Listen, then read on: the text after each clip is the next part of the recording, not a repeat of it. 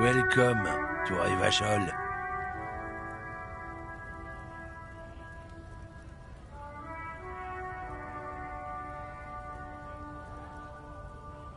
Don't you welcome to Revachol me. My grandfather came here from a 3,000-year-old racist isolationist culture, while your ancestors came to this island a mere 300 years ago. Every school of thought and government has failed in this city, but I love it nonetheless. It belongs to me as much as it belongs to you.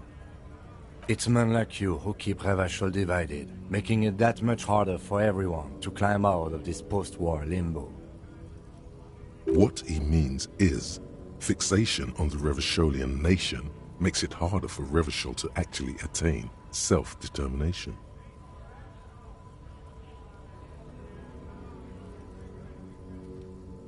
Oh, come on, man. I just said welcome to Rivachol. It's a lorry driver thing. I know exactly what you meant. You think my kind doesn't belong here, that I should watch myself and behave. But you see, I'm an officer of the RCM. It's actually my job to make sure you behave. I would advise you to remember that. Silence. The air between them becomes tense. Your partner needs backup. Now's your moment to shine.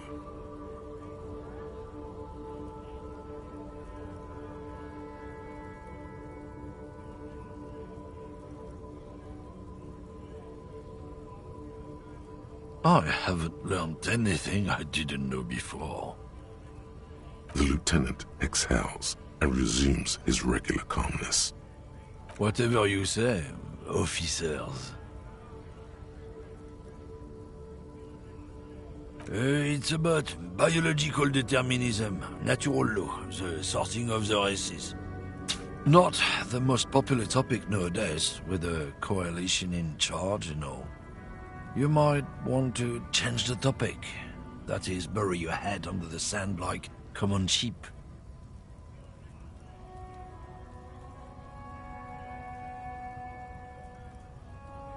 I'm not the only one.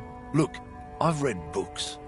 The science of racial theory has all been proved, even if some people don't want to accept it. People who've studied these things say that you and me are superior by design.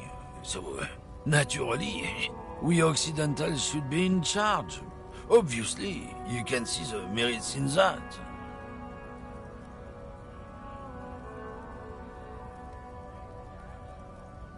So, lately we Occidentals have experienced an unfortunate downturn when members of the superior race cease to believe in their innate superiority. They stop competing for resources. This concerns you, policemen, so you better be vigilant. The damn kips are showing up good lately. Same with the mosquitoes. And the other intruder species too. They're on the precipice of cultural victory.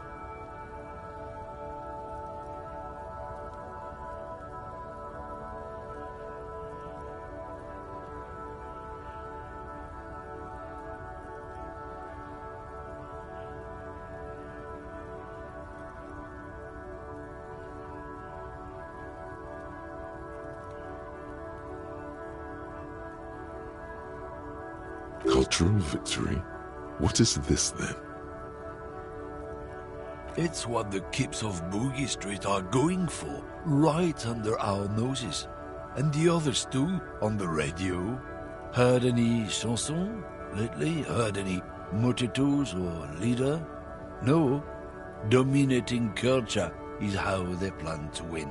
They say so themselves. It's true. Also, you need to realize the dangers of mixing races. Who knows what might happen if people don't stay in their birthplace? You might end up with a new sub-race, with unknown characteristics, leading to extra competition. That's why you've got to control the offspring.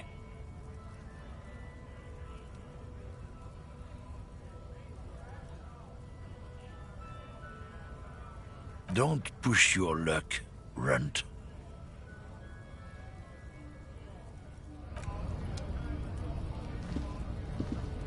Looking for something, Runt? Come to tell me to fuck off again? Oh, not much anymore. I'm here to pick up some cargo, but the dock workers are on strike, so it's a sit and wait on your ass situation. The strike? Oh, they've been at it for a while. A month, 2 months maybe. But this here is just the last week or so. Apples. Apples is exactly the kind of thing you'd say if you had something to hide. Look, as detective, I come from a long line of lorrymen. We got ancient rights and privileges. Oh, I'm here to pick up a load of fucking apples, man. Just regular, Koiko-picked apples. Koiko may be another derogative. For a person from Grad, you think? Yep, it's one of their main exports. They grow them down South Yekokata. A beautiful place. Got great scenic vistas. In fact, Yekokata is a desolate wasteland whose name literally translates to Zone of Ecological Catastrophe. It features no scenic vistas and supports virtually no plant or animal life.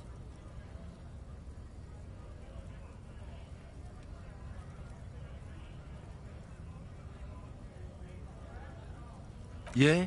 Says who? Then, I guess they grow apples somewhere else. You can never really tell with those koikos. They're everywhere, except their own homes. He means the people living in Grad. Yeah, you know, Gradniks, Gradvolk, those degenerates from Grad. 'Cause that's what they're all called. Koiko Pichik, Loslav Koiko, Koikovich someone. Low self-esteem, those guys have. Mind you, they look Occidental, but they're not really like us. Hey, if the name and description fit by the very grace of nature, who am I to say otherwise? Did you miss the part where I said they aren't here yet? Besides, even if I did have some, I wouldn't go putting my nose in them, huh? Relax. You've got all you can get here. He probably doesn't even know what he's hauling, even if it is something unsavory. So he'd remain unaccountable. Oh yeah, they're a big deal. My great-grandfather was a carter, had a royal license and everything. We've tried to hold on to our privileges.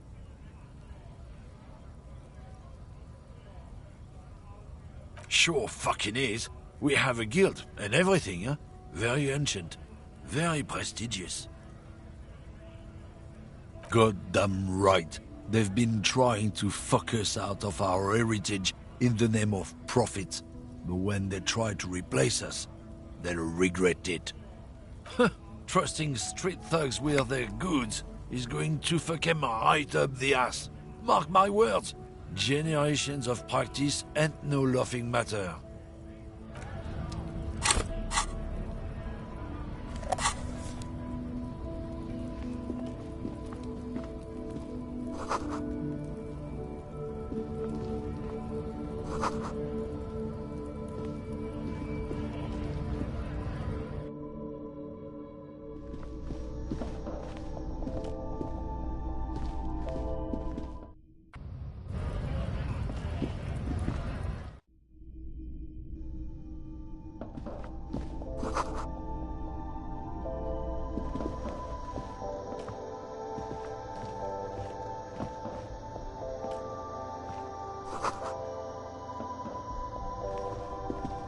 You see several packaged raincoats fill a low shelf beneath a display of croissants and juice bottles. The raincoats are transparent, except for the big Fritta slogan on the back. The packages are small, discreet, sloppily stacked, making them easier to take unnoticed. No need to worry about knocking over a display.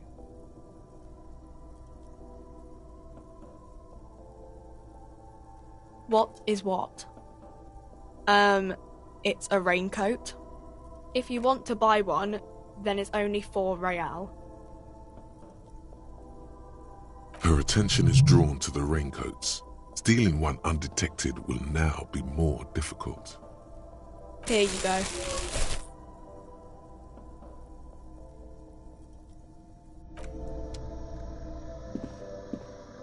The tear machine stands in the corner. A sign says, 1 bottle equals 10 cents. Oh, that's the tear machine. It's a machine for tear. You know, you find tear outside, like bottles or whatever, and put it in the machine, then it gives you money. You need a bag, I guess. We used to have some, but we gave them all out, so...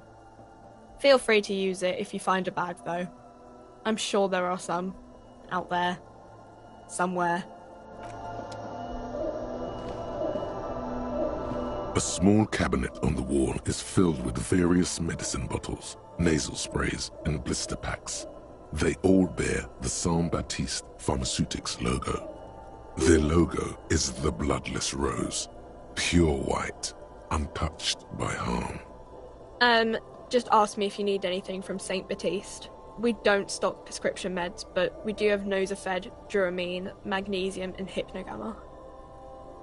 I don't know. Let's see.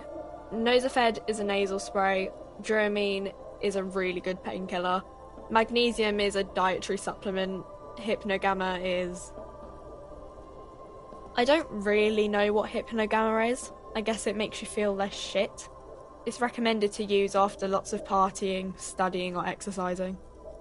No, sorry. I'm not like a doctor or anything. Nosafed heals +1 health. Duramine heals +3 health. Magnesium heals +1 morale. Hypnogamma heals +3 morale.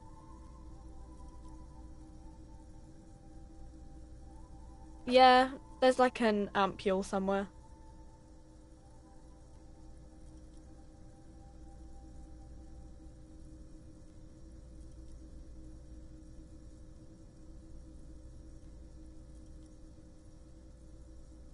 Okay, here. I hope Saint Baptiste makes you feel better or something. Okay, here. Okay, here. Okay, here. I hope Saint... Okay, here. I hope Saint Baptiste makes you feel better or something. Okay, here. I hope Saint Baptiste makes you feel better or something. Okay, here. I hope Saint Baptiste makes you feel... Okay, here. I hope Saint Baptiste, you know, the pharmaceuticals company. Saint Baptiste Pharmaceuticals, the one that sells meds out of Saint Baptiste. That one. There. She is right. Saint-Baptiste, the company, derives its name from Saint-Baptiste, the city. Itself so named because that's what it is. A rare case where that really is the full etymological history. As far as almost anyone knows, at least.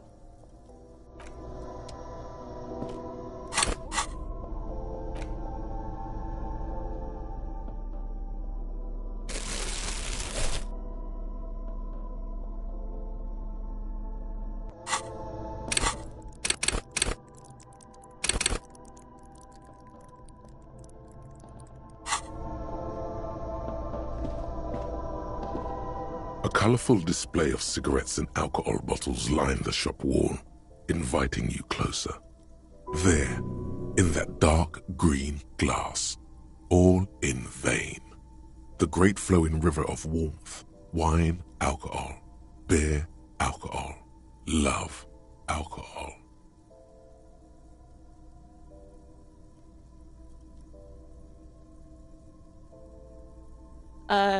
Guess not, no. Good thing you're an unrecovering alcoholic then. I'm obliged to inform you that both alcohol and cigarettes damage your health. But I guess you already know that. Know this, you will never finish your alcohol quest if you don't buy beautiful alcohol.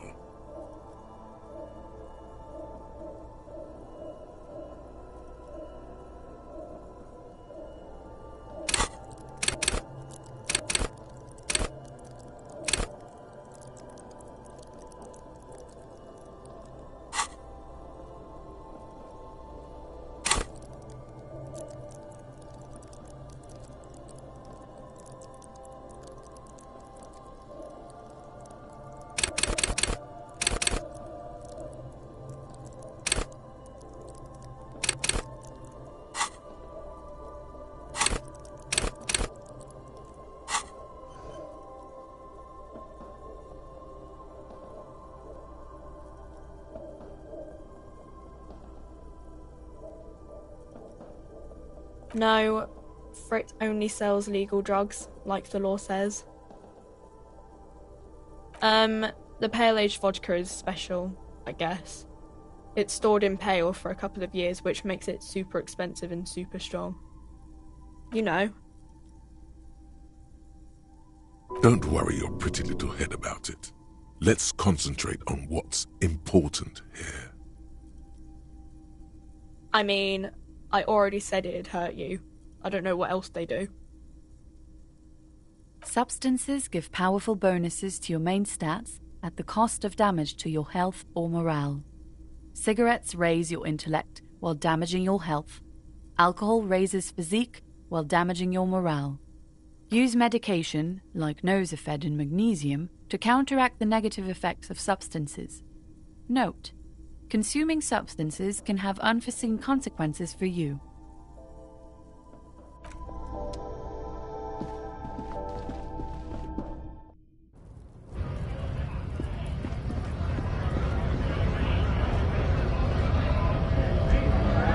Bastards! We have a right to work!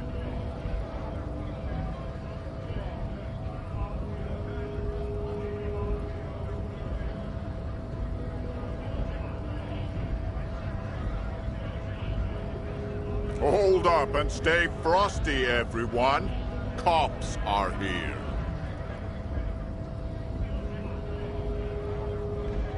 You here to fuck with us? Beat the honest worker down.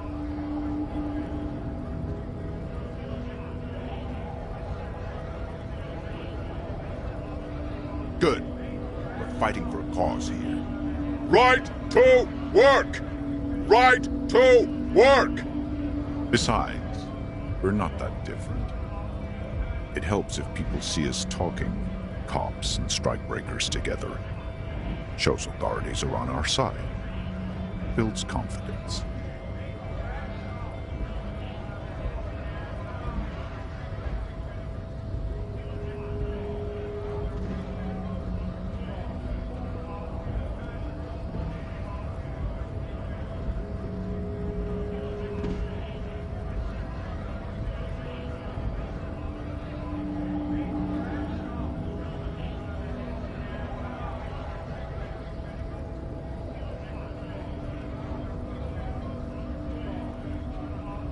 Rights of people, rights of workers, to have gainful employment, to make a salary, and feed their families. His manner of speaking is wooden, the tone of voice bland and uninspired, almost as if compiling replies from a set of learned phrases.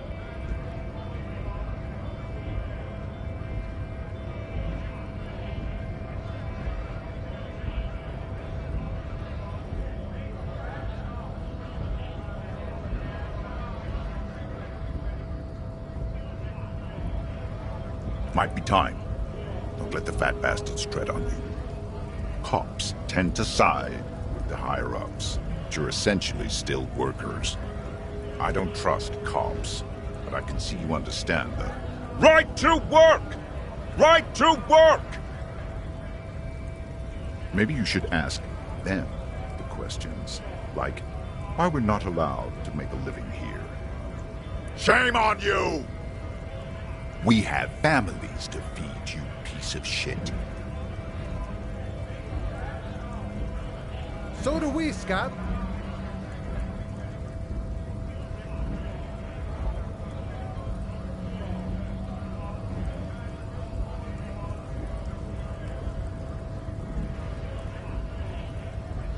Honest men and women with rights to work, to be useful, not toys for corporate interests.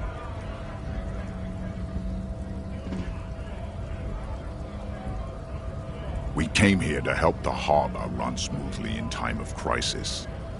If union fucks don't want work, they ought to let in those who do want work. I have a question. Why do all these men follow your leadership? You think they follow because I'm big and loud? No. They follow the rules of the market, the rules of the economy, because they were given a job to do! Have fun. Union shits are on full strike. Don't think they're going to let you through the gates. I'm trying to meet their fat boss.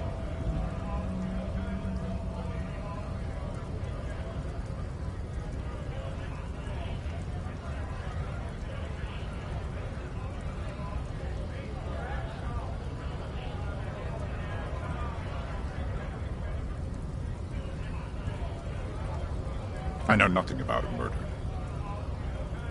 Wouldn't put it past these harbor bugs. They'd do anything to stay alive. Right to work! It's shameful. Cops doing nothing.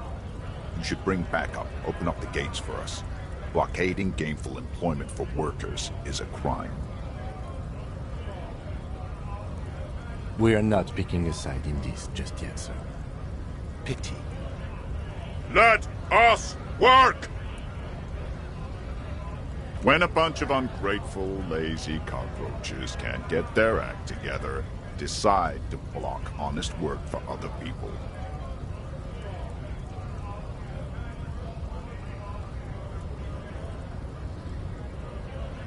Beats me.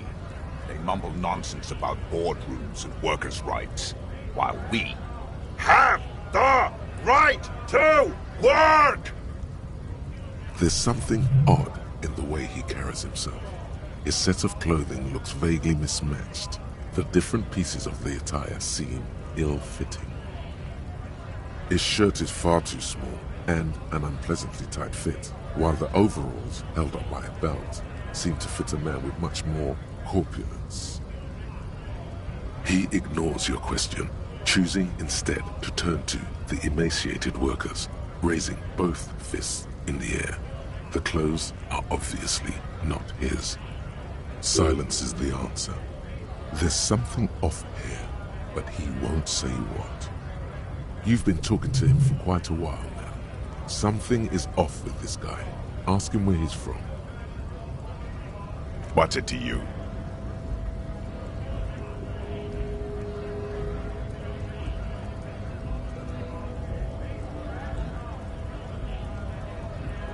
Big mess, caused by Union greed.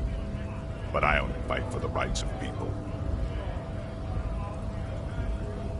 Every once in a while, it's like you can see glimpses of another guy under the guise of this fighter for jobs. He seems a more brutal, cunning, and suspicious person. Just a hunch. Or you just might be paranoid. We're all workers, right? Workers stick together. Came from the eminent domain, in Jamrock. Backgrounds in odd jobs, heavy lifting, cargo haul, bouncer work. I know the drill.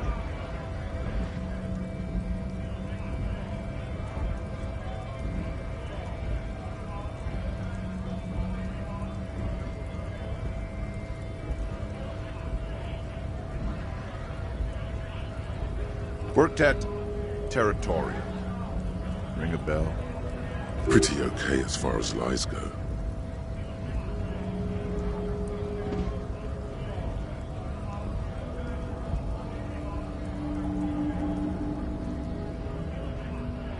We're done here. I have a strike to break.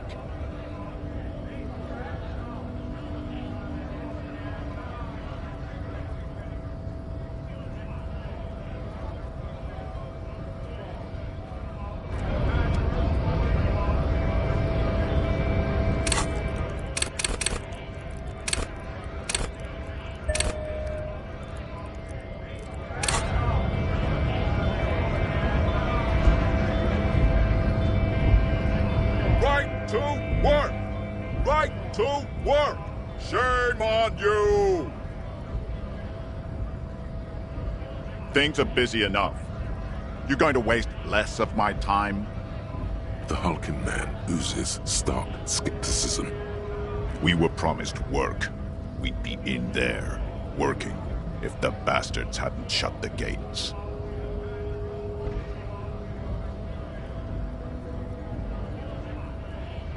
Main gate's locked. Would take heavy ordnance to bust it open. Could try to get in through the secretary's office. Door's locked.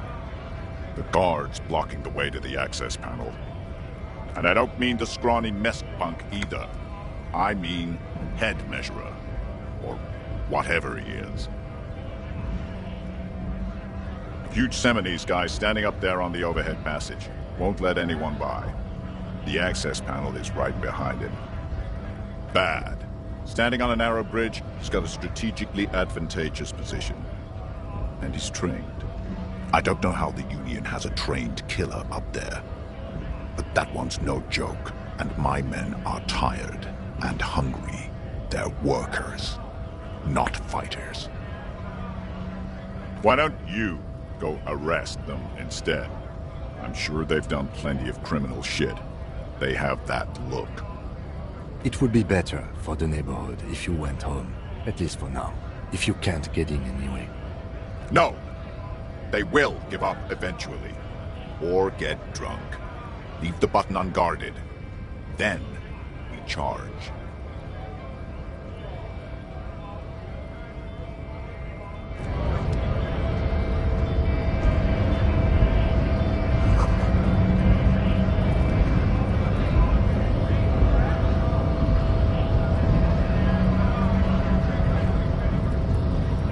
Scab?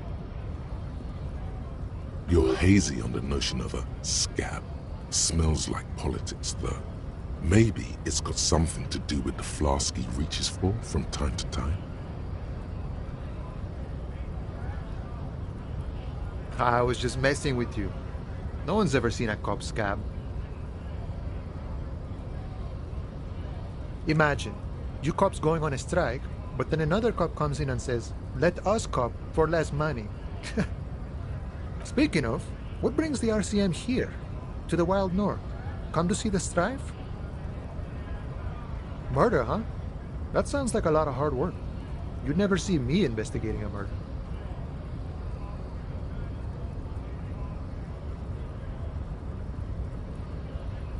Of course, Policia. It wasn't me. You can rule me out. Easier that way. He didn't do it. It's the truth. You know, serious business. I'm sure the big boss will be glad to tell you. You'll have to ask him first. He's a chatty guy. Wants to talk about the strike too. Just can't break the command structure and tell you now. Sure thing, my friend. I can help you out. The coin narrowly slips by your outstretched fingers and falls to the ground. Oh, I'm sorry. Didn't mean to throw it like that. It's a thing we harbor folk do, passing around cargo and such. Was not meant as provocation or ridicule. The boyadero stares at you with respect, then gestures towards the trickles of blood adorning your clothes. Right, always glad to help out the RCM. We're on the same branch, you and I. Humans, I mean, not slithering scabs. My friend, I respect the right to roam. The open range awaits.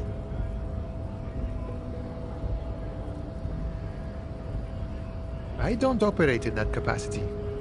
I'm not a granter of passage. The passage grants itself. If it's so simple, why did the scab leader warn you of the guards blocking the way? Aye. Walk right past Measurehead and go in. Yeah, the 2.5 meter tall Seminese supremacist there. Walk right past him, then press the button to unlock the door, then go past him again, and you enter the arbor through the office. Está.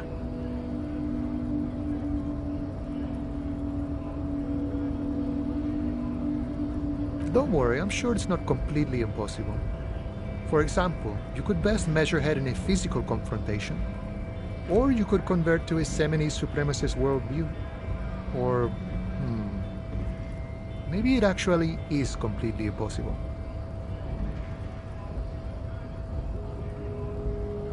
Not yet, no.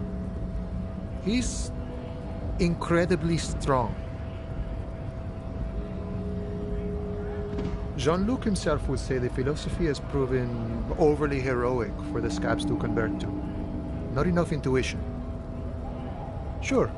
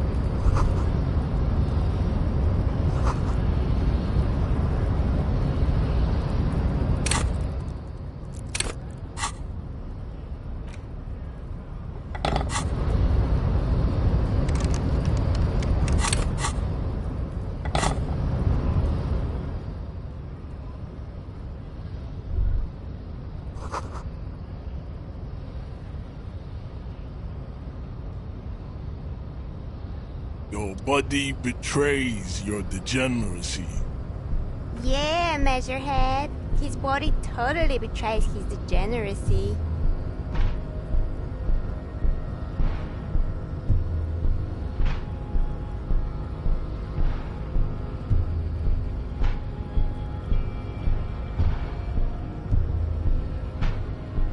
You have succumbed to Al-Ghul. You reek of it. An invisible sword of Al-Ghul emerges from your throat. You cannot see it, but others can. It is making the woman in my company sick.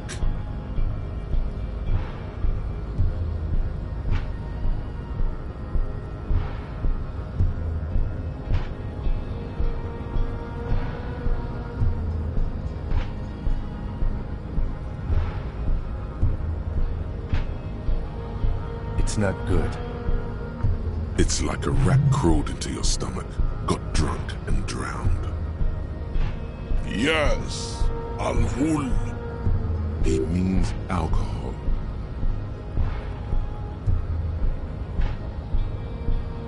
I doubt it, my microcephalic race servant.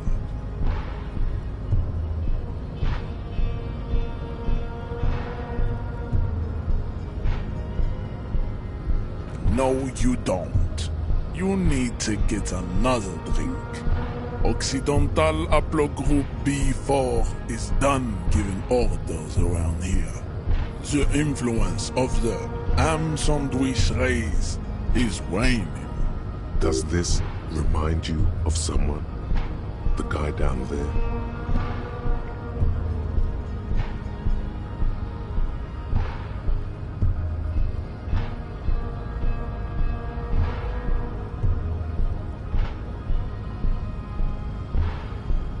Look at my craniology.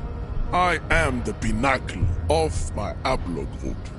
The pink blob is a bad example, even of yours. It saddens me. You were once a noble and powerful race. You gave the world eugenics, electricity, and powerful weapons of war like missiles and aerostatic aircraft. You made great gains in metallurgy, race theory, and statecraft. You dominated lesser cultures, like the deformed Hemians and the inexplicably potato-obsessed Khoikos. But now your ascent to the genetic summit has halted. You are obsessed with sadness and with frivolous pop culture. You will be superseded. Isn't that right, babe?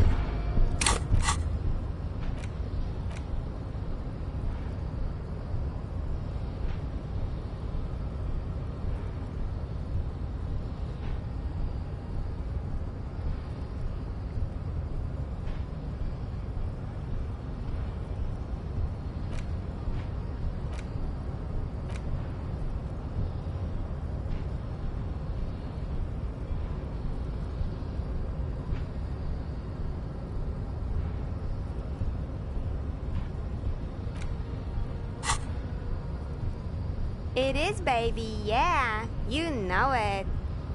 There is a button right behind him, just out of reach. It must be the one that opens the door to the harbor.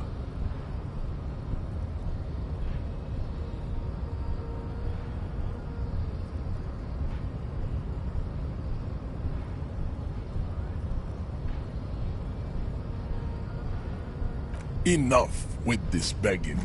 You should leave the stage of history with dignity by inviting the other races to a great world war. Bring your troops to the seminary to Boogie Street and we will pulverize you. When you are gone, we will build a museum for you.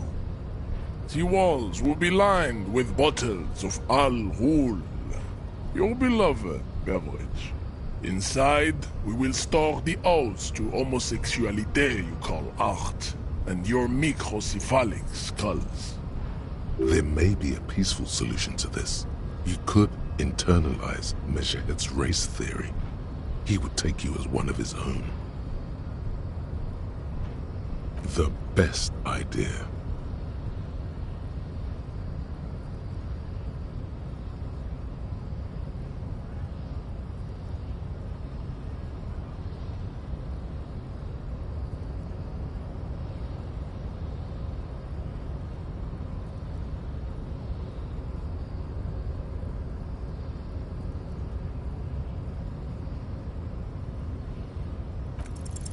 Ask what kind of races there are first. Classification is core to this stuff. Do you?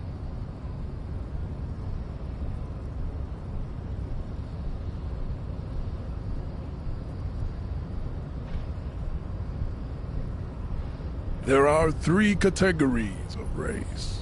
Type A, the heroic races. Type B, the servile races. And the vile CF race cauldron of pederasty. Which one do you need education on? Those are the Simonese, the Areopagites, and the Occidentals, excluding the Maun, of course. The Maun are riddled with eczema to the point where they find it impossible to smile. They are all lactose intolerant, a common result of inbreeding. A receding genetic pool has led the Maun on reprehensible street parades. In Maun cities like Stadskanal and Vredefort, wearing wooden clogs on their feet and little green tassels on their hats.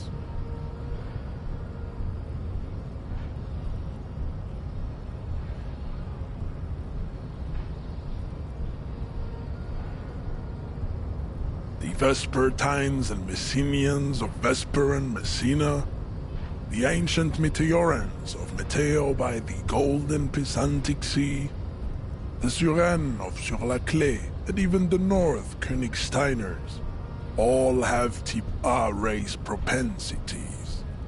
The other large Mondial civilization, the Mesk, are too yellow and oleaginous to count as a heroic race.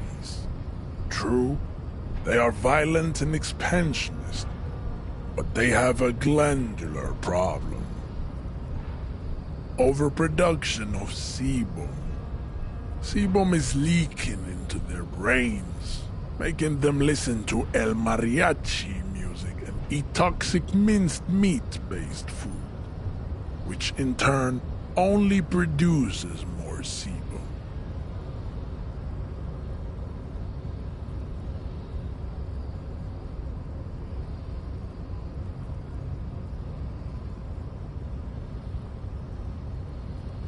As proven by the Maun and the Mesk, Occidental Type A is in retrograde. The Simonese and the Areopagites are on the ascent.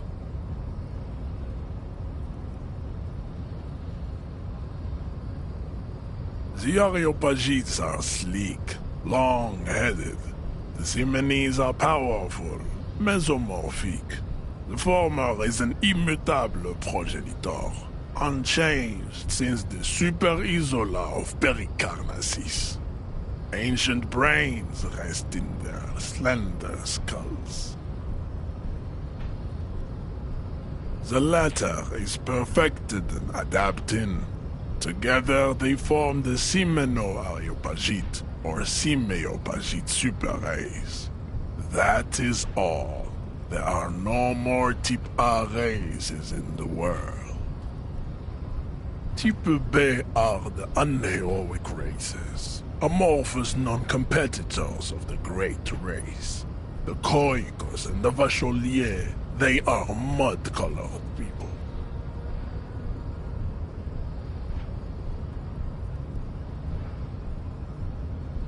The Khoikos of Grad, Yugo, Zhimsk, Shest et al. Are what you would call white officer in a suspect description.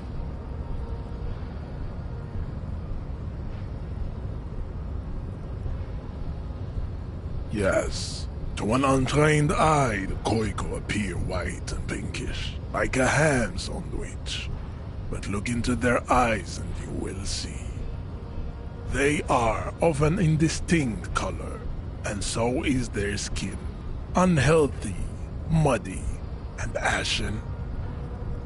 Pinkness is a racial quality that has to be earned through centuries of advanced ballistic warfare and cultural domination that the Grad people have undergone for drinking Alrul and smoking the degenerate tobacco herb, and for eating potato.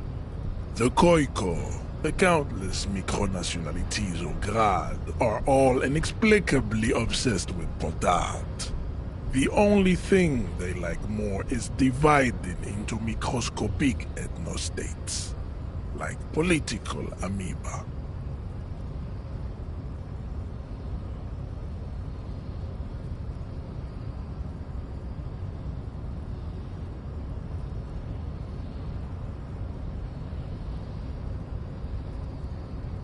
Wouldn't he be one for ethnostates?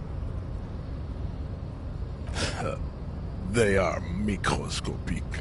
The Semeno-Areopagite superstate will cover the entire remaining planetary crust, uninterrupted.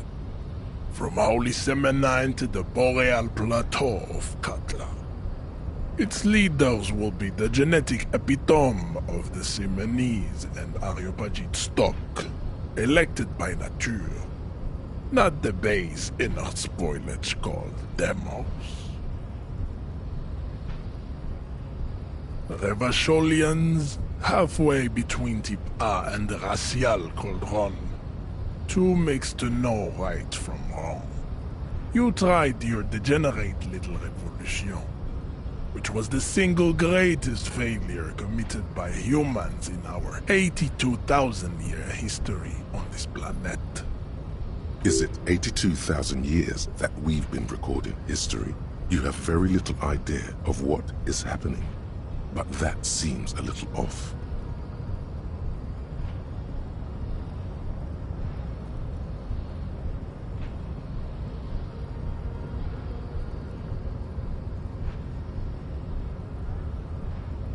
The mysteries of the people of this planet are a tragedy that has played out countless times over, like a fever dream of skin, hair, and bone. Wake up, naive Chespius.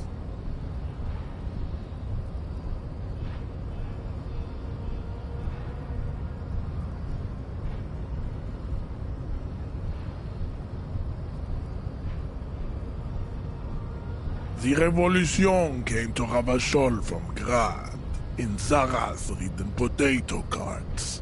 It is literally an illness, a prion disease that leaves the parietal and frontal lobe ridden with holes.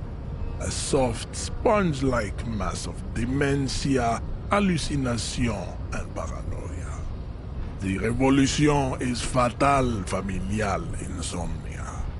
A hereditary prion condition passed from the Koiko to the Occidentals. But not sexually. Probably through trade roots and potate acid, the prime component of the potato plant.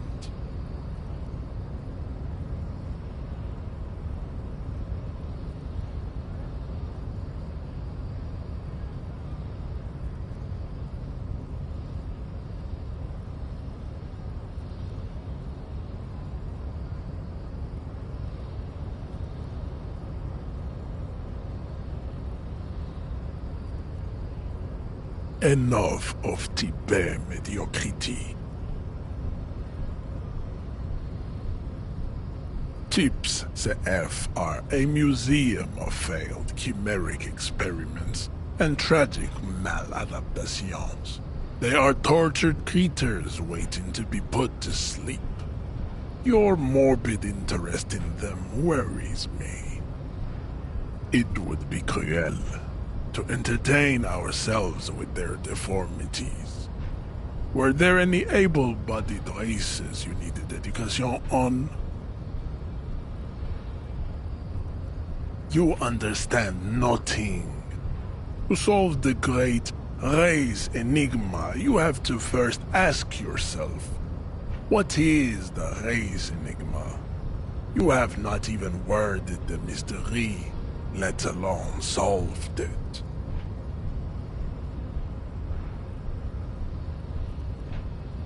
You need to internalize what you have heard here today, then return to me. This clarity does not come instantly. I cannot possibly imagine what else we have to discuss, Tibere Vasholian.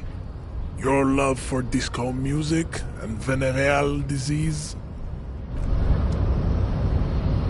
It's clear you like the hard stuff, Bruta.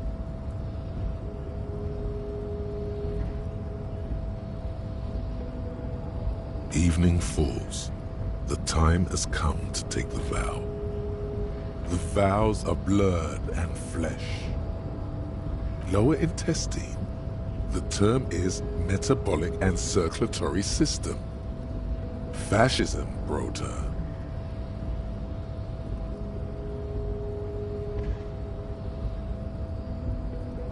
Many things, but it's mostly about trusting your gut. Who does your gut tell you is the source of Revachol's problems? Quit stalling, Bruiser. We're talking about the weakest, worst, most insane thing. The weak link. Yes, them, but also Women. Women, men of Wur. You don't like them. They're insane. Their idiocy needs to be scrubbed off this world with rubbing alcohol. Women need to go back to the fucking kitchen. That's what fascism boils down to. The rest is also important.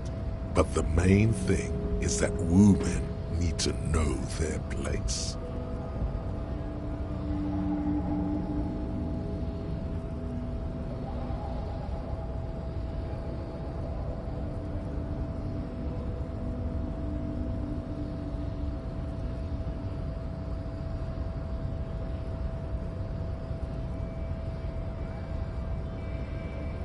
Stomach truth.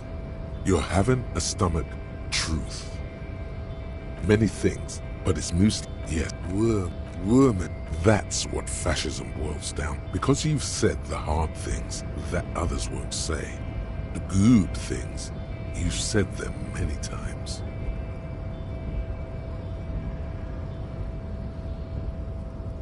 Okay, yes, let's call it that.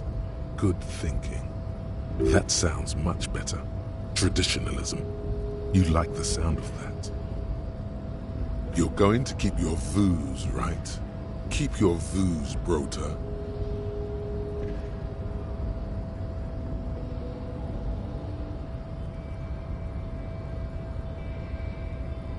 There's a slow, painful growl somewhere in your intestines, knocking on your alcohol-engorged liver. It is one of betrayal and disappointment.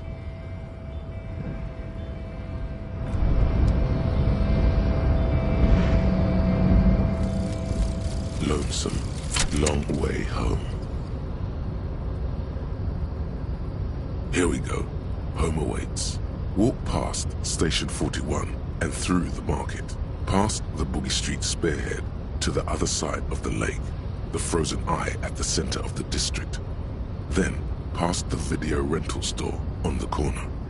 There, at the end of a street lined with pine trees, a small house no larger than a matchbox.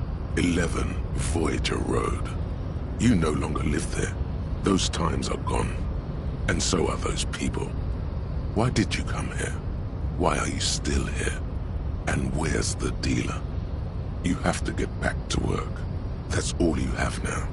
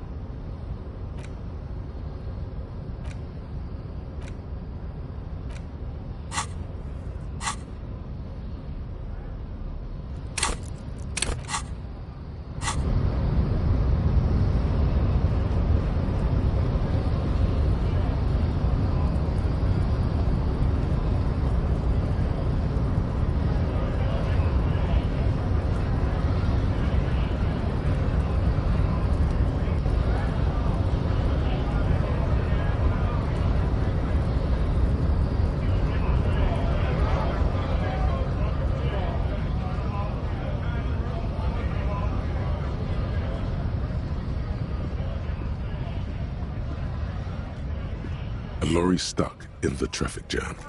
This big, heavy Grad-made machine is well kept for such an old machine. The windows are clear.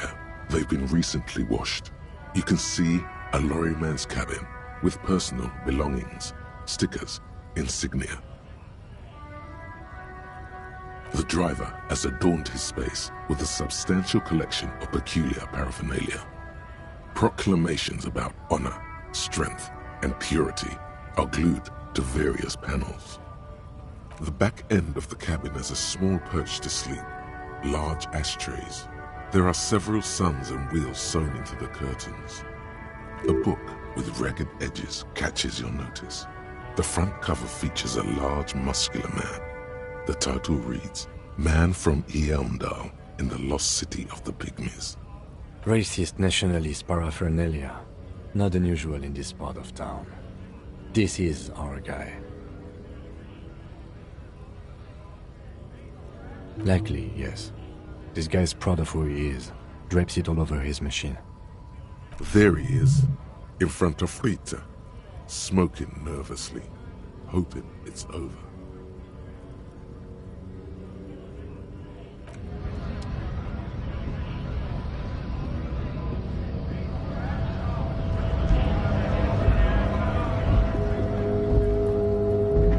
Looking for something, Hunt? Come to tell me to fuck off again?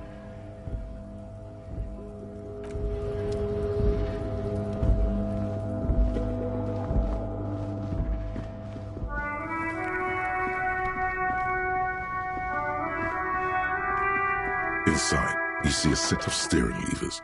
This is Precinct 57. How may I assist you? Of course. What is her number, officer? Yes, hold on. Her number is 005 1944 298. Received. Hold on, officer.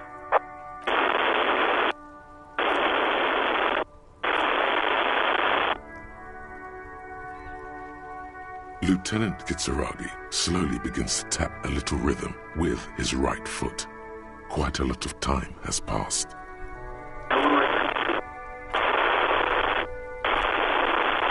Officer, I have Sylvie Malaika on the line for you. Yes, hello?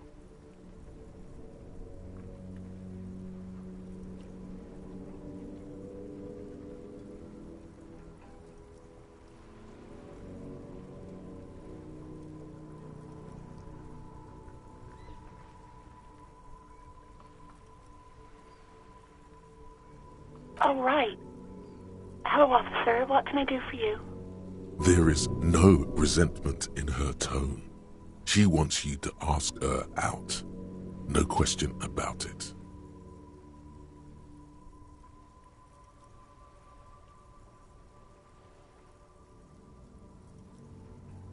You mean, why did I leave the bar? Honestly, I'm not really comfortable discussing it with you, sir. Why not?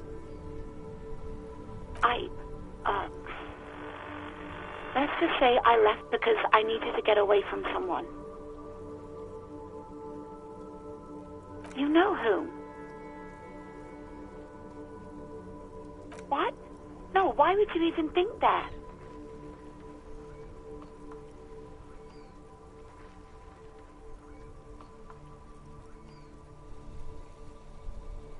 Please, don't bring Gar into this. It's none of your business. I already said I don't want to talk about this. You're messing everything up again. No, not me. No, sorry. I don't. Not a lot of people have phones around here. Copper thieves take the wires. People don't have the money to have the cables put in again. They use the Union's phone, or the one on the coast. So the Union has a phone, and there's one further down the coast. Got it. It was someone else. We'll find them sooner or later, officer. It just might take a while. What? Of course it bothered me. But I thought the Union already knew about the corpse. No one calls the police. The Union would get angry. You know, What the Union says goes. People listen to them and they take care of their own, which is like everyone here.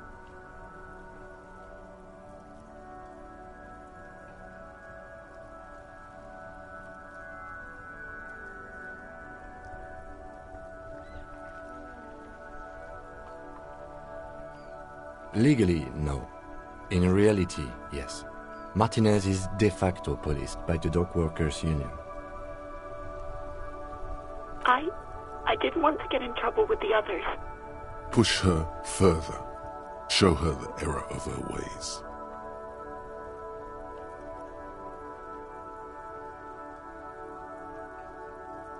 The other people who lived around here. Local people, I didn't want trouble. You don't live here. You don't understand. Squealing is frowned upon here. Everything is dealt with, well, by the Union, internally. Please, I just didn't want any trouble. I didn't know I had to report it. I thought someone would take him down eventually.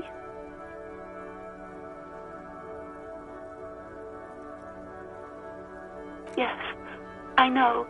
It's just... Was there anything else? Yeah, go on. Yes, I know who you are. You're a police officer. The law. This exact conversation has happened before. Establishing authority before this young girl seems to have been important to you in the past. Don't go there again.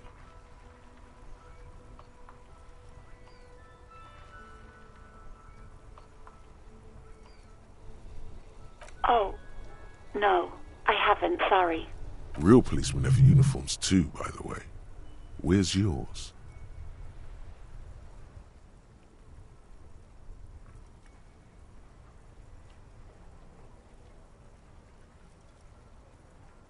He's in plain clothes, voluntarily. It's different from not knowing where your uniform is.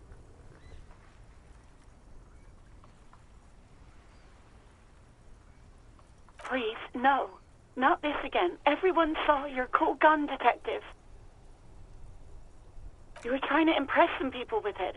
Everyone was eating, and... You were waving it around in everyone's face, begging them to describe it. You said it calms you, and then you started making suicide jokes. It got pretty graphic. Oh, those again. I have been trying to wean you off them. You know, when you put your gun, your actual gun, on your temple and pretend to shoot your brains out, off of that, people don't like that. I remember this. You were screaming things like, "My brains are all over the wall, painting them red. I won't be seeing it, 'cause these are my brains. I can't see without my brains." Very nice visuals there.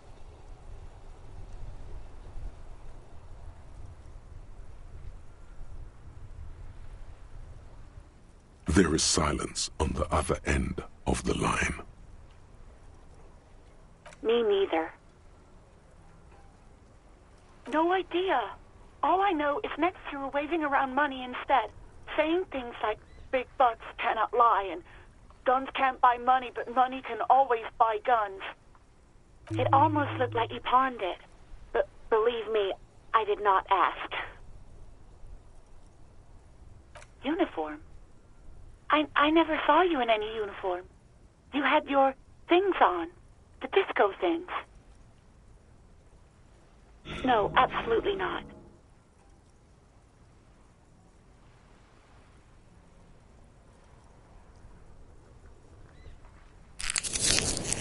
That came so fast, you can't but wonder what else she would be good at. Baseball?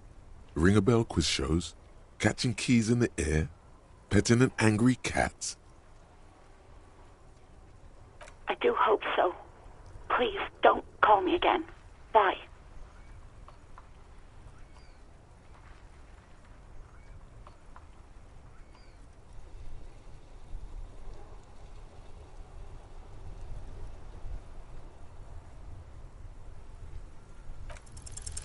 Yes, you have obviously done something to upset her at the Whirling in Rags, when she was still working there. I'm not mad, it's just... You were so drunk and so emotional all the time, and then the skua thing happened. It just made me want to quit.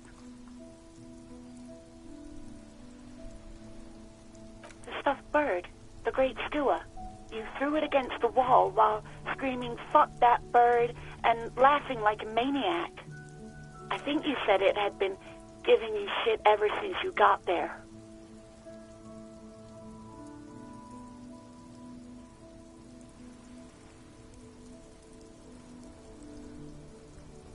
Yes, well... Rubbish. You're a green hat and feather-toting bird watcher.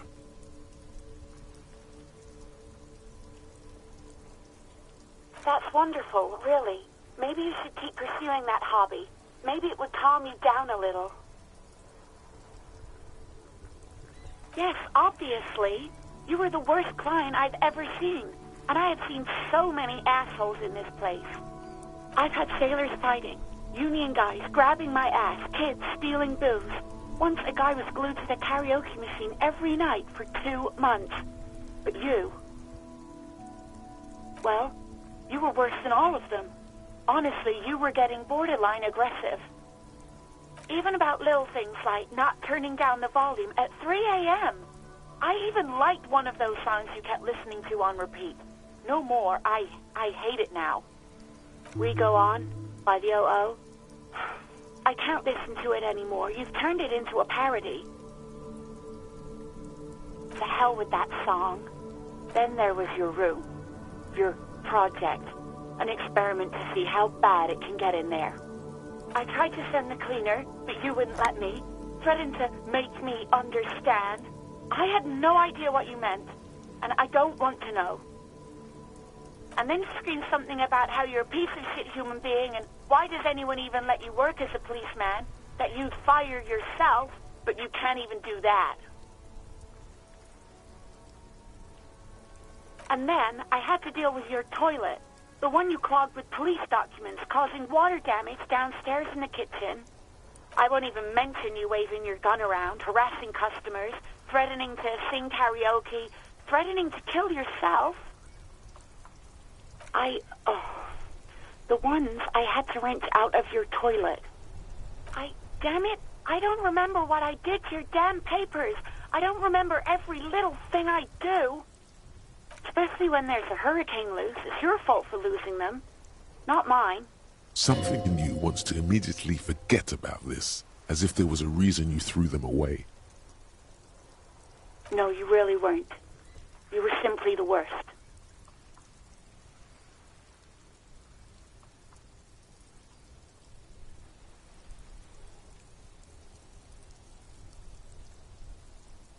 God, I knew I shouldn't have brought it up. Just try not to call me again, and let's pretend it never happened.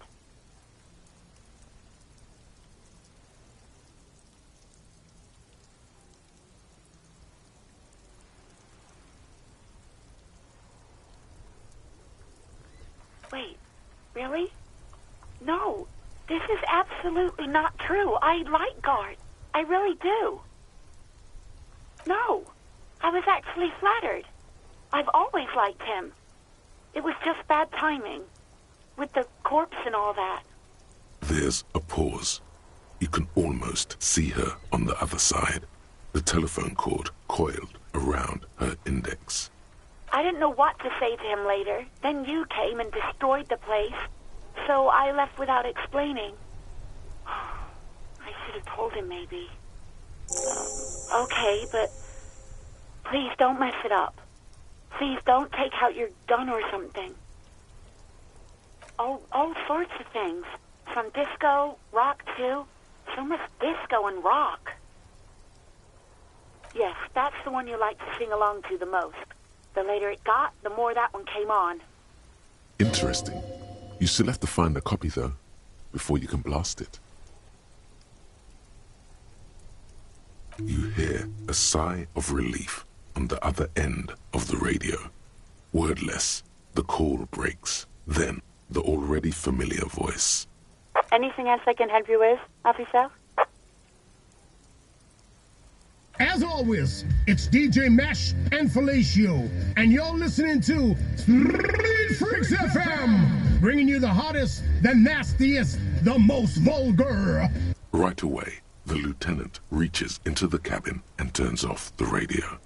He's not looking at you as he says, Someone must have been messing with the radio, or maybe picked up a random frequency. You wanted a prime line, right? Oh, is that what it was called? Go for it. Turn the radio back on while it's still on the Speed Freaks FM. Souped up motor carriage for one bad mama's boy. For the heavier foot and the freaky end. God damn it! Look, it helps me to stay alert on long nights, okay? It's a method. I'm not some kind of speed freak or...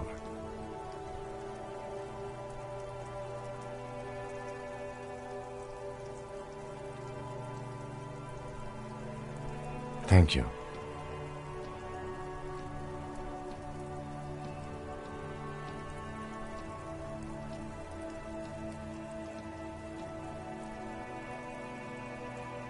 This is Precinct 57. Can I connect you to someone? 57's over and out. In the cabin, you see a set of steering levers.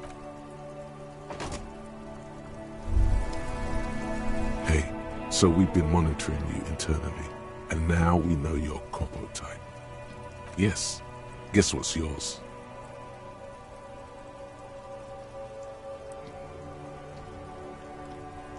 Yes, sorry cop. The cop who's sorriest. Let's make it official then, shall we?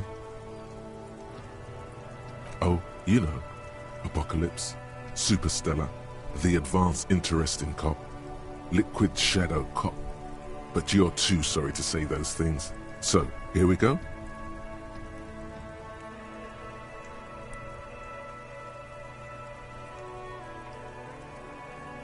What? Jealous of the sorry cop? I think they'll be fine. Don't worry. They'll be super fine. It'll be totally okay. You can dual Copo type from sorry to anything.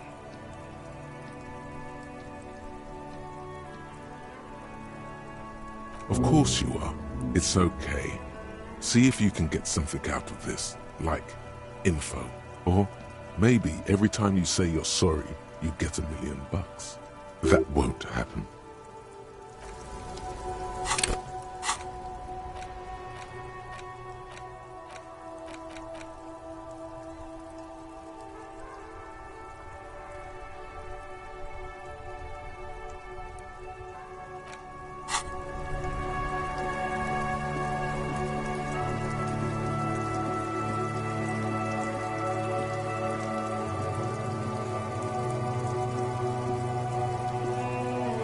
You see a set of tire tracks in a brown slip.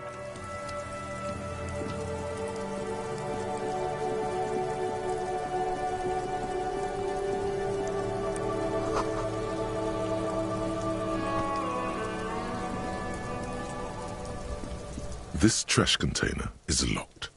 The sliding lid has a padlock that says, "Whirling in rags."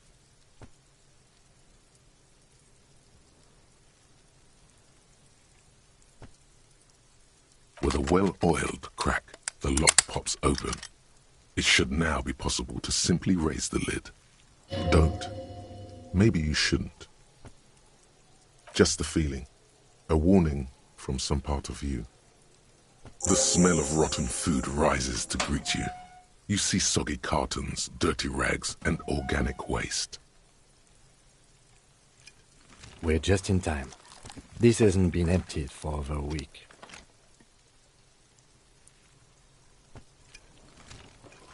You see milk and egg rest with one broken egg in it.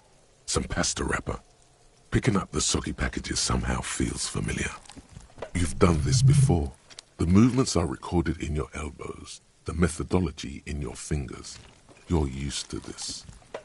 A box falls into pieces in your hands. Batiste Soleil cereal.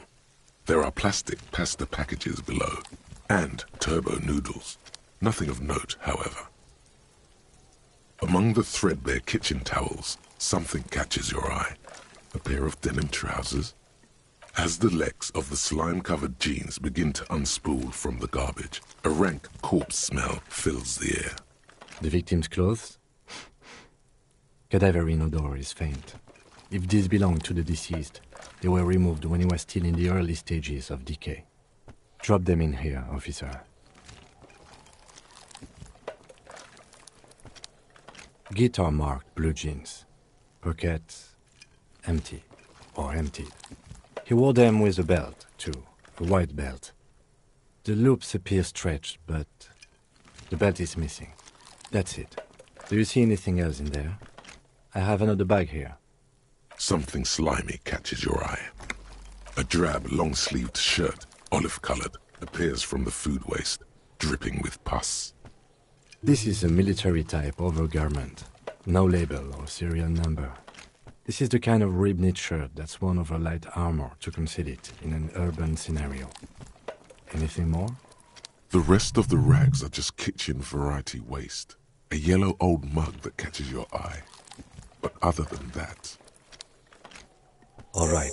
We should go to Gart again and ask if he knows who put the clothes in the trash. It could be as simple as someone from the hostel cleaning the yard. Or that one. I'd advise against confronting that force.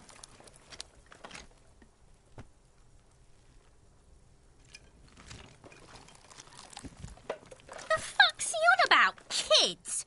You hear that, Kuno? He thinks you're an infant or something. See? Not really.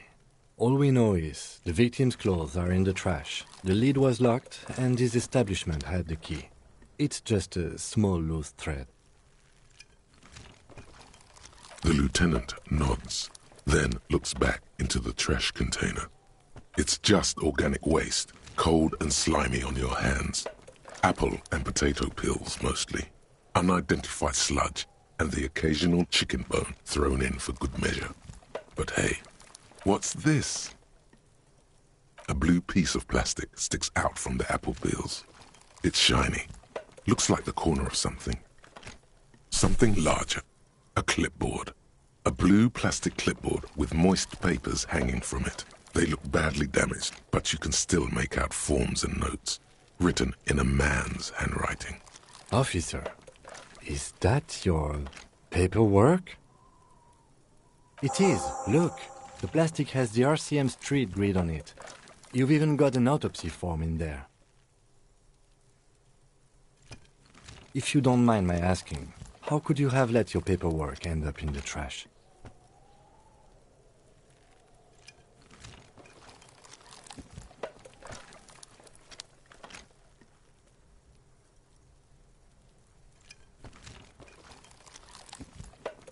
Well, lucky we found it. You should take stock of what remains, just to be sure some has not made it into the hands of the RCM's adversaries. Organized crime and the like. There might have been police secrets in your notes. It would also not hurt to start taking notes on the case. Now, tell me what your eagle eyes see. Or are we finished? Some items, such as the ledger you found, are interactable. Go to your inventory and select the Interact tab to read your paperwork. You pick out a broken mug with an oddly racist depiction of the yellow man frolicking in saffron. Only in its social sensibility. The container sounds a muffled gong. That's one thing off the list. I think we got it all.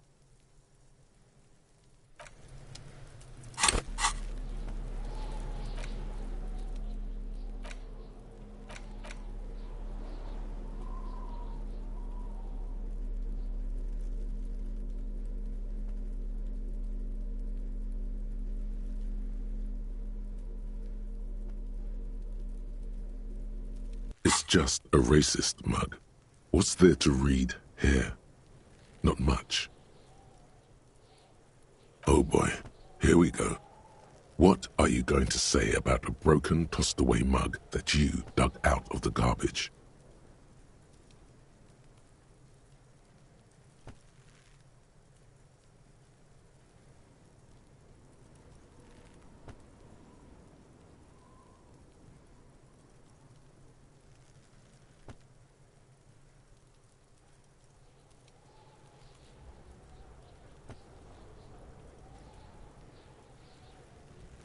But it was in the trash.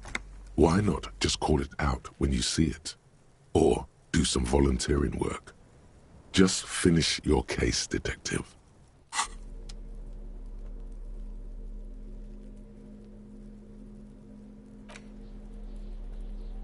It's just a racist mug. What's there to... But it will not happen. The mug talk is exhausted. It is time to return to work.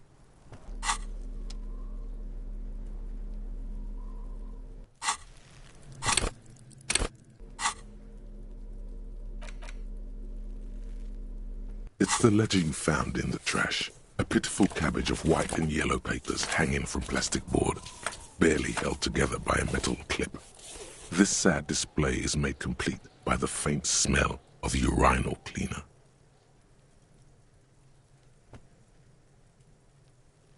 There's a piece of toilet paper, or is it cleaning tissue? No, it's toilet paper, desperately sticking to the back of the blue plastic clipboard. It's a metaphor for you. They're not exactly white. They're yellowed in patches by sunlight and alcohol and covered in dense blue handwriting. Ink escapes into watercolor patterns, reaching its tendrils across entire pages. The paper itself is checkered with faint red lines, forming short paragraphs. Once in a while, there's a red stamp that exclaims, "Case files commit to paper."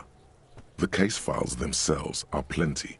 You count more than 100 sodden, crumpled up, earmarked pages falling apart in your hands. They appear to be sufficiently organized and extremely dense, if mostly illegible. Work, strife, poverty, the Jamrock Quarter. These are handwritten logs of investigations dating back to January 51, this year. The exact number is hard to estimate due to missing pages and an odd naming convention. But there are at least 20, maybe 30 cases undertaken, not completed, mind you. It's the middle of March. You have attempted 2 cases a week on average. What do you mean? Is that all?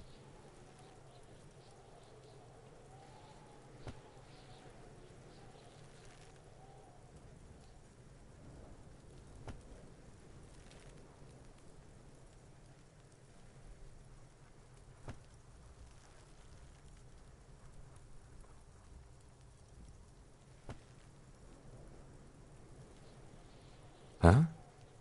2 complex cases to undertake is a lot, yes. You really have to push yourself. I would not suggest it, lest you start making mistakes.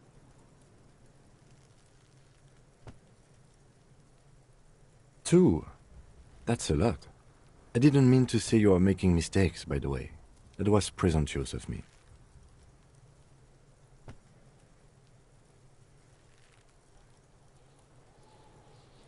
That's okay. We all do, sooner or later. Like a fan of gills, the checkered papers dry in your hand.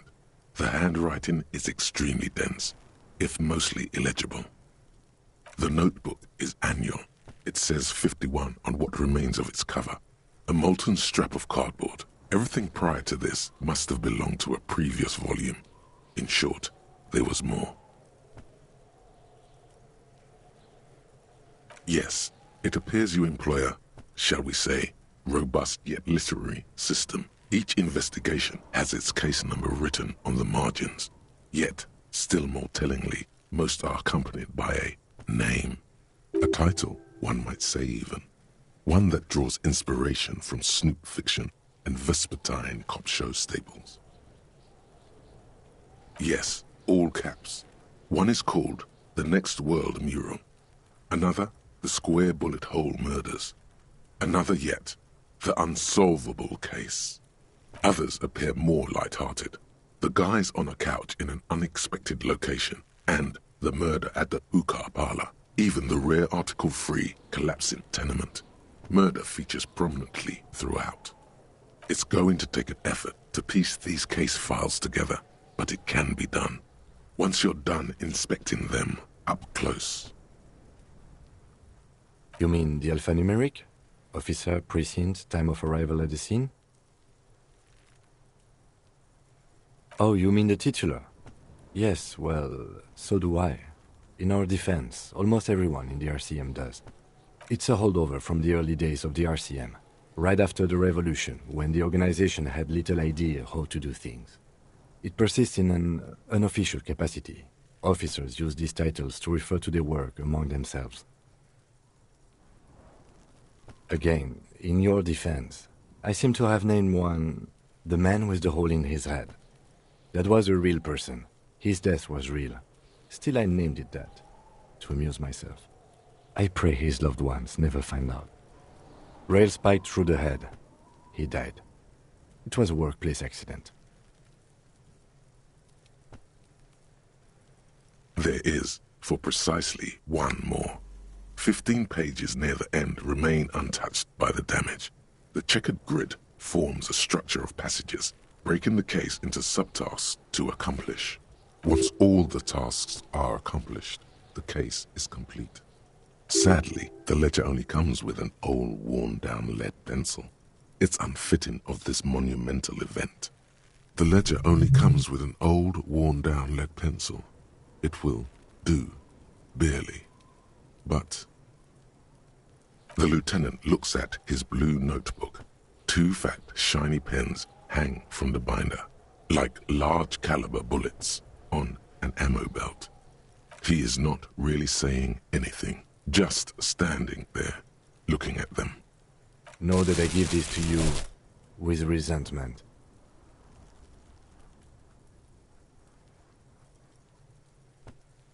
The tasks you've completed flow out of the blue oblong pen in a brash freehand uncannily similar to the rest of the letters. The wording comes easily. It's almost robotically simple. A language developed for mental rigor and simplicity. Inspect the victim's body. Interview the cafeteria manager. It's not exactly poetry, but poetry would be out of place. A satisfying slash sounds across the paper. You're done, it seems to say. And you, and you. Things to be done and things already done. The composition of reality. This is an extremely useful tool for a detective of the citizens' militia. Now all that remains is to name the case. No, actually. Any ideas?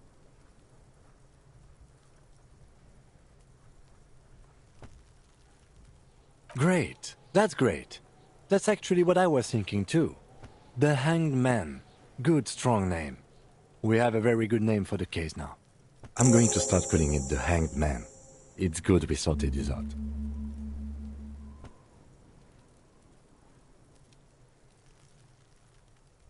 You don't exactly close them, so much as distance yourself from the smelly papers. They're a little further from your nose now. It's just toilet paper sticking to the back of the plastic clipboard. You can take it off if you want. If you want it to be kitchen tissue, it can be kitchen tissue. It's not though. It's toilet paper. Still wet, the toilet paper, I mean kitchen tissue, sorry, peels off the plastic easily. All you have to do is shake it off your finger and voila, the ledger now looks marginally better. An aluminium block runs the width of the board, biting down on the paperwork. Its crocodile teeth are the only thing keeping the papers together. A regular pencil, the tip worn down to nothing, has been attached to the clip. The surface is interrupted by a silvery sticker. It's rectangular, sparkling with iridescence. You don't know how you didn't notice it before. It is similar to the RCM watermark on your blazer the lieutenant mentioned. Didn't he say something about the headlights of his motor carriage? That you can read these there? What? Yes, halogen watermark used for adding information to RCM property.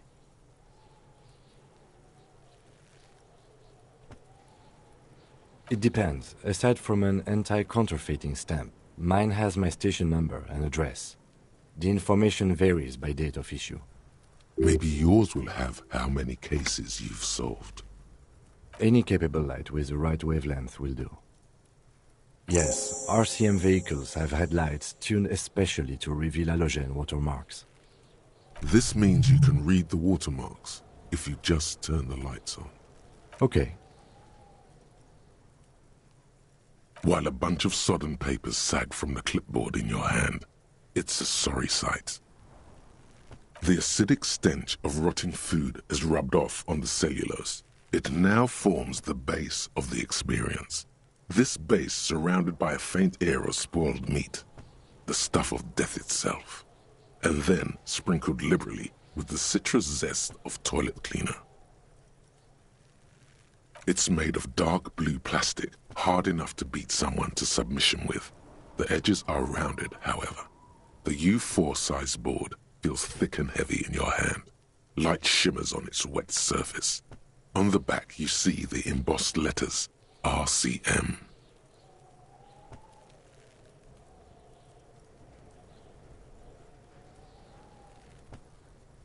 U4-sized pages hang from the clip, screwed to the top of the board. Arson, petty theft, spousal abuse. Handwritten logs on dozens of investigations date back to January 51. Stamped case files, commit to paper. These are your last couple of months in Revachol, Precinct 41, Jamrock Quarter. You don't exactly close them, so much as distance yourself from the smelly papers. They're a little further from your nose now. In the back, you see thin, translucent copier paper, some neon yellow, some bright red, all covered in boxes, like marching armies. These look like official forms, waiting to be filled out. Then rip them from the binder and hand them out, according to type of form. 3. The topmost are misconduct fines, the middle ones are station calls, and the bottommost are field autopsy forms. Each is easy enough to make sense of. You don't have to be an intellectual giant to do police work. A monetary penalization ranging from 20 to 250 real. Severe cases allow for 1,000 real, but that requires special paperwork. The details of issuing these fines are spread out over the rest of the fields, but they appear pleasantly vague. These are quite sinister in tone. They give a date and time for the person to appear at the specified precinct police station. Below the call are the criminal charges you risk by not appearing. A dozen pages of thin copy paper, bright red in color. You see the parameters of a deceased human form, waiting to be filled in. Age, sex, condition of internal organs. Yes, all that remains now is to fill those forms and hand them to people. Fines for wrongdoers, interview requests for bad guys, and field autopsies to dead guys. The rest of the stinking cellulose is much worse for wear.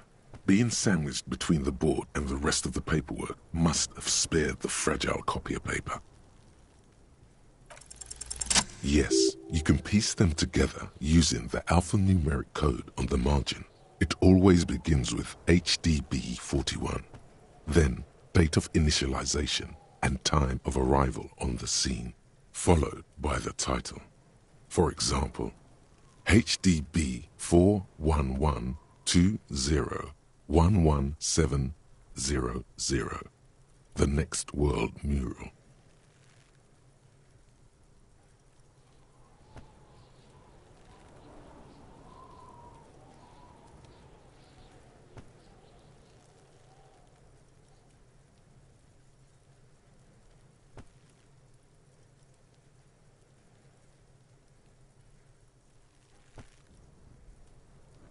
Why, yes, your precinct number is 41. Every last alphanumeric in the files begins with it. And these are your case files. It's safe to say HDB are your initials.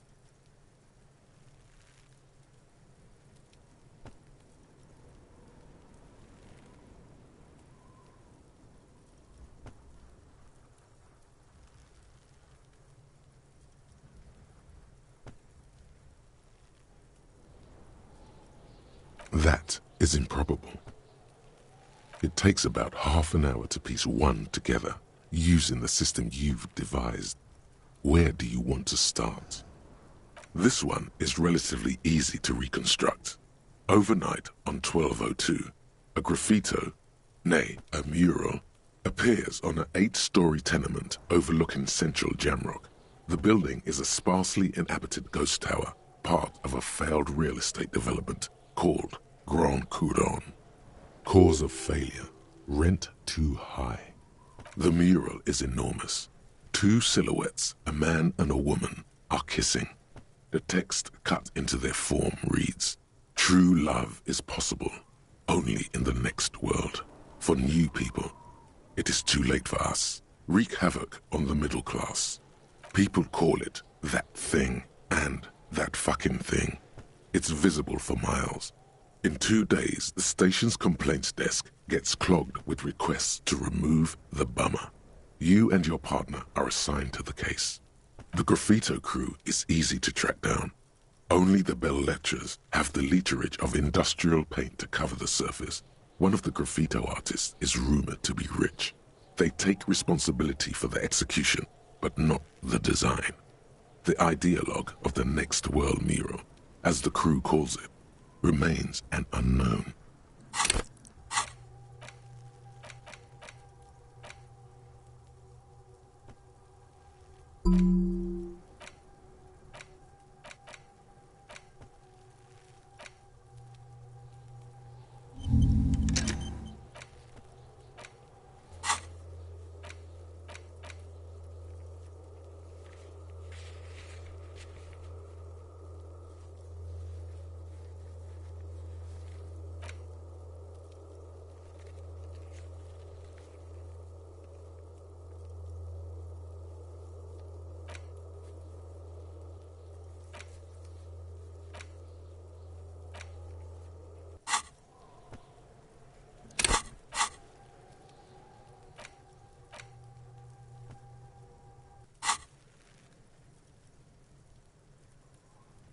The case files do not show you finding the author of the design. The crew agrees to clean up after themselves. However, your partner, JV, is against the removal, citing public support for conservation. This leads to a debate in Precinct 41, which then spreads to the streets of Jamrock, ending in a rare plebiscite organized by you and the rest of Row 3. The 9,000 people subjected to the mural's message, all of Lakeside, Central Jamrock, and Villalobos, plus half of the eminent domain, participate in the vote. Although the case begins with what appears to be a lot of rambling on the streets as to how juvenile and stupid the mural is, given a choice between 2 options.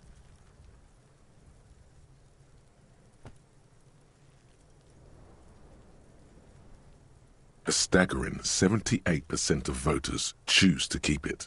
Turns out the opposition were a loud minority, and that love truly is possible in the next world for new people, and it is too late for us.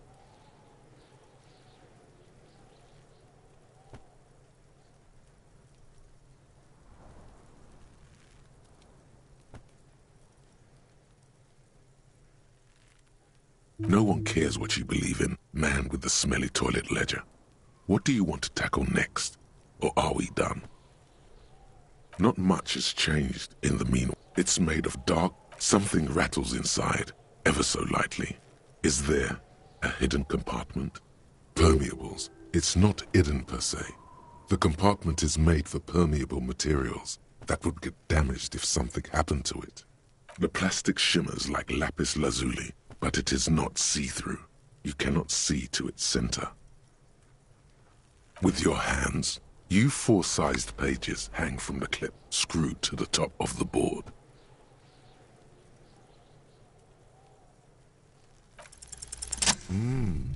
The two sides of the board appear slightly misaligned, like a drawer that's come off its slides. If you bend the plastic on your knee slowly, the slides snap back into place. It should be possible to just, Without resistance or sound, the two panels move against each other. The compartment is now open. 2 ticket stubs and a handmade postcard.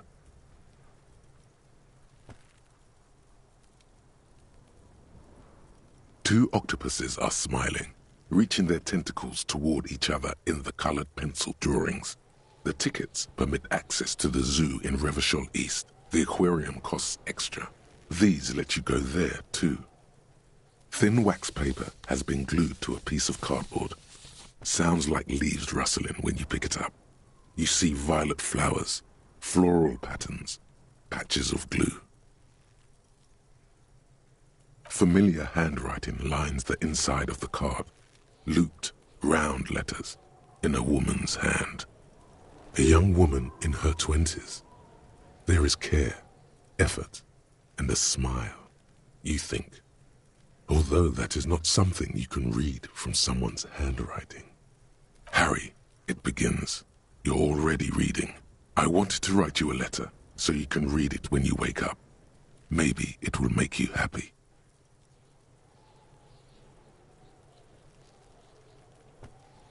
Throw it away, please.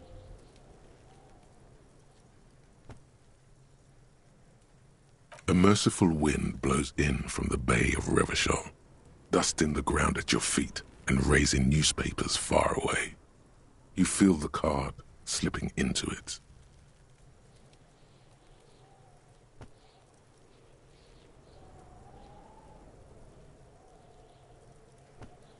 Your hands shake, holding onto it. Every morning when I step out and you're asleep behind me, it says, I find a little piece of sadness in me. I carry it in my chest, down Voyager Road. Every step I take, it grows. By the time I reach the fuel station, it has filled me entirely. I step onto the light rail and look back. Sparks fall from the bow collector. I know it will be like this until late afternoon, when I get off the 42 and walk back to you. You. Every step I take will get lighter. It almost makes me run. Sometimes I do. I can't believe I met you. I can't believe the happiness I feel with you. You have a vast, vast soul, and I will always, always, always come back to it. Kisses, kisses, kisses. You feel the air sucked out of your lungs and the blood sucked out of your head. Everything around you gets dark. Small white dots appear. You feel the ledger slip from your hand. No, hold on. To what? There's nothing. Detective, is everything all right?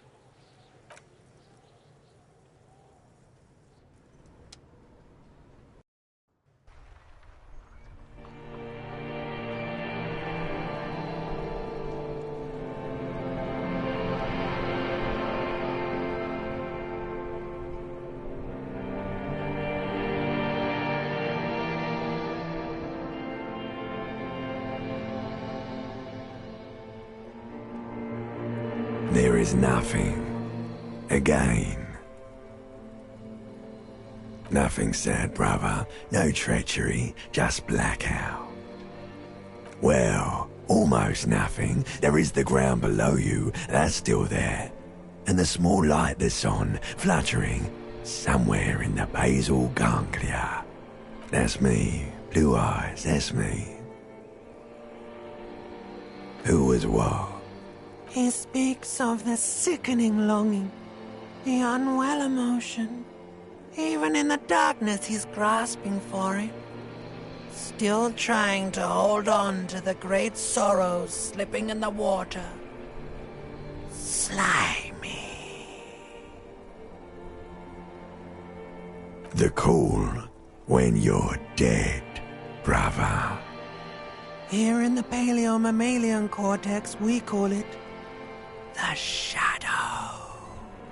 Because it's always there. Bloated corpse of the past resurfacing.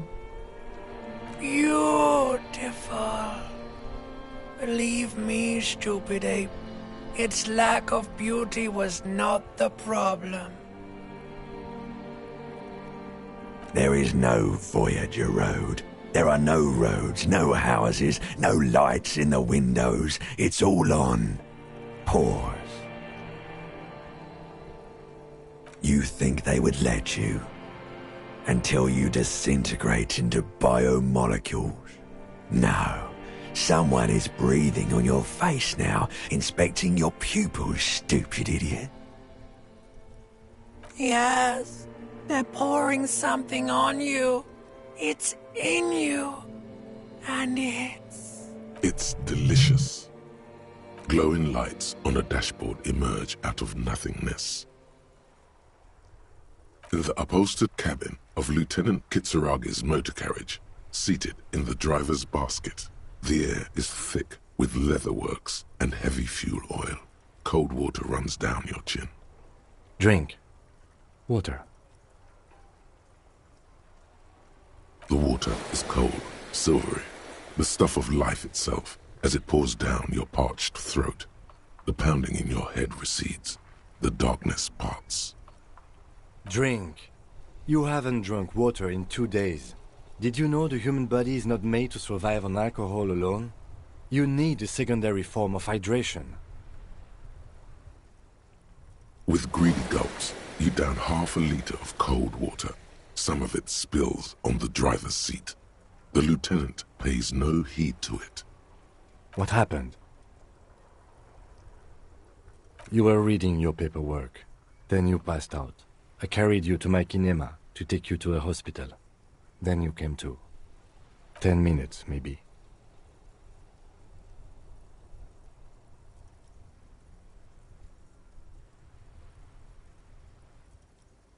That does sometimes happen. He replies with such understanding, it's as if the burnt-out ruins of the past were an occupational hazard. Athlete's foot for cops. You dropped these. Are you okay to proceed? Good. The Ledger of Failure and Hatred is a special item that can be used both as an interactable and a tool equipped in your held slot for skill bonuses. Find it under the Tools tab in your inventory.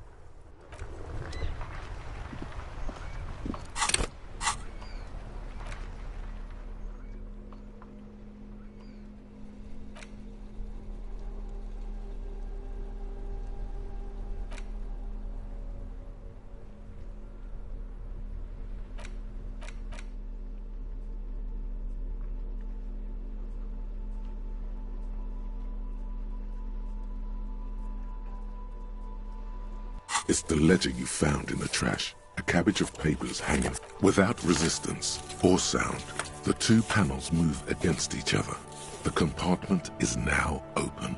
Inside, you see two tick. You stare at the card, willing your hand to move. It refuses. It's too much. Not a game.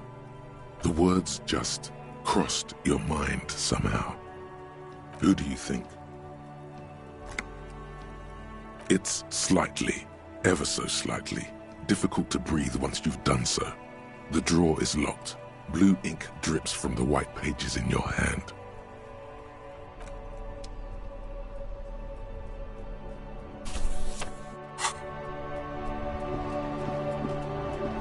Hello again, officer. How are things?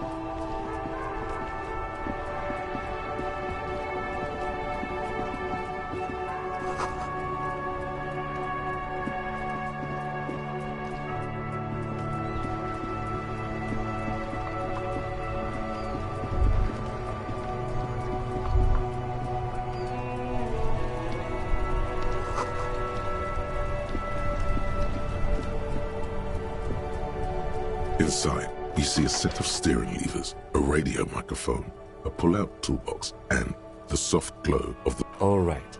Ready? I turn, you press start. It's next to the preheater. The dashboard lights up with orange glow. The rounds per minute gauge jumps, and the engine of the Caprice Canela comes to life with a whiny growl. The lights unfold with a little click, casting electrical light onto the ground before the vehicle. There you go. I'll turn them off from the remote once you're done. We just need to stand in front of the machine now.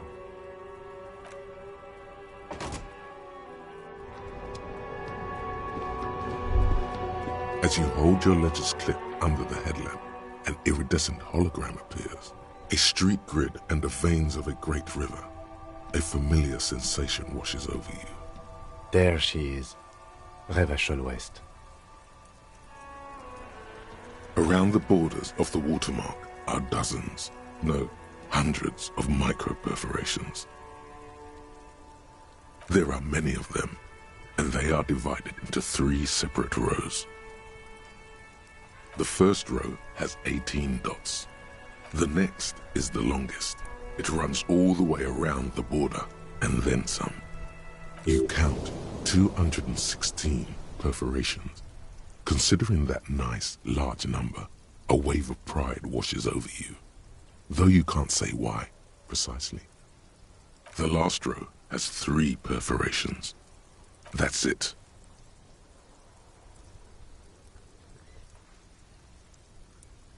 The rectangular watermark is overlaid with the logo of the RCM, and yet the major arteries of Revachol are all recognizable. They shimmer in the Canema's headlights.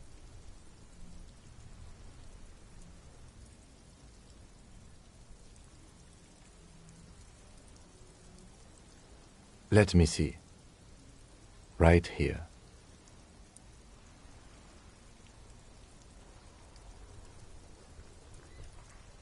Oh yes. Coal City. Le Royaume. The burnt-out quarter. Those are perforations. They represent your record as an officer of the RCM. They are your statistics, as it were. I should have guessed you'd keep a record. Officers often do.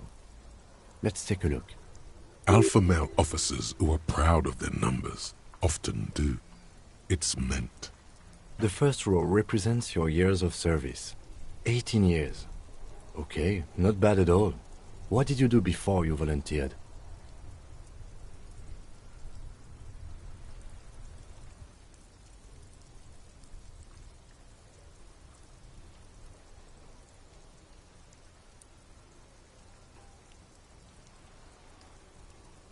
No shame in working a regular job, detective. Sometimes after a long day of doing this, I even envy it. Let's move on, shall we? This next row, the one that wraps all the way around, is your number of closed cases. Closed is good. It means finished. You've got, let's see... Wow, more than 200.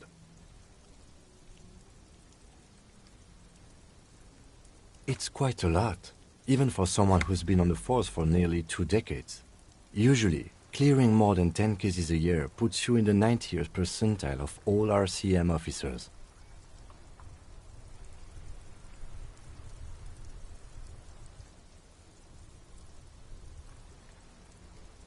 Right. Those are your confirmed kills. You've got precisely 3 perforations there. For an RCM officer, especially Precinct 41, which is in the Jamrock quarter, it's rather tame. I mean that in a good way. There are certain officers who treat their kills like some kind of ghoulish game. If they do happen to solve a case, it's usually by accident. But it seems as though you are, or at least were, one of the good ones. So we have that to be thankful for. Yes.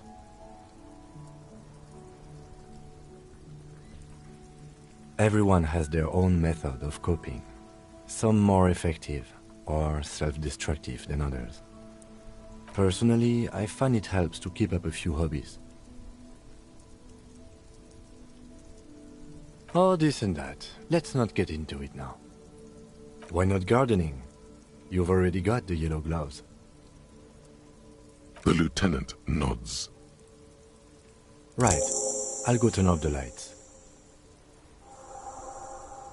You can now see your statistics on your journal page, to the right of the task description.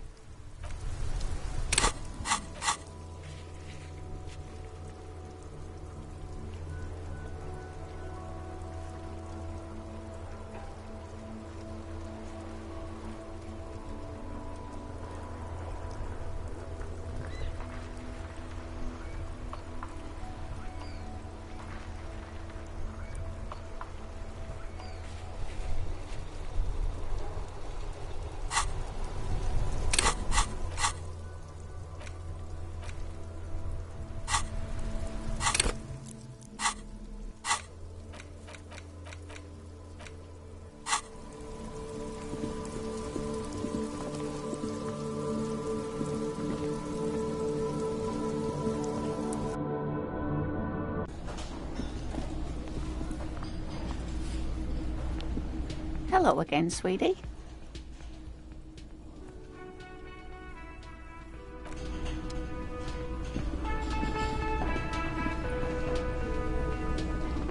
Can I help you? Thanks. I hope you found what you were looking for.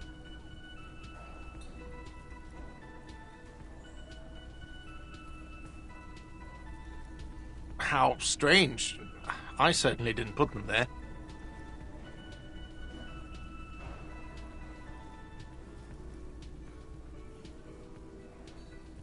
The trash collection service? CS Municipal. I don't see why they would put anything in the trash, though. Ah, the elusive CS Municipal. I doubt we'll be able to track down who was sent here last and when. This will have to be one of those little threats that solves itself down the road.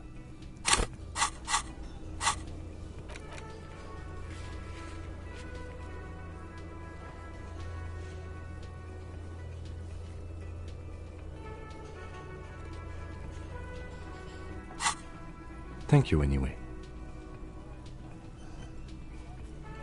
Sylvie had the keys before I got here, and I can vouch for her. I can vouch for all my staff.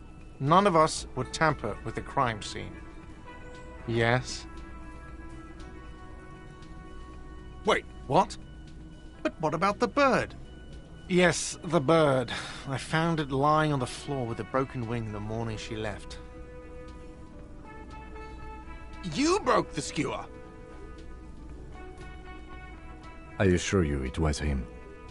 Why on earth did you have to break the skewer?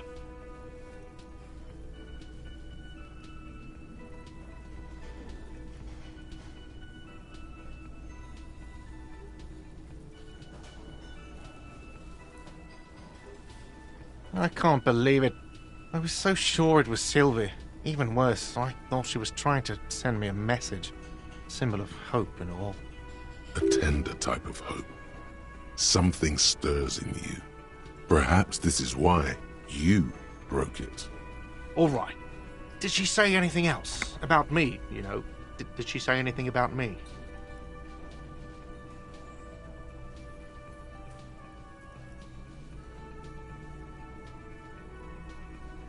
Really? I should give her a call then.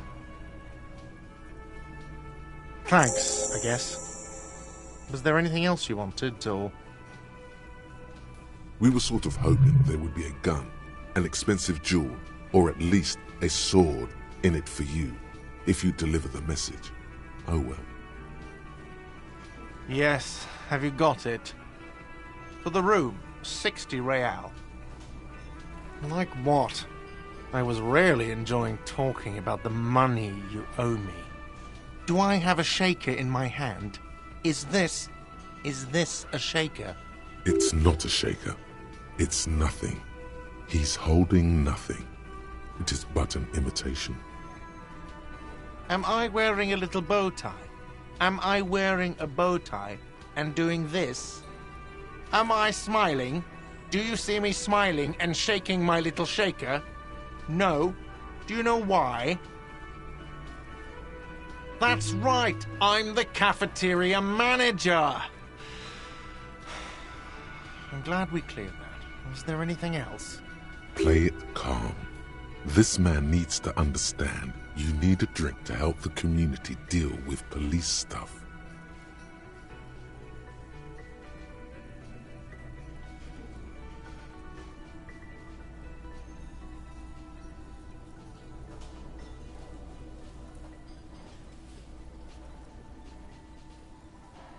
Oh, well, in that case, let me pour you a nice, big, refreshing marinella. Do you want that out of a glass or a pineapple? Don't be an imbecile. I'm not going to serve you a marinella. I have work to do and broken things to fix. If that was all, I'd like to return to it.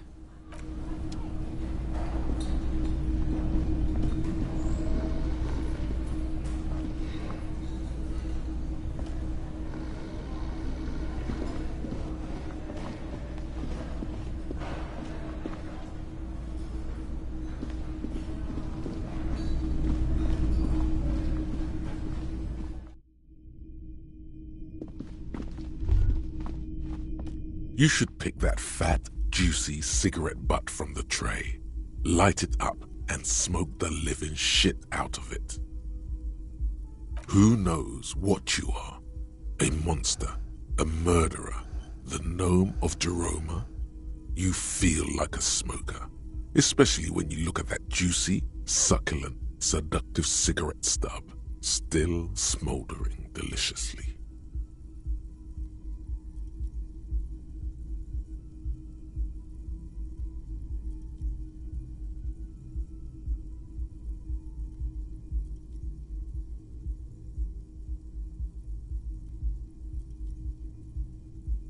How very astute of you. This renders it ineffectual. You should look for a whole cigarette, or better yet, an entire pack. Strike that. A carton.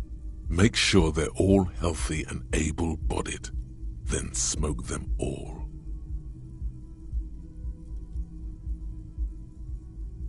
Good.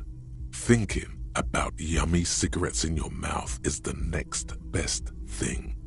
Make sure you think about juicy sticks of tobacco all the time, though.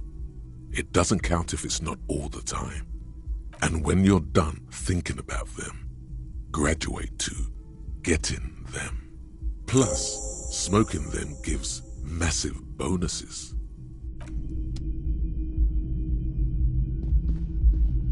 The door is closed. Still nothing. The lieutenant gives you a quick glance. Yes? Excuse me? Detective, if I may be frank, you seem to be in a deranged state. You have trouble remembering things. You've misplaced your badge. I cannot let you act in the name of the RCM without supervision until you've regained control of your faculties. The RCM, or the Revachol Citizen Militia, is the police force you and him are part of. A self-organized peace corps of the occupied city of Revachol. The RCM operates within a legal twilight, yet its authority is rarely questioned. Wouldn't it be embarrassing if you didn't know this? That's good. Some you time? This is a police investigation, not a journey of self-discovery. You'll still have your evenings to yourself.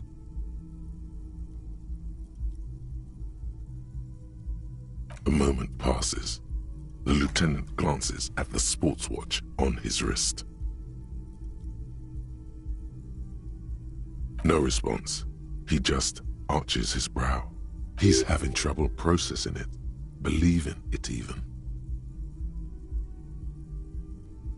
Have you tried concentrating on something other than your personal affairs? There is a sudden, harsh edge to his voice, like he's tired of hearing about your personal affairs. Not a fan. It's just the nature of lieutenancy. The RCM deploys a self-styled structure called the Decomptage as its chain of command. Every lieutenant is responsible for 2 sergeants and 8 officers. That means the average lieutenant has to deal with quite a few personal affairs. Even you know this.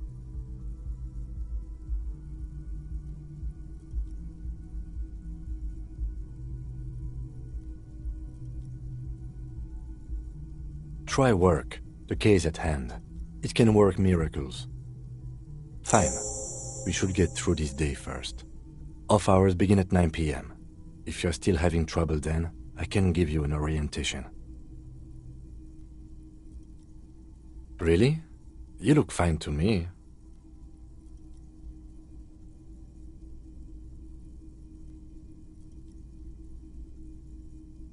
This psychodrama is unbecoming of an officer.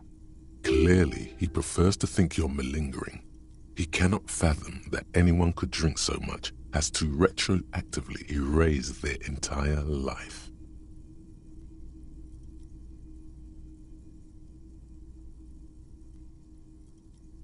Then you should consider seeking medical attention. You can use the radio in my kinema to call your station's Lazareth.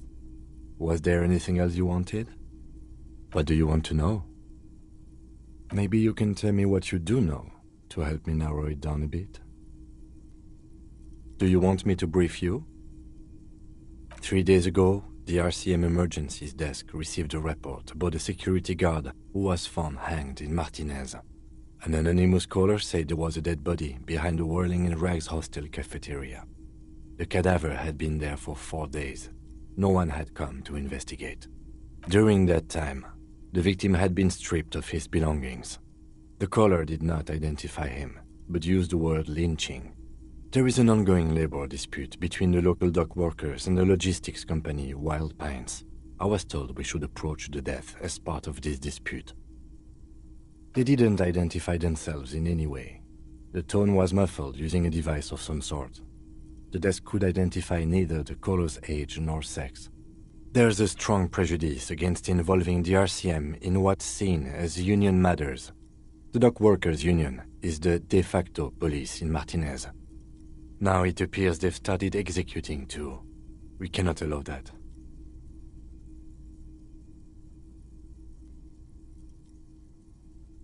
Just to be clear, we are police officers. It's our job to find the killer.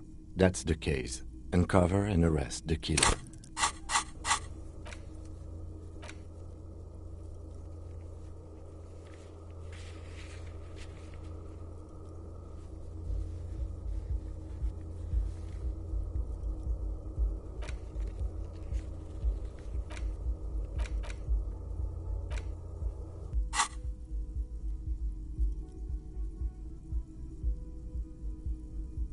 No, it's not a particularly mysterious case.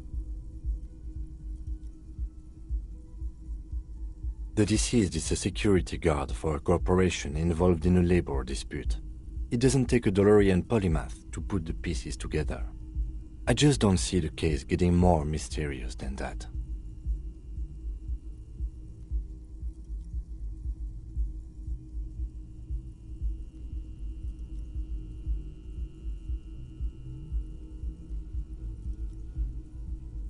I'm relieved that you agree. Anyhow, let's get back to the case. Was there anything else you wanted to know? I'm afraid you and I are pawns in a pissing competition. You don't know? I assumed you were in on it.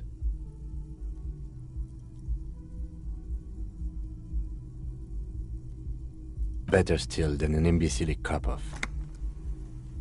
It's just stupidity. We shouldn't waste any more time on it. If you want my take, ask me after we've inspected the victim. Was there anything else you wanted to know about the case? You mean like a brief? Do you want me to brief? There's no reason to wing anything. If you didn't get the brief, that's okay. I did. 3 days ago, the RCM Emergencies Desk received a report. During that time, the victim had been stripped of his belongings. A security guard or worker of some sort, hired by Wild Pines. This was just hearsay from Martinez, of course. We need to find out the truth. They didn't identify themselves in... There's a strong prejudice against involving the RCM in what's... That's right. Good.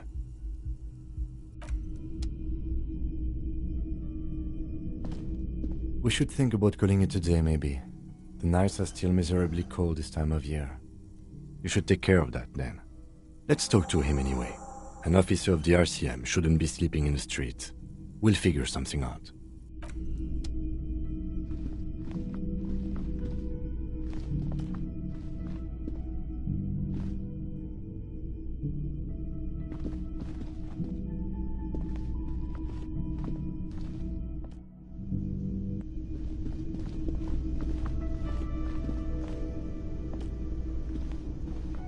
Can I help you?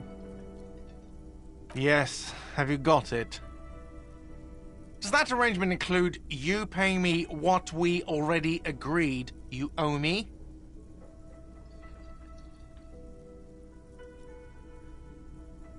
I understand your predicament as the manager. However, I feel I must remind you that we are here to conduct an important investigation that also affects your business. Forgive me for saying this, but your colleague seems more committed to drinking, and I mean no offense. It's really nothing personal. I just have to protect the interests of this establishment. Good luck trying to use it. Draconian measures. All the locks have an electronic component. They have to be unlocked down here with a master key before your guest key will open the lock. Not until you bring me the money. Okay. I might have something in my motor carriage we can use when you're done here. Oh, Lieutenant, we're done here. Advanced race theory. Everything is calm in the eye of the race storm. Your mind is lucid and bright. The mind-bending phylogenetics appear more distant and, to be fair, a little ridiculous. The great race mystery has cleared up. All that's left to do is verbalize your thoughts. Go and talk to Measurehead about your newly found insights.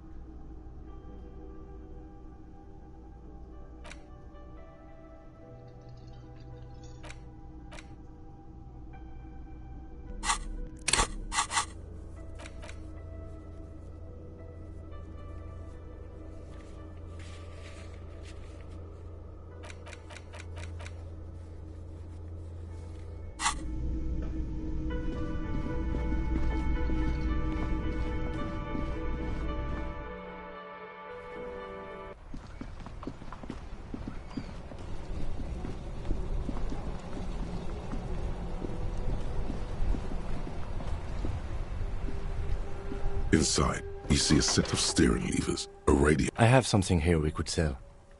Look in the back, in the suspect transport enclosure. Transport enclosure? Regular people just call it the cage. The cage at the back of the motor carriage looks rather uncomfortable. 4 shiny hubcaps are stacked against the seat. Their silver edges sparkle in the dark. I confiscated these 4 a little while back. We can take them to the pawn shop down by the Martinez Canal.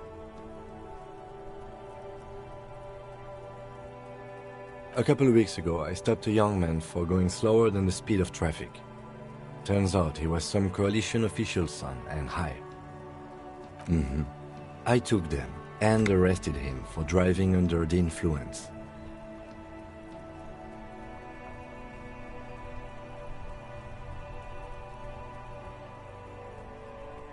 I don't know. Is it? I was going to take them into evidence, but they weren't necessary for conviction. He never asked for them back. There are spinner hubcaps, frivolous things you put on your wheels. When the wheels come to a stop, the caps keep on spinning. There's no real use for them, it's just for vanity. No, that would be silly. I don't know why I kept them. It doesn't matter. I couldn't put them on this MC anyway, a cop with spinners. That would be outrageous.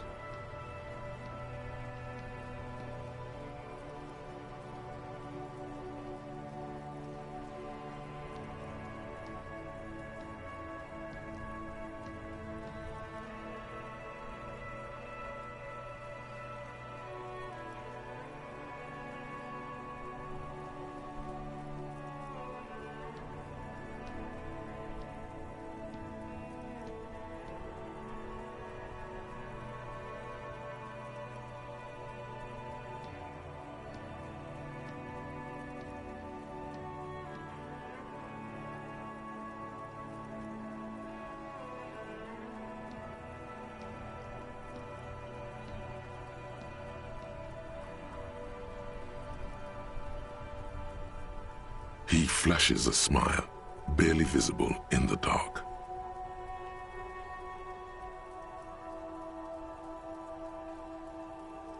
As I said, they're useless anyway.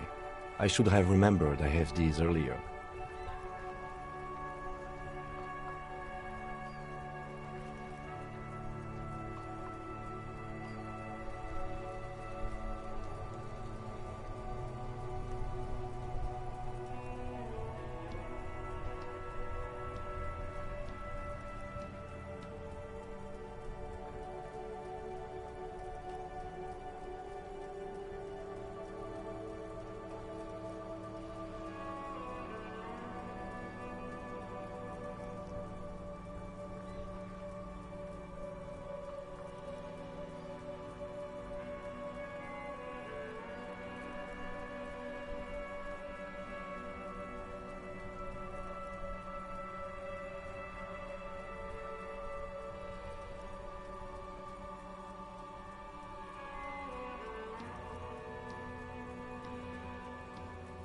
The lieutenant nods as you take the spinners. As you tap on the gauge, the indicator pin jerks as if startled. It's in the large orange sector, indicating the end. No, that's enough fun with the foldable headlights. I know they are mesmerizing. They are also fragile. I'm not going to turn it on for you again.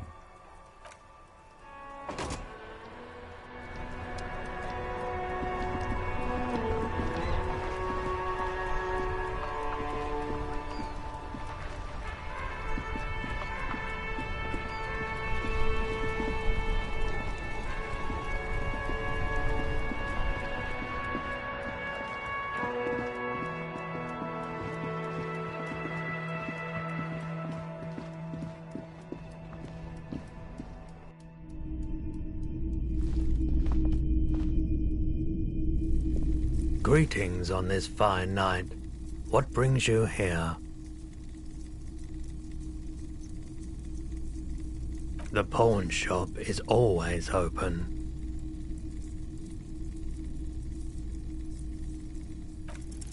Feeling warm and enthralled by the movement of light, while the mine continues to race forward. Lucky bastard, he's probably on Pyrrolidon. It's tough to come by on the street. A drug developed by the military to treat and prevent radiation sickness. It has psychedelic side effects, and it makes your eyes turn yellow.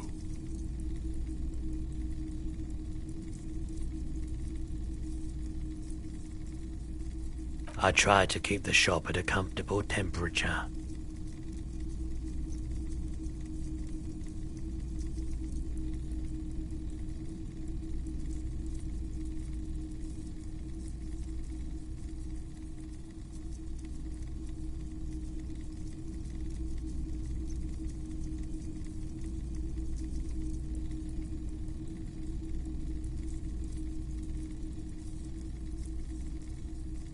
I've had to take it, you know, since the People's Pile cleanup.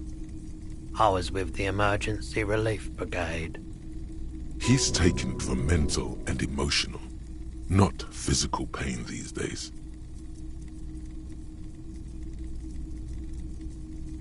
A bad idea. Some poor leftist built a particle decay generator in hopes of bringing affordable electricity to underserved communities. It malfunctioned. Radioactive waste everywhere. Probably some of it in you too. The People's Pile was a Type U particle decay generator that failed immediately after entering service, releasing radioactive waste into River Esperance. Construction began during the Commune of Revachol. The people continued work on it after the Commune fell. They wanted a cheap source of energy for Revachol West. Needless to say, things didn't work out. A primitive nuclear reactor, also called a pile. An emergency valve defect resulted in steam pressure blowing the turbine, taking the fuel containment vessel up in the explosion. Both the faulty design and lack of finances contributed to the catastrophe.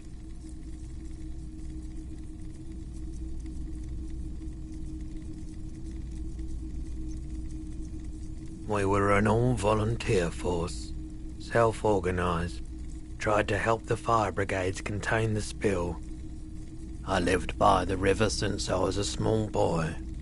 The Esperance didn't have the art to let it all go to shit without trying to do something to help out. There wasn't much the volunteer force could do, however. We wasted years in the river mud, years getting sick.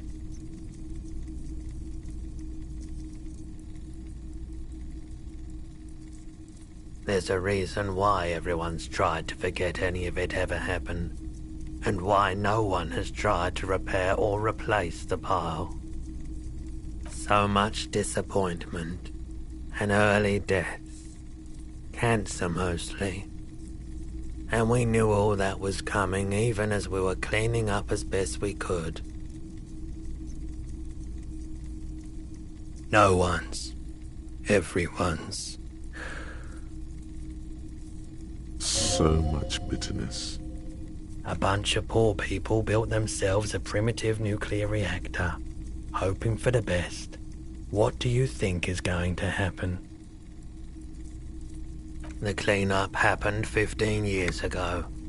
I was young then. Later, my second aunt died. Left me this shack and all the assorted junk in it. So I came to Martinez. People told me don't go there. It's a shithole. I said, people, we just had a nuclear pile meltdown. I'm gonna get as far away from Forburg as I can. Still in the same city, but... I like the theory more than the story.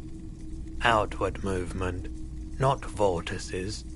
Yeah, you gotta get in on those vortices, my man.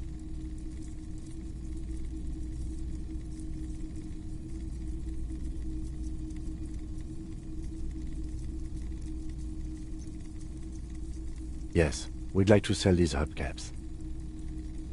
Roy takes the hubcaps from the lieutenant and inspects them.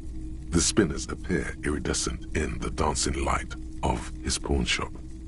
Yes, these are very, very good. Did you defraud some foreign prince for them? Jump a mesk banger? No matter. I'll give you 200 real. No one was defrauded or jumped, I assure you. Of course. I meant no offense. 200 real for you, officer. Delightful doing business with you. Do come again.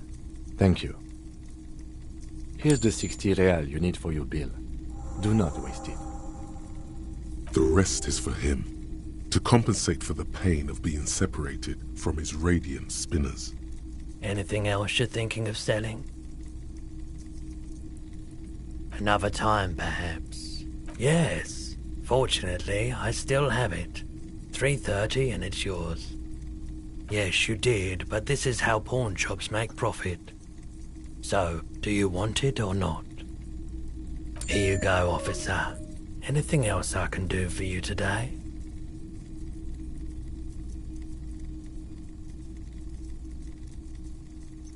Sure thing. Sure, man.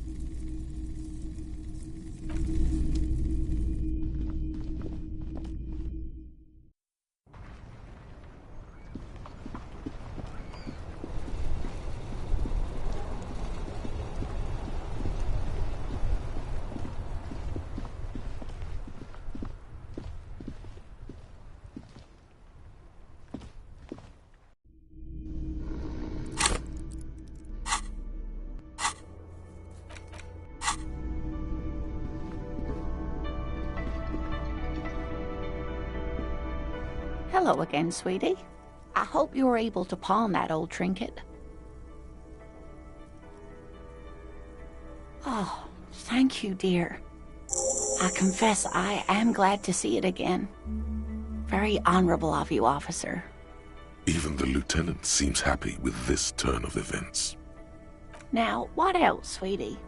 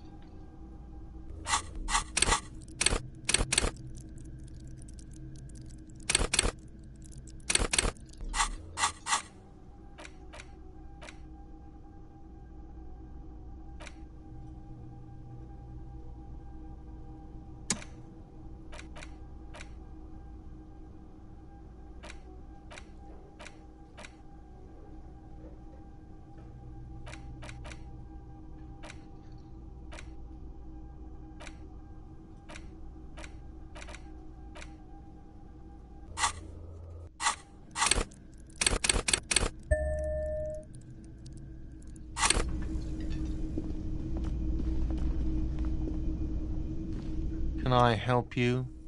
Yes, have you got it? Well?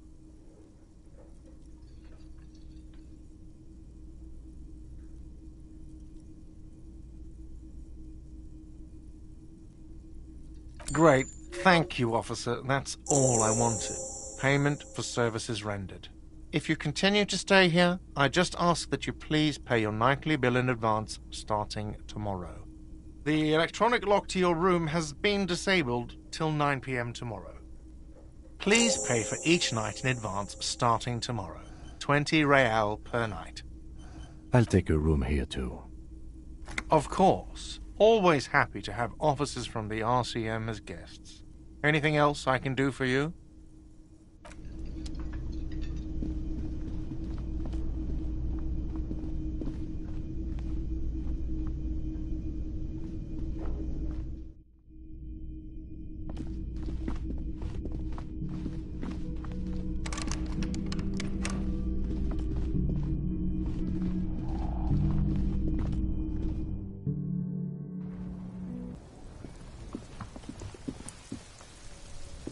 Yes?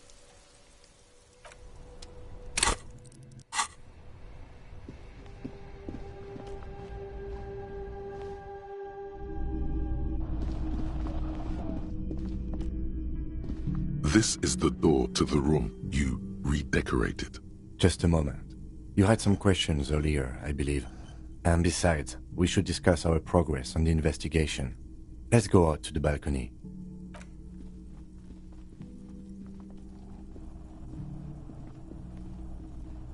The air outside is brisk. The lieutenant is silent for a moment.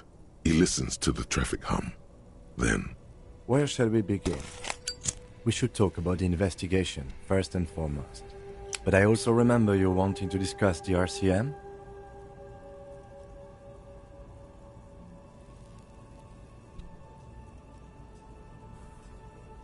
They're quite limited, actually.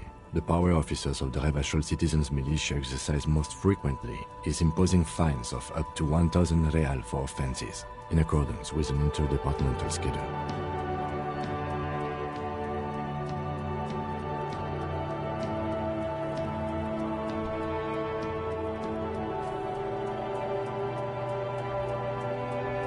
Yes, although indirectly, as citizens can always request records from their local station. Officers of the RCM have been known to take bribes of less than the prescribed fine amount. It undermines trust in the RCM. We can arrest people, of course, but rather than bringing someone in directly, it's preferable to serve a station closely. It prevents confusion and overcrowding. You can't. Those who don't show up become fugitives, though, and have fewer legal rights when they are eventually caught. It's about power projection. Thus far, they seem to mostly show up. As you may have gathered from the fact that we are expected to carry a record of our kills, like the one in your watermarks, we are permitted to use whatever force is necessary, and strongly admonished not to abuse that power. You have to supply compelling evidence for why it was necessary to use lethal force. In these cases, your partner is usually your witness.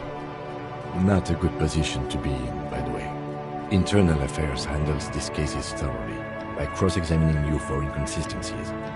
It is hard to cover for anyone, which is for the best. We don't convict.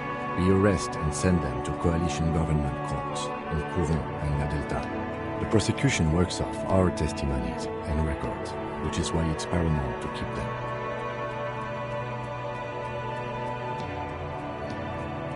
The coalition government and the moral intern were working. The RCM was formed by the coalition government to restore order in the international zone after the revolution. So we did. Now we attempt to maintain that order. No more, no less. Or perhaps it is better to say we were allowed to form. It's a point of contention whether the citizens of Revachol or the coalition government founded the RCM.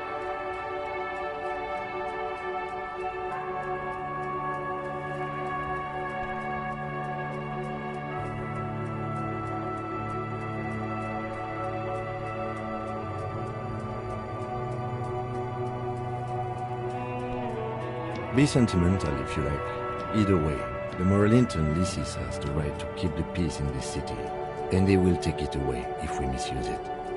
Or if they think you do. Well, you were so hungover that you couldn't keep it down when we approached the hanged man, so we didn't even inspect the body. But we performed a thorough search of the premises of the crime scene. That's great.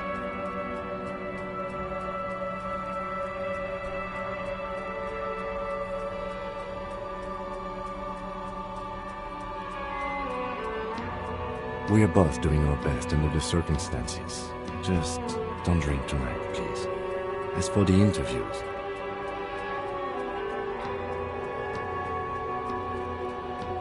we weren't able to find the union leader, Everard Clare, much less interview him, so that's on the to-do list for tomorrow. We didn't talk to the Wild Pines rep. We really must do that tomorrow. Above all, though, today was exhausting. What's with all the running? You run a lot. Is that a standard Precinct 41 practice? I have a really good theory about why you're running so fast, son. Just you wait until we get up tomorrow.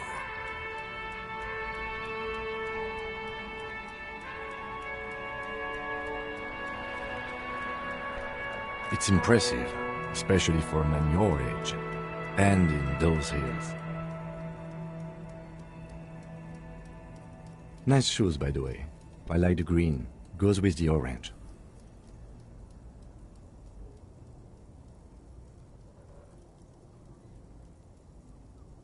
The Moralists International are the world's largest political organization. You know who they are. They have been running this place after the revolution failed.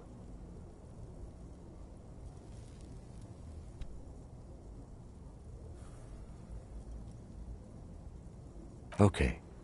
There are a union of center-left and center-right parties across the Real Belt. Our coalition government is just one of its many projects. They also run the ICP, EPIS, most intergovernmental organizations in the world.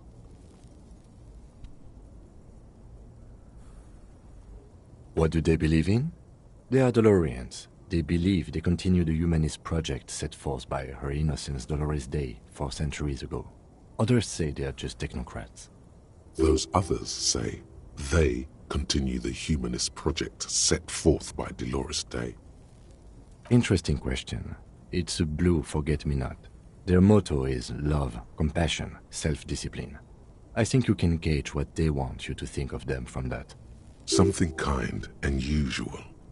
Something almost self-explanatory. Something ominous. Something even a little feminine, but in a strict manner.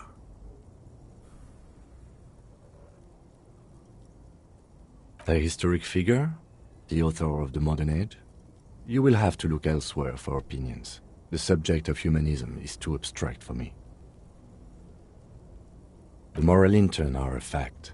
I try not to have opinions on facts until they change. And it doesn't look like that's about to happen.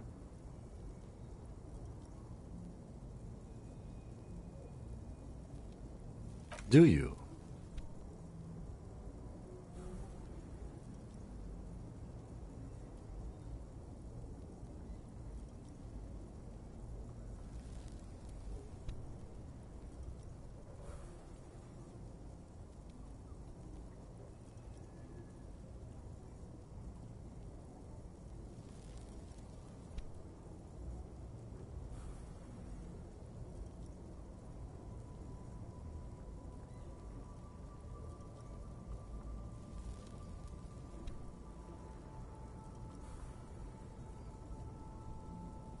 We are in what is called the twilight of international law.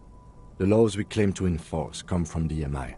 Without them, we are simply vigilantes. Sadly, it is what we already are to the people of Martinez, most of them at least, especially the Union. Vigilantes. I expect our job here to prove quite challenging. I have a cigarette every night when I go over my notes. It's something of a ritual. Oh man, he looks so devastatingly cool with that cigarette.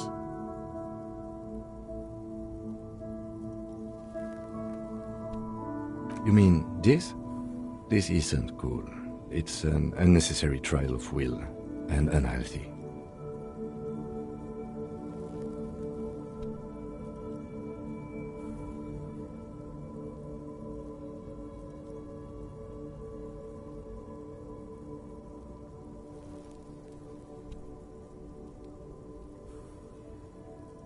Keeping the habit within the parameters he's given himself takes a lot of focus. It would be easier to simply quit. Yet, were he to quit, he would lose the cool factor.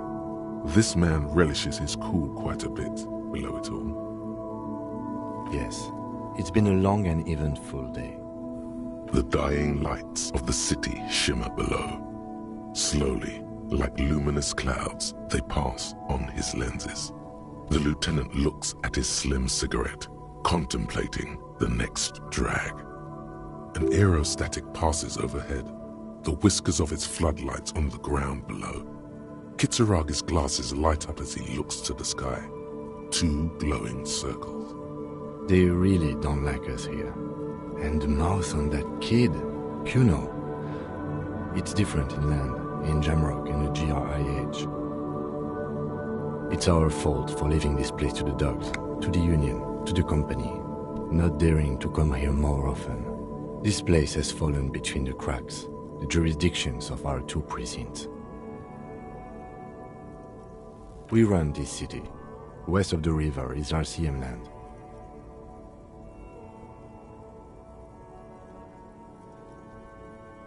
It's incredibly hard. Human beings are... But we are in control, and it's worth it. The organization works, our systems work. If they didn't, the city would disintegrate. Me too, but I wouldn't count on any drastic changes in our lifetimes. Yeah, it's getting very cold now. Let's go.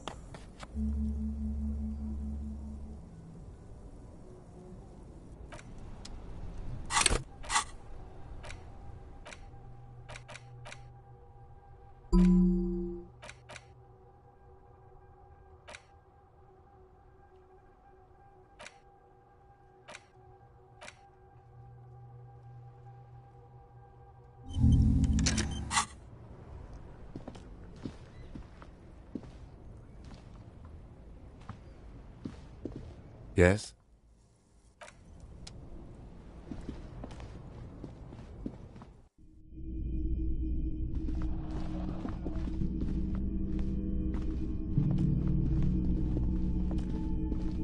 The door is closed. This door can only be opened. Still nothing. The lieutenant. Still the lieutenant.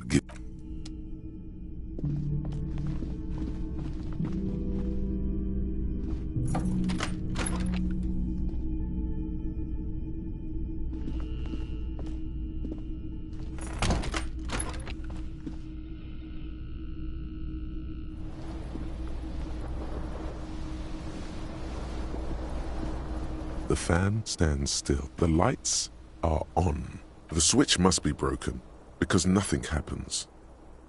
The air in the room is starting to feel like vaporized urine.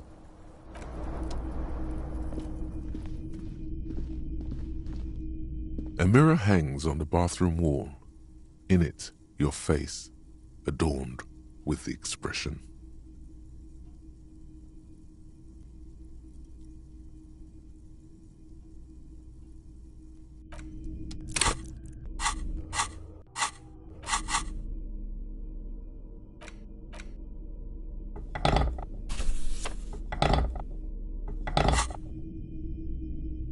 A mirror hangs on the bathroom wall.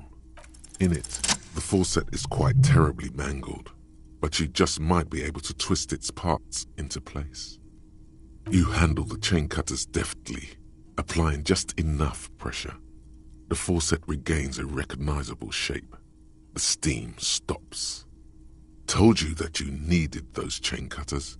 Everything is connected. Everything has a purpose.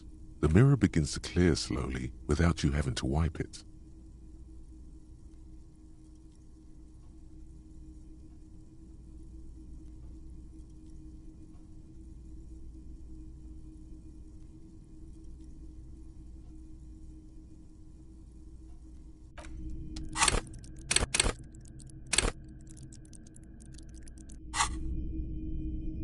A mirror hangs on the bathroom wall. It's barely covered in steam anymore. It's your face in the mirror, adorned with the expression.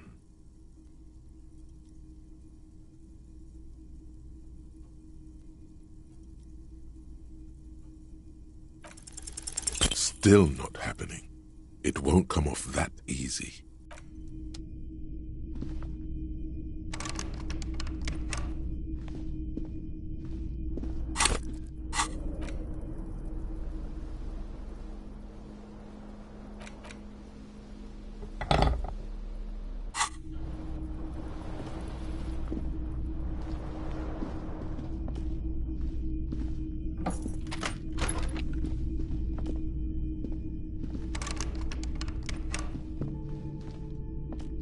The door, it's still nothing.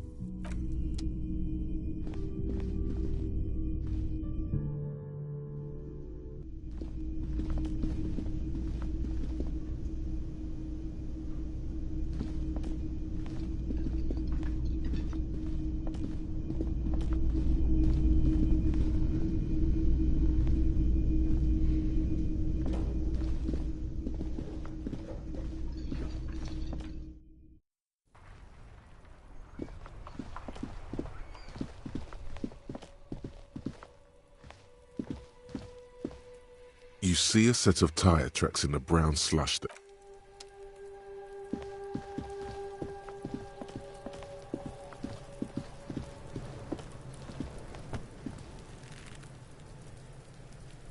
I'll die before I squeal, pig. Stay away from me, pig. You don't want to see what happens when you corner me.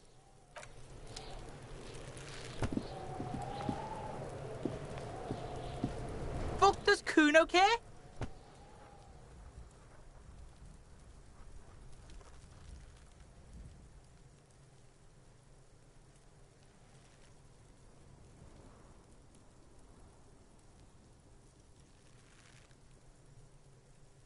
The fuck about it?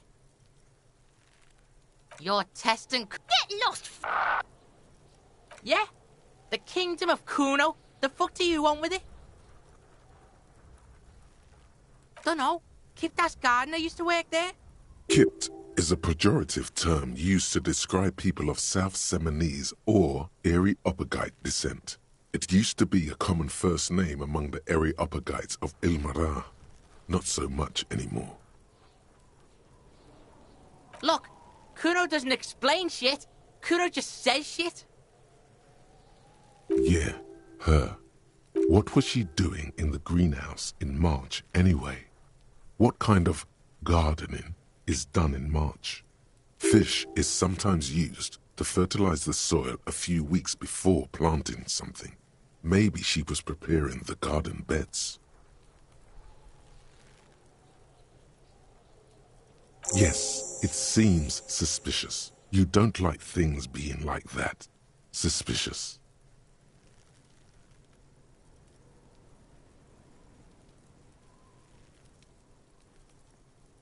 Look at that fucking shit! You're trying to get Kuno killed! Fuck does Kuno know? Kuno's not a fucking acrobat. Kuno knows the ladder is unclimbable. It's a trap, Kuno! Don't climb it, Kuno! Yeah, Kuno doesn't know shit about that. That shit is beneath Kuno.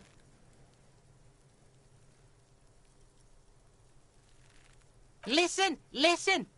Kuno doesn't care about this small-time shit. Just listen. Kuno saw what you did there, dumpster diving. Sad shit. Kuno could hook you up with some sweet rags. Shit like Kuno's wearing. Your size, good price. 500 real.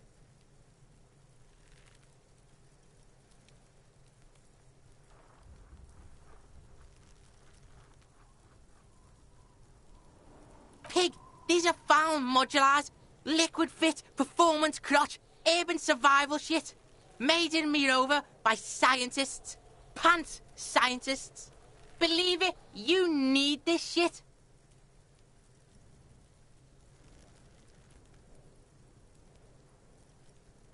These could drastically improve your chances of survival in the urban wilderness. Coach Physical Instrument endorses these pants. They are tartan ready. They will also make you into an idiot.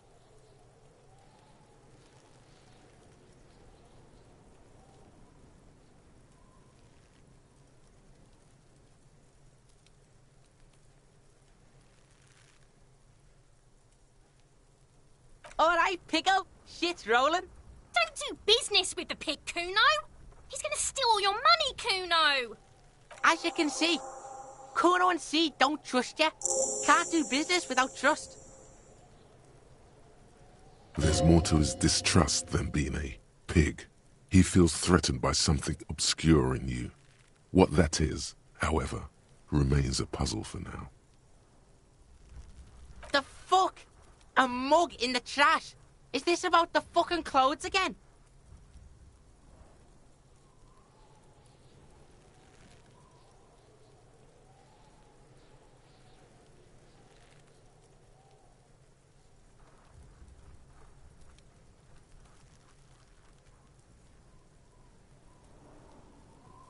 Yeah, Kuno sees where this is going. Kuno's got that fast brain. You saying you pigs are after the mug fucker? 'Cause he's the clothes fucker? I can't hear you, Kuno. Speak louder, Kuno.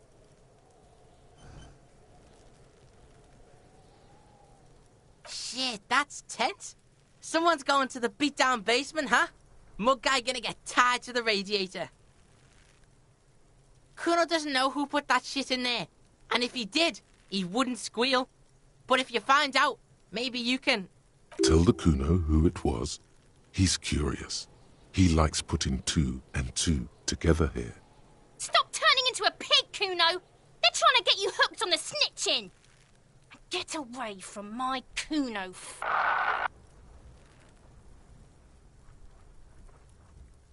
Yeah?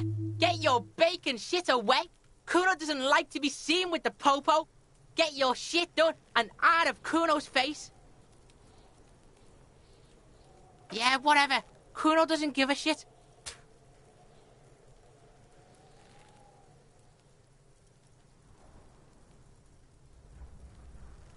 The fuck do you want with it? Good call, Pigmeister. Don't come and talk to Kuno about his kingdom. Kuno doesn't fucking...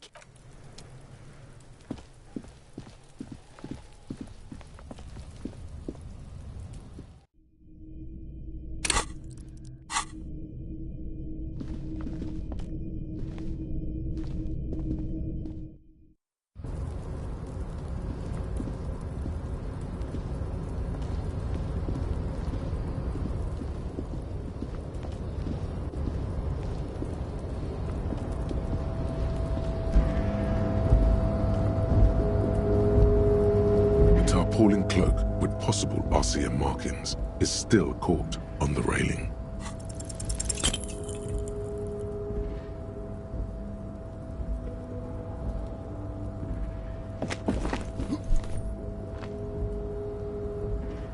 Nope, no. That's still too high. What were you thinking? You're not a gymnast. You're a bop, will you? Because it feels like you've strained a muscle there. Or two.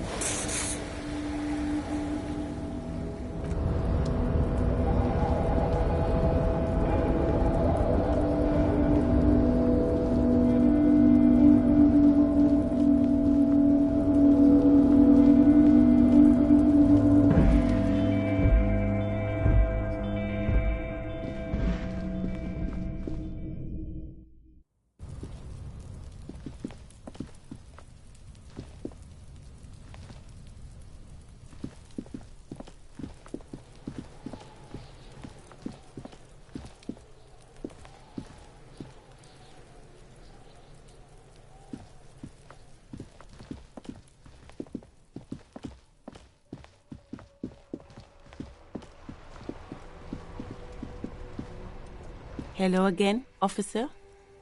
I'm a Nighthawk. What can I say? There's a little meanness in that smile. Well, this might be the last snow we get. At least I hope so. Snow has nutrients in it. Helps everything green up in the spring. At least that's what my grandma always told me. Yes, think about the cute grandma, not the weird snow.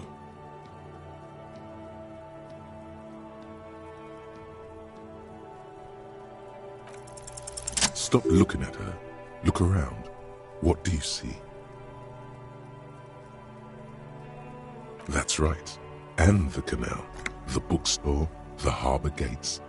This is a great vantage point for keeping an eye on you. No, of course not. I don't understand what this is about. The kid did this, right? The red-haired rat? Can't say a sentence without or kipped. He's always giving me trouble. Maybe you shouldn't be. I mean, you do your job, but that kid is beyond help. And he certainly won't help you. She has changed the subject and won't let you get back to this.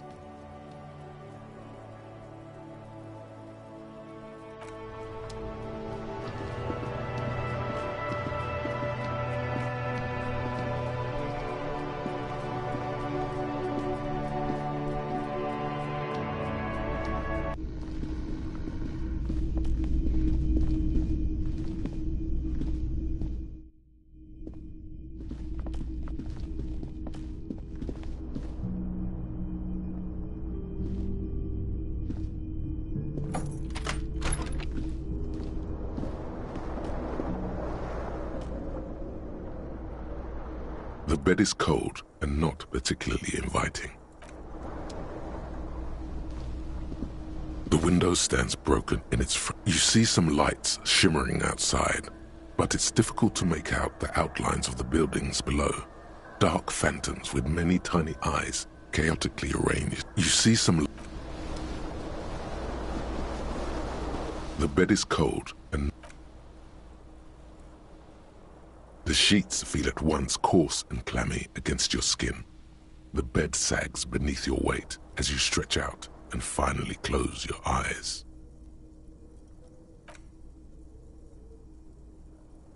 And then sleep. And then sleep doesn't come. Obviously, you're in bed with your eyes closed, but it's not happening. Maybe it's the bed's fault. It barely covers your toes, stretching over your soft belly. This is your body here, intimate and warm, breathing, a bit tense in the muscles. Relax. Its synthetic filling has separated into hard lumps. The pillowcase smells oddly. It's a little better. Colors, scenes, and half-formed phrases still litter your mind. Part of you is still trying to solve the case, isn't it? Something to do with, what was it that the lieutenant said? Union? And it's gone again. Your thoughts lost between the slowing brain waves. Your breathing steadies.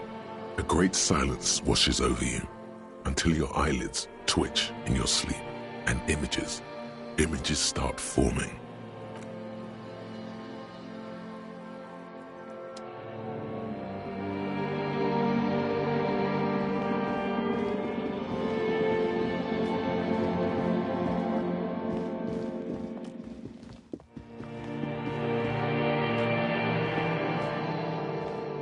Do you remember the scent of your childhood?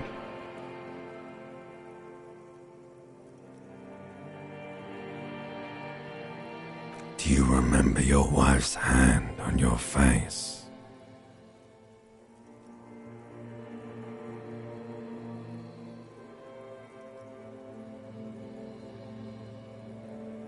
That's right, funky baby. And you just stood there. One hand on the bottle and the other on your dick. Watching her go. Let it all be dragged away from you.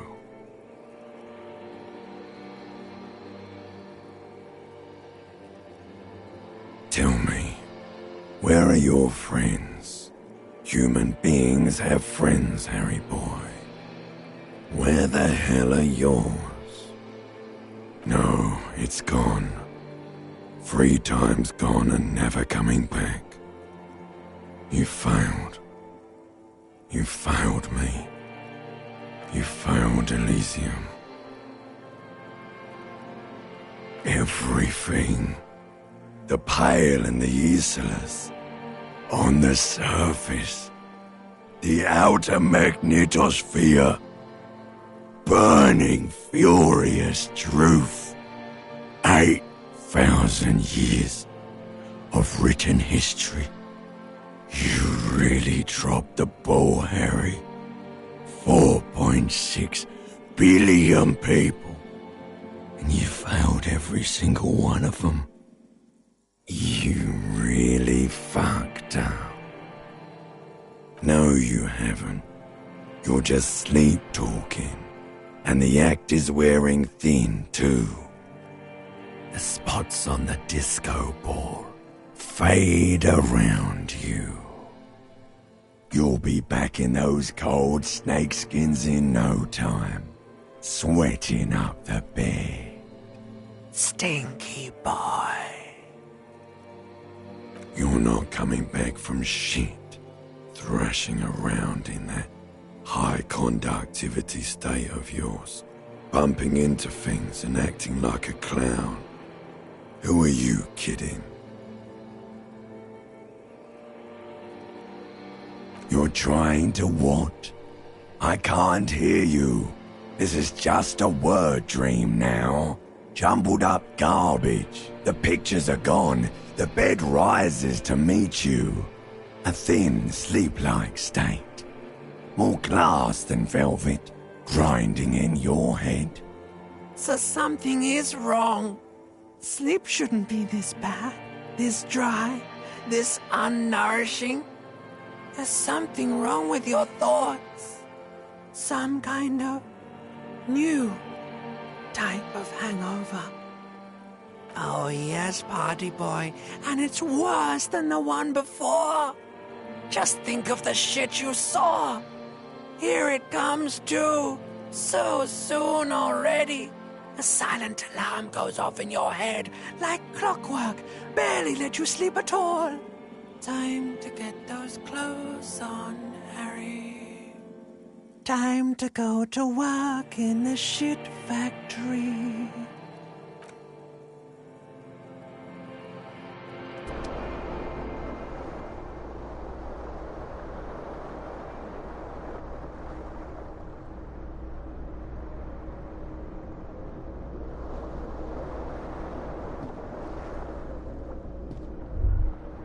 Good going, buddy.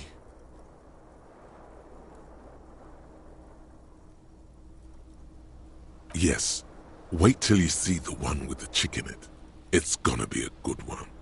You feel even worse this morning than you did last night. You mean, why are you so tired? Too tired and down to even think? It is worrying, isn't it? You can't be a detective like this.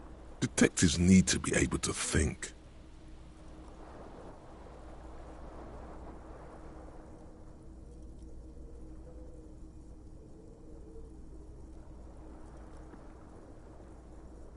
It's just that your heart has finally pumped all the speed out of your system, Buster. Time to get some more. You're too weak to say no now. Waking up is the worst part. Maybe somewhere down the line you could decline.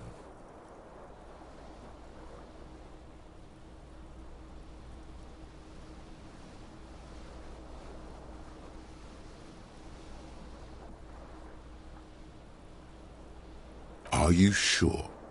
Ready to live as this pathetic shell of yourself for days? Basically, a week. Let's be honest, 2 weeks. Maybe 3. You won't make it. Half the town will be dead by then. You will be fired. Suit yourself, slow, sad shell man. See how you do without your spark.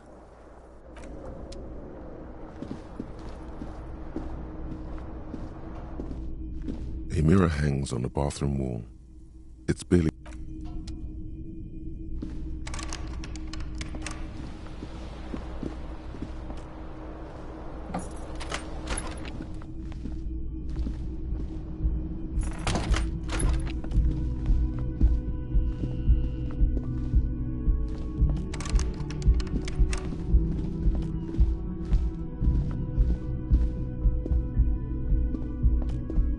the door still?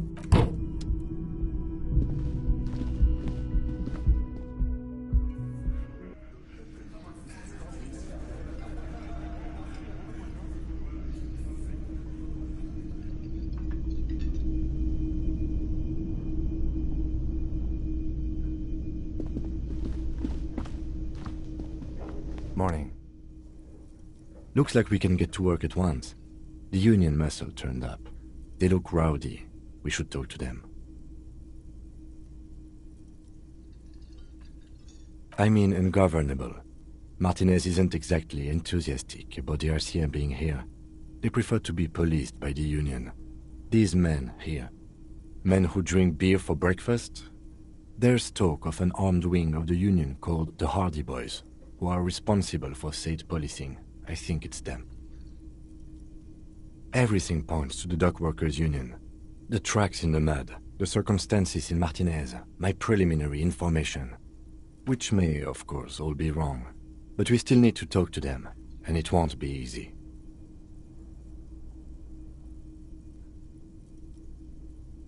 I completely forgot. Sorry, I had a rough night's sleep. It's them by the looks of it. Loud and nasty, just like the manager said. One loose thread less to worry about, and one big problem to replace it. That would just escalate tensions. No captain would sign off on it. Solving one murder isn't worth a conflict between the RCM and the Debarders Union. In fact, even the death of 2 detectives might not warrant an all-out war. So let's keep a cool head, okay? One more thing before we do. We don't have to talk to them immediately. We can walk right past them, continue with our business. Yeah, streetwise. Zoom right past. Do it on your own terms. But aren't you curious to know what they have to say about the murder? They're in no hurry to leave. They think they own the place. Anyway, I leave that choice to you. Whatever you decide is fine by me.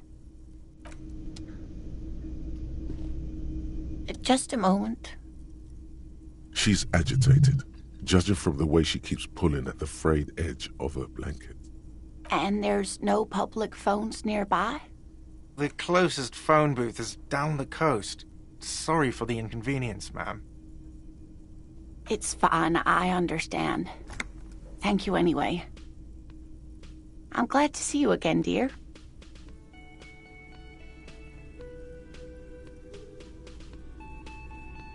Please don't trouble yourself about me, sweetie. I was just hoping to make a call, but the Whirling's phone line isn't working. The Union office probably has a phone, but I can't really get there. Or to the phone booth down the coast. And Gary's phone is dead too.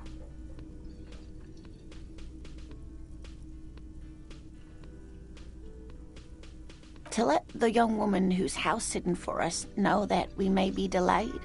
Morel, my husband, and our friend Gary were supposed to get back by Monday night, but they're still missing, and I haven't heard from them.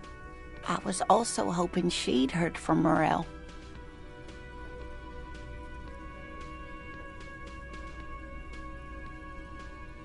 That's just it. This isn't like him at all. He always plans his expeditions so carefully. But you have more important things to worry about. More important than a missing expedition? I don't know. Expeditions often lead to something interesting.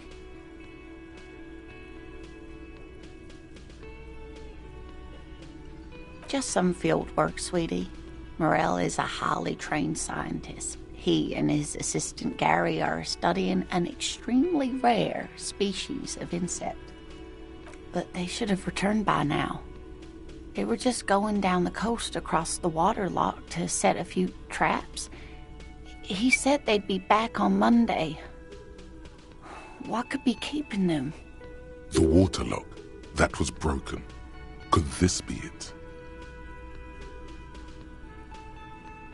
Oh, sweetie, it's nothing like that. Gary's as loyal as they come. I trust him with my husband's life any day. Oh my, what happened to the waterlock? Well, whatever the cause, I'm thankful. To both of you. You've spared me another sleepless night. You're welcome, ma'am. I hate to ask, but if your investigation takes you to the other side of the coast, please do keep an eye out for my husband. Yes, some left-field scientific research is exactly what you need right now. Funk up that vanilla murder investigation. And if you see him, let him know Lena is waiting for him here at the Whirling. He gets so tangled up in his work that he may not know the water lock's been repaired, and it's cold out there. Oh, you're such a dear. Thank you, sweetie.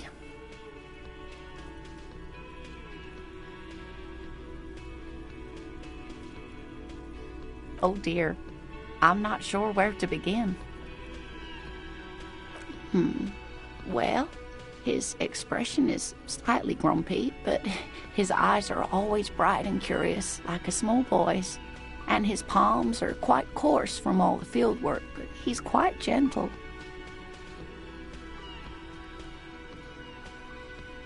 Oh, well, he's a bit shorter than you, but with a larger frame. And he has longish white hair, usually a bit uncombed. You might say wild, even. The lieutenant pulls out his notebook and begins jotting down the woman's description. One other thing, he'll likely have all kinds of field gear on him, even if he's not out in the reeds, you know, just in case.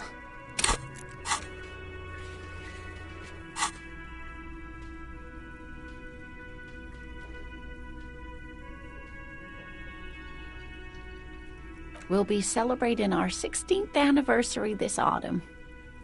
Not the most numerically satisfying anniversary, but I like the less obvious milestones even more somehow. I hope I've been useful.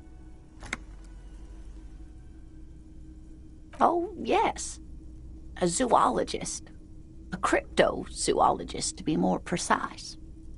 It's a pseudoscience that attempts to legitimize research into mythological beasts and urban legends. That's one opinion, yes. And people are entitled to their opinions. She's used to playing off such insults casually, but they still affect her. My apologies, ma'am. I did not mean to undermine your hobby. It's not a hobby, dear. It's a subfield of zoology. One specializing in animal species that are so exceedingly rare that many assume them to be extinct or even fictitious. Searching for such species called cryptids is difficult and often thankless, and frankly, many scientists are too lazy to do it. Universities these days are rarely interested in supporting real research. The quality of research at Revacholian universities has been on the decline, but you doubt there was ever a time when cryptozoology was embraced by the academic elite.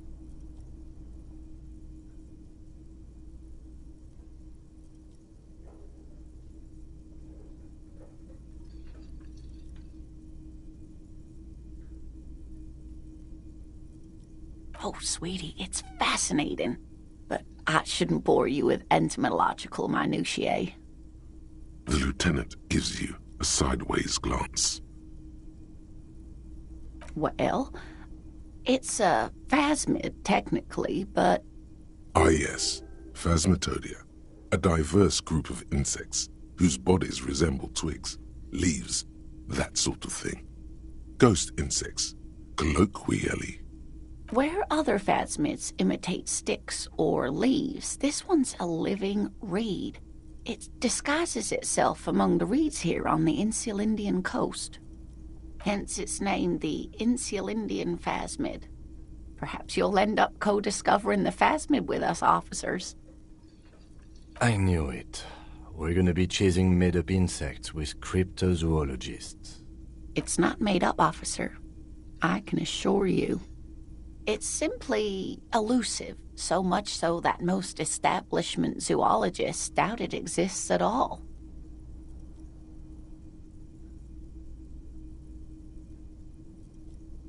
Well, some teenagers making out in the reeds saw one. They didn't know what it was, of course, but there was a brief article in a local newspaper about their encounter with a ghost insect that looks like the reeds. Gary sent us the clipping. Of course, most phasmid sightings turn out to be false alarms, but their description matched the Insil Indian phasmid perfectly, and they didn't even know what they were looking at. Enthusiasm has wiped the worry from her face. Her eyes sparkle behind her glasses. I suppose I have something of a personal connection to the Insil Indian phasmid. All scientists have their little hobby horses. Not at all. Why else would it hide itself so carefully? Oh, I doubt it. No one gets into cryptozoology for the money, sweetie. Yes, it can blend in almost perfectly among the reeds. It's how it stayed hidden all these years. Centuries, even. That's not special at all. Of course it blends in. Most insects do. You don't even have to be a stick insect for that. Oh dear. I'm afraid I'm not explaining this very well. It is very special. Morel can explain it all much better. I wish you could hear him describe it. Then you'd understand, I'm sure. You're an enthusiastic idiot, but you're still an idiot. We don't have time for Cryptozoology 101. Let's get back to work, shall we?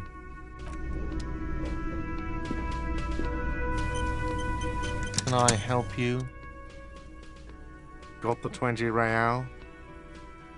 Good. You got the room for the night, but remember, you'll need another 20 real tomorrow.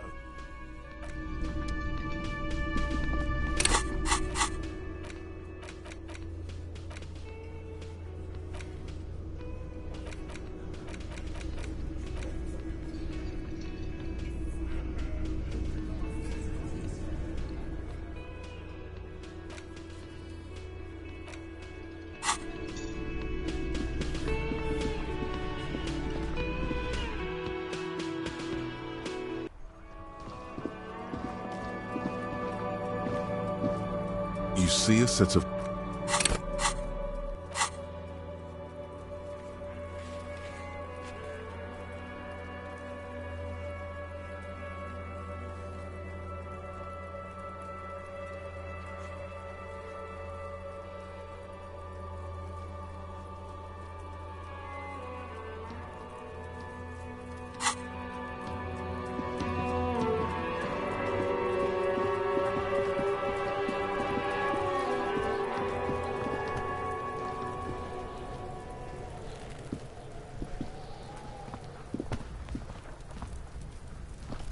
There he still is, looking right through you with his white eyes. The body below is entirely dedicated to that corpse smell.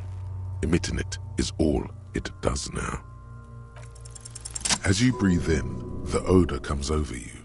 It's a smell of the mind telling you to run, and your stomach to wring itself empty. With your hands at your sides and your eyes squinting, you stand in it. It's a puzzle. What's hanging in front of you is a puzzle of decaying flesh, tattoos, and tendons. They do after 7 days, yes. We are deep in decomposition here. The man before you is naked, but for a pair of underpants and enameled boots. His skin is greenish, marbled with decaying veins, and blotched by lividity. A fading web of tattoos covers his chest and shoulders. The cargo belt used to fasten him to the branch above appears industrial in strength. An intricate web of blue lines stretches across the torso, from the right shoulder to the solar plexus. Each time they intersect, a small white star is formed in their crossing. Hundreds of fading asterisks riddle his skin. Their concentration is highest around his heart. Of no nation that I know of. If anything, It reminds me of religious illumination, last or penultimate century. Men who live harsh lives often turn to innocentic worship. But which one? I see no trace of a humanoid figure. I agree.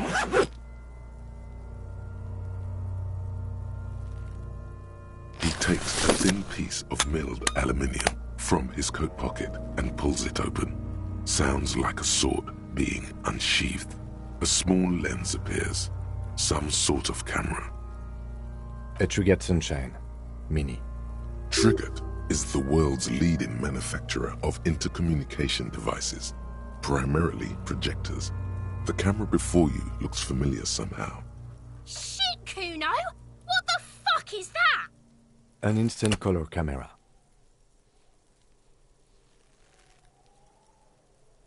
I have only 2 ampoules, so nobody move. I don't want to waste one.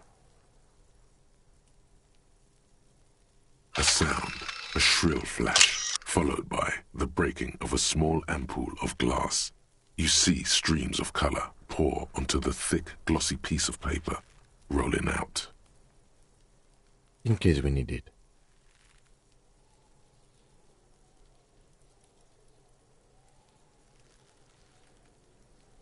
Yes, it is pretty cool, isn't it? There is only one ampoule left. Use it wisely. It contains insight to the victim's person. By his build, I'd say this was a man of physical violence. The story he wanted his body to tell was important to him. It is his letter, to us. Someone should decipher it. We'll need to show it around.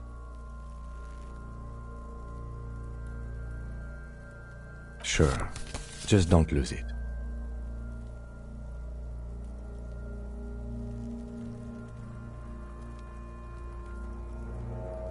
The glossy-eyed corpse looks by, his mouth mute and his skin as colorful as the chemical rainbow on the photo paper, teeming with opportunistic organisms. The material appears to be ceramic. Its clean white stands in stark contrast to the decaying flesh above the knee. The man wore thick polymer socks, probably for padding. A fine array of interlocking plates covers them. Delicate and fragile, they feel alien to the world around you, out of place somehow.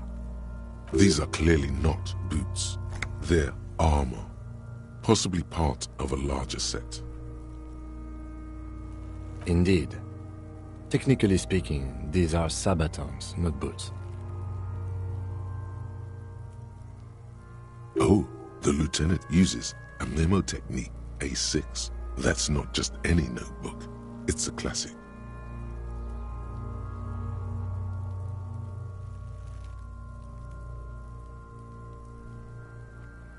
It's clearly some manner of super armor, or future armor. Super future armor? I'm useless. Ceramic plate. Zirconium dioxide, most likely. This is where the make would be. Under the heel. Fair weather. Fair weather model T500 VE. I'm guessing that's vitreous enamel. This is advanced stuff. Piece by piece. He's been out here for 7 days. It would be odd if they didn't. We should keep a lookout for these pieces. The armor could yield information. This is one thing he might actually know.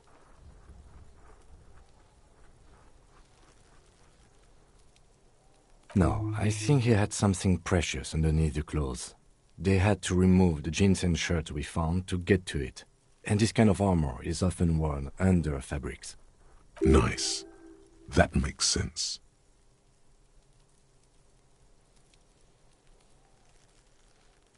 They usually hang them completely naked for that.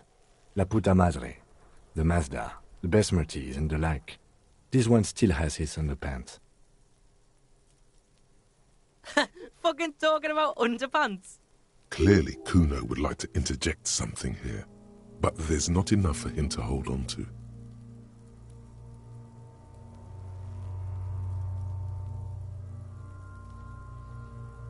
It is. It's expensive. We've requested similar material for our tactical units for years now. The constabularies deemed it too costly. In that time, we've lost 6 men to semi-automatics.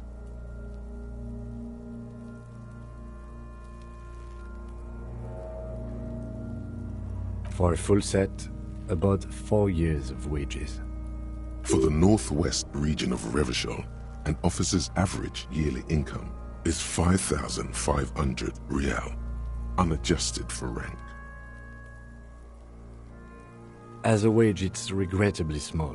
But for a piece of hardware, yes, that's a lot.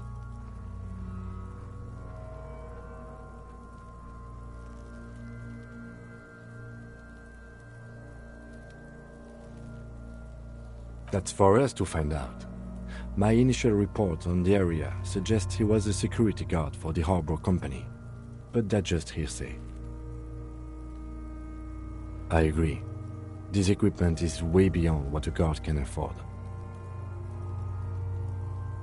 A small bell-like sound fills the air, like tapping on the side of a porcelain cup. It's anything but. This material is a kinetic redistributor. It spreads kinetic energy horizontally, from plate to plate, dissipating it entirely. See? Faint, organic lines cover the plates where they separate into smaller ones. These plates then divide into smaller plates, until there are hundreds of them altogether. Like whirls of floorboards, the design looks organic, influenced by highly resistant wood materials, like lignum vitae and ebony perhaps.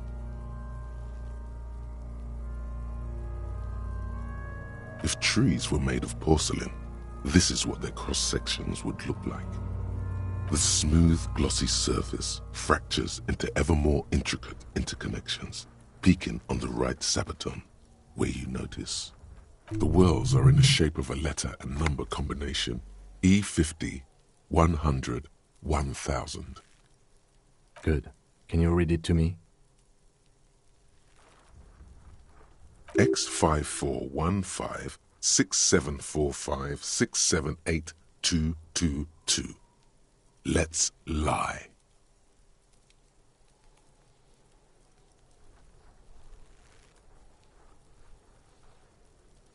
We have a make and a number. That's something. We can use the radio in my kinema when we're done. Either station can chase it for us.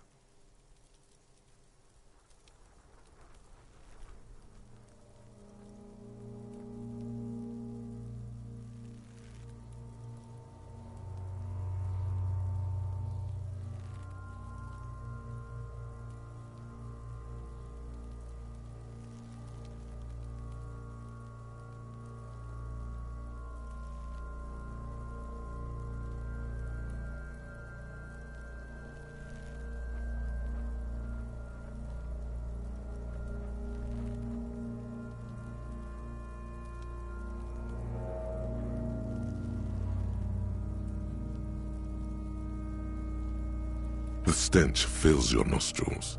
As you push downward, an ominous creaking sound comes from above. Stop!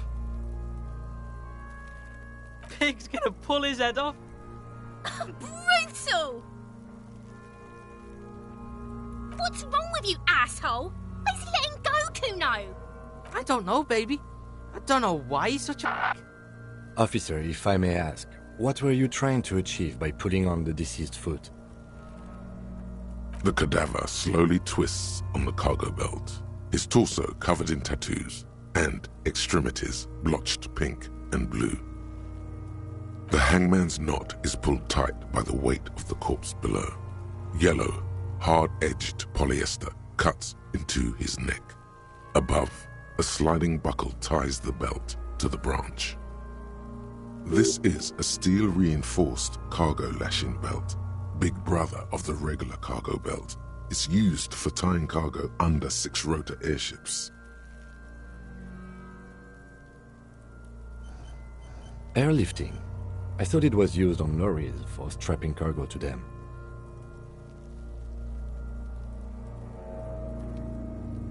The local harbor uses 6 rotors to shuffle containers around. I get the sense they use whatever was on hand without paying much attention to not incriminating themselves.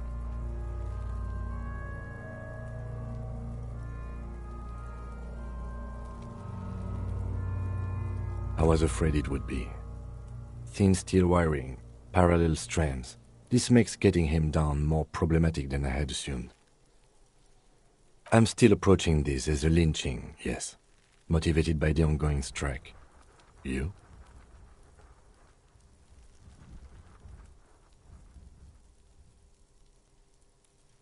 "70% of the cases I get are just filling in the blanks on the initial report. This belt worries me. A noose is one of those things that's easier to use one way around.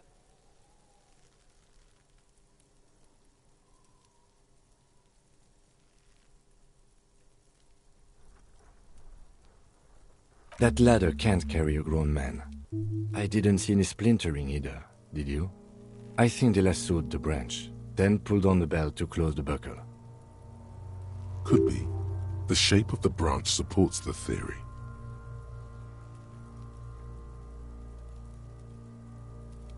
The cadaver hangs. His eyes are milky white and blind to the world, protruding comically from their sockets.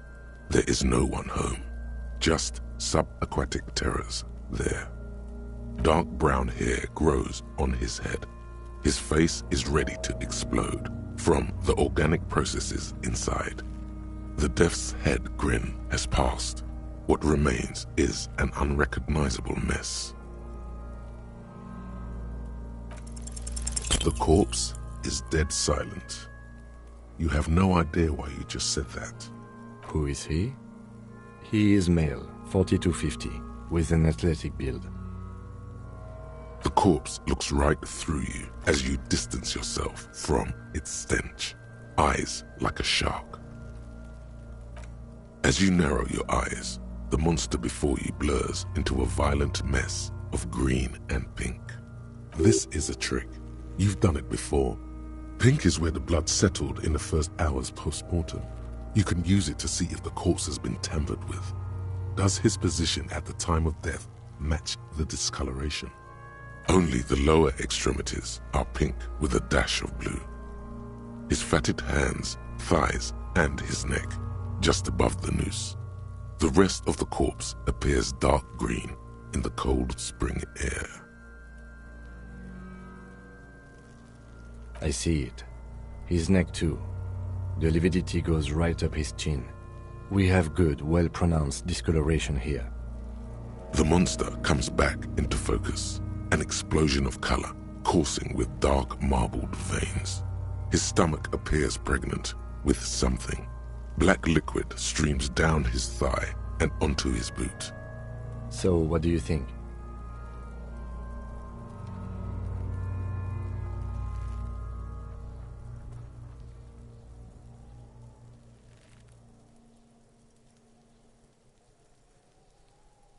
Agreed, especially on the neck. The belt acted like a tourniquet, keeping the blood in his head. The hypostasis supports her hanging.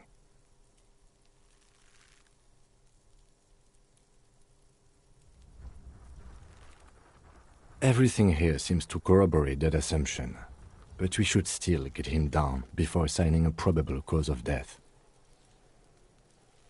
A pool of blood and feces has eaten into the frozen mud below the man's feet.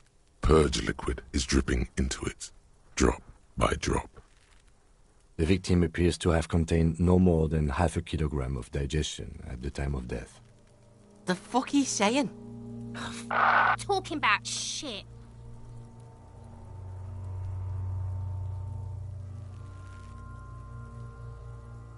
Malicious laughter erupts in the yard. Sounds like seagulls. Big head is a... The lieutenant's face is made of stone. I agree. His personality is no longer a part of the world. Totally dead.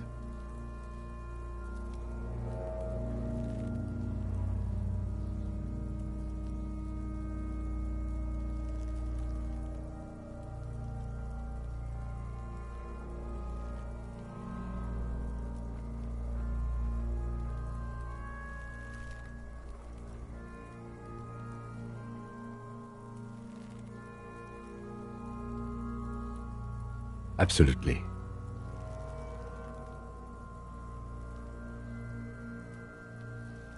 I do. Most of them are post-mortem. Maybe even all of them. The delinquents have made our jobs harder with their little sport. Stop talking in riddles, coin slot. He means you fucked him up good, Kuno. Fucked him up brutal-like. But there is no breath to catch. Only the cadaver filling the air and your nostrils. He slowly rotates before you, decomposing. Are you sure we finished the preliminary examination of the cadaver? We might miss some of these things once he's done. The cadaver slowly twists on the cargo belt, his torso covered in tattoos, and extremities blotched pink and blue.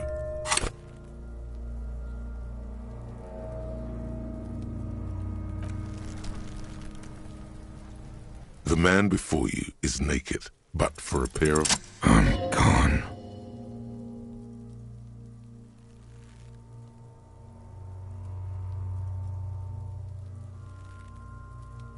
I'm a joke. Look at me.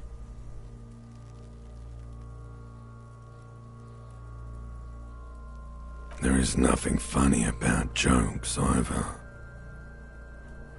A killer, a motherfucker, and a killer. Go ahead, Cobbo. Into the wild pale yonder. In the past, way out in the west. What do you mean? It's the power of your imagination. Go ahead, ask me more questions. You fucking love questions. Because you're a copperoonie. Look at all of them go. Do you want more questions? Coming right up, copperoonie Rooney.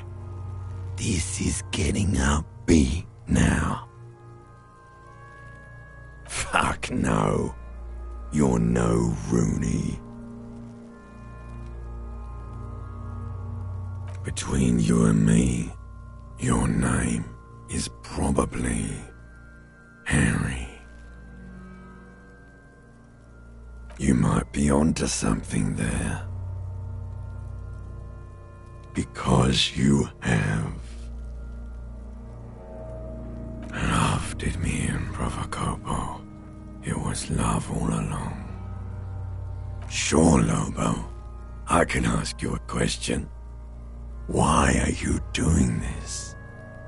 Looking at my face, motionless, looking into my eyes, standing here. Why are you investigating my murder?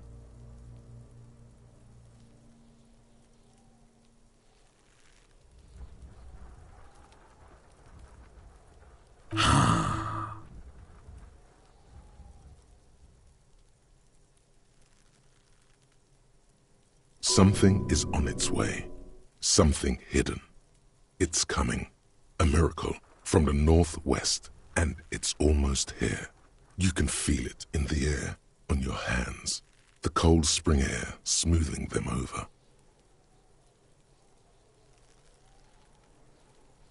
Do I remind you of someone? A child born with Muller's disease, harlequinism, grown up miraculously.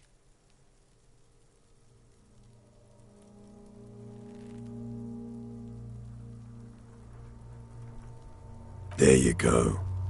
Look at that bright kid. We're birds of a feather, you and I. Soon you will be just like me. Just keep drinking and having a good time. It's a matter of weeks.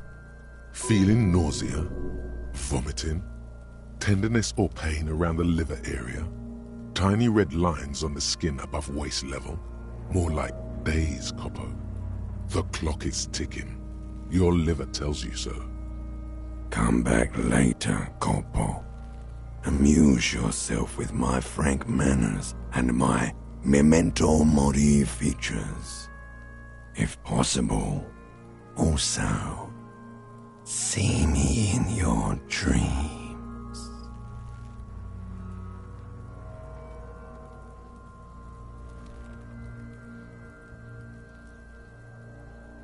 Of course, you have questions, don't you? The power of your imagination is at your service. Come back later, Corpo. Amuse yourself with my frank manners and my memento mori features. If possible, also see me in your dreams. The steel-reinforced belt presents a unique challenge. I brought chain cutters, but I don't see a good angle of approach to the belt. He doesn't actually think the challenge is unique. He thinks it's frustrating, annoying, and harder than he thought. The cadaver is a good 1.2 meters up. Neither one of us can reach the belt without assistance. And even if we do, there's the question of cutting the airship strength material. An acrobatic maneuver would solve this situation. Nothing can go wrong with a good maneuver.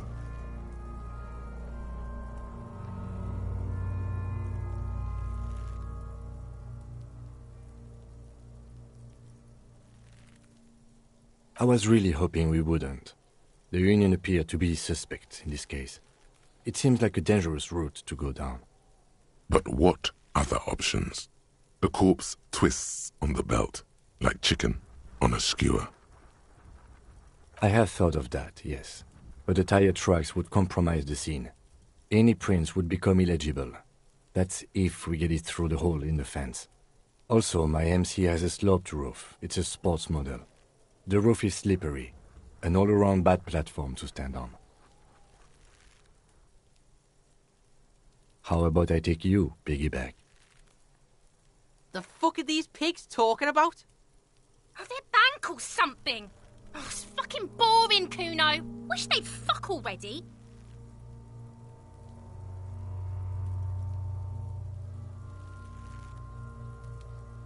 Yes, it's not a good idea. It's a fucking hilarious idea.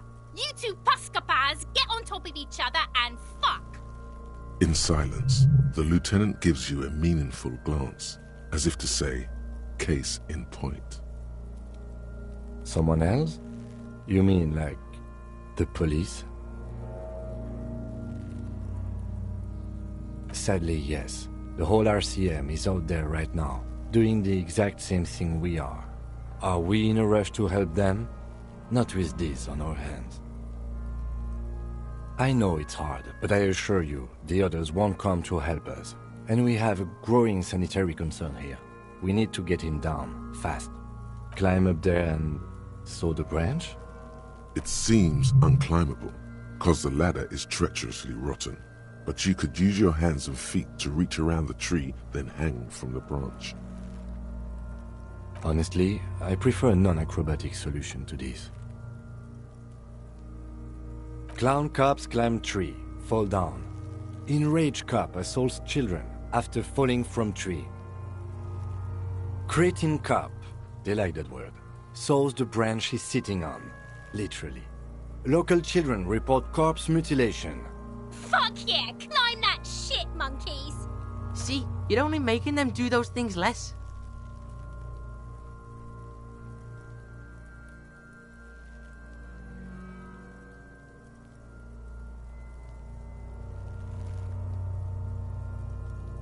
Yes, we should use acrobatics as the very last option, after we've tried everything normal.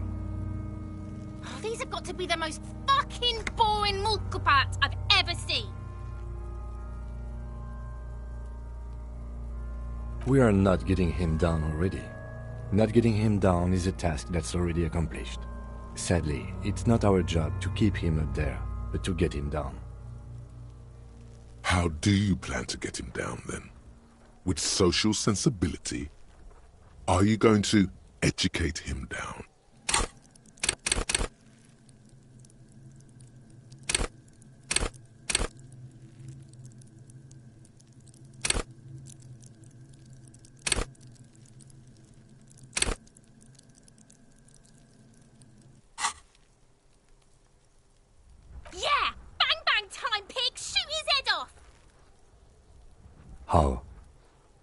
buckle ties the rope to the branch. That's a good spot to aim. Where? Ah, yes, I see. If the shot hits that, there might be a chance to release the belt. Yeah, now we're talking. Entertain the Kuno with some shit. They'll miss. The pigs will miss Kuno.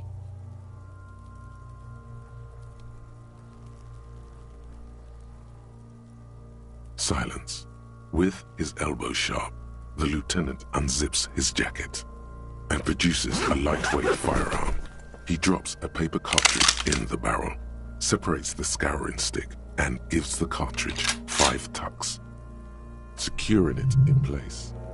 That's a Kiel A9090 Armistice, mass-produced muzzleloader, ascetic, frugal, one of the most common firearms in the world.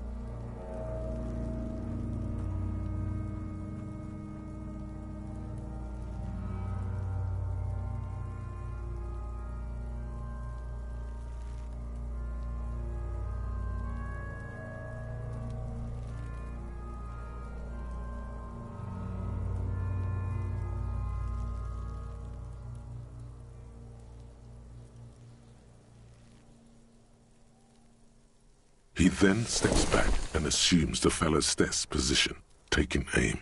The corner of his eye twitches. His finger is on the trigger.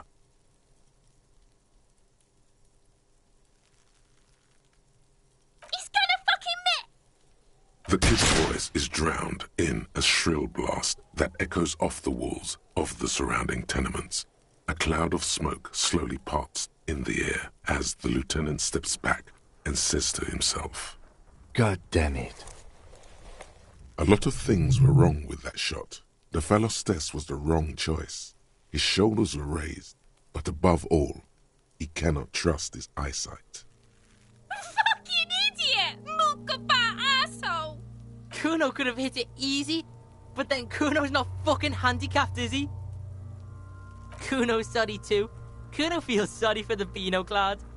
The lieutenant doesn't say a word, just looks at the gun in his hand. No, we are lucky as it is.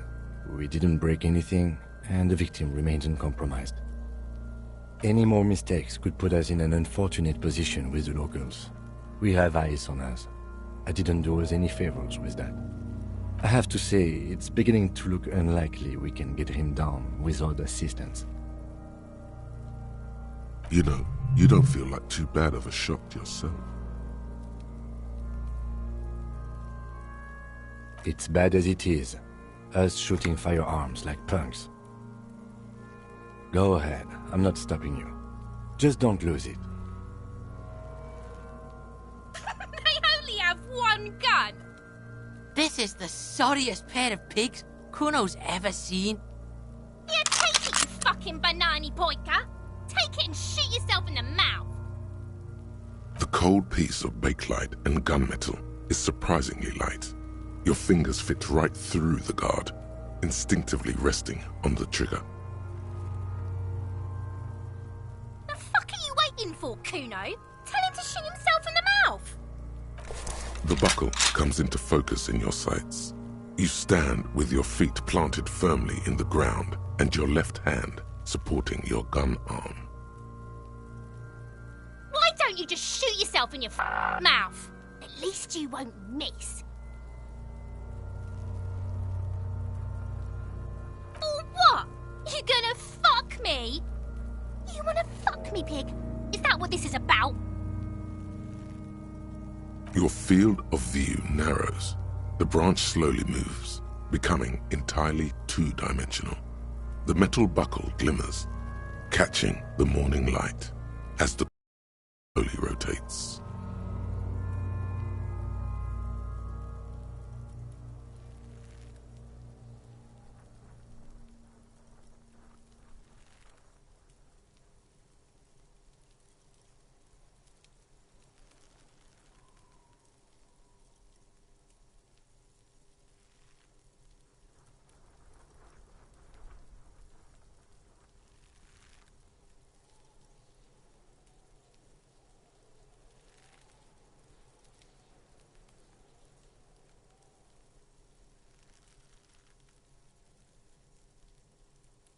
The slow movement of the branch in the wind and your shoulders directing the gun sync up, dancing hypnotically. Look, he's crying! You gonna cry now, fucking faggoty?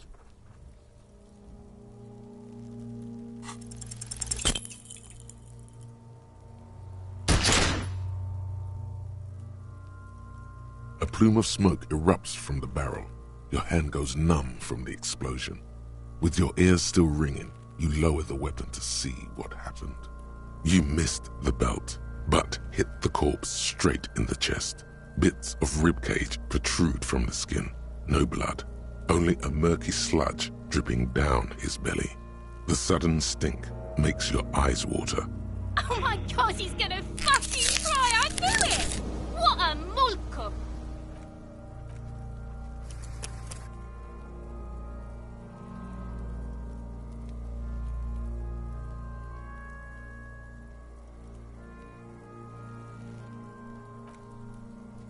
Ask for another shot. You'll get it with the next one. The goddamn light reflected off some window. Surely.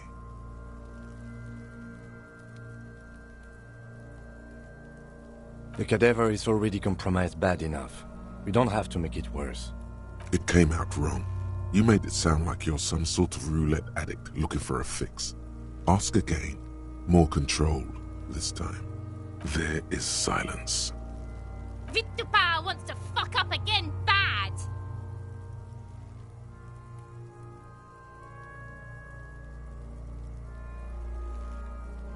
It's the song of my people, asshole.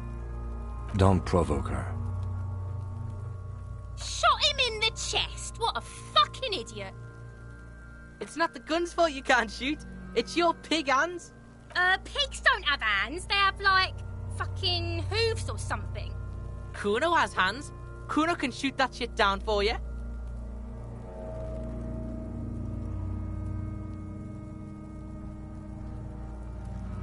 That's preposterous. What are you, a fucking earl? We still need to get him down, somehow. The bad way. The way I didn't want us to. By asking the harbor for help. They have the tools and the men. If they put him up there, they can take him down too.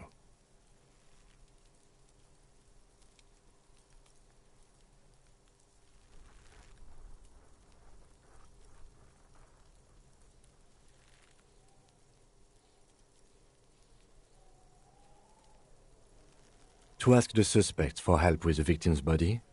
To be indebted to Everard Clare? Very much, yes. Which is why I would have preferred us to handle this ourselves. Clearly we can't. Suck my dick, bitches!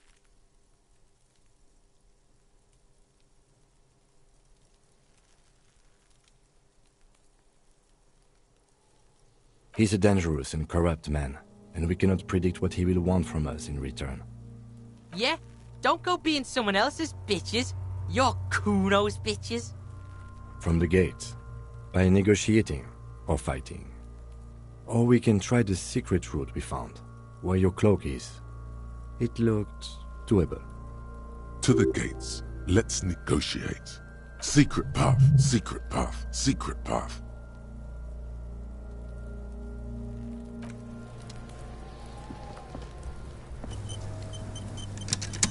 Fuck does Kuno care? Kuno's Kuno. You already know that slow shit. Kuno thinks you have brain damage. Kuno, stop being nice to the pig! Ease off, see. Don't be telling Kuno what Kuno can do. What else you want, pigman? Yeah? The kingdom of Kuno. Yeah, whatever. Kuno doesn't give a shit. Kuno doesn't...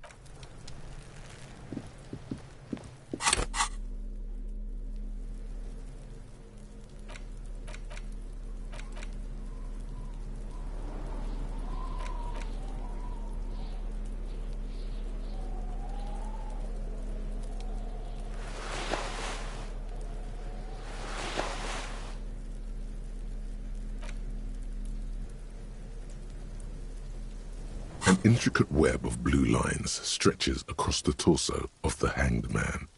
From the right shot, the pattern still kind of has an ethnic feel to it, but nothing familiar. For you to discover. You've gotten as far as you will with someone who knows about history could tell you. Gone.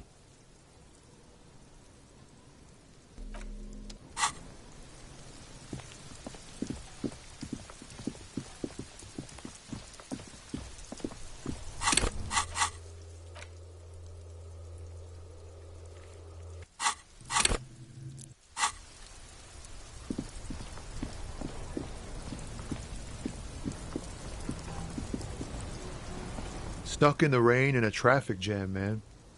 What's on your mind? Nope, don't smoke.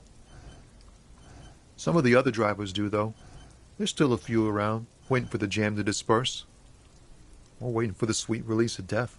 Yup, nothing wrong with that statement. Your senses have nothing to add. You left the ask around elsewhere. You could also check the kiosk down the street. Frit. With 3 T's. Rebishaw's weird.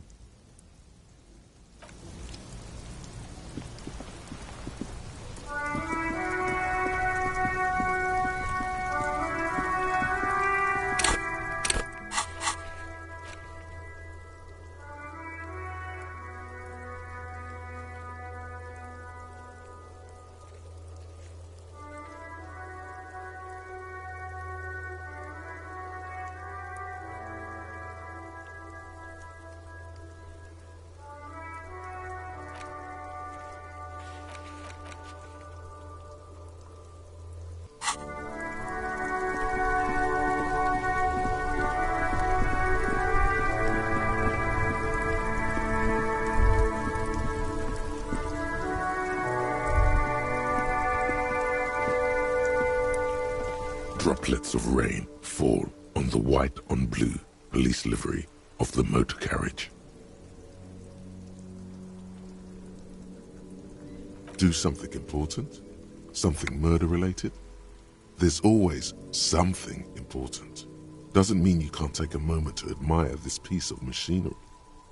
This is a Caprice Kanema, the Caprice Motor Corps follow-up to their highly successful workhorse, Caprice 40, and the answer to the Lum's racing breed, Ferv series. With its air-cooled, rear-mounted 12-cylinder compression ignition engine, driving the rear wheels through a 4-speed manual gearbox, the Kanema is able to reach 100 kilometers per hour in 13.5 seconds and go on to a top speed of 180 kilometers an hour.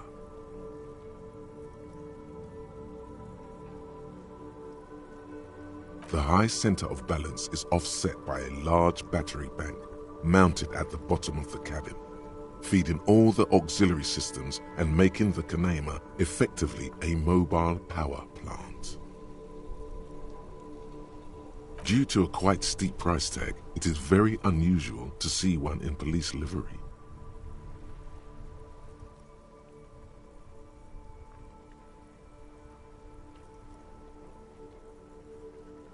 Mm-hmm. You want to take a closer look?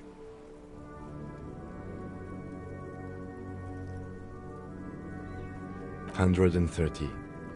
I reckon that's a 7-liter V12 there. Man, that's got to be a major advancement over the KR-18GU engine on the old Caprice 40.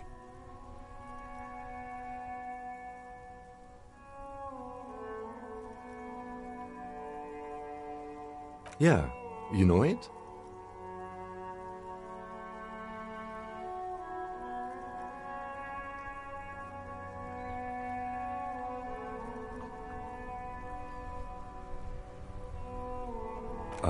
Yes, that's right.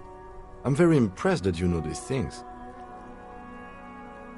130. I reckon, man, that's got to be a major advancement over the KR-18GU engine on the old Caprice 40.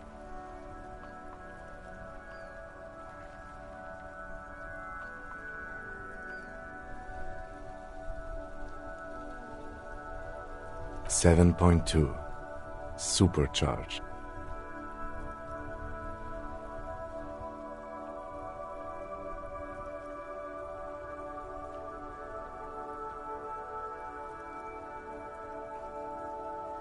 Yes, an extraordinary machine.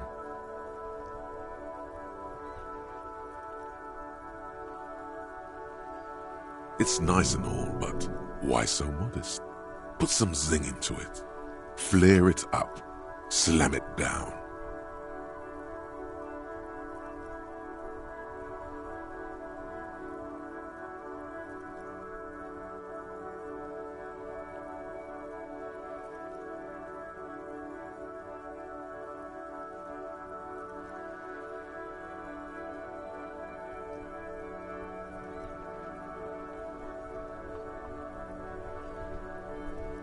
Helium headlights would improve the range and quality of the visual field a lot.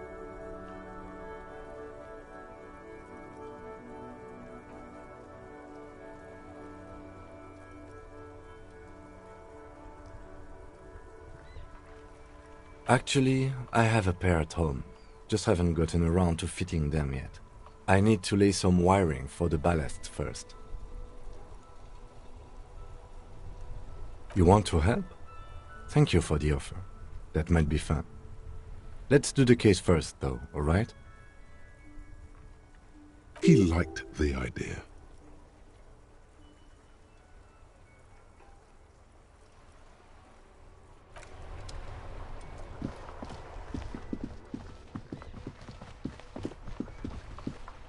The dented yellow mailbox greets...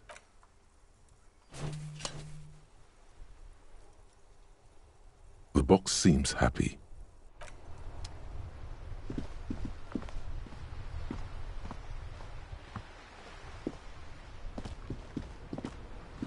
The worn and beaten wooden planks of the bench do not look overly comforting.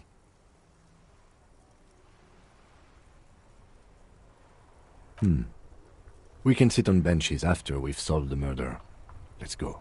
You can revisit the bench if you ever need to pass the time when Lieutenant Kitsuragi is gone.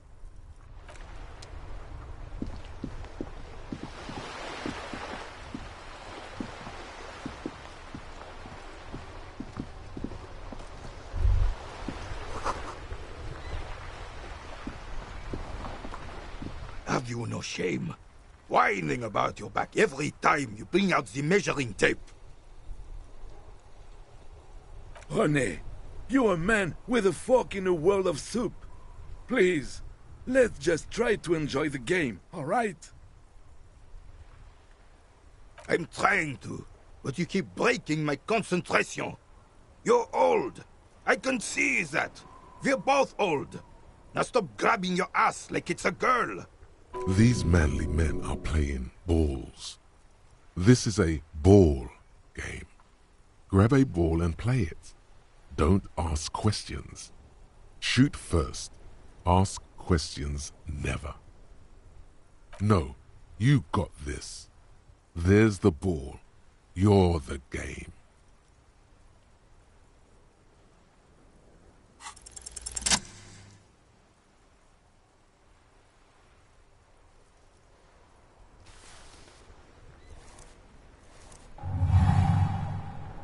You are immediately surprised by the ball's lack of weight. No matter, you'll make it work. God, this is right. You feel the familiar tremble of excitement and adrenaline that precedes every victory. Time has frozen. The cold metal ball is surprisingly smooth against your neck. It has a pattern on it, probably a sponsored ball. Yours would only be covered with bumps of learning and scars of victory. Already your muscles are adjusting to the weight, the nervous system calibrating, until you and the ball have merged into a single entity. The man ball is ready. A chilly breeze ruffles your hair as you stand there, feet firmly planted. All sounds, smells, even the wind, everything fades until the only thing left is the union of man and ball.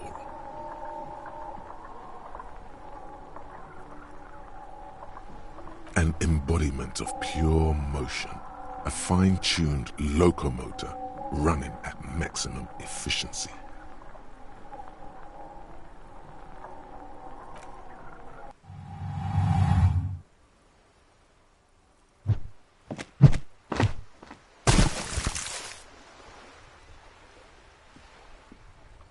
Merde! Bordel de merde! A whorehouse of shit? It wasn't whorehouse of shit. The shot was at least 23 meters, probably 24, and then some. Nothing to be embarrassed about. What the hell is your problem?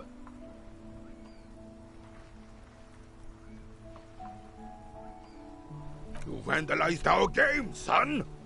We can't play pétanque with 5 bull!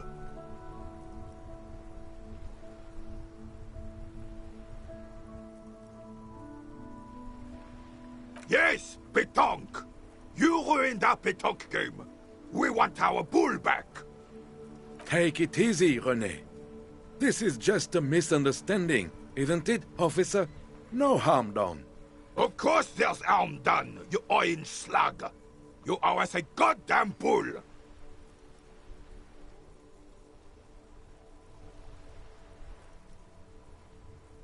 Good! Mistakes are forgiven, when men at least try to right their wrongs. I believe you will try. Now why did you approach us? Yes, why did you come here? It's unlikely they know anything about the murder.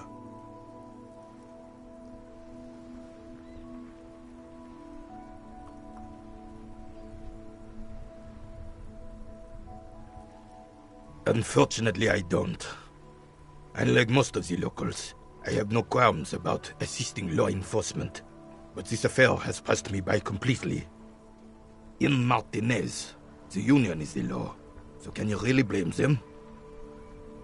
Cop is a pejorative term. I don't have a problem with policemen. On the contrary, I admire the effort to bring order to our streets. He doesn't know about the crime. Your time is better spent discussing politics.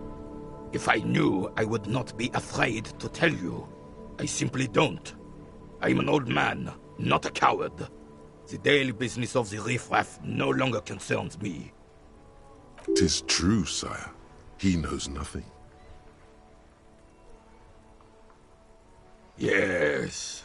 The terrain here provides an interesting variety to a familiar game.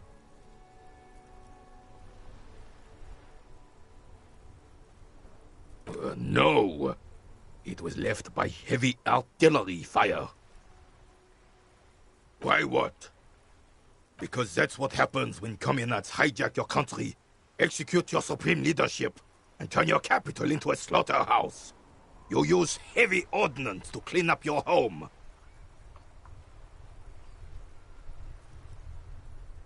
Commies, communists, socialists, anarchists, call them what you like. They just chose the name to feel special. Senseless sentimentality. Sadly, no. It was the foreigners who brought them to their knees. We fought valiantly. Too valiantly. So valiantly we got licked. Should have fought dirty, like they did with their suicide sex cult propaganda and mad anarchist women strapped to shrapnel bombs. We didn't though, and we lacked caliber. God bless him, but the suzerain's cannons simply weren't big enough. It was probably a bit more complicated than that.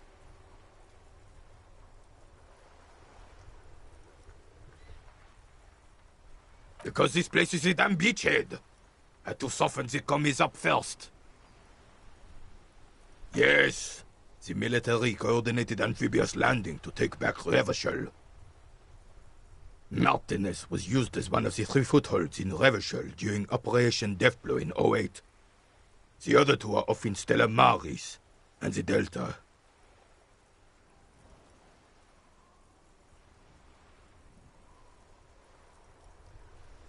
This here is Blood Ground, where Coalition boots first made landfall and cleaned those rabid dogs out.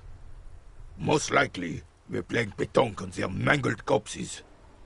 Blood Ground. You got old René going there. Like he isn't hungry enough already.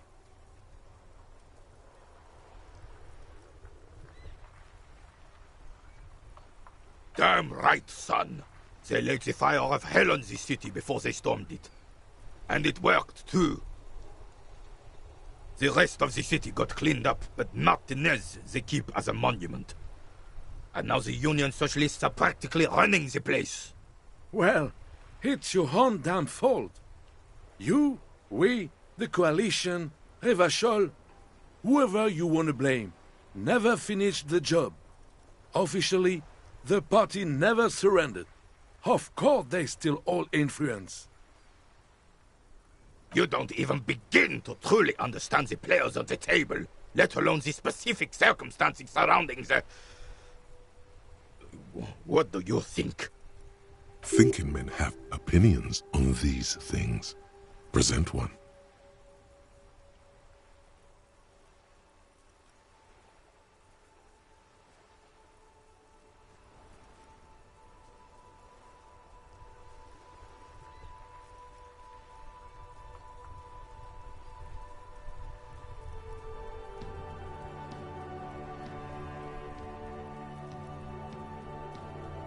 I'm sorry it had to be them. After 8 years of fighting those hyenas, boiling cats for food and drinking piss in the mountains, I would have preferred if the Right Honorable King Guillaume returned through Revachol, or even if that damn clan Frisel had risen from the grave and led us. Sadly, that was not the case.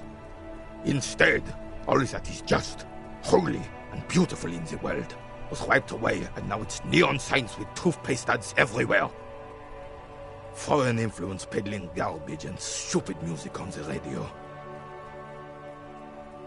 This is just what the commies wanted. This was their plan all along.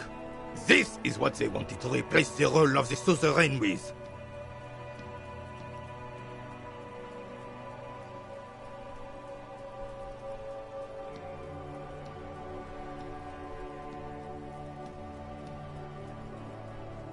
He doesn't.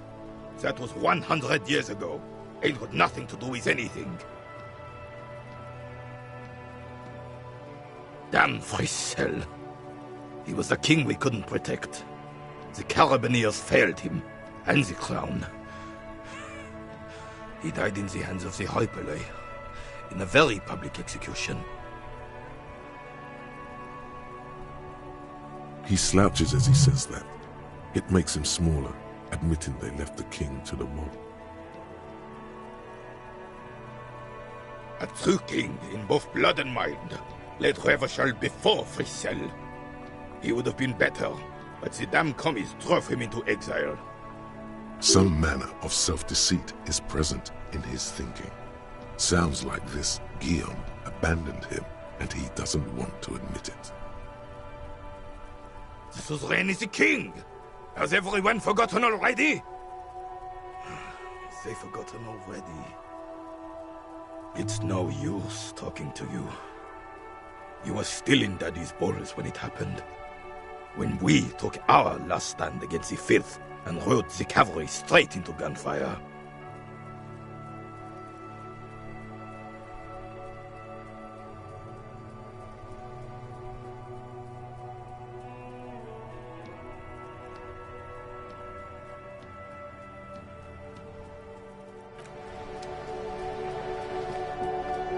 I have really outdone myself.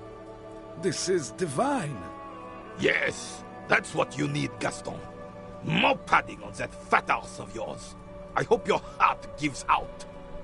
René, it's a little pleasures. Life doesn't need to be a struggle. Hello, officer. How might I be of assistance of this fine day?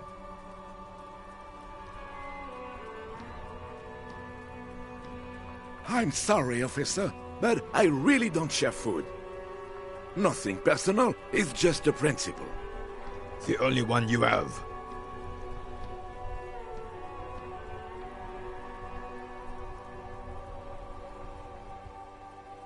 Oh, that's good. That's very good. You must have other business then?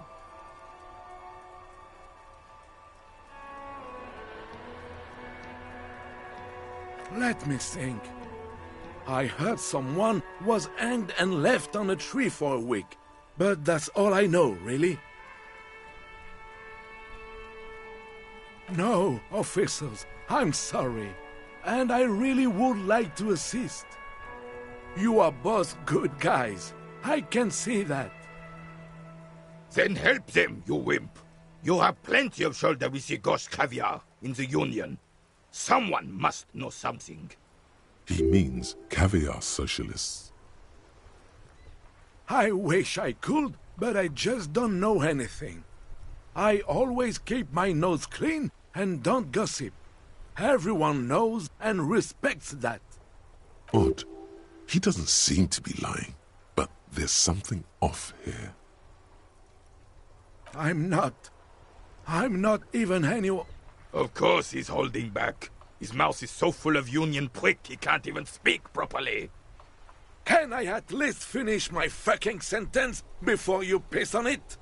Is that okay, René? I'm not anyone important in the Union. I just know Evrard. Everyone in Martinez knows the Clare brothers.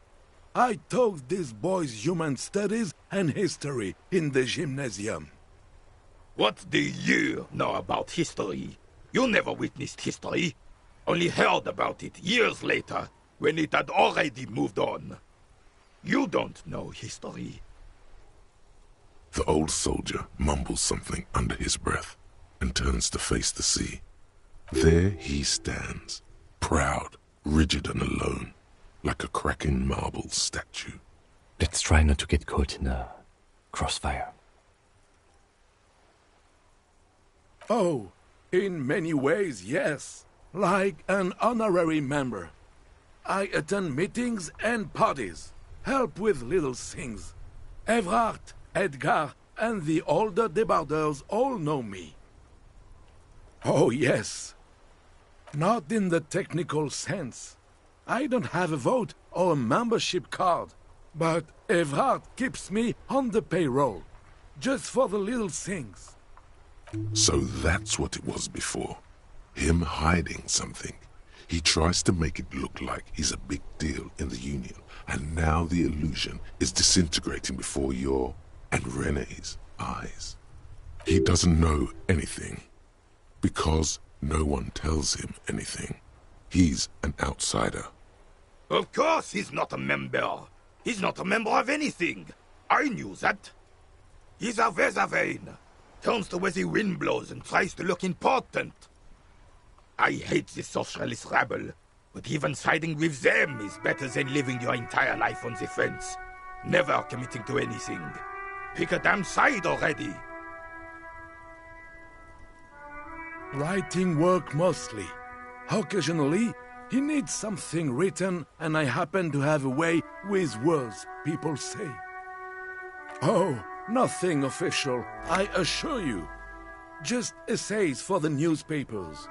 About Martinez and how things are and how they could be.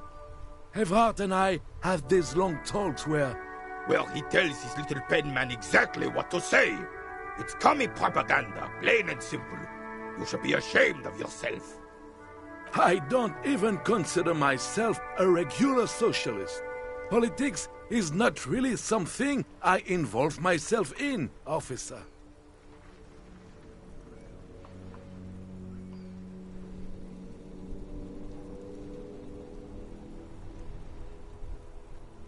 Just easier that way.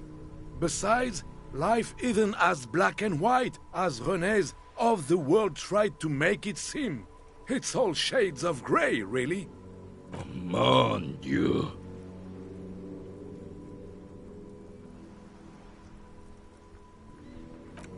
No, thank you. For...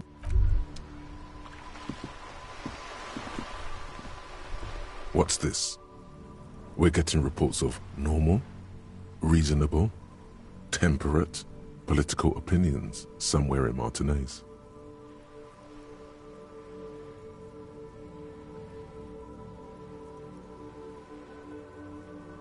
The air suddenly feels calmer, more transparent in a strangely tender way.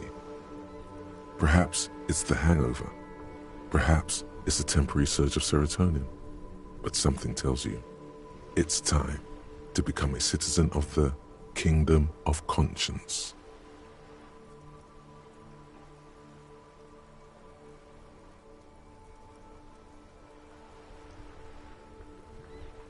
It is not a place. It is a moment in time that can only arise in the right circumstances. In all of human history, it's only been achieved a handful of times. Incrementally. Yawn, you'd get there faster with a little speed. History's greatest catastrophes have been brought about by people trying to make the world a better place. Too quickly. That's the genius of Dolores Day. She recognized that progress is meaningless if its gains are lost because of instability. Real, lasting change can only come about gradually, increment by increment.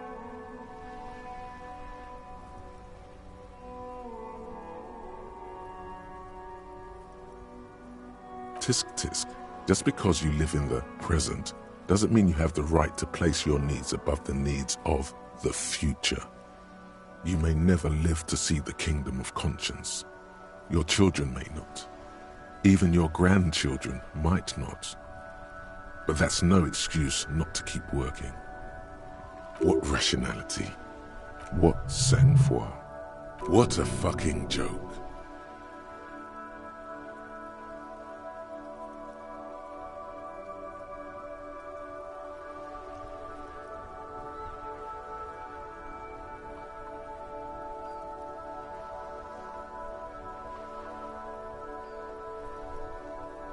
Do you believe the status quo is preferable to chaos and bloodshed?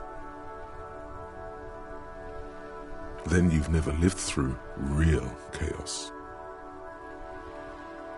Sometimes, in the face of great disaster, defending the status quo is progress. The kingdom is difficult to comprehend and even more difficult to describe, partly because humanity will need to discard many of the categories that define and limit it today. The kingdom of conscience is post-capitalist, post-national. It's also post-industrial, post-ideological, and even post-sexual.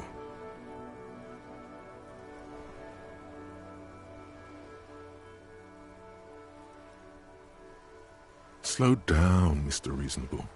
Did you miss the part about compromising and taking things slow? That's right. Remember, real democracy is just around the corner for Revachol. When that real democracy kicks in, a long time from now, we are all going to be so much happier.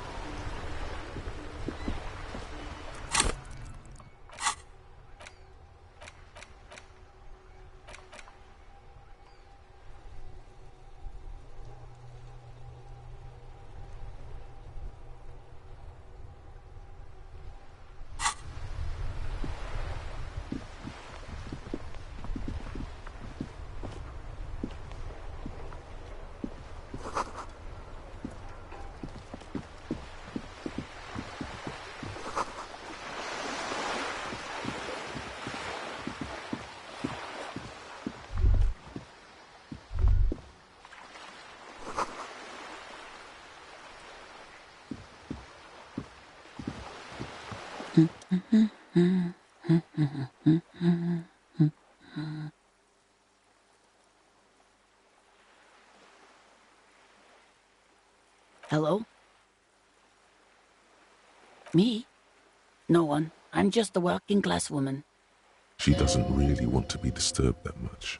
If she's such a working class woman, why isn't she working? Looking for something to read.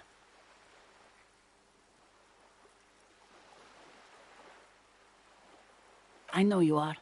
Everyone can see that. The rectangles. What with? What with? A lot of things. For example, people tend to go missing. Her hands move over the book covers. The tips of her fingers look rough, stained with yellow. It seems like she has spent a lot of time at work, smoking. The woman before you nods and returns to her reading.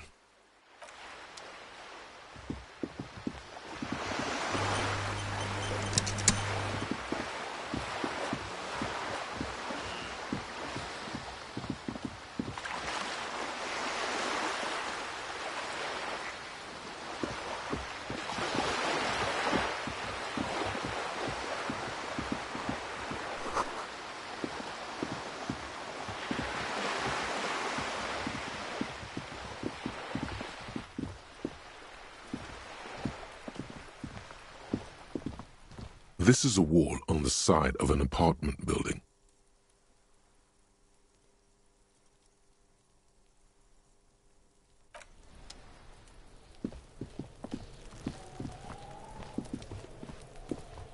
Are you trying to sneak up on me? Come to slit my throat in my sleep? Apparently, she doesn't like people standing behind her back.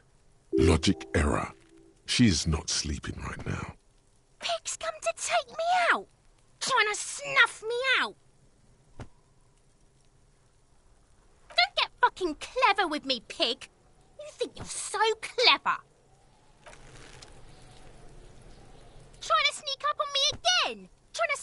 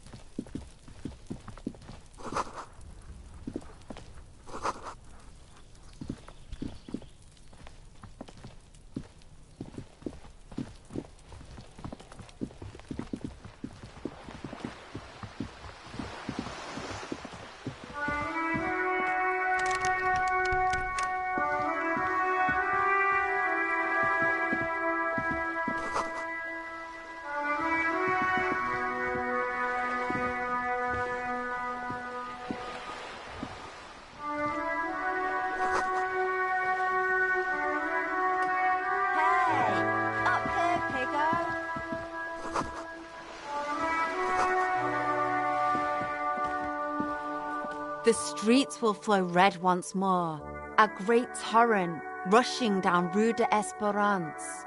You wait and see. The streets will not flow red with anything. Who are you? I'm Cindy the fucking Skull. What else do you want to know? Date of birth, blood type, the last time I was tested for Hep C.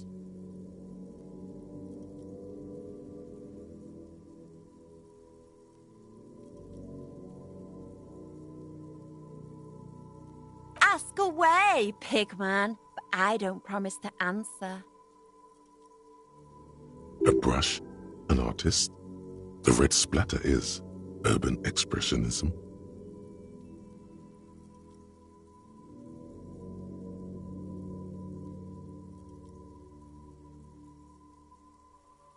The lieutenant furrows his brow at another one of your eccentricisms.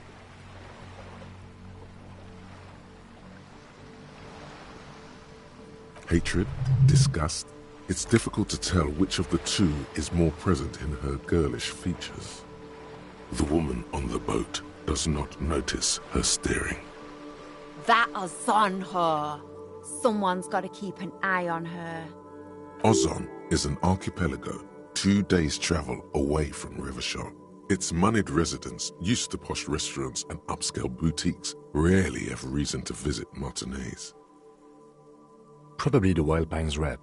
We should talk to her. She's a professional negotiator, though. I have the feeling she will be very cooperative while telling us nothing. You should take the lead. Ask her unexpected questions, Do your thing. Don't be afraid to get a bit wacky. Throwing her off is our best bet. Good idea, piggies. Run along now. Fuck her shit up good. Impound that boat while you're at it. I'd like to watch her swim back to Ozon. Can't you tell? I'm painting a beautiful mural, an aereo graffitio visible from low orbit. I haven't really started it yet. I'm waiting for the right words.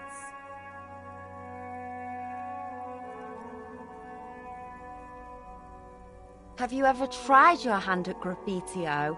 When faced with a blank wall, most people write unimaginative stuff, like pigs go home and Mono is here.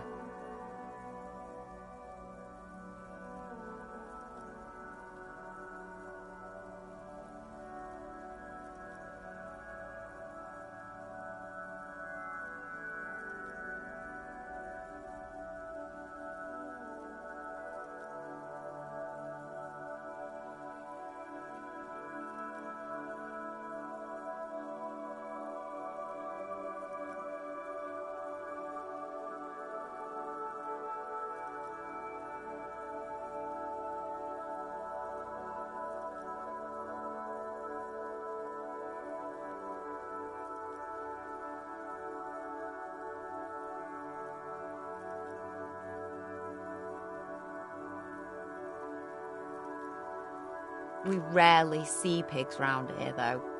Just union cads. And my name's not Mona, so...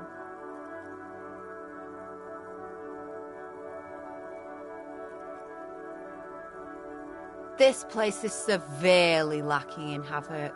Not even the occasional trash can fire to break up the tedium. I thought I'd mix it up, summon the forces of crime and social chaos with a wall-sized invitation. Yeah?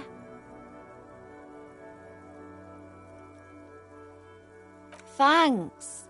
I'm sure the inspiration will come to me now that I have an official RCM stamp of approval. She means the opposite. I ain't no snitch, pigstein. Go forth and forage in someone else's shit.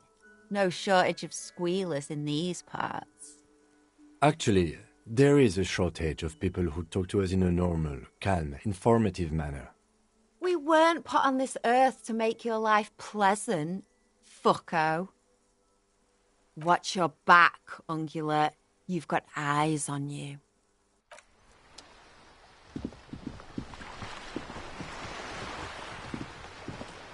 A sturdy metal door guards the southwest entrance to the apartment building. The door rattles against your knuckles, but there's no response. The door rattles again, but this time you hear an elderly woman's voice calling out from inside. Stop banging on the door! I'm not letting any more strangers inside. Doesn't matter who I am. Now go on, get out of here. Ha! The police? Everyone knows the police don't come round here. No, I already told you. I won't be responsible for any more strangers getting into the building. Go check the backyard door. Maybe someone there will. Backyard door? There must be another entrance to the east. Madame, I assure you, we are real police officers. There is no reply. Just faint, sweeping sounds inside. The door rattles again, but this time you hear an elderly woman. Stop banging on the door! Ha!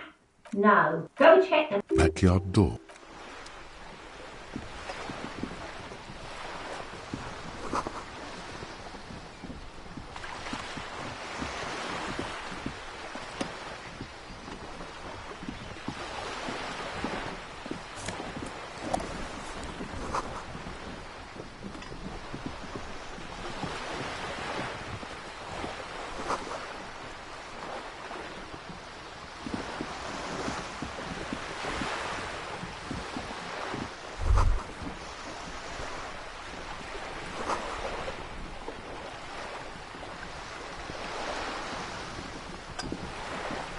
A striking woman leans against the cabin top of her sailing boat, smiling as you approach. Her green raincoat glistens with droplets. A silk scarf is tied around her throat. Good morning, officers. I'm Joyce. Joyce L. Messier. I represent the board of Wild Pines, the owners of the harbour. You gentlemen must be from the RCM. Beaton, my maiden name.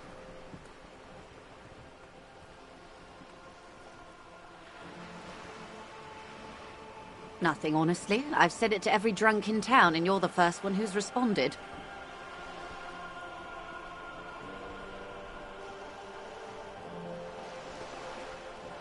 Relax. She meant it in jest. I'm glad to see you here. Like steel. There is strength there.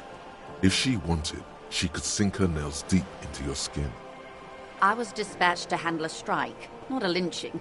Anything I can do to assist the RCM in this matter, I will, gladly. That is good to hear, madame. My colleague will take the lead on this interview. I should let you know that he is recovering from an unusual medical episode. Very unusual. But I can assure you of his ultimate competency.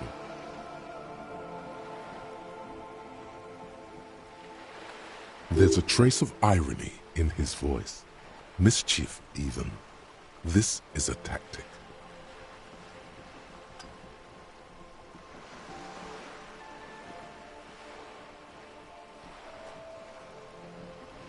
It happens quicker than a shooting star. But did the lieutenant just wink at you? How interesting. I wish you a swift recovery.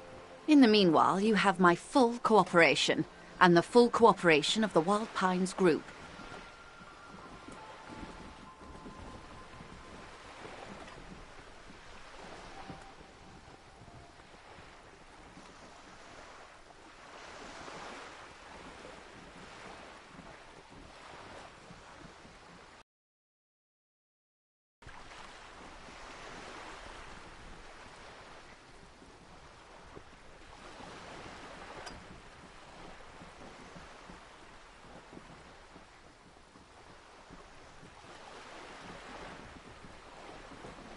Why, yes I am.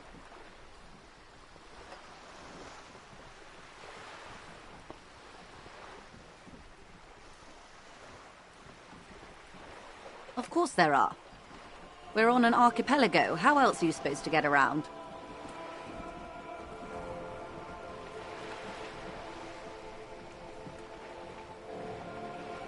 I mean, we are on Le Caillou, are we not?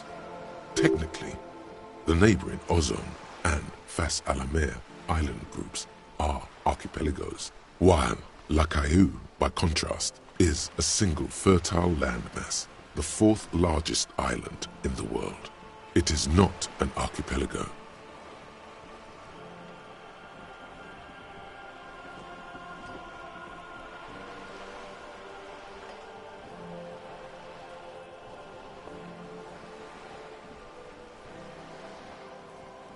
Okay, if you want to get technical, the point is we're all on islands here, and sail is still the most expedient way to get from one island to another, especially when you're in a hurry to resolve a strike.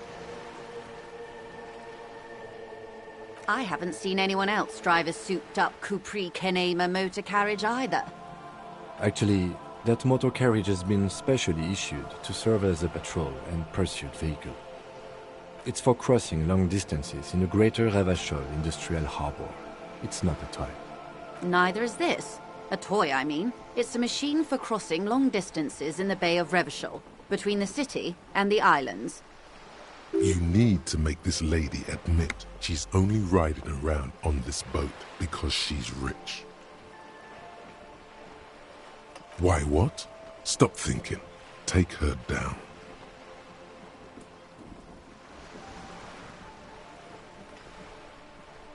Before you do, it might be pertinent to ask a few more questions.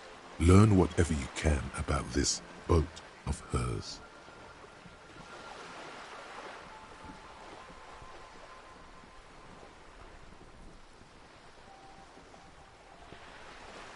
The boat? No. It is called Cor de Leyte 19 because that's the type of sloop it is. It's a pleasure craft. A 19 pacer. It also happens to be rated for Category 1 racing. Though these days I mainly use it for business. My sloop? I like it a lot. It's the eel's hips, baby. I'm enjoying this part of the interview. It has so little to do with the murder we're investigating.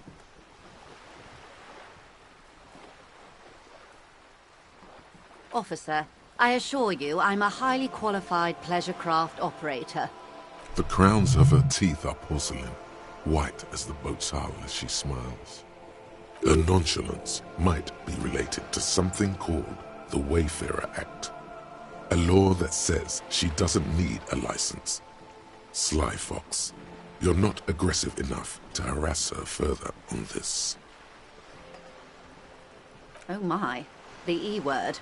You mean to say that it's a symbol of conspicuous consumption? That I'm a member of the ruling class?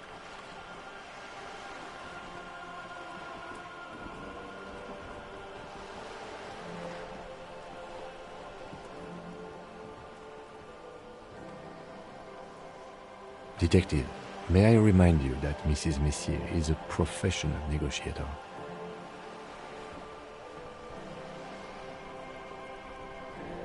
Then what does that say? Does it say docking reserved for residents of Rue de Saint-Ghislain, 33A? 33A? This old proletarian haunt here? As I said, plenty of people drive boats, of all social strata.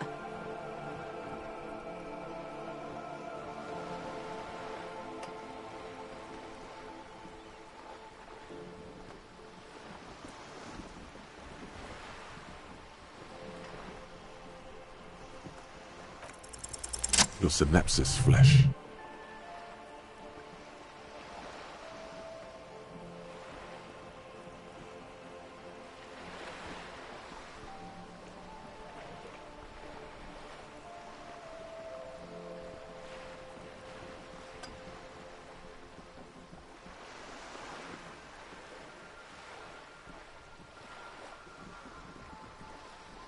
Okay, it is anti-centennial.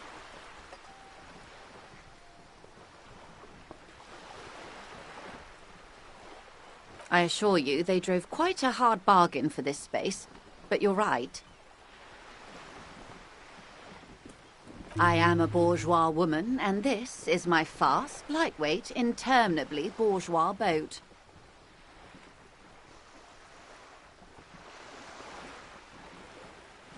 Oh my, the E word. Detective. Then what does that 33A? This old prolet... Yes. Anyway.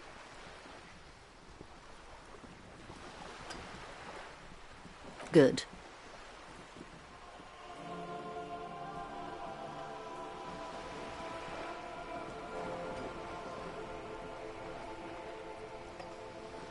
This reality.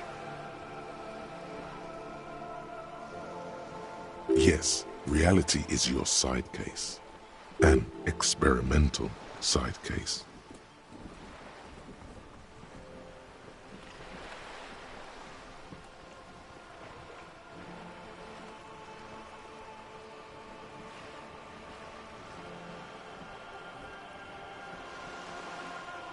How truly curious. A sort of philosopher detective.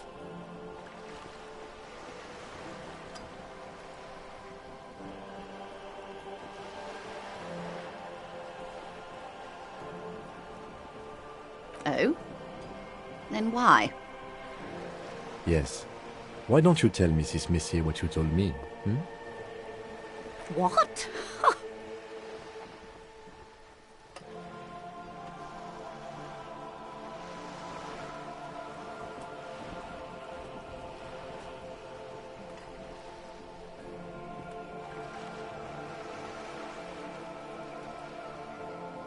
Such an acute encephalopathy just doesn't seem possible. Surely you're joking. Don't be phased, madame. He functions perfectly well. He only needs a lowdown on all of reality. We may be here a while then. Ask away, officer. I'll help however I can. All right, we're in. I know these all look good, but begin with the first, okay?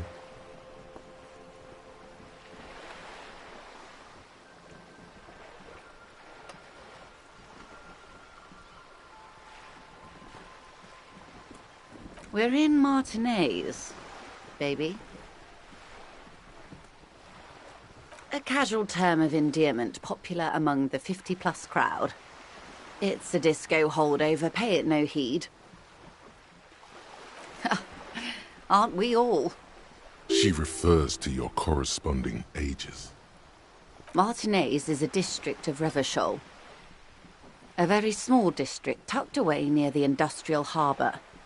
North of the 881 and Jamrock. You would be excused for not knowing about it. Unimportant, they say. Forgotten, even. Shelled to smithereens during the Revolution. It has its charms, just not this time of year. I'm not a good ambassador. I've only been here once before, as a teenager. Not a lot has changed. There are ruins, a terminal, fishing boats, reeds, boys with boxy shoulders. This place used to be a province, a workers' resort before the city swallowed it and the artillery did its work. The reeds are the real star of the show here now. The further down the coast, the wilder it gets. It's not really a sea, it's the Bay of Revachol, and the bay feeds into the ocean. Yes. We are on an island in an ocean, the world's largest body of water, the Insulindic. Known to the early Revacholians as Les Immensités Bleues, the blue immensities.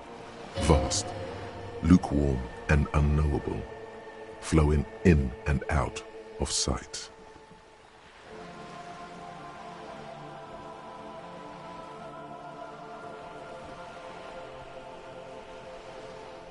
Caillou, as you already know. Imagine a pebble. A smoothed-over pebble amidst a great blue sea, misshapen, cracked. The cracks are the River Esperance. We're in the delta of this river, on the 6th branch, the Martinez distributary. It is clear this pebble is of enormous value to her, and to humanity at large.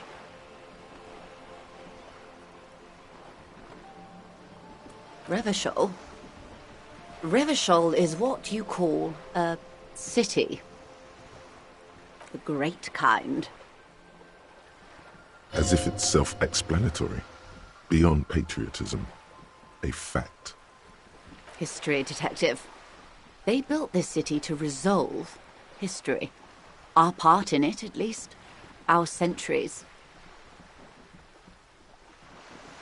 The nations of the Occident, or migrant workers from Semenine and Ile Marat, depending on your creed. In the DeLorean century, 380 years ago. They say it's where the terrible questions of our time will be answered. The tensions are highest, the fault lines deepest.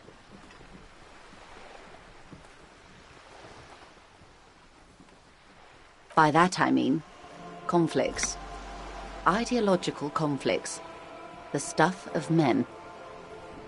We are standing on a fertile, self-sufficient island able to sustain up to 200 million people in the middle of the Insulindic Ocean, the world's connective tissue.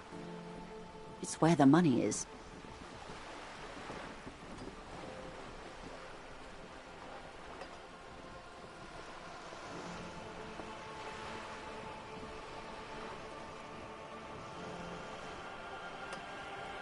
Oh, we're quite a way off. About 22 kilometers from the center of the world. That soldering iron is the bank of the world building. The bottom floors are Insiacom, coalition government, Insulindian Mission Command.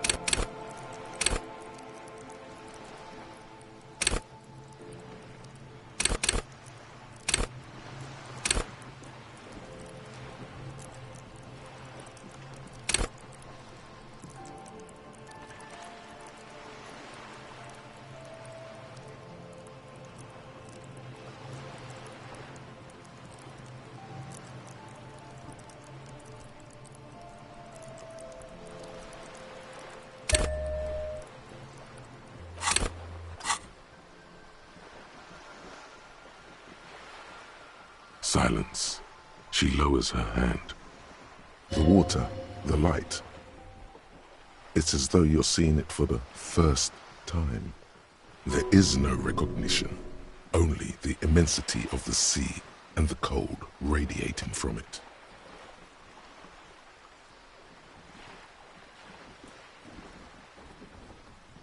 She observes your eyes scanning the horizon, then breaks the silence, slowly.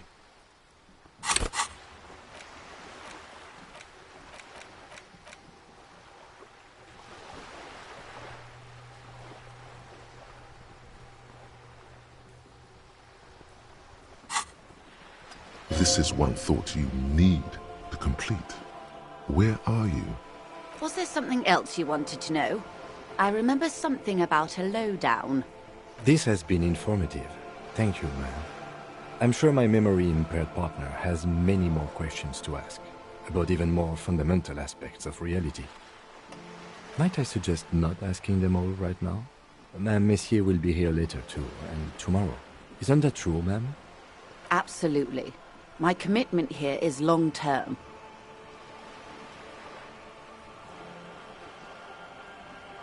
Oh, of course not. You are already diligent for getting this far, and diligent boys remember where they left off. Indeed. I'm always at your service.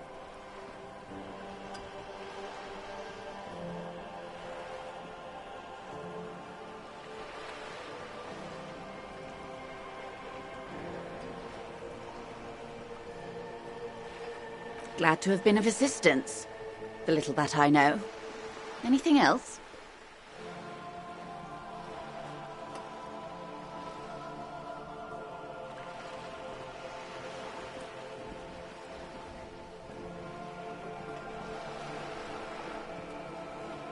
Everything.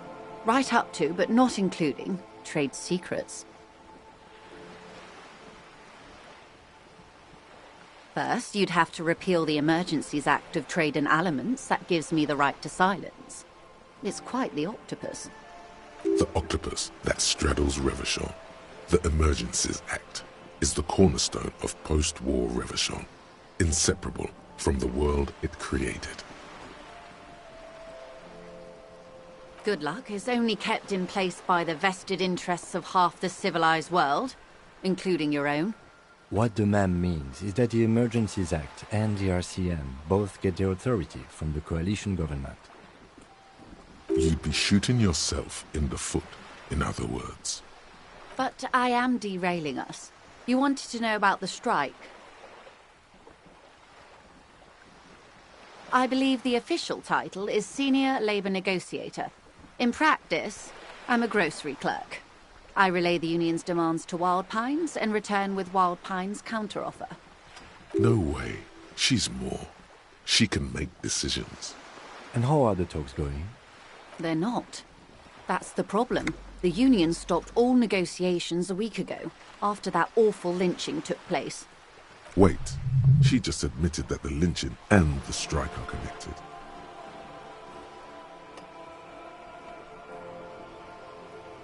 Now they won't even let me into the harbour. There's a 2-meter-20 racist behemoth blocking the gates.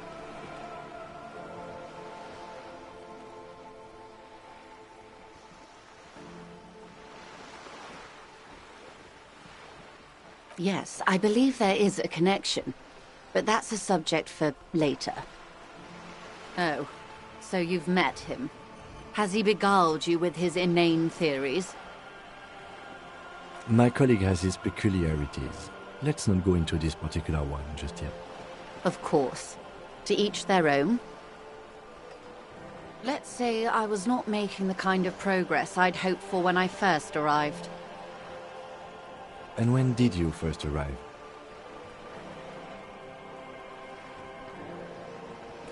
I arrived 3 weeks ago. Yes, in the middle of February. The bay was still partially frozen then. I prefer to do these things on site, like the RCM.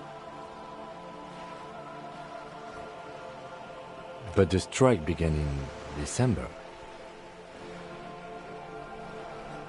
I wasn't the original negotiator here. I took over after Mr. Gaumont hit a wall with Mr. Clare, the union boss. Mr. Clare refused to speak with Gaumont despite concessions he'd granted the union in prior negotiations.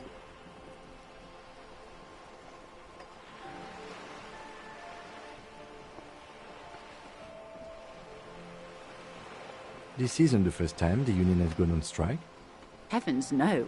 There have been 2 prior strikes. Both times the union won significant concessions, including overtime pay and a medical plan. This time their demands are more, I guess you could say, aggressive. Ludicrous even. It's meant.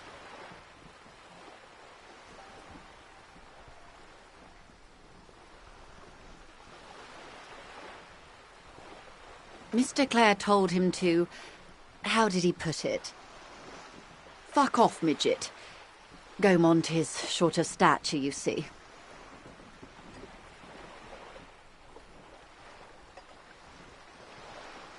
Yes. Extremely. Keep in mind, this is a negotiator Mr. Clare has worked with before, and who was more than fair with him and the union.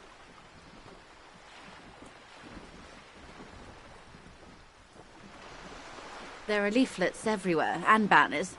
What did they say again? Oh yes. Every worker, a member of the board. Most of the workers probably don't know what that means.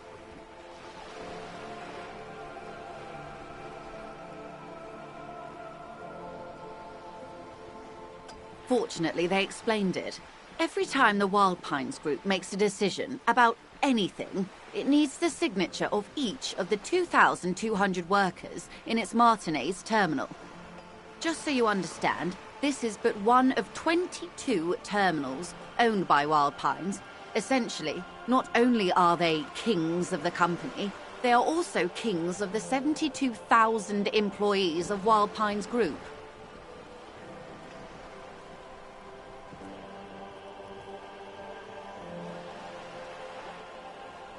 They're having a blast. But how can they afford it? After 4 months, my assumption was they would prefer a more practical solution. I'm not sure. Naturally, I assume that was just their opening position, a hard-nosed tactic with a side of mockery. But there's been no follow-up, just the same nonsensical slogan repeated over and over again. And now, people are getting lynched, I hear. Behind the whirling in rags. A disastrous situation if there ever was one. Excuse me, from whom did you hear about this lynching? I first heard it from the boyar at the gates. The one whose very name advertises his aversion to work. I think he said it was, "Call me mañana." This checks out.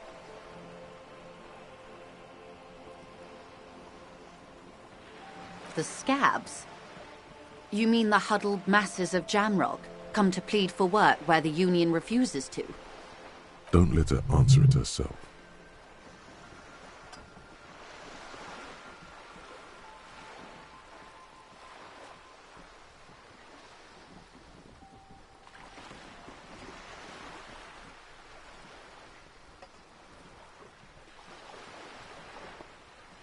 If these strikebreakers were organized by Wild Pines or its affiliates, then it would be a company secret. I could not share it with you. Not yet, at least. It's implied. She's open to discussing this matter with you at a later occasion. Everard Clare is a man of the utmost integrity. If you can say one thing about him, it's that he always puts the interests of the workers first. Of course not. Everard is fantastically corrupt. I imagine he has a thick, viscous goo where you and I have blood. If you were to prick it with something sharp, you could see it oozing out. A knife, maybe? No, a rapier.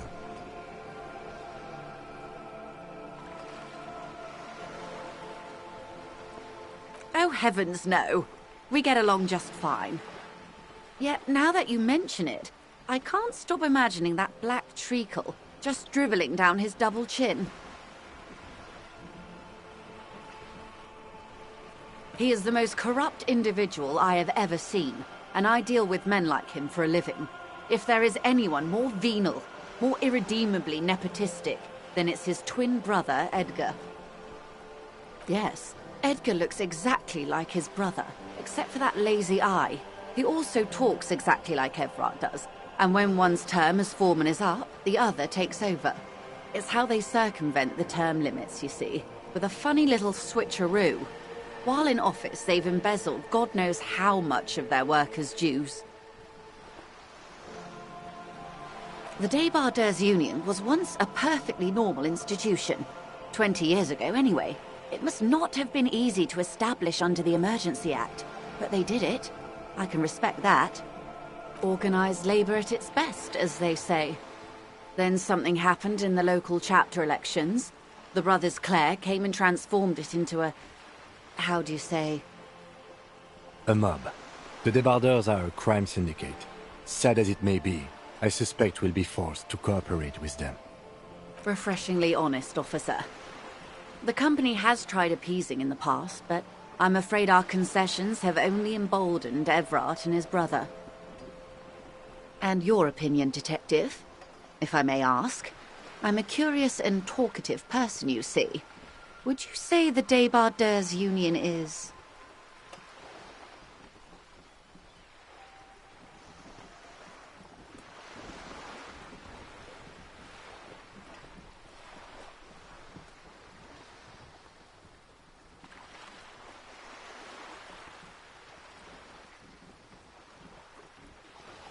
Thank you for being candid. Sadly, Wild Pines have cooperated with what amounts to a crime syndicate for 2 decades. However much you feed the wolf always hungers. I'm glad you asked. There was a woman, the previous forewoman of the Union. She disappeared. Disappeared? Yes. On the last day of the local chapter elections, her daughter phoned in and said she wasn't running anymore, or coming to work. Ever. End of story. This forewoman, her name? Sadly, the company records do not even give a name. She's just forewoman, In private correspondence, Holly. I don't even know if it's a sir or given name, and I don't have access to the Union's files. Indeed. The company suspects foul play, but there's nothing they could do. It was a Union matter. The point of the presentation is, these kinds of things happen around the Clares. Watch out when you're dealing with him. Thank you for your concern, ma'am. We'll be just fine. Of course. How else can I help? What we do. I'm afraid I don't speak for Wild Pines as a whole. It's a giant undertaking. There was a touch of discomfort there. She wants to merely represent. The Pines' core competency is logistics. Container shipping, freight, that sort of thing. See those airships there, linking? Those are the shipping side of things.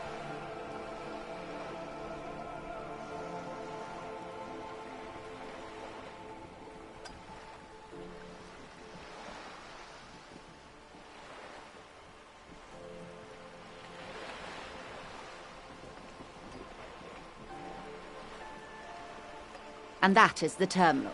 Another subdivision deals with energy, oil and gas exploration, offshore platforms. The Wild Pines Group is one of the original Revacholian Indo-tribes. Companies awarded royal monopolies by the king, the suzerain himself, centuries ago. The king is long gone, but several of the Indo-tribes remain. Saint-Baptiste, Elysium, an unknown entity known as Brightest Star. Why, thank you.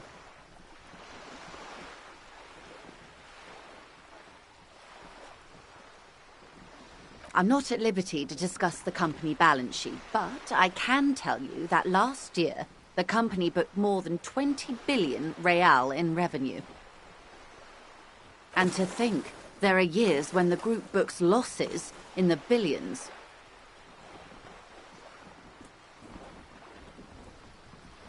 Wild Pines employs 72,000 people, all of whom have families that depend on their salaries. It is a tremendous responsibility. They started as an exploration and cargo fleet conducting trade between the Samaran and Insulindian Isolas 250 years ago, when pine ships explored the South Seminese and charted Lomantang on behalf of the suzerain.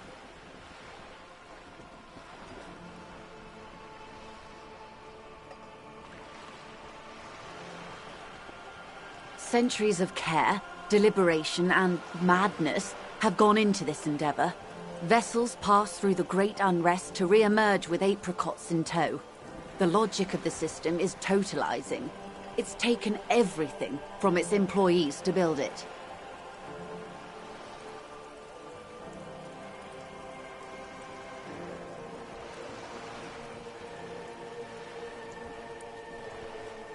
You know more than you let on. Certainly it helped, but most of the original Indo tribes have failed or been absorbed. To survive, Wild Pines had to grow and adapt. No suzerain did that. You mean aside from being the terminal's legal owners, who are responsible for moving 8% of the world's cargo?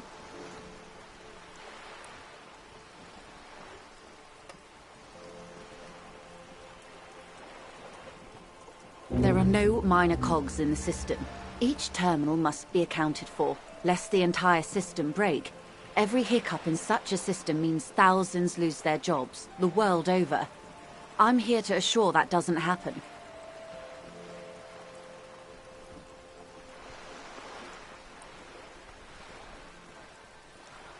Quite a few things, I'm afraid. The information I'm to share with you includes sensitive trade secrets. For the sake of my employer, I have to ask for your names and badge numbers. Of course, ma'am. We should have introduced ourselves. I am Lieutenant Kitsuragi, from Precinct 57. And this is my colleague from Precinct 41. I'm afraid he doesn't have his badge at the moment. I hope mine will suffice. How curious. Why is that, Detective? 'Twas stolen by some artist, surely. Best to pin the blame on them. Everyone knows you can't trust artists. Everyone knows you can't trust artists. They're nearly as bad as clowns.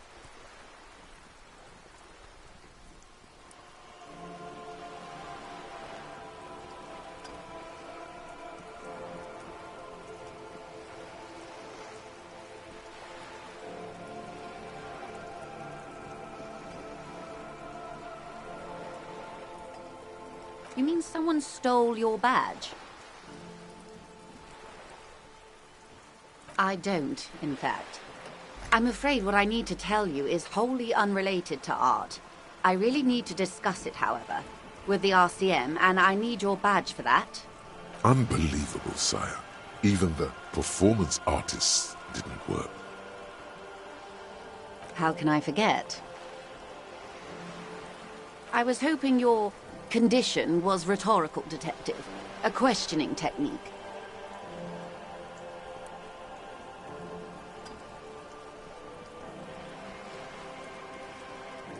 I have sympathy for your highly unusual condition, sir, and I believe you. But as it stands, I cannot share any confidential information until I've seen both your badges.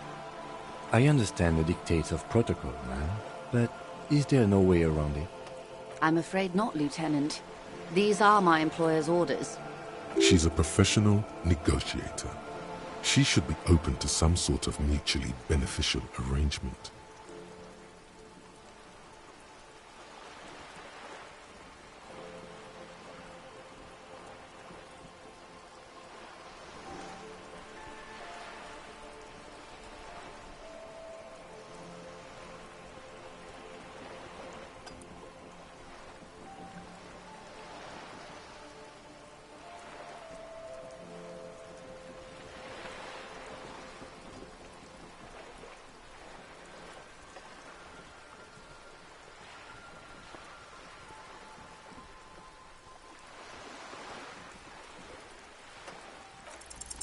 Feelings will guide the way.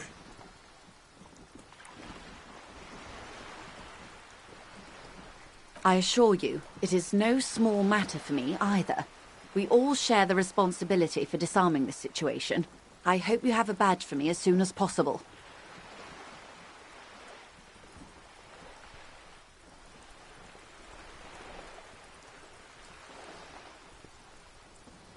She's silent. The wind flaps the sail above her. Officer.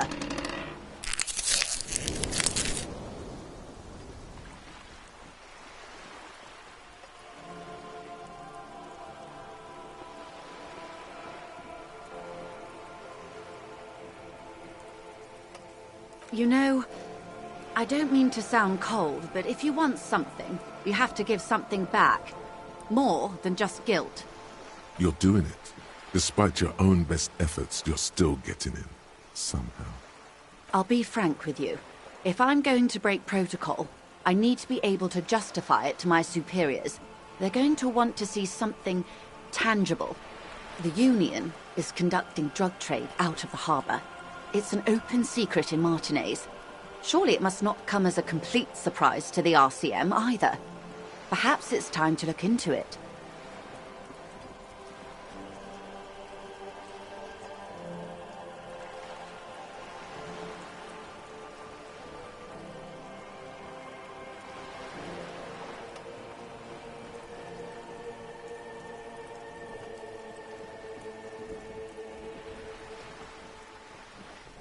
Or you can find your badge, which honestly seems like a lost cause. Detective, a word in private before we continue. Hey. Psst. Yes, you. Word on the street is you're ready to start building communism again.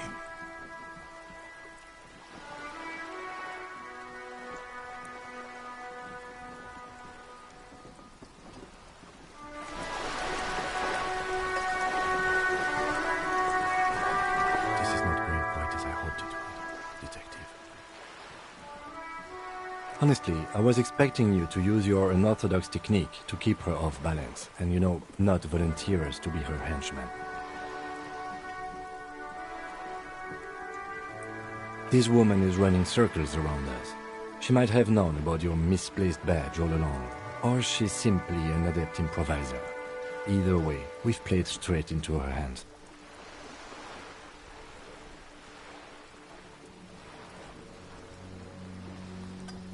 Oh, that would be fantastic, but do we have the time? The world is large and your badge is 8 by 6 centimeters. The situation might have changed drastically by the time you locate it. Time is of the essence. You could request a new one from your station, but that would literally take months. No. If there is reasonable suspicion, we must investigate. Otherwise, she could claim we are siding with the Union, or that we are on their take.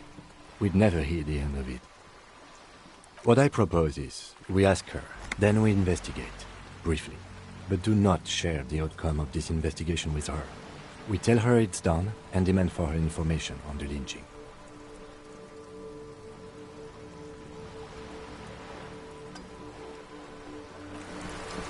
You're back. Good. What can I help you with? Not an umbrella, I hope. I don't need one myself, you see.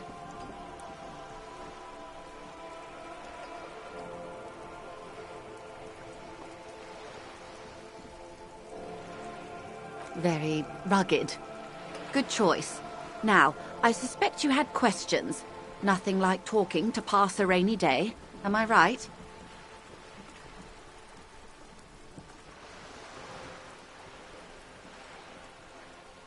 It's quite straightforward. Someone is using Terminal B to smuggle raw ingredients from the Samaran Isola into Revachol with the Union's blessing. Wild Pines has suspected it for years.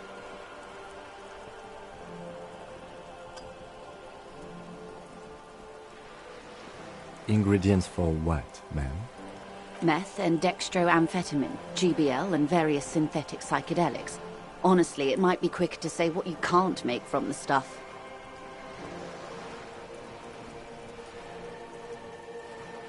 Yes. After they clear the terminal, we lose track. The actual production is taking place at various sites in and around Jamrock Quarter, north of here. Wild Pine seems to be well apprised of the local drug trade, ma'am. Do you mean to say the Union also produces the product? Sells drugs, I mean? We're in logistics. It's our business to know. And no. As far as the company knows, the Union does not produce it. They transport the ingredients for a cut. Yes, but you won't get anything out of Evrat and the Dockworkers Union. Still, every chain has its weak link. The handoff. The motor lorries at the roundabout. Precisely. Someone needs to move the ingredients from the harbour into the city. Once they reach Jamrock, they're distributed to a network of local manufacturers well beyond our grasp. But in transit, they're vulnerable. How convenient that they're stranded like beached whales at that roundabout. Perhaps you've noticed that a number of lorries are tangled in a traffic jam at the roundabout just now. Interview the drivers who are still hanging about. One of them might be waiting for a crucial shipment. I'll be explicit.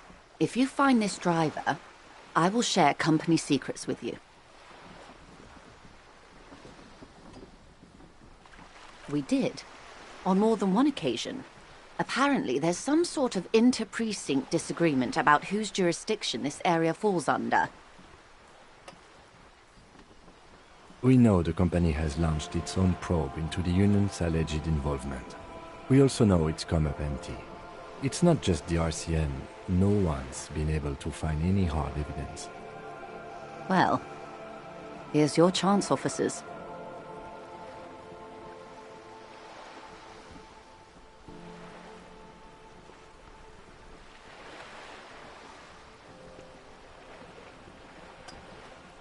No. We asked East Motor Track to raise the drawbridge. The road company is a partner of one of our subsidiaries. However,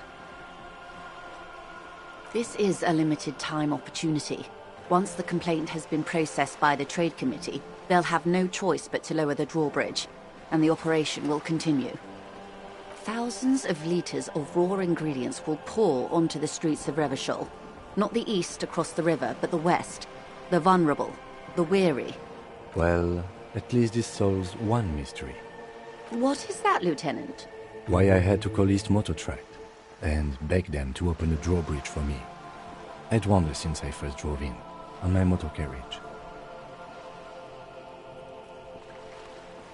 I am sorry for the inconvenience, Lieutenant Kisaragi, but we need them trapped here. This is a unique opportunity. I'm sure you understand. How do you think they're financing this strike? There are thousands of unpaid dock workers going strong for the 4th month straight. There was a shakedown of local businesses preceding the strike. Many were squeezed to bankruptcy to fund it. With all due respect to these desert cacti, the contents of a few cash registers cannot provide for 2,000 men. The local businesses can scarcely provide for themselves. Precisely. Smuggled out of that very gate at night, most likely, then loaded onto lorries and driven to Jamrock. You simply need to find one driver who will open up to you.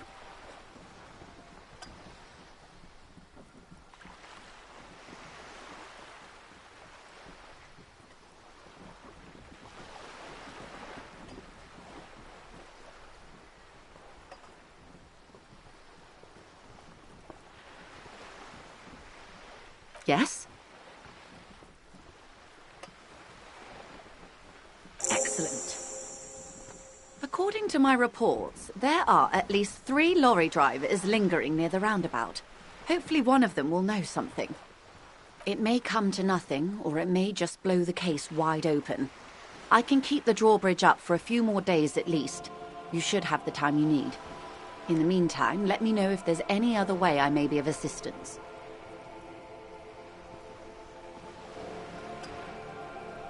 Of course, Detective.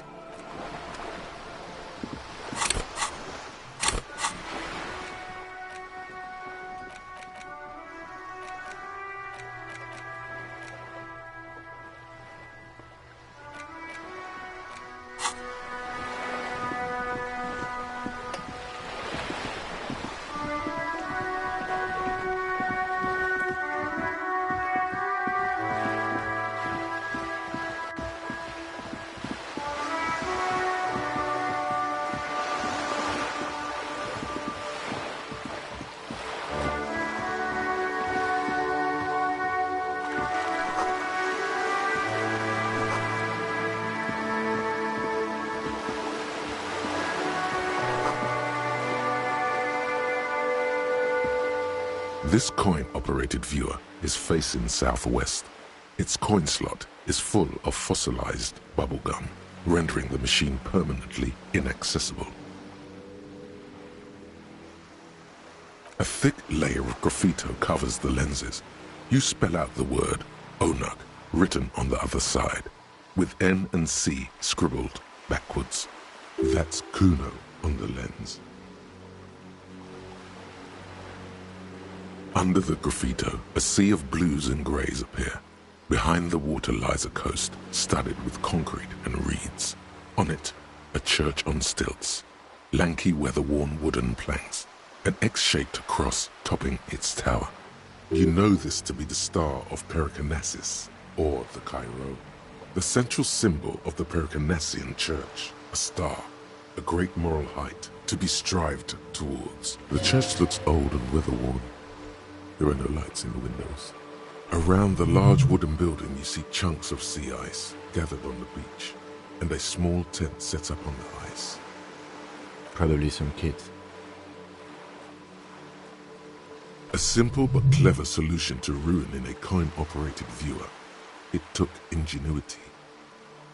The metal feels cold and wet under your palm. It looks unhygienic.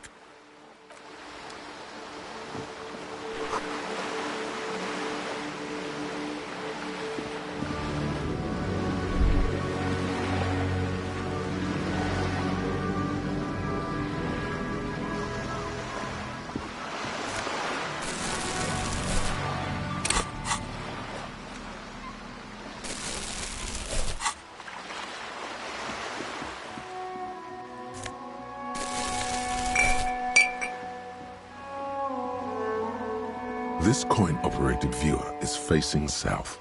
The instruction manual says to insert 25 centimes and pull the handle while looking inside. Then use the focus knob to zoom in if necessary. Why place a tourist attraction in the middle of such poverty? There was a revitalization project in 49. A design studio tried restoring Martinez to its pre-war glory. It didn't stick. They got as far as the street lamps and the statue on that intersection. Then something went sour. I suspect that something was Everard Clare, the union leader. He muscled them out. It's how it usually goes around here. We should have done something about the union 10 years ago. That ship has sailed, officer. Your money disappears into the coin slot. A clunk, the ring of metal. The curtains on the display open. You lean in to catch the view. It's blurry, different blues and greens. In the middle of the shimmer stands a drab grey shape, like a ghost. The lenses shift. The ghost sharpens into an islet in the bay. In the ruins, a man-made structure is visible, a half-sunken sea fort, its concrete almost reconquered by nature. It looks as if it was abandoned quite some time ago. Nothing but a rotten tooth remains of the anti-aircraft tower. A lonely birch tree grows out of it. Really? I don't have the eyesight to make it out.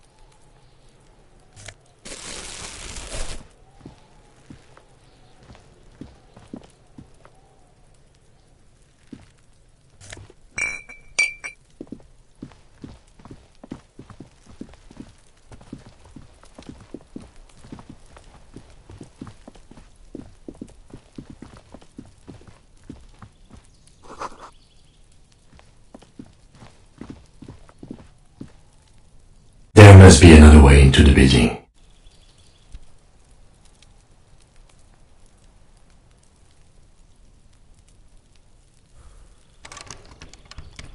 It's been a week and now they show up? you see a young man on a balcony nursing a cigarette.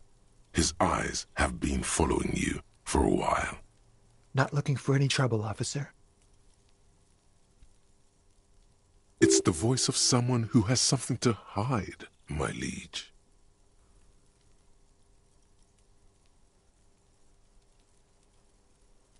There's no trouble. I'm just speaking in a lowered voice. I don't want to be seen talking to the gendarmerie, if that's okay. I just want to finish my cigarette. Don't let him go. This could be your witness. The balcony has a great view of the whole thing. Is it really that important? Like a nervous cat, he keeps stealing looks at the neighboring windows. All right, but make it quick. Once I finish this cigarette, I have to run.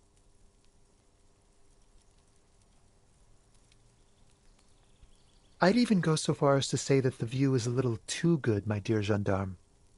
Do you have an estimate of when the body will be taken away? We will remove the body as soon as possible. Now tell us, where were you last Sunday? Oh. You already asked me that, didn't you? Wait, is someone else investigating the lynching? No, not you. Some more muscular type. And when did you speak to this more muscular gentleman? Last week? I don't know. Look. He's an actor declaiming a soliloquy. See how you hang on his every word? You didn't answer the question. What were you doing last Sunday? I had a friend over. It was my Sunday friend. A Sunday friend? How intriguing. He doesn't reply, gesturing no with his cigarette. In the neighboring windows, you can see faint reflections of his silhouette, all from different angles. My name? My name is Martin Martinez. That's definitely not his real name. No, of course not. Could you please lower your voice?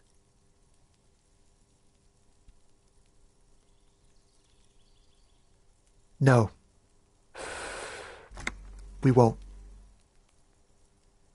Now, if you'll excuse me, I really need to get going. Time to bring out your secret charm. Tears and begging. Show him your emotional side. Throw yourself before his very feet like a dog.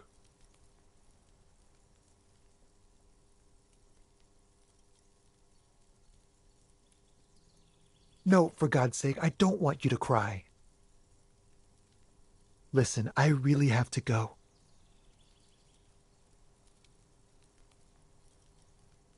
Ah, there it goes. Wasted. You would have gotten at least a few good drags out of it. Good luck with the investigation.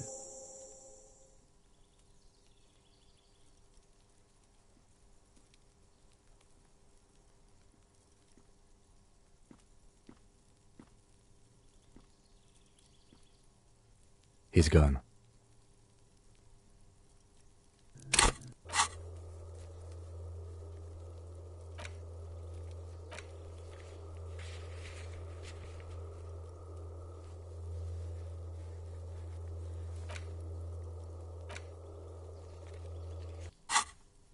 No point in running. Tenements like these often have multiple exits. If he doesn't want to talk to us, then he'll know how to hide himself.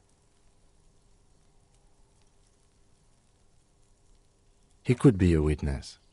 Him or his Sunday friend. Either way, we need to look into that muscular type who's asking about our case.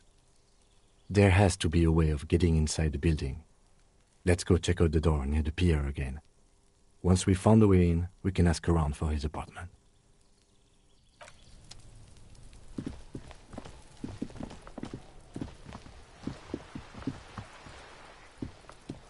Just an ordinary wall. Nothing to see. You have no clue. So many walls all over Martinez. Weather-worn, cracked, their paint peeling.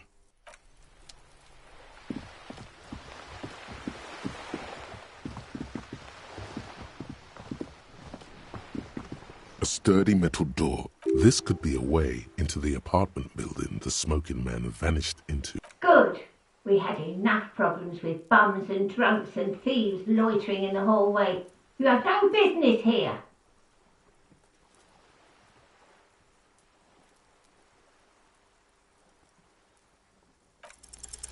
You can't think of anything convincing.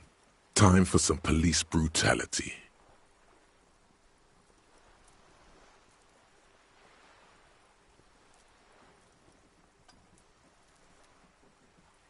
No, you're not. You don't scare me, punk. I may be an old woman, but I can still take the likes of you.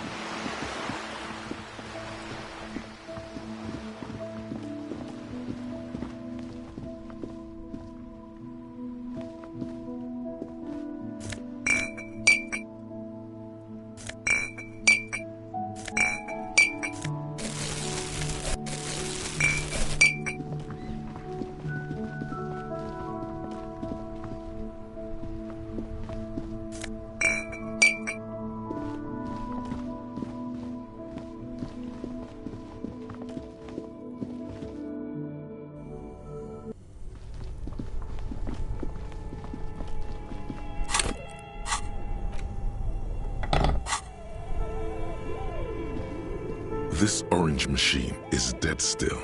It has a hand-cranked ice cream. Turning the crank feels oddly satisfying, like stirring your child. It's all gone now. You'll never become a poet or an entrepreneur. What better to assuage the creeping sense of failure than some frozen fat and sugar?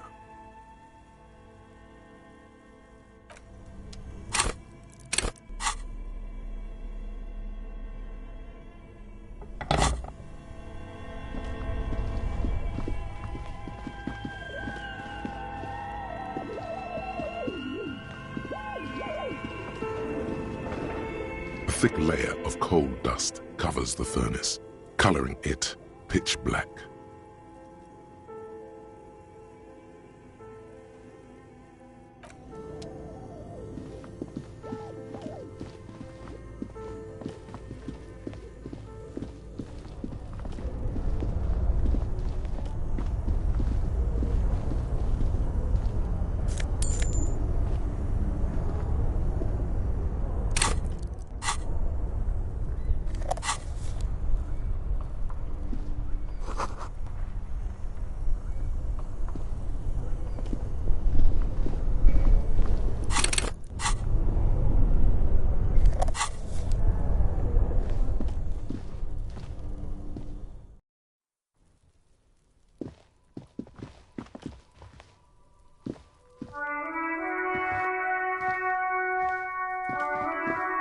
You see a set of tire tracks in the brown slush that covers the plaza mosaic.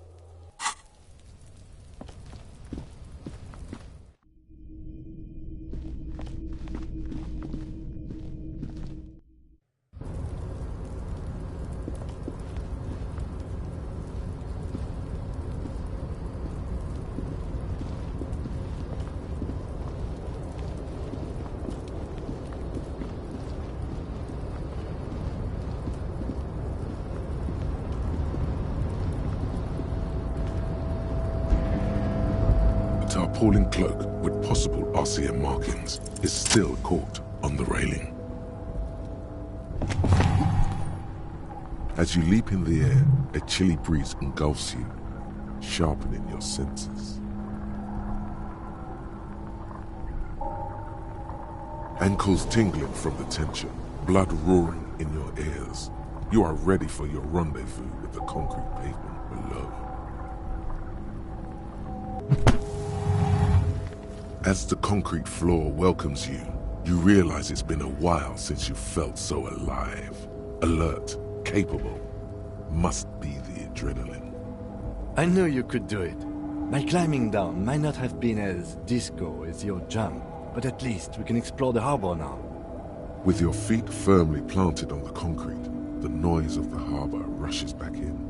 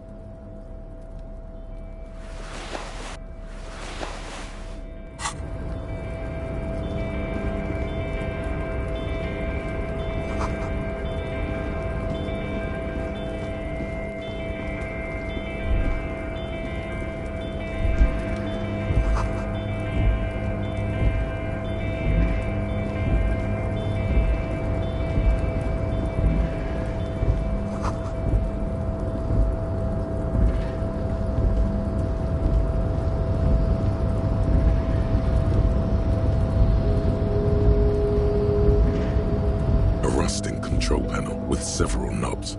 2 buttons marked Marsh and Arrête are faded with use. It seems to control the large crane above. A container is attached to its hook block. Marsh. On. Arrête. Off.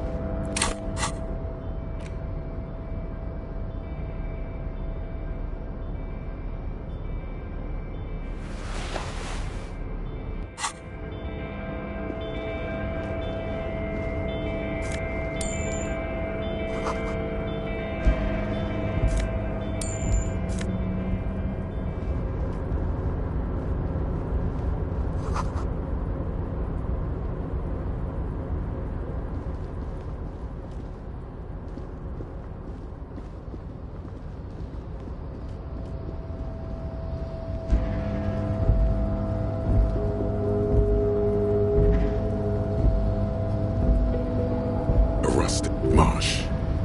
With a loud grind, the crane shifts overhead, moving a massive metal container through the air.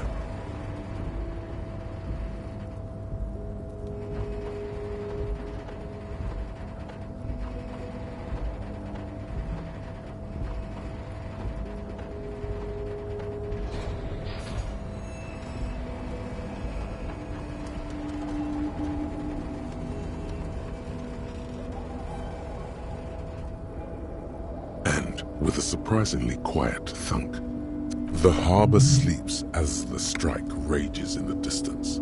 The crane can rest again, now that its purpose has been fulfilled. Moving this container, of course. For this purpose it was built. For this purpose it has acted. and now it will rest. I can't see how that was worth the ruckus, except for seeing the crane in action, which I admit was satisfying. The crane does not return to its original position. It does not move at all. No screech of metal when you push the button this time, only silence as the crane...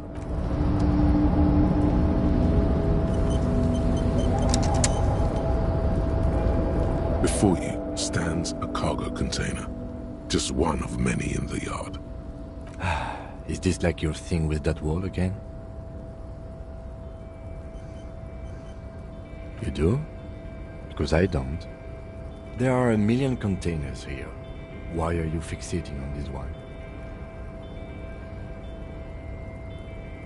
You just picked one out because you wanted to interact with a cargo container. We are not here to interact with containers. We are here to get the body down from the tree. You attempt to turn the handle, to no avail. The doors seem to be mechanically locked. To your left, the lieutenant considers your actions with some puzzlement. No reply.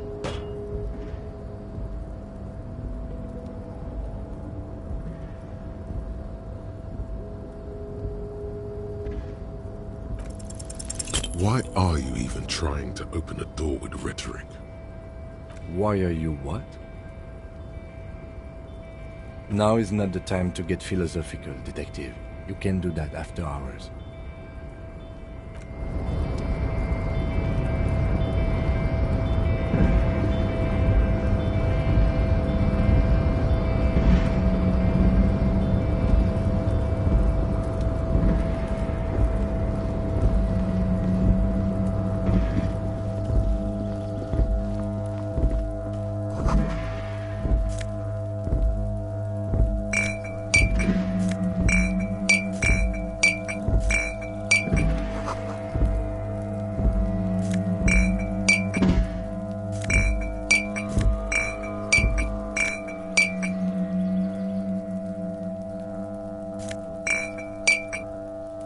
Yes?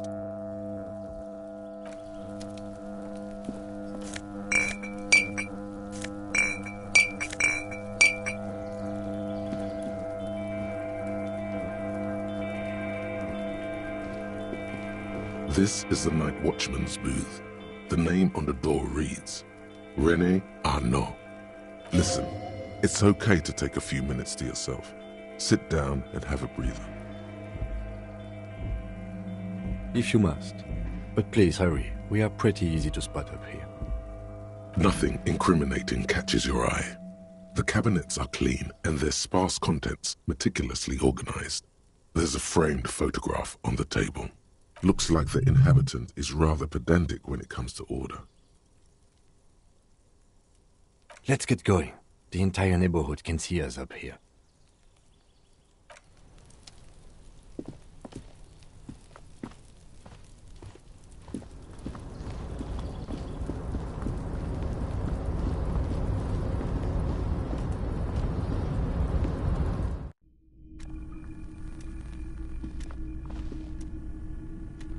An imposing combination of a punch clock and a payphone is looking down at you from the wall.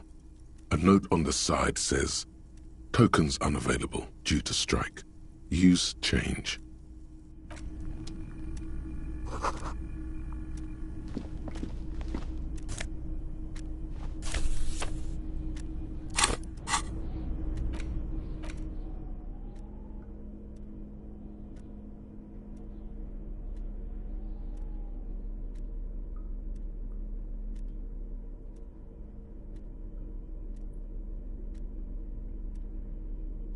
The front of this quarterly journal features a large satirical portrait of the late King Friesel.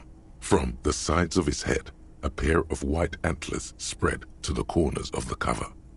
Because white antlers are one of the symbols of communism, they represent a society in accord with the natural world and at the same time above it. Because Friesel was incompetent, foolish, and cruel. In short, the embodiment of everything the communards wished to overthrow. It's satire, you see. To your disappointment, there aren't any full-color pictures to direct your attention. Just column after column of closely set text, interrupted occasionally by little doodles in black and white. No advertisements, you notice. So who's funding this radical commentary? After rifling the pages with your thumb several times, you return to the table of contents. The magazine is divided into several sections: international development, Kunst und Kultur, and local concerns. Just inside the cover, there's also an editor's note. Comrade, as you know, this journal takes its name from Mazov's immortal expression, du cristal à la fumée. This was his way of describing the way the rigid, crystalline structures of capitalist ideology turned to smoke under communism. But, like the structures of capitalist ideology, we too are at risk of going à la fumée, unlike many publications which are content to spoon-feed their readers reassuring drivel. La Fumée is committed to telling the radical truth, even when that truth may drive away potential subscribers. Only 4 issues in, and it sounds like they've already alienated their readership. Perhaps they've overestimated the market demand for this kind of commentary. So please, if you value our radical Mazovian perspective on contemporary politics, culture, and international affairs, please consider subscribing today. Yours in struggle, the editors. What do you expect? It was laying around the office of the Debarders Union. They're probably bankrolling the thing. You flip back to the front of the magazine. The table of contents unfolds before you. It takes a moment, but gradually it dawns on you that Kunst und Kultur must mean arts and culture. Why they decided to title this one section in Volda is beyond you. Obviously because it's cool to drop random phrases in foreign languages. As you leaf through this section, you come across several reviews of recent radio plays, as well as a brief artist spotlight featuring a local artist identified only as CS. The main feature, though, is a long essay titled Tip Top Tournée, a critical Mazovian perspective. The Tip Top Tournée is an inter-Isolari racing series, mostly known for its high speeds, ludicrous sponsorship deals, and high death toll. In Revachol, it's held quadrennially on the prestigious Zero Carousel racing circuit. This so-called artist spotlight is really just a brief Q&A, made all the briefer by the subject's evident hostility to her interviewer. You think you're settling in for a relaxing recap of the most recent season, maybe sprinkled with some nice anecdotes about a few of the more colorful drivers. Instead, you find yourself skimming a 10,000-word feature about all the politically problematic aspects of Tip Top Tournée.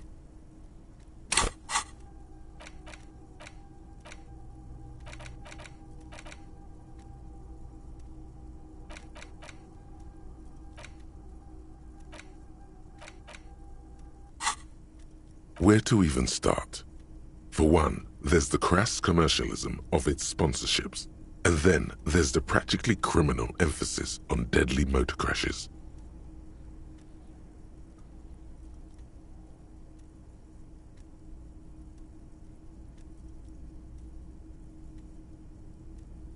So, all of it, basically. Oddly enough, this article has 2 bylines: Nasteb Encolada Bernal and Exilus Buka. There's no way those are real names. Have you ever met anyone named Exilus? Come on, they're plainly pseudonyms. And that precisely is what's problematic about it. Were it not for the promise of random, spectacular violence, audiences would quickly lose interest. At the end of the day, it's the destruction of these 750,000 real races that you're really watching for.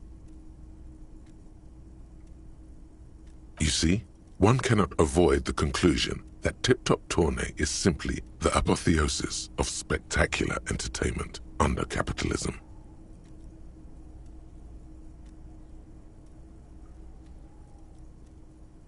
Ah, come on. Can this article read your mind? Well, there you have it. No reason to get hung up on the pretentious ramblings of a few young men. If I had to wager, I'd say they've never even seen the inside of a motor, much less a motor race. I take whatever they write with a large grain of salt. You flip back to the front of the magazine. The table of contents unfolds before you.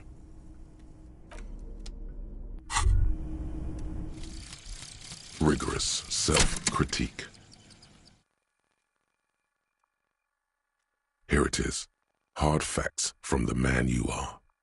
You once jerked off in the locker room and were caught. You held a young woman by the arm and kept her in your apartment for 20 minutes against her will. That's right. These are not flights of fancy. These are real deeds, Harry, emerging from the darkness of your past.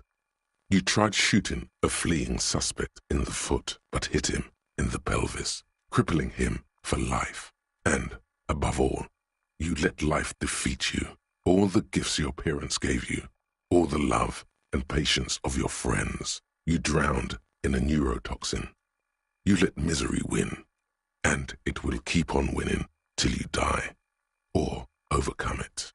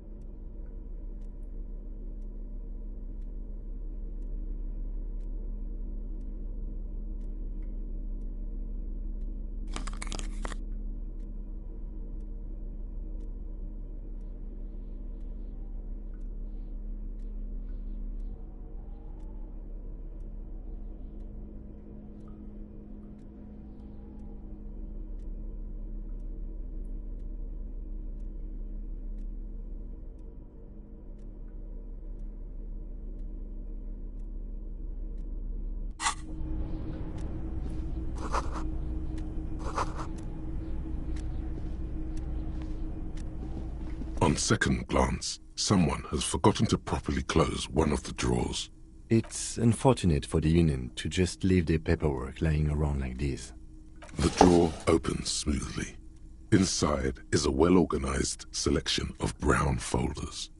Hundreds of documents containing logistical data.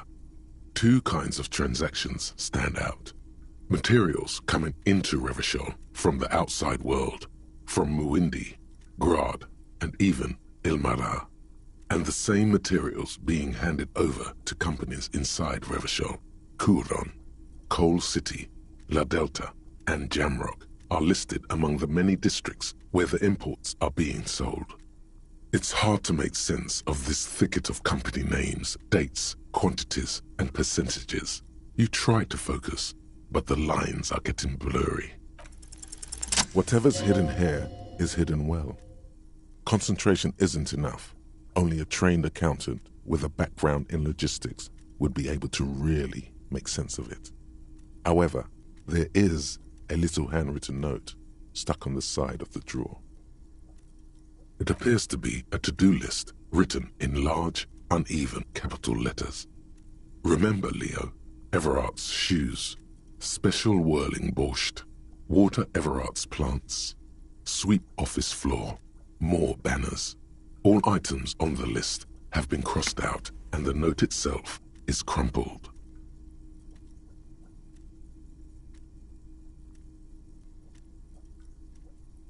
Everard Clare, probably. The head of the Debarders Union. One of his aides must have left it. Nothing incriminating here. The special borscht seems a bit odd in the list. Remember, Leo, Everart's shoes. Special whirling borscht. Water Everart's plants. All items on the list. The drawer slides shut smoothly.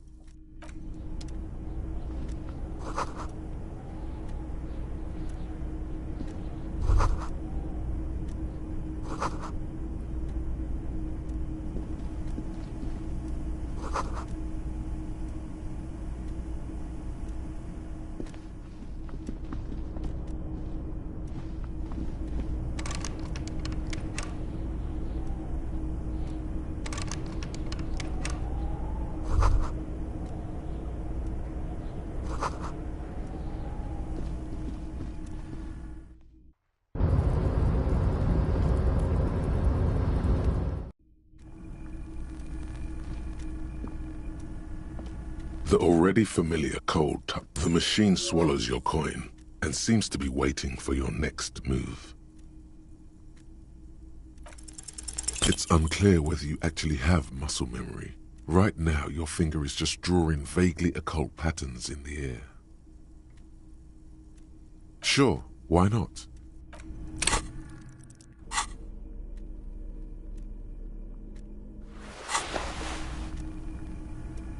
The already familiar cold touch of plastic welcomes you.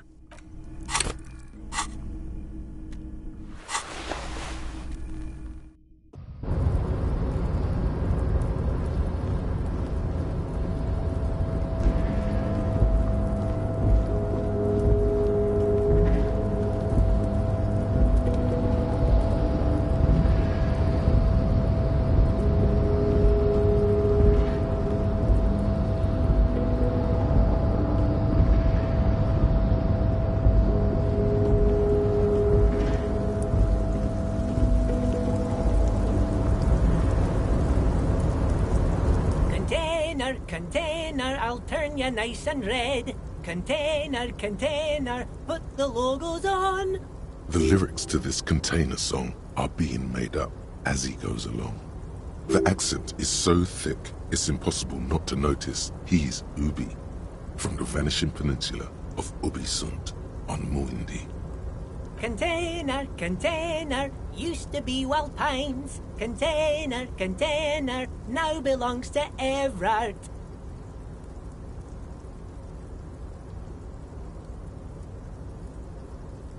Everard, Everard, Everard, he looks after everyone. Huh? Well, hey there. How can I help you, mister? I see you are not a union man, mister. Did you get lost? You're not one of them scabs, are you? I mean, I don't personally mind. Folks is just folks, you know, and folks gotta eat. Just some of the other guys don't look too kindly on the scabbing kind, if you know what I mean, mister. Oh yes, born and raised in Irish, mister. Mum had to leave my dad after he got a bit violent. Took us here to the new world. I was about 10 then, too old to lose my accent then. People say us Ubis are up to all sorts of trouble with sheep and other animals and whatnot. I just want you to know there was never any of that where I come from. No, sir. Those are just nasty rumors. Thank you for clarifying that, sir. Oh, I'm just making some covers for them containers here. Yes, I am. Yes, I am. So it's easier for the crane operators to spot them.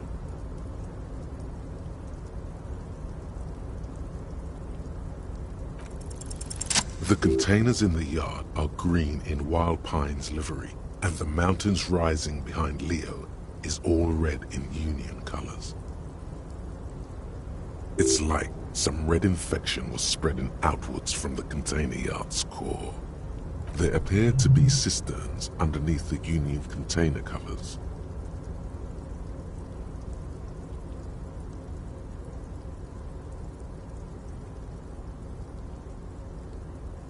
Yes, they are hiding it from the inside.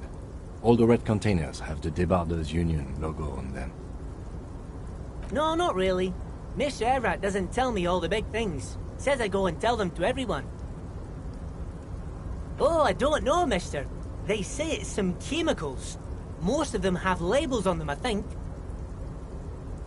Oh, no trouble at all, mister. No trouble at all. Oh, most of the guys are down at the gates, keeping the scabs from coming in. We're on a strike. The whole union is. You don't have to work when you're on strike. Ha! We haven't worked for 2 months now. So no one is working? Not everyone is down there, of course. Mr. Everard is in his office, where he always is. And Jean-Luc is guarding the gate. But Titus and his boys got into some drunken trouble and Everard sent them on a nice vacation. For a week or so.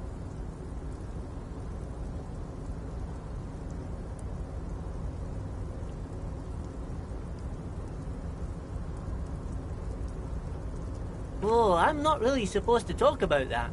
That's union business. Him and his boy stirred up something in town. Probably drank too much and got into a fight or something. I heard Mr. Everett telling them to take some time off. I guess the boys got a bit too rowdy and had to let out some steam. I don't really know the details. That's just how boys are, you know.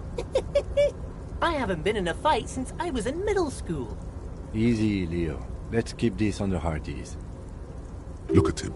It's not going to be anything useful anyway. Don't fight it. Better to go with the flow.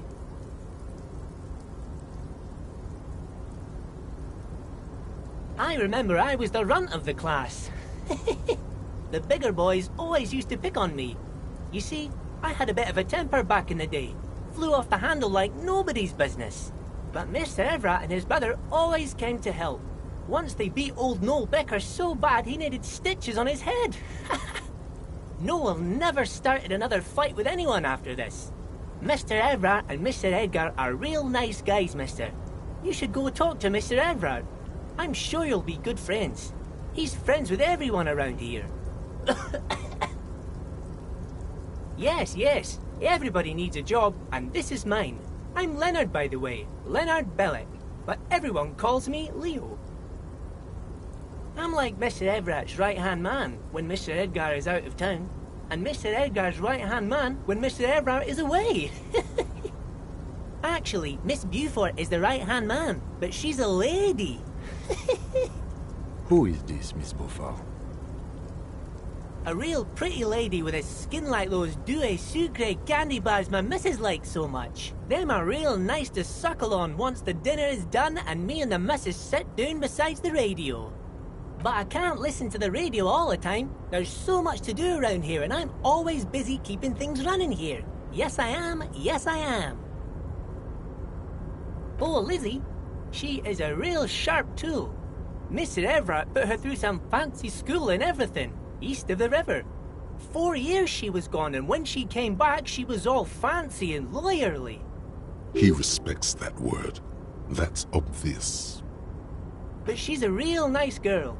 Grew up in this here neighborhood. Knows everybody and gets along with everyone. Real pillar of the community one day, I'm sure.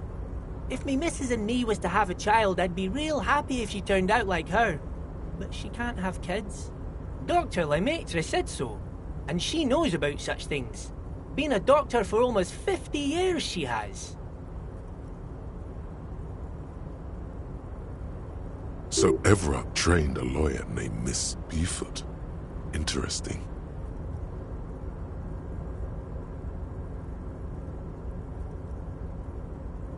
Yes, this place really seems to run like clockwork. Keep it up, Leo. Well, thanks a lot. Coming from you, it means a lot, really. Sometimes I feel some of the guys don't really get how much I bust my ass for them here. But you guys are alright. Oh, that one. That should be empty as far as I know. Lots of containers here have nothing in them. They're just waiting to be loaded up. Told you.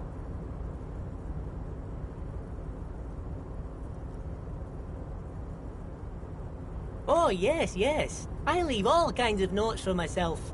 that old head of mine ain't so good at keeping things in no more. I almost forgot about the borscht. Oh yes, I've been taking special whirling borscht to the men every day since the strike started. It's very, very good. Makes a man feel so warm and happy. I feel like I could take on Mr. Renadan's boar dogs every time the lunch is done. Yes, yes. I'm taking it to them. The borscht keeps them happy and in fighting spirits. Makes you all warm inside. They brew it in the whirling in rags.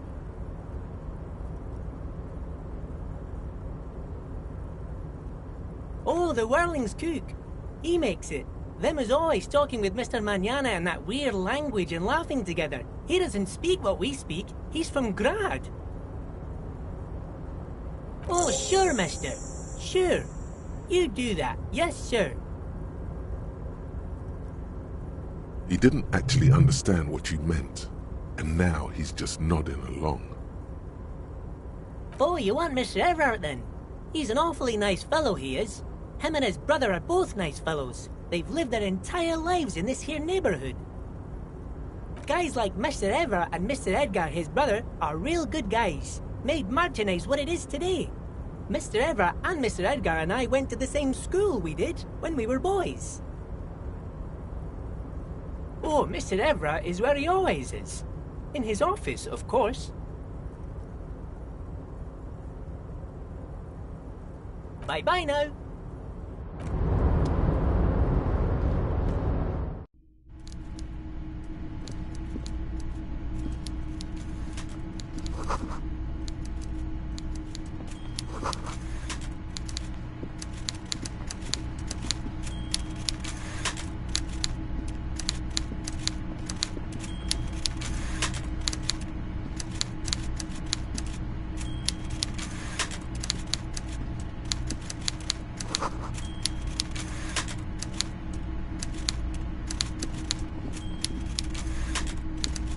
Before you is a walrus of a man seated behind a large desk. He looks up from his work, not the least bit surprised to see you. With great effort, he straightens himself up in his chair, yet says nothing. He simply stares at you, with a mixture of expectation and impatience, well bottled.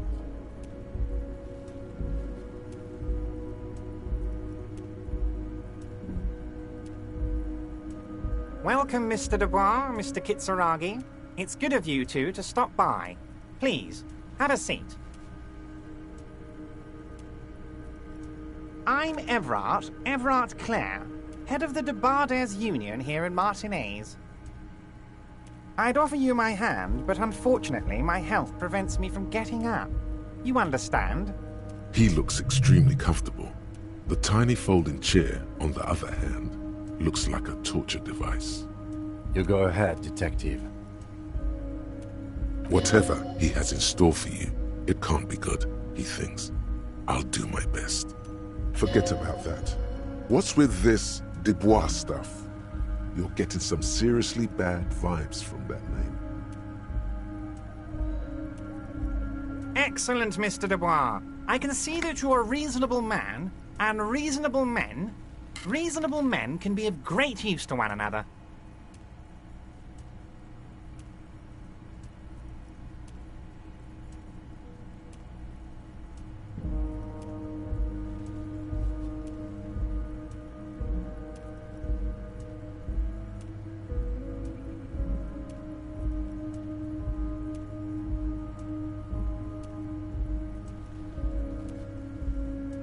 So tell me, how can the head of the Debarders Union help a representative of the Revachol Citizens Militia today?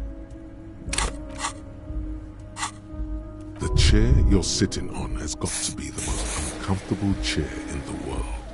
It's violating your backside. Oh, by the way, I heard you got a rather rude reception from a certain Lawrence Gart. Some people have no manners, it pains me to say. This should take care of that nonsense. It should be sufficient to cover your expenses for a few days and patch over your differences with the cafeteria manager. Go ahead, take it. Wow, that's 25 real. That's good money. You need it.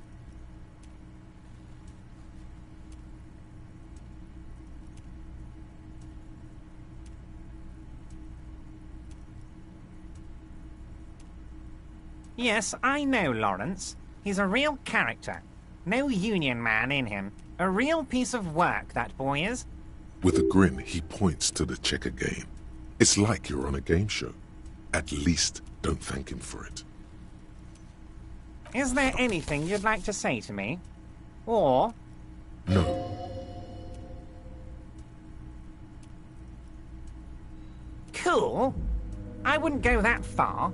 I'm sure there are cooler things than delivering a comically oversized novelty check to a cafeteria manager. But, sure, if that's what's cool nowadays. Now, I'd like to set your mind at ease about one other matter. Your lost gun. Let me assure you, Union people are on it as we speak. I've got my best hounds looking for that lost gun. His slug-like lips move, but all you hear is an echo. Lost gun, lost gun, The world is swallowed by a black hole of fear. Only 2 words escape its gravitational pull. Lost and gun. When he said, "Don't worry," he actually meant, be very worried.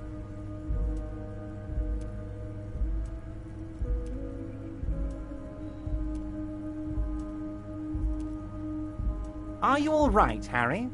You say you got this, but you seem a little anxious to me. Don't be. Everything's going to be all right. It's not like you left it loaded. You didn't lose a loaded gun. Local children aren't out there playing with it right now, pointing it into their own mouths. It's in a safe place. I just know it. I have a feeling everything's going to be all right. It was loaded. There were 2 bullets in it. You always keep at least 2 barrels loaded.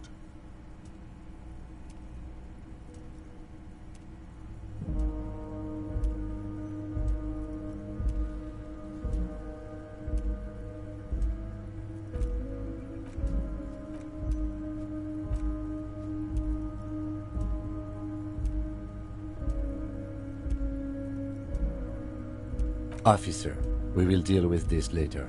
We don't need Mr. Clare's help with this. I wouldn't be so sure about that. Who does this guy think you are? Ronnie the Rookie? You ain't worried about no lost gun, or unpaid bill, or forgotten name. You're the bad cop. You're probably more corrupt than him.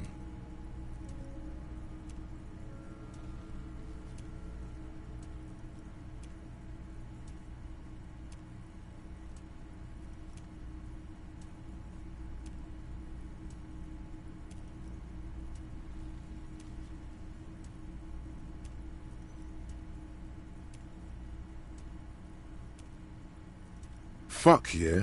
Remember when you tried the expression on that little minx in the silver jumpsuit? That was you.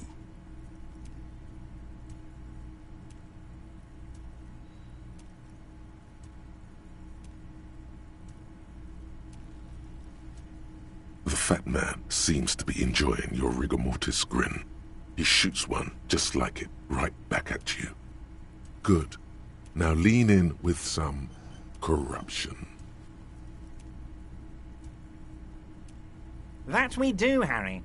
Let them say what they will about you and me. We're both born fighters.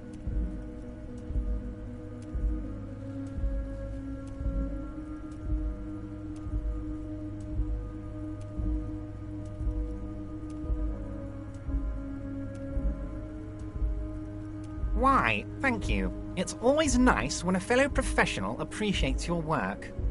That's it. Now kick back and add a final flourish for dignity.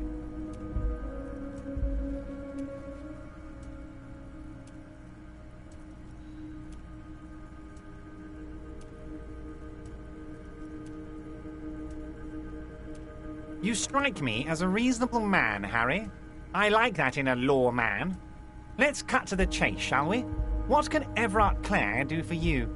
I think we'd like to ask you a few questions. Don't you think so, Detective?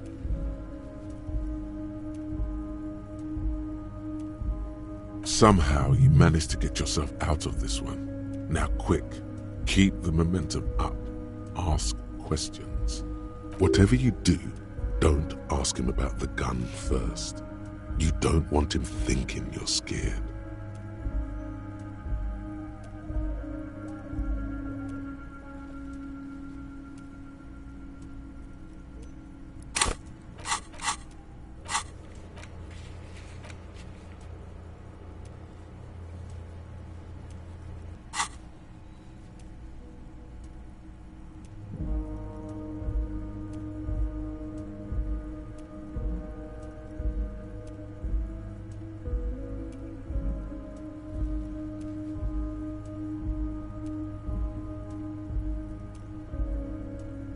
Of course. Let us dispatch with the formalities.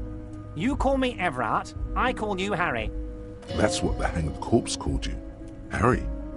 My God, so it's true.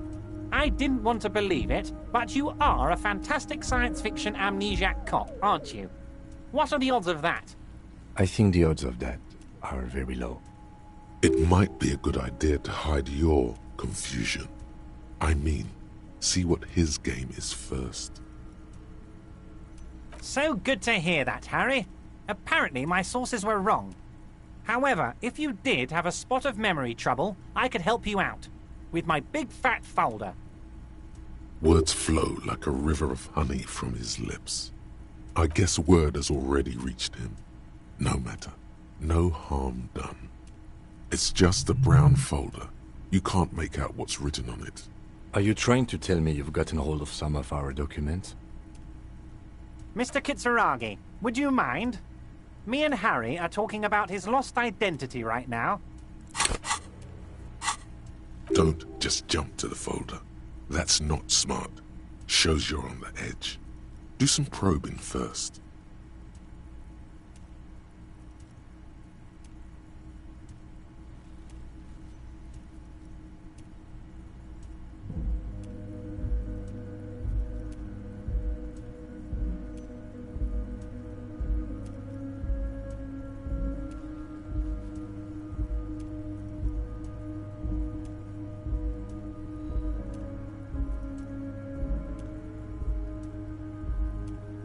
Ah, this?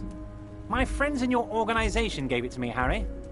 This translates into, haha, you guys are so corrupt. I find that very suspicious. May I have a look? I'm afraid this is meant for Union eyes only, Mr. Kitsuragi. I'm sure you understand. Please continue, Harry. It's Harry. Harry Dubois. And I can work with you, Harry. Now, what else can I do for you?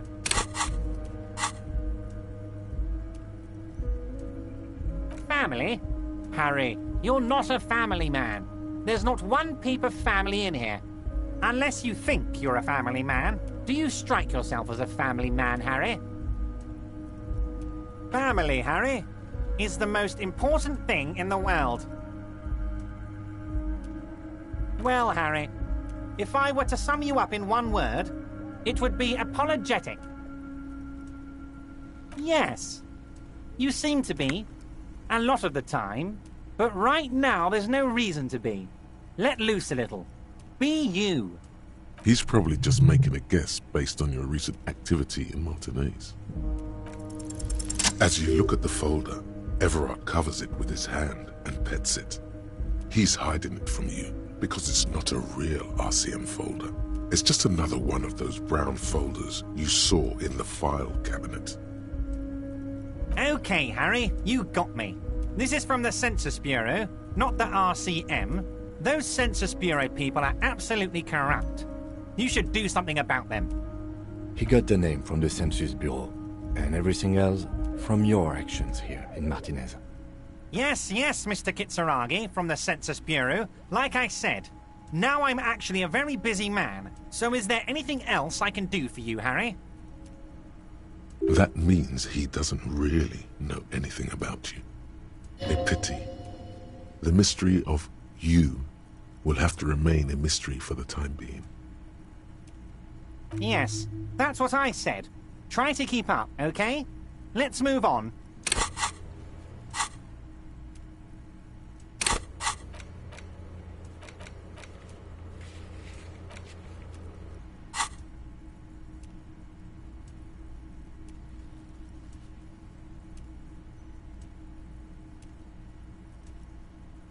What?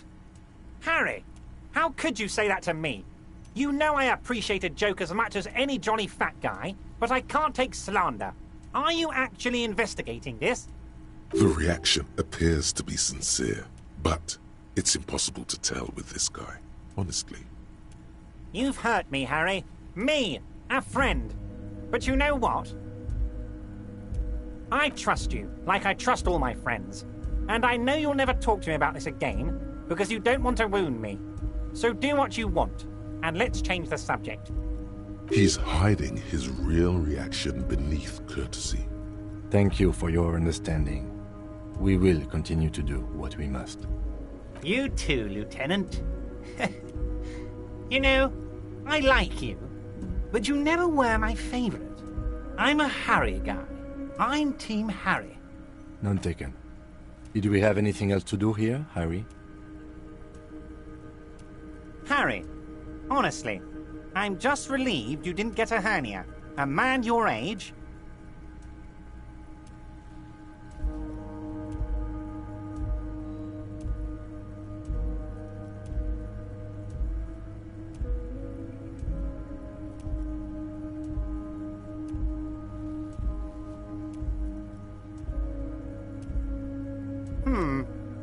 You did look like you were gonna collapse and die when I told you about your lost gun.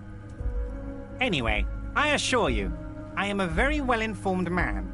Information reaches me before I even get the chance to request it. You might have noticed there's one hanging on a tree behind the hostel cafeteria. Oh my! Don't take this question personally, but why would I get involved in this matter? Mr. Clare, the man was hanged with a cargo belt. A steel-reinforced cargo belt. It's safe to assume the Union had something to do with the murder. Besides, getting the body down would benefit all of us. It's a stain on the neighborhood.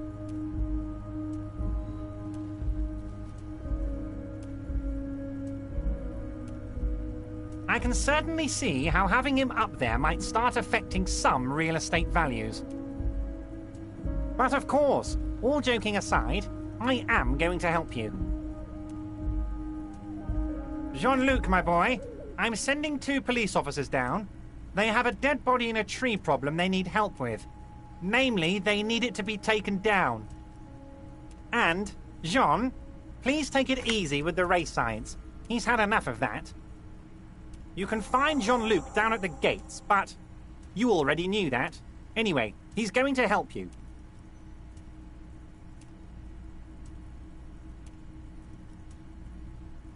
I don't know what that means, Harry. Shady brew? There are so many moving parts in my operation, I can't keep track of them all. You know what? Don't even tell me. Whatever it is, do it. Surprise me. Just one thing. If you can, make it even shadier. He sincerely has no idea what you were talking about. And he doesn't care either. Oh, of course. That's your main thing here. That's why you're in Martinez. I know everything that goes on around here, and I would love to help you, like I'm helping you with the body. I mean, it's no secret that the lynching is connected to the strike. So much to talk about. Honestly, it's been weighing on me so heavily. I understand you need to interview me. But there's a thing that's been keeping me up at night. I want to talk about the hanging. I mean, if we could just calmly talk, exchange information, we could blow this thing wide open. Yes, that sounds good. Let's do that. But I can't think straight with this thing weighing on me. You're police officers, aren't you? I have a crazy idea. You guys are basically door-opening machines, incredibly talented at opening doors.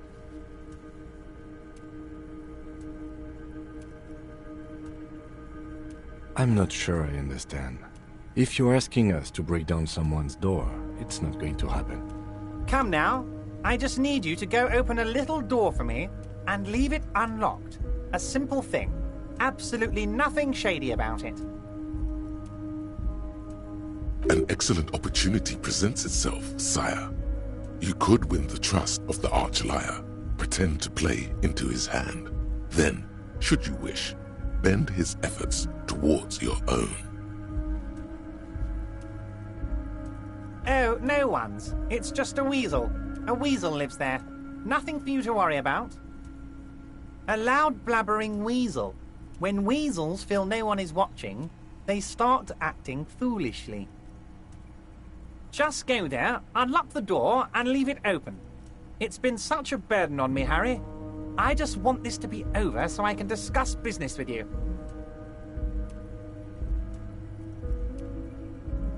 Harry, I'm a very busy man, and more importantly, I don't have that extraordinary physique you do. You look like you could run around all day. You want to send someone a message that the police are working for you. I repeat, I'm a very, very busy man, Mr. Kitsuragi, and therefore I must occasionally enlist outside help. So what will it be, Harry? Harry, my dear friend, I am what people call a local bigwig. I know everything that goes on in Martinez.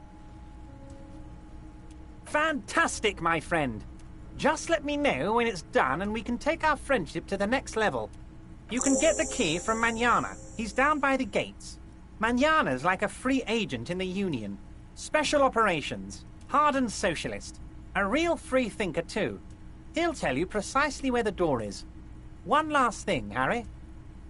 Just open the door. You don't need to go in or anything. I just want that weasel to come home and see the unlocked door. My dear Harry, there are literally millions of containers in this harbour. I couldn't possibly remember what's in all of them. Harry, you smooth-talking son of a bitch. Time is a precious resource, and I don't have enough of it to count containers with you. Smooth talking. Maybe that's the way to go about opening the container. You should at least try convincing it. Oh, that's very nice. I haven't gotten around to her yet. I'm very, very busy, you see. I hope you're getting along. One thing I want to make very clear, Harry, is that this is not some kind of union versus corporation situation. Everyone is just pals here. We're all trying to do what's best for Martinez here. Don't feel like you can't cooperate with her because you and I are such good friends and I'm helping you get that nasty body down from the tree. I'm not a jealous guy.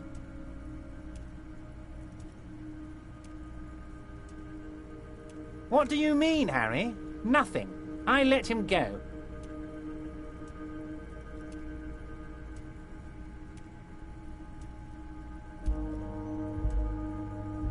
He's an old man, Harry. I wanted him to spend more time with his family. God knows how long he's got left.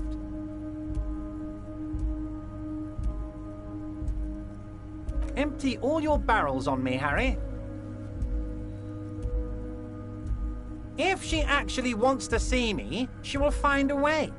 Any good negotiator would. And I just don't have anything to discuss with a bad negotiator. It's a fortress. He knows she can't get in here. He doesn't want to see her. It's as simple as that.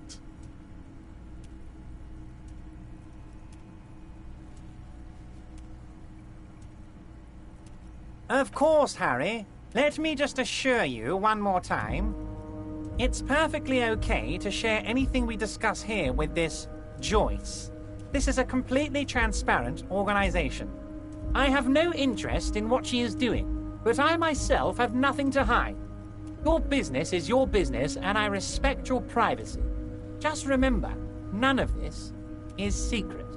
Tell her about all of it. My brother's picture, my singing swordfish clock. Tell her how overweight I am and how I'm helping you find your lost gun. Tell her about everything. Everard doesn't mind. It is rather interesting to tell people things about each other, isn't it? It was nice telling him about her right now. Yes, your lost gun. My best men are on it. They're turning every stone, searching every playground, asking kids, grandmas, everyone. Your gun will be found, Harry.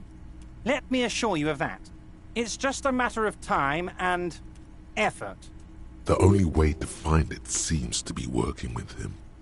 He might even be holding your gun hostage.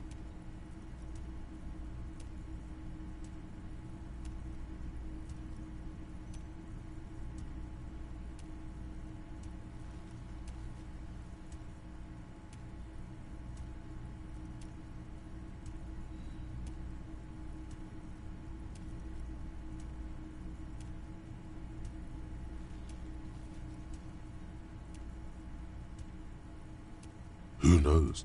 Only one thing is certain. If you work with him, you're going to get it back. And working with him might be the only way to do it. Yes, thank you for the hot tip regarding your lost gun, Harry. My men have indeed factored in that you pawned it. Now please, let the professionals do their job. Kick back, Harry, relax. I have great guys on this. You focus on what's important, building our relationship for the good of Martinez. It did not come as a surprise to him. He might actually not be bullshitting.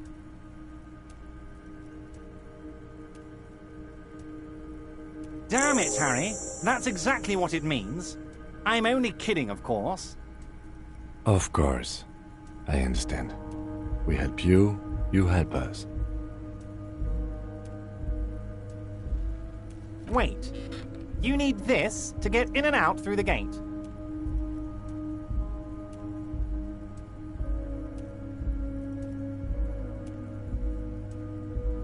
Here. You're one of us now. A real red and white Union man. Take care, Harry.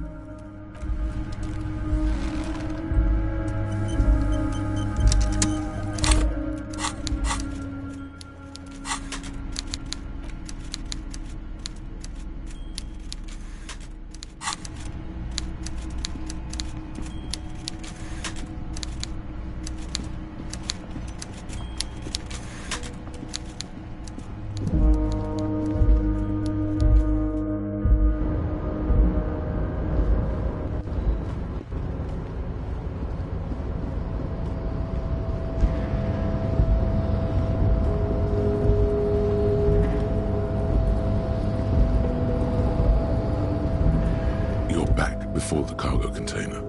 Its draw has not lessened since you were last.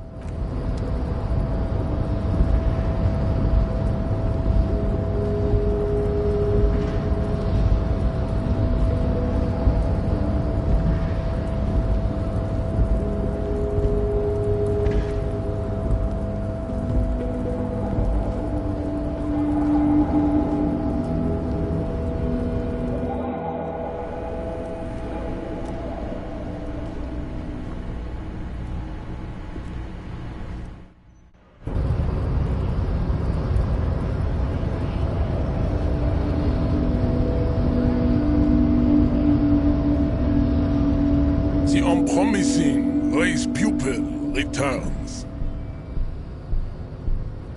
And?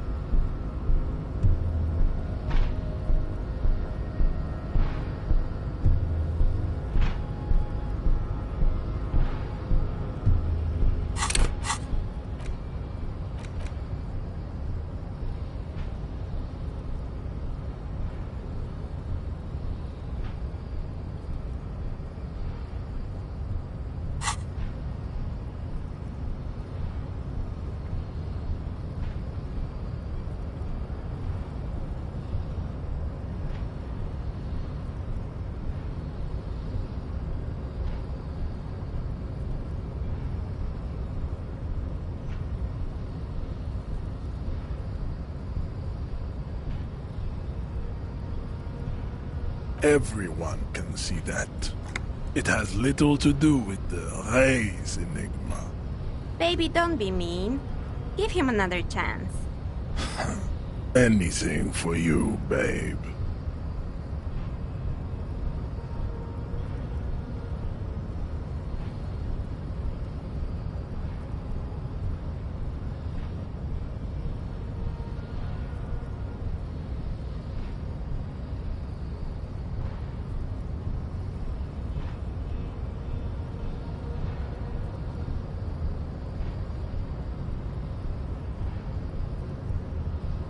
Look, babe. The minion of law is also a racist, but his racism is basic and rote. He thinks he has solved the great race enigma by describing a rote mechanism of scientific competition. So unadvanced. The basic race education he received in high school has led him to think his phylum are the sole authors of race theory. An esoteric study reaching back to the ancient mass society of Pericarnassus over 4,500 years ago. You could have used this opportunity to overcome your narrow, Al-Ghul-ravaged identity. Instead of unlocking the race enigma, you attempted to add to it unsuccessfully. Take solace from the fact that these thoughts will never entirely leave your brain. They will be with you on the day you die. The only germ of heroism in your body. Now go. I have beauty and truth to discuss with my woman. Damn, Jean. How are you so romantic? Was there an out of this for you with success? Or was the rhetoric game rigged? I can't tell. He does not so much as glance at the object. Stop showing me your pathetic cup. I have no interest in it. He had nothing to do with it. Don't be vulgar. White or not has got little to do with this. The race enigma runs much deeper than that.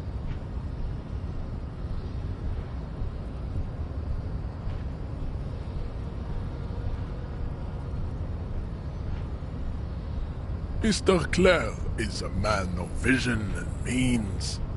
He has the will to confront international capital. Something your race, naivistic communists, never did.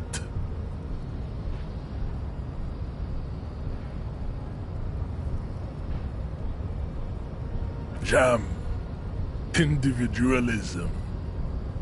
You have gotten these ideas from degenerate youth culture, have you not? You have picked them up from rock and roll songs?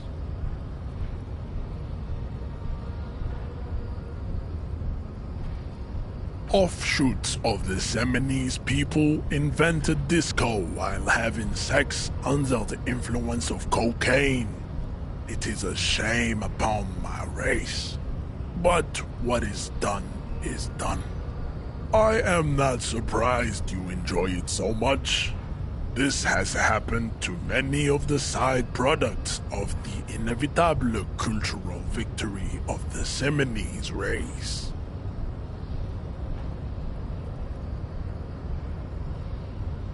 The South Island race, haplogroup A4A. We are the rightful masters of the Insulindian archipelago.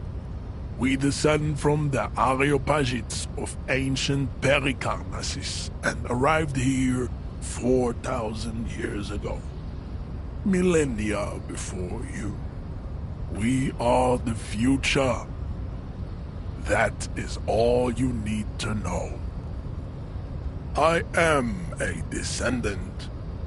The narrow streets of Ulimbuir are with me in my genetic dreams. I see young Seminoles women walk into the grey mass on Ile de Fantôme, waiting on immaculate conception from the pale.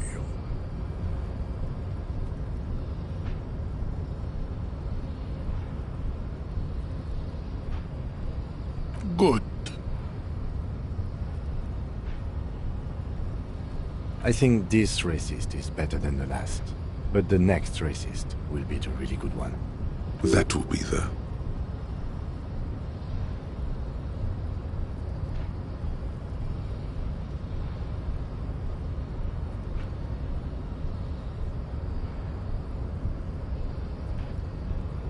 There always is. Race is reality.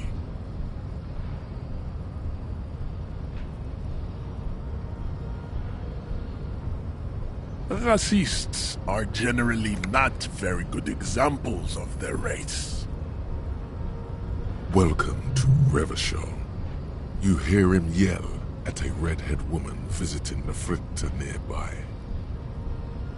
He must think redheads are immigrants. I am not like them. I am craniometric perfection. I have taken the trouble to permanently draw a phrenology grid on my skull and features. This should dispel any doubt.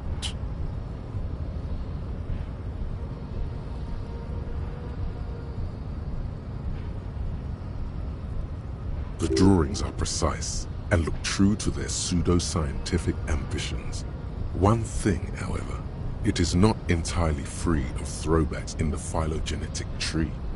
His large jaw, for example, could be a trait indicative of criminalism. Also, his earlobes could be smaller.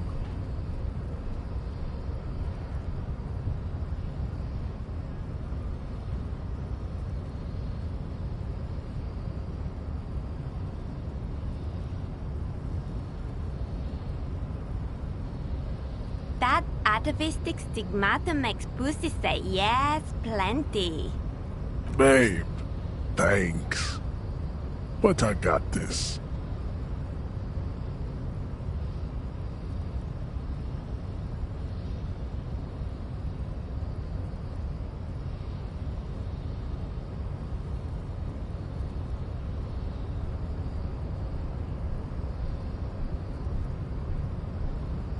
I am not the first line of defense. I am the last. In addition, these so-called Hardy Boys are an effeminate clique of bodybuilders. Their company is spiritually degrading. You pick up on something artificial in his tone, like he's putting on an act. This is unlike him. He is usually more himself.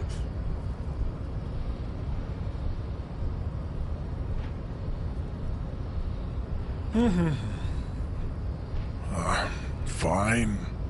They have recently fallen under the influence of a possibly sexually perverted female vagrant and a narcotics peddler. It's shameful. Find out for yourself, endomorphic blub. Interesting.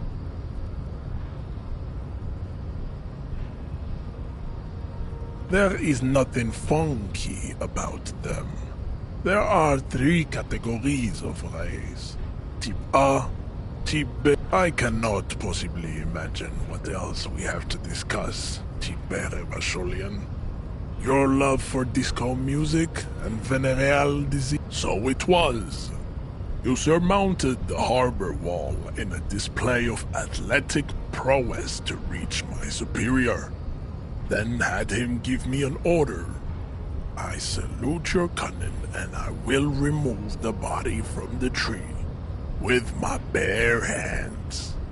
You're so noble, Measurehead. There's a but. But while I am gone, someone must stand guard on the bridge. That someone needs to be you. Both of you.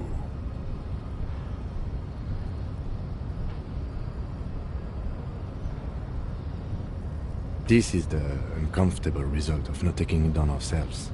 I can live with a compromise. Listen to your little friend. He is wise in his childlike way. His mysterious race may yet prove fierce competition to my heroic haplogroup. Babe, see that they stay here the whole time.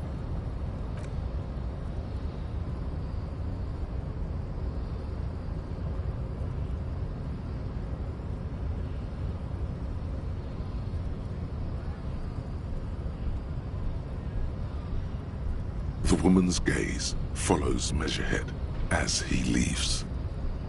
So, you guys are like cops or something?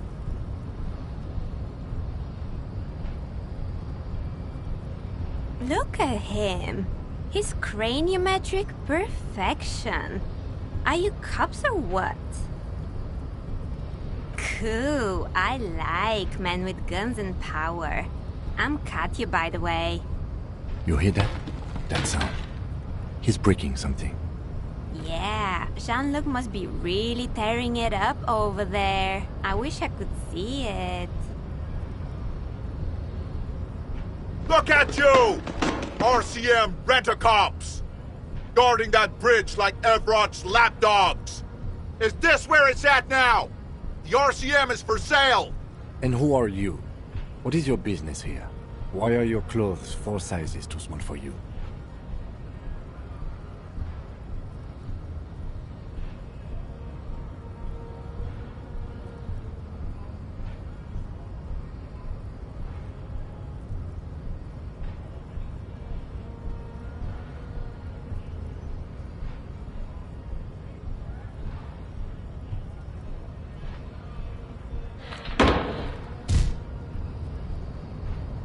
A shrill laughter interrupts you, echoing across Martinez. It's Kuno. Then, the man turns to look behind him at the behemoth appearing around the corner, approaching him, walking past him.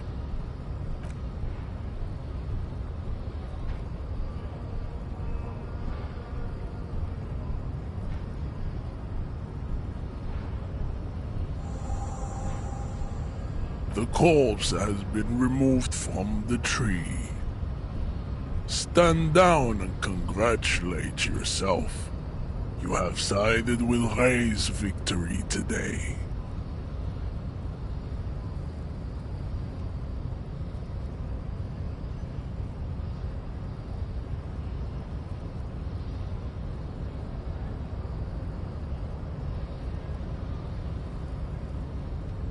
Farewell, ham sandwich. You are a Union man from now on.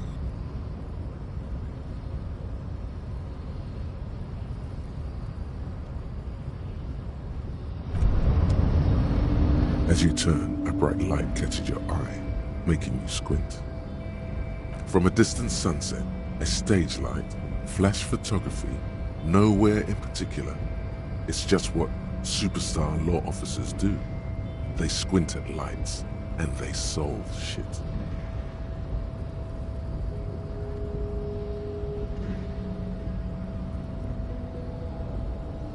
What are you, deaf? They're perfect, like rock star politician and drug addict teacher. Embrace the superstardom you've worked so hard to establish.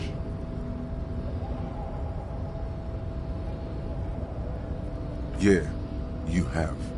You're a big dick cop, Dick Mullen, Salam Rocky Baye, badass on-the-edge disco cop. Time to recede into a ludicrous fantasy world. Here we go. Camera, lights. Yeah, you know. Beneath it is just heartbreak, a pulmonary tract infection, atherosclerotic disease. This is where you say action and reconceptualize all that. Reinvent it as the world's first celebrity police officer. This is the beginning of your legend. With a sudden flash, the world freezes around you, and you along with it. In an iconic monochrome solution, a black silhouette against a rasterized orange world. It's on.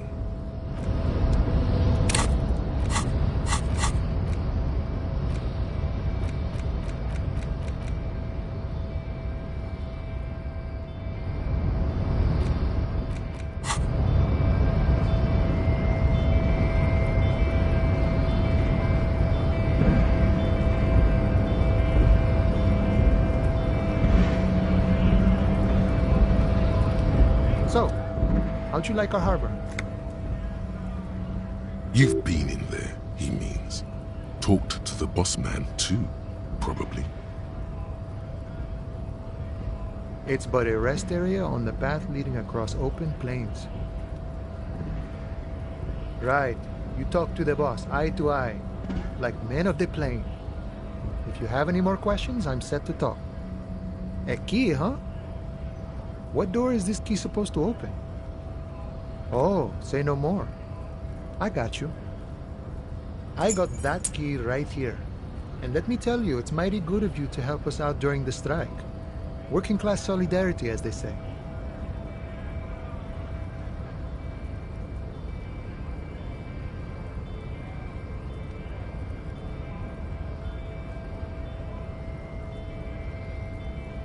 Oh, so the none of the above type, are you? I get it. I like to keep my distance too. But it doesn't matter. It's a good thing you're doing. Thanks. What you're looking for is a basement door behind the greenhouse. That's behind the wailing in rags. That's all I know. Our organization is what you call compartmentalized. Means we keep out of each other's business. Okay, but where did you get the key from? The janitor gave it to me. Nice fella. We talked about life and things that really, truly matter. None of this mess we're in. This jiving and juggling. What's it for? To feed our children, I guess.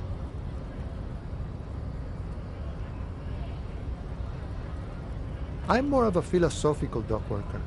I like to talk about the big picture stuff. Who I am, who you are, what we are fighting for. He means he's not going to tell you, cause he doesn't know. But he will shoot his mouth off with you now that you're working for Everard. The mercenary, eh? Who could have killed him? That's indeed the question. Why even do such a thing?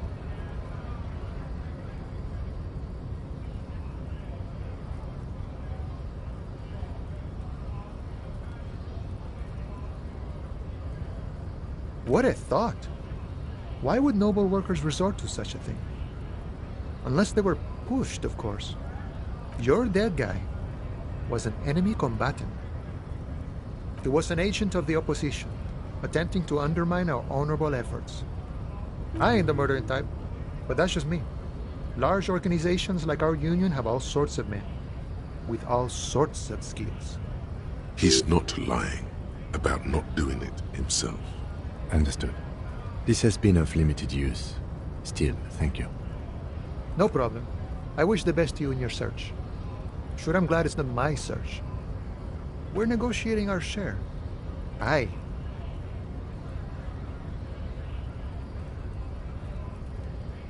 All of it. However, right now we want all the harbor workers to be on the company's board, so they could take part in the decision-making process. This seditious talk sounds like communism. Just so we're on the same page, communism is basically wanting to kill the rich people or deporting them to a labor camp in southeast Grad. But don't say that out loud if you're a communist. No.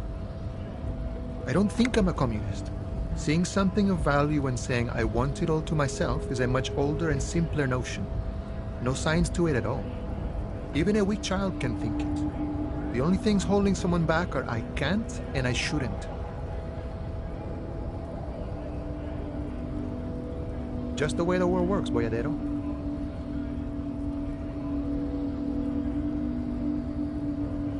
Sure thing. This was great.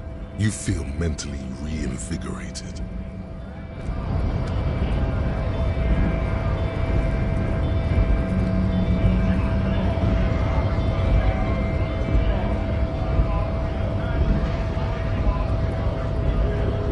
Right to work! Right to work! Shame on you!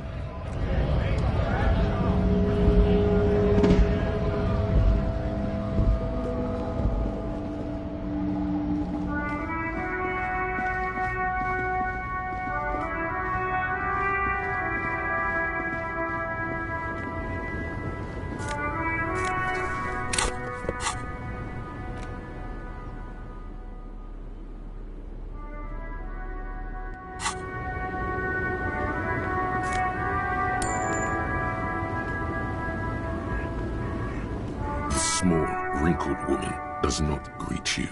She nods along to something on her radio.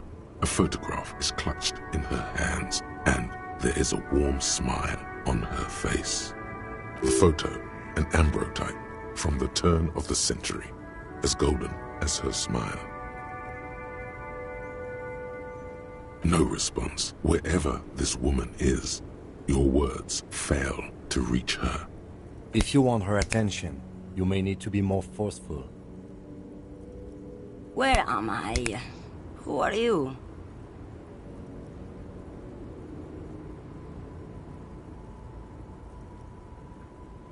Never mind. I remember now.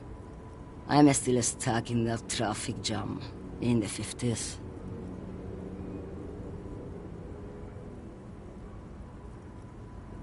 Back in Methka, during the time of the revolution. The sidewalks and cafes are filled with young people. I was on my way to see a new Boyadero picture starring Gabriel Buendero. Until you came along, that is.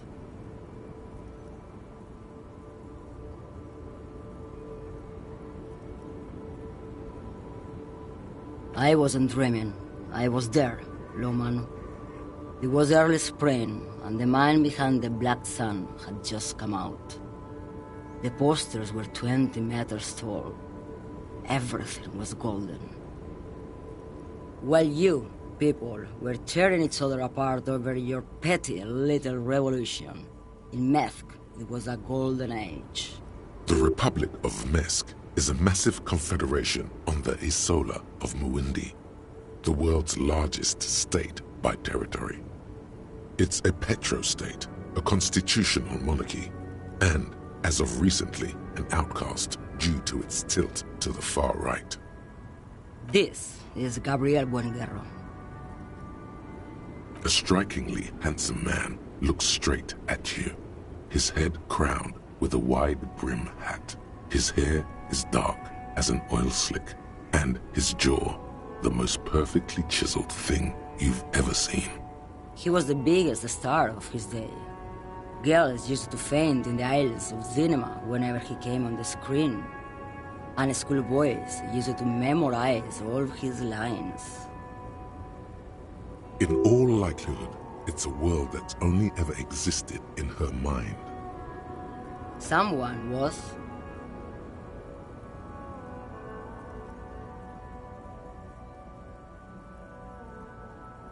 They are someone's memories, boy. What difference does it make if it's me or not? They're beautiful. That is all that matters. Beautiful and true. And they will win. They're coming for this, you know? All of this. All of what? The world. The present. Why not, Harife? It's not like I have anything better to do in this hellhole.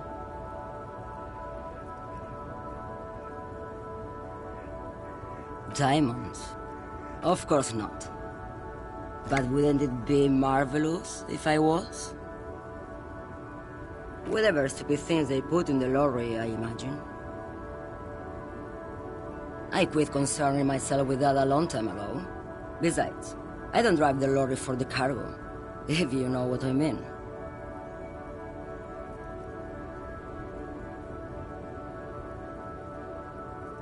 Then it's contraband, Loman.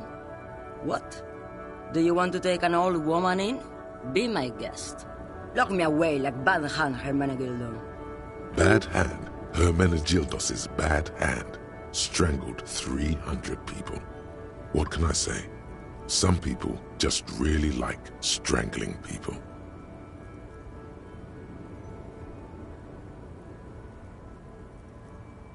Of course not. To truly understand the Boyadero, you need to listen to on the Western Plain. A Boyadero, Boya for short, is a cowherder from upstream Magritte, the great steppes of northern Mesk. He is a rugged individualist and explorer. It's an old ballad about a young girl who falls in love with a daring Boyadero. He promises to marry her as soon as he returns from the Western Plain. Of course not. The Boyadero returns from the Western Plain a changed man. One night, as he and his beloved are out walking along the river Maigret, she pleads with him to give up his riding and settle down. In the background, you can hear the orchestra swell as the screen fills with the maiden's imploring eyes. So the Boyadero strangles his beloved and throws her body in the Maigret. Then he rides off, because the Western Plain is calling to him.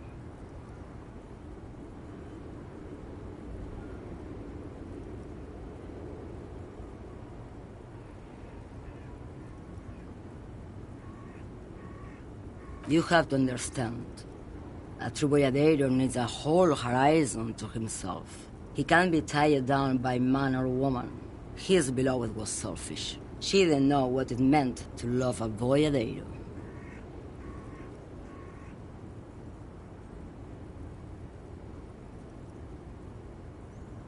She's just a distracted old woman. We should maybe let her get back to her things. So he doesn't think she's a smuggler? You hear that, Lowman? I don't think your partner likes you spending too much time with me. Nothing. I just don't think she's connected to anything. He doesn't want your frail mind caught up in something here. Something unconnected to the case. But connected to this woman tuning out like that. Oh, don't worry about me. I'm one of the best communers around. I drive routes no one else will. Lomonosov's Land, Udashnaya Zemlya, the Western Plain, the Transcatolia Magistral, U41A, Adestradas du Mirador, all the good ones, the deep trenches, where the bluebirds fly.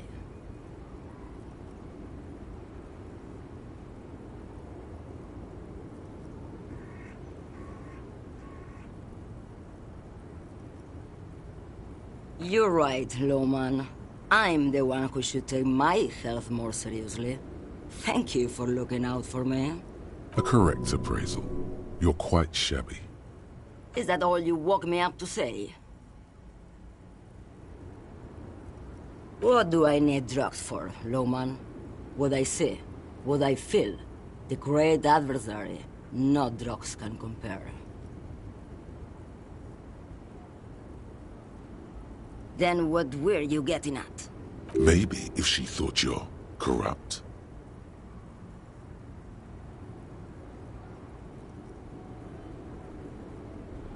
Who the fuck is Irrat? Ah, and what do I care about the Union boss? He's no Gabriel, he's no Franco Negro. He's not even Hermenegildo the Hound.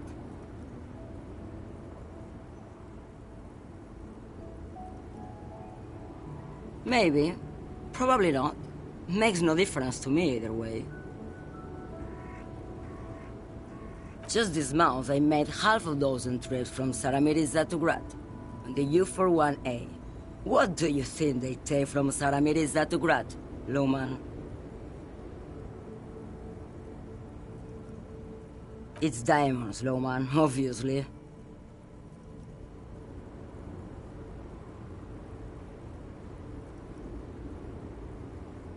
Easy. He's the skinny man who thinks he's a poet. Never trust a poet. Also, he's the only one I can see from here. That's correct. There is no visibility of any of the others. Diamonds are good for you, Lowman. You should try them sometime.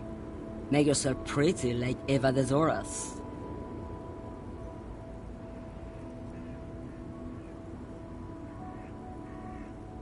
Where do you want me to go? This isn't so bad. I can listen to music, or the seagulls. Look at all the colors and the futures of this world. It's a good palate cleanser, this jamboree. Or I can just relax and let my mind carry me back where it will, to the Great Plains. I think we're done here, no? Yes, go. Enough jamboree. I need to get back to Mesky.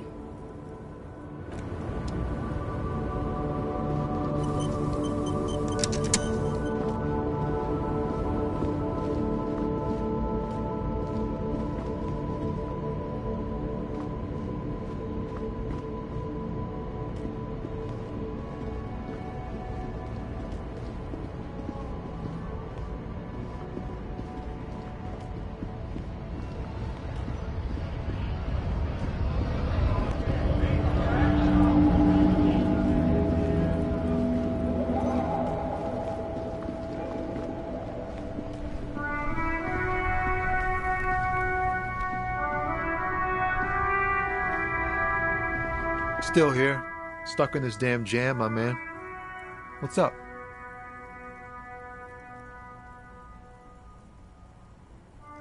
Ah, man. Me and narcotics go way back. Had some good times surfing the psychic waves of my own consciousness, you know? But those days are behind me. There are other addictions in my life now. Why the inquiry, my man?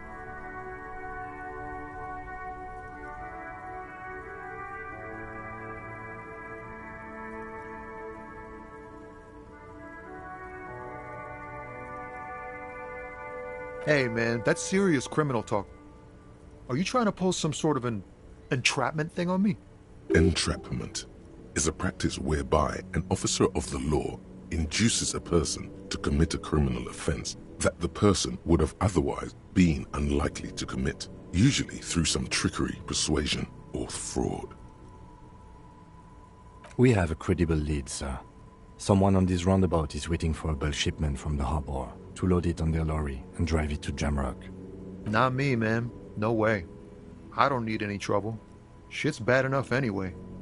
This jam's got folks up in arms, and I'm afraid it's headed toward a conflagration. Look, man, I try to stay away from the criminal underbelly of Revachol. I'm a guest here. You really need to find another man to probe with those questions. We wouldn't say he's lying, sire. Ease into it. Don't go too far. This seems like a personal matter.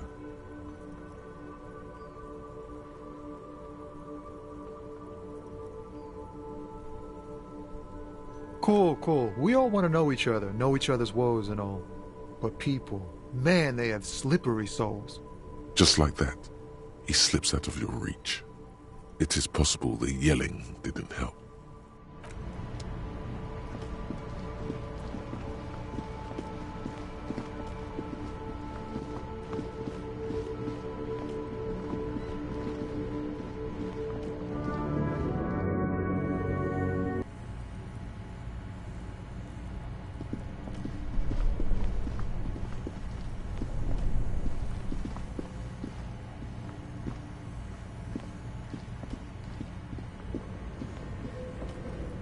A thick layer of coal dust covers the furnace, coloring it pit.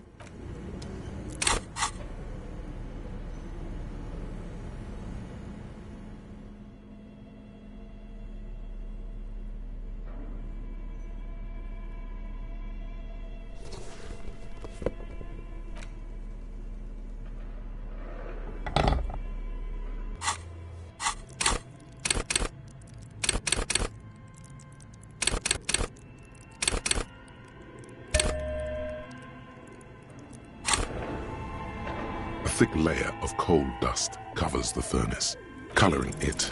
Another pathetic yelp sounds off into the vast darkness of the chimney. You're a little embarrassed you produced it.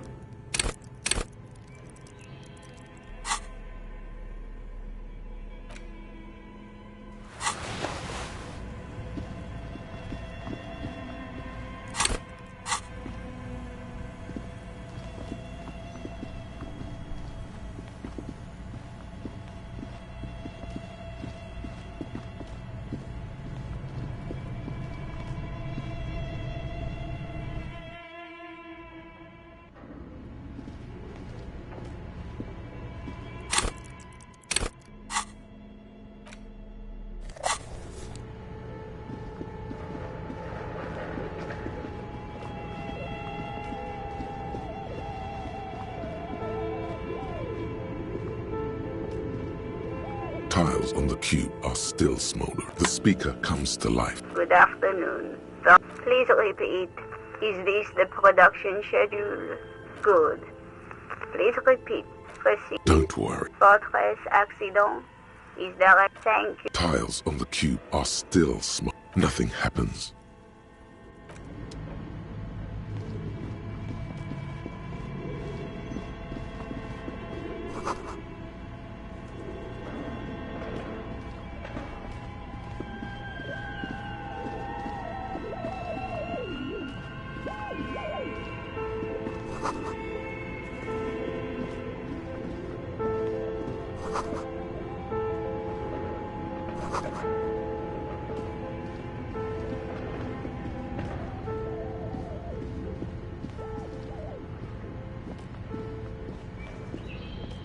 The barbell waits patiently on the floor, like a dog for its master.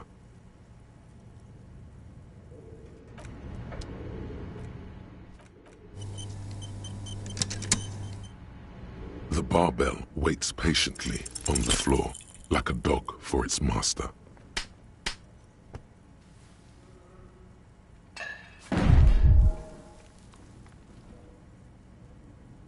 You manage to hoist it off the ground, but the barbell feels wobbly and dangerous. Your hands slick with sweat. Turns out you're no beast, just an old man with bad form. Weightlifting was never my favorite either. At the station gym, I mean. I prefer running. Clears your head.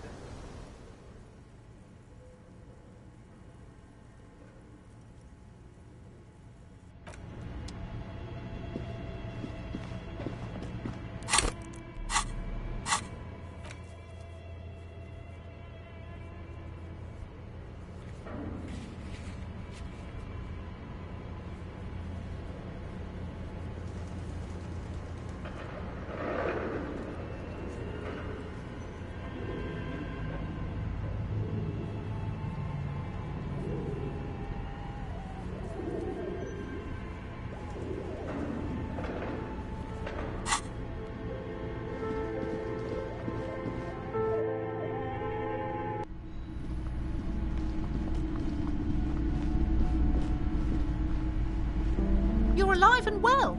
Don't keep me waiting now. What's in there? In that dark sarcophagus? Yes, yes. How was it? Tell her how ghastly it was. You know it's what she wants to hear.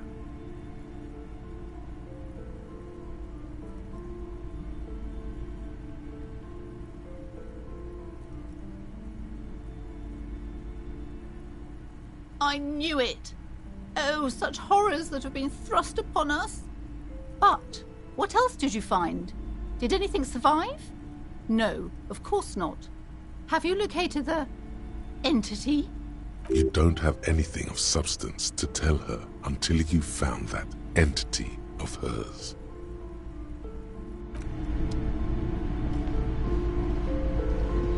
Hi, Ace Detective. Are you here for more books?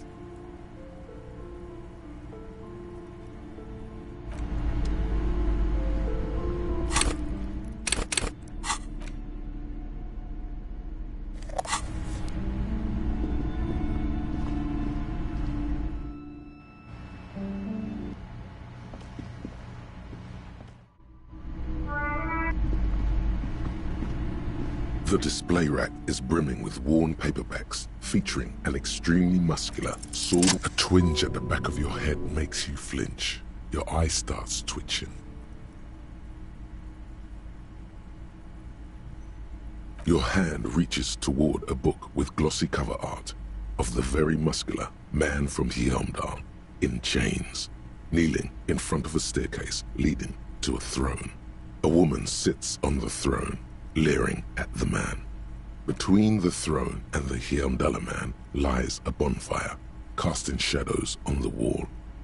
The shadow of the woman's headdress looks like a pair of devil horns.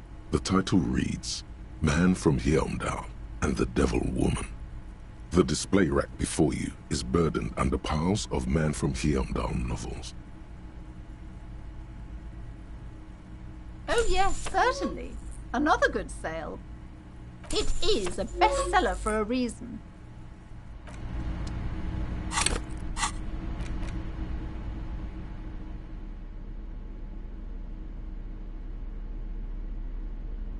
The cover of this tattered paperback features the man from Heimdall, standing atop a pile of bloody corpses. His two Zweihanders are crossed over his massive chest in a dramatic X, their blades dripping with gore. Behind him rise the harsh, snow-capped peaks of his native Northlands. In bold red letters, The title, Heimdall Man, the man from Heimdall, unfurls like a banner. In the foreground, a nearly nude woman lies spread in supplication, her privates strategically covered by her flowing black hair. The back blurb reads, his latest adventure serves as the perfect introduction to the savage Heimdall saga. Meet man from Heimdall, his faithful blood brother Tyribald, the noble Lord Hrothgar, and some of their most fearsome foes yet, for the Northlands, for Heimdall. Below, in smaller font, you see the parenthetical, adapted from Man from Heimdall and the Necromancer's Treasure, Man from Heimdall, Lord of Hrothgar, and Man from Heimdall, the Curse of Nacht-Hera. A brazen attempt to bilk fans for more money by splicing together old stories under a new title.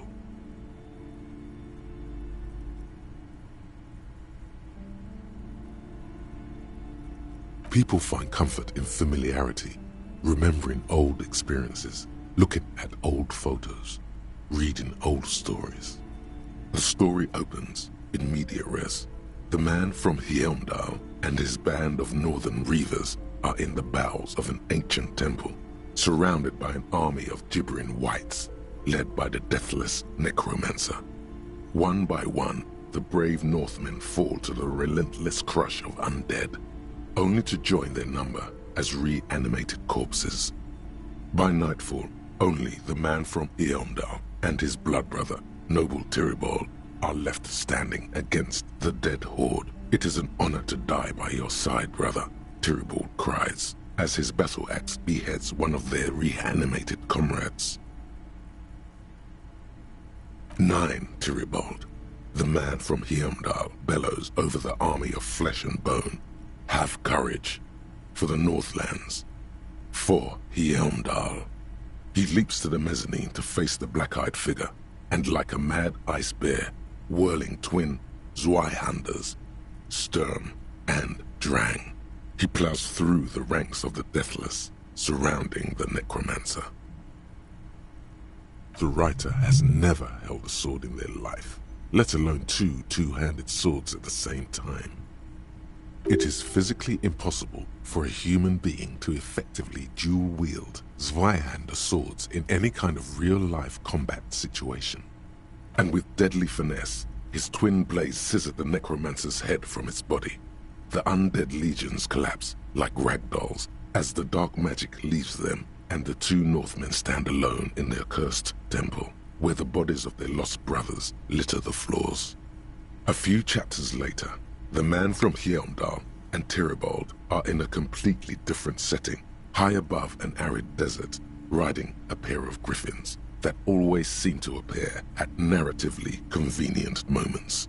This book makes a mockery of the very idea of good plotting, though something tells you coherence was never the point. The Northmen find themselves in the court of a powerful southern king, Lord Hrothgar. The old king beseeches the man from Heimdall to rid his kingdom of the Nacht-Hera, a subterranean clan of blind wizards who traded their souls for demonic powers.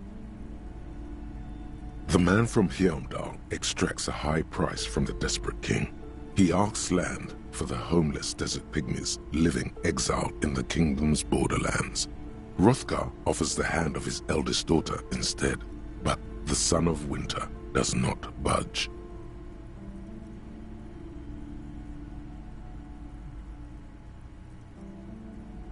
What do you mean? Because the flame of justice burns bright within his chest.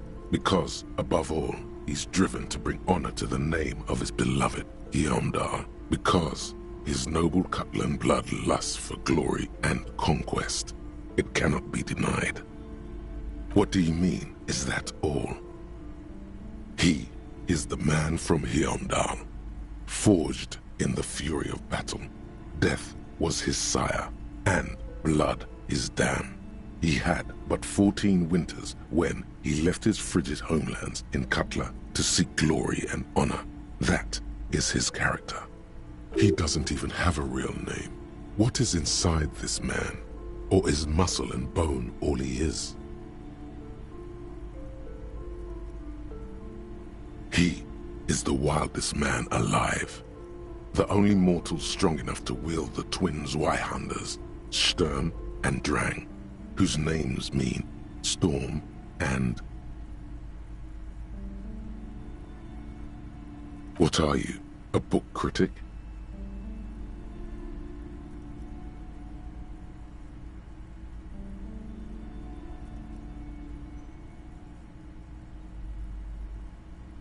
Enough. You're ruining the pacing of the story. Now where did you leave off? Ah yes. What pacing? You skip past a section detailing an elaborate banquet with many toasts, as well as the long and perilous journey from Hrothgar's Keep to the ancient forest of Yesdar, where our heroes infiltrate the Nachtherre's dire hall. In the center of the great hall stands a blood altar on which a pair of Nachtherre are disemboweling a shrieking peasant, an unholy rite that empowers the Nachtherre forbidden magic. As the vile ceremony ends, the sound of steel unsheathing draws the Nachtherre's attention to a pair of cloaked figures standing in the doorway. Swiftly, the visitors toss off their cloaks and unsheathe glimmering northern steel. It's the man from Heimdall and his valiant blood brother, Tyribald. In an instant, the Nachtherre summon a horde of gibbering orcanoids who rush our heroes. The hall fills with the clang of blades and the screams of the dying as the floor goes slick with steaming orcanoid viscera. Oh, for fuck's sake.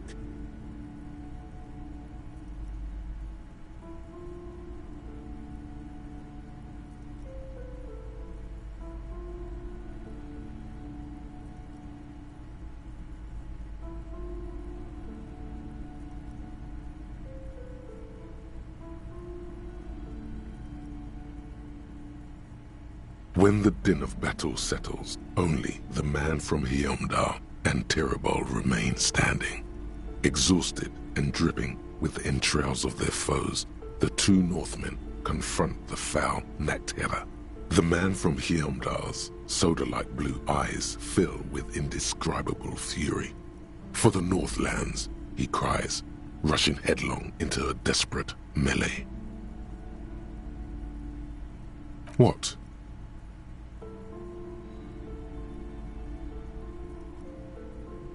In the first scene, the man from Heimdall fought a powerful necromancer and his army of the dead. Now he's confronting a pair of Nachtherre and their horde of orcanoid thralls. The two couldn't be further apart. An excellent question. One easily answered by purchasing the next thrilling chapter in the Heimdallaman saga, Heimdallaman at the Gates of Tomorrow. The last page of this one merely reads, "To be continued."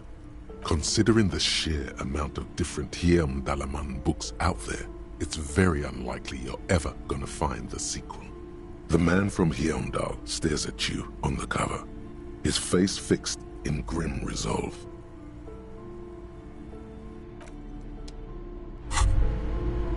Why does art inspire you so much?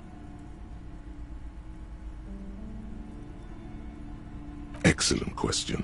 Art is a diverse range of visual, literary, auditory, and performative creativity. It's an expression of imagination and technical skill.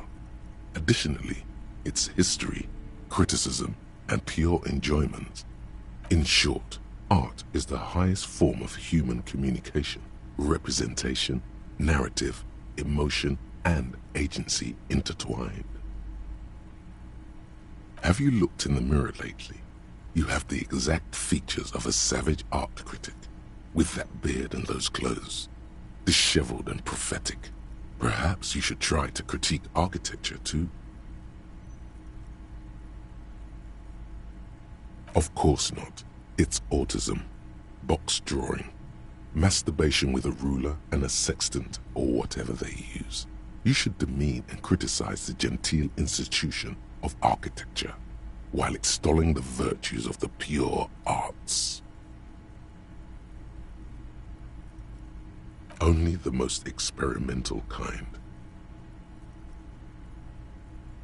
Such vigor, already you express a sharp descriptive mind, ready to slice through the empty and superficial in favor of the sublime and the beautiful. Do it. Become the art cop. Half art critic, half cop.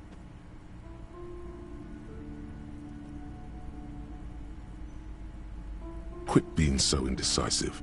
What are you going for here? Some kind of indecisive and camp aesthetic now? Strike a bold shape here. Go art or go home.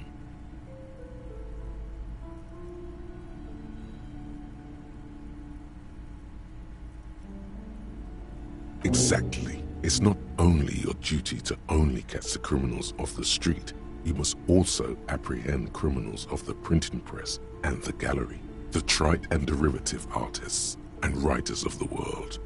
Go ahead and provide savage criticisms, art cop. The world is yours to rip to pieces and reassemble.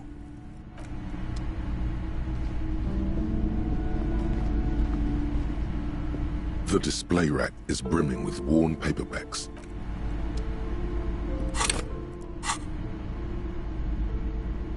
The edges of the pages are worn and smudged. A lot of people have read about the Devil Woman's altercations with the Heimdall man. The jacket copy proclaims, "Man from Heimdall returns in his most exciting adventure yet. After crashing into a strange jungle, cannibalistic natives abduct his only surviving comrade, noble Tyribald. Before Man from Heimdall can mount a rescue, he is ambushed by a tribe of female warriors and taken to the ancient citadel of Cloud City, where a mysterious and wicked queen rules supreme. Will Man from Heimdall be able to escape his dire situation and find his missing friend?" You open the book to a random page. Man from Heimdall, wielding his two Zweihanders, is carving through a sea of savages, his visage fixed in grim determination. His arms, whirling like windmills, are soaked with the blood of his enemies. Mangled corpses litter the battlefield. Good God, this is some retrograde stuff. When was this shit written? You flip to the copyright page. This book was written in '38. Berserker rage burns in his azure-hued eyes as he brings glory and honor to his long-lost Heimdall tribe. From the village of Heimdall, the ivory giant roars like an ice bear, and the winds of Katla howl out his name.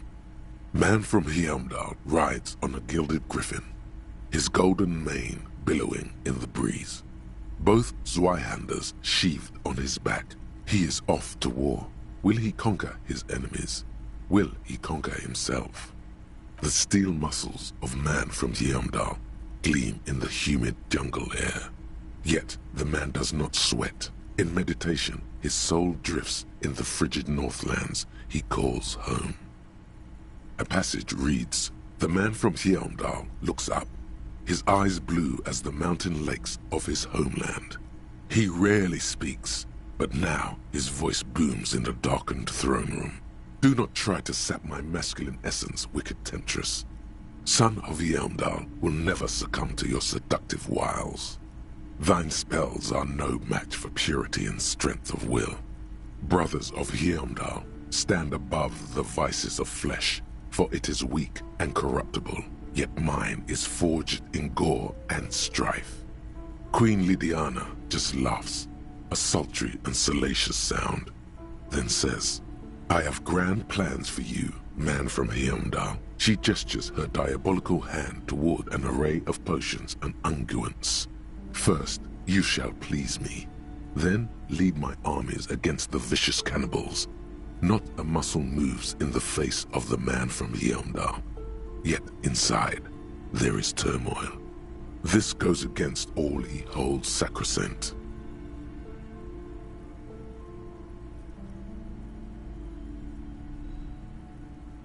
What do you even know about literature?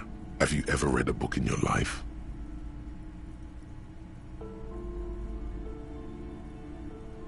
Write a thesis. Man from Heimdall is done with you.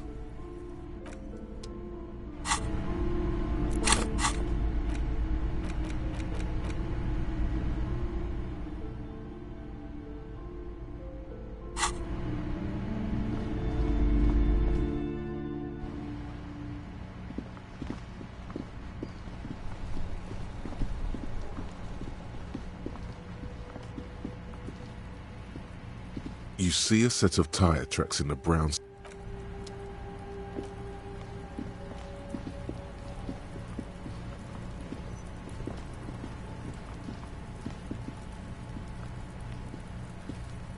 You missed a good show before.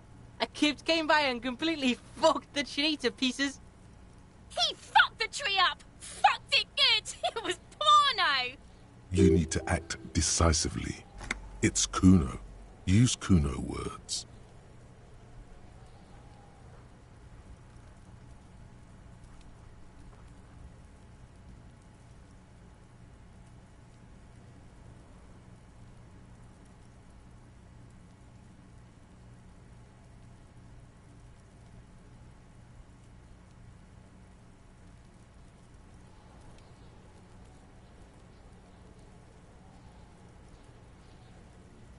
Watch out, Kuno! He's trying to crawl up your ass! Kuno knows which Kipt Kuno meant. Kuno knows all the Kipt. Kuno's dad's a Kipt expert. Says Kipt every day. 100 times a day. Kuno's dad doesn't give a shit about anything. Except Kipts. Try to crawl out of Kuno's ass now. Yeah? The fuck did you want anyway? You got your fuck bag down?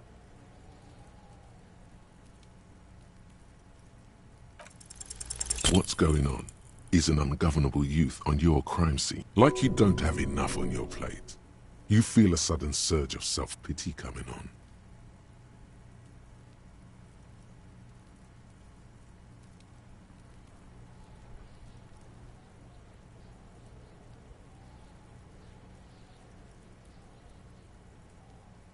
Get your snout out of Kuno's ass. Kuno knows how hard Kuno pushes it. Kuno pushes it hard level. You should give up, Popo, or the Kun will keep fucking it out of you. You okay, Kuno? That went wrong. He took it as a compliment. Then he had a minor seizure. Kuno doesn't fuck.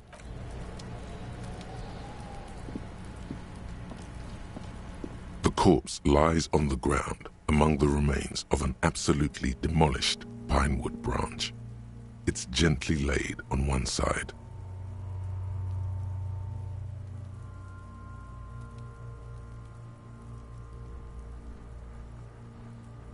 Mr. Measurehead has done a good job.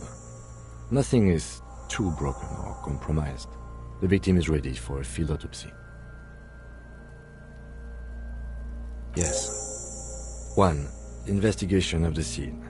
2. Initial examination of the victim. 3. Field autopsy. 4. Transportation of the body to the morgue. We are on number 3. The RCM's 4-phase murder scene processing manual. The fuck are they on about?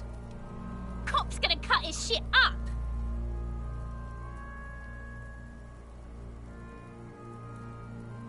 It's not about cutting. And no, you and I are detectives. The honorary rank of detective signifies our ability to handle the entire incident chain, from autopsy to cleanup to social work.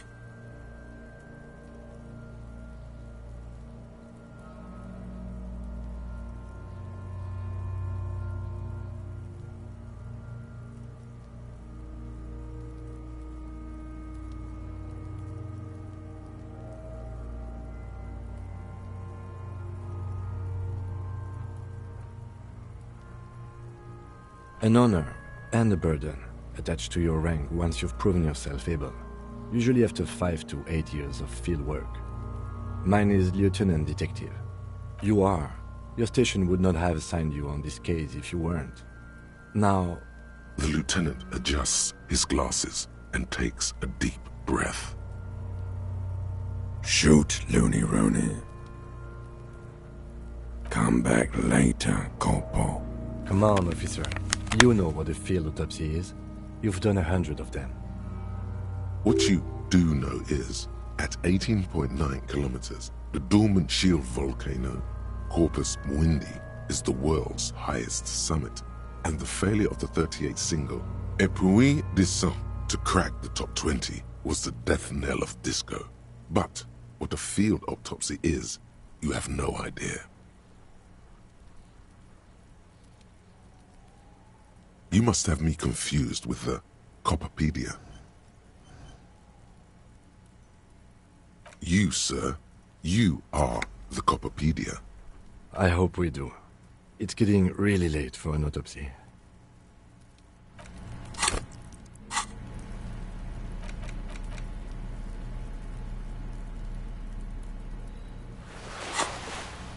The rotting man, the lieutenant adjusts his glasses and takes a deep breath.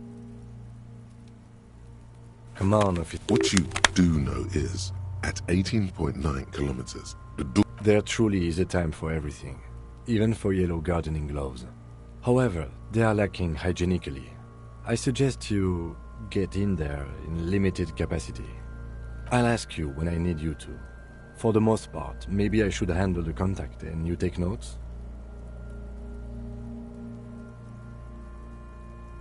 That's right. The dead man stares in silence as you crack open the ledger. The bright red paper is covered in boxes and lists, describing the condition of his skin and organs in 3 parts. Above those, an 11-field info form needs filling out first. It begins with,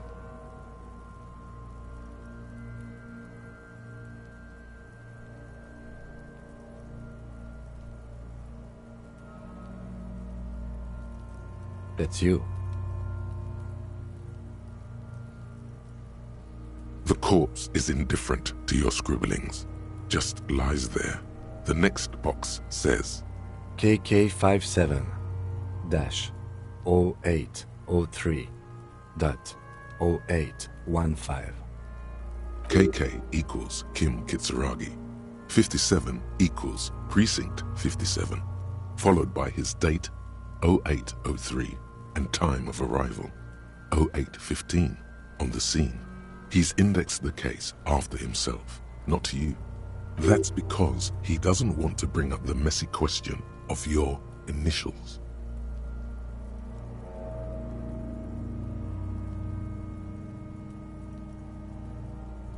And what would that make the alphanumeric? HDB 41 0803. Help me out with the time of day, anyone? 10:15. It's understated.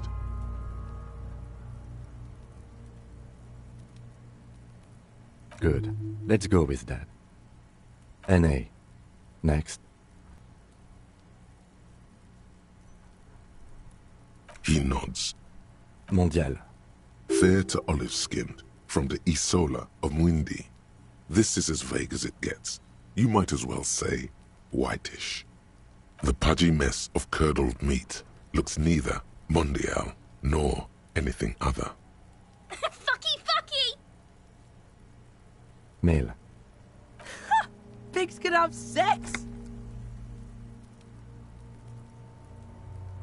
Nor does he look male, with his pregnant belly and indistinguishable face. We're still going with March 4th, 51. What else? 9. Body identified by is non-applicable. 10. Case number is the same as the coroner's case. HDB 41 0803.1015 listens, motionless, with the cargo belt still around his neck. Only one box remains. None, at least not after the initial examination.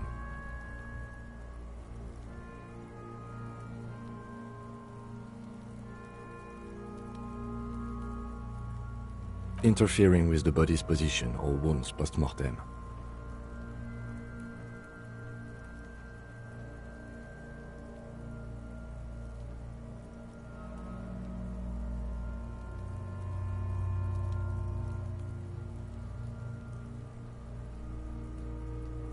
silent nod. The lieutenant places his gloved hand on the corpse's chest, as if in preparation. Your central nervous system recognizes this gesture. It's the stations of the breath. Ecclesiastic, religious in nature, a holdout from pre-DeLorean burial rites. It takes him 2 seconds to perform. Then... We should start the post-mortem. The corpse cannot feel Kim's hand on his chest. It no longer meaningfully interacts with its surroundings. A thicket of boxes and lists on red copier paper tries to answer why. Clothes. The deceased wears armored boots and white briefs. The make of the briefs is Babrodine, I think. Let's see. See, it's happening. Babrodine, yes. Inexpensive. Size M. Color white. The disappointment is palpable. The red-haired thing was expecting something more lurid. The boots are ceramic. Vitreous enamel. They are fused to his skin from blood flowing downward post-mortem. Removal of the boots is left for processing. The boot has a serial number. It's E50.100.100. The lines between the plates are in the shape of the alphanumerical. The number is purposefully concealed by the design. Tattoos. The upper torso is covered in a single continuous tattoo, resembling a national pattern. It reaches from the right shoulder to the heart. The ink is blue and white. The assistant has a color photograph of the markings, to be added to the case files as document A1. The photo is taken on the scene, using a Trigat Mini. The deceased has a belt for airlifting cargo around his neck, tied with a hangman's knot. Color yellow. Length 3 meters. There is a buckle on the other end. Well-nourished, athletically built, measuring 1.8 meters. Generally consistent with age 42. Preservation is good. Ambient temperature below freezing. Body hair is light brown. Distribution is consistent with the age. The deceased had male pattern baldness. Hair is combed back, short.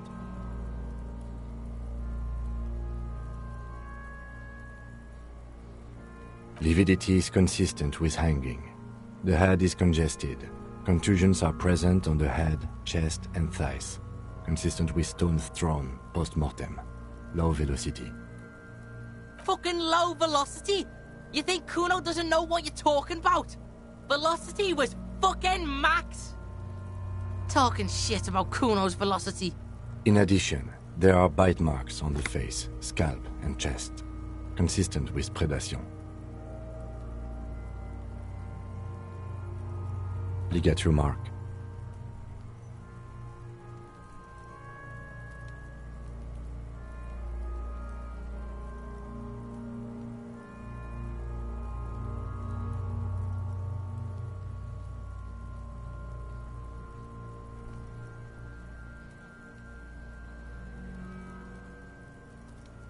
The steel wiring. There's too much of it. We need to remove the belt so we can get to the ligature mark. You got just the right tool for that. The chain cutters.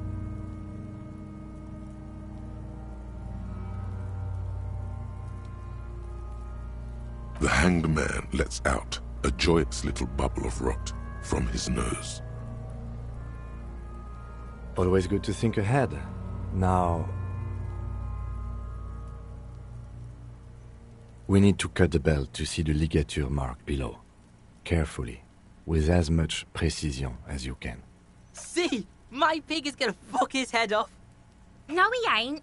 Your pig's a boring fuck.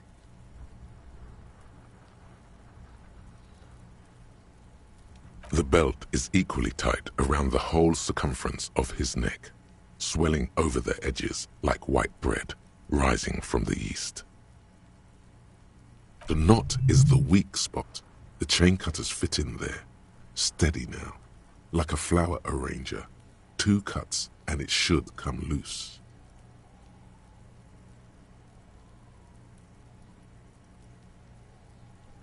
You are?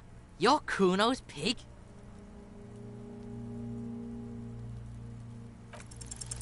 After some deliberation, you sink the cutters into the knot tying the belt together. You squeeze the rubber handles together, sweat forming on your brow. Snap! The knot is slashed. Another cut and the belt falls apart like a flower bouquet, revealing the dead man's neck and the dark red ligature mark around it. The rope rises to a point, leaving a gap in the ligature mark. The suspension point is in the back of the neck.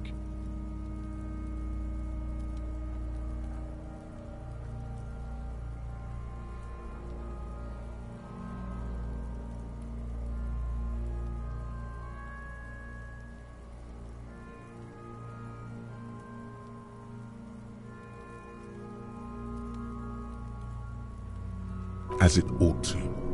This is where its grip on the curdled meat is gentlest, pulling up. Hemorrhaging is observed on the skin, above and below the ligature mark. The mark is well pronounced, consistent with a drop from 1 or 1.5 meters. Chest is intact, normal contour, abdomen is protuberant, pelvis intact, genitalia... Now, let's get out and see! I fucking knew it! Genitalia is male and unremarkable. No evidence of injury. The dead man's penis is average-sized, congested from the downward collection of blood. The testicles are uneven in length, hanging underneath. The genitalia is greenish. Marbling is present around the crotch. Back is symmetrical and intact. Upper and lower extremities are intact, but asymmetrical. There are combat injuries on the right hand, thigh, and hip. In addition, I see smaller, residual scars, too numerous to count, covering about 30% of his skin.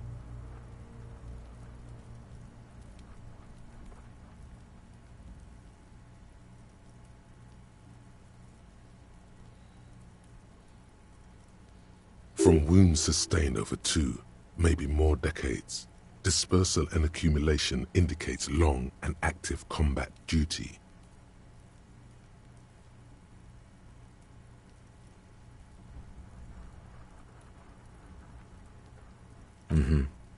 We have a real museum here. Of battles, wars.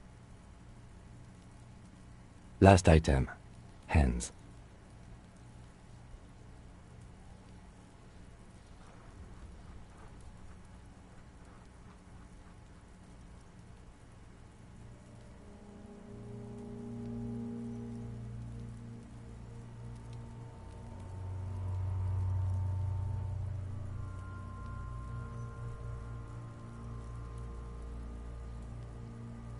Hands are clean. No sign of a recent struggle.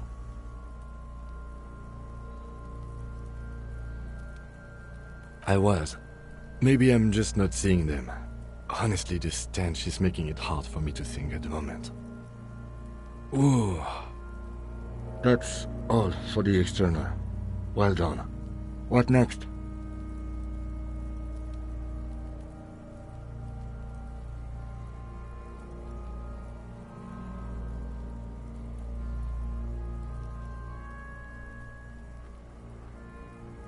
Central nervous system. I have nothing. Do you have anything on this man's central nervous system? Of course, there is a moral to be drawn from it. A moral to this story. What would that be? The dead man looks, too, with barely contained excitement to hear the moral of his story. I think that may well be the moral of every story, officer.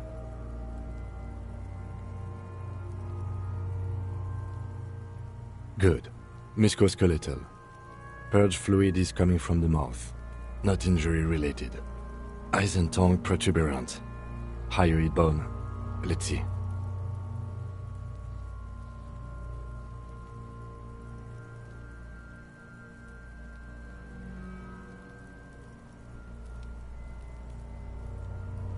With his eyes almost closed, the lieutenant puts his hand on the dead man's throat and begins to massage it, gently.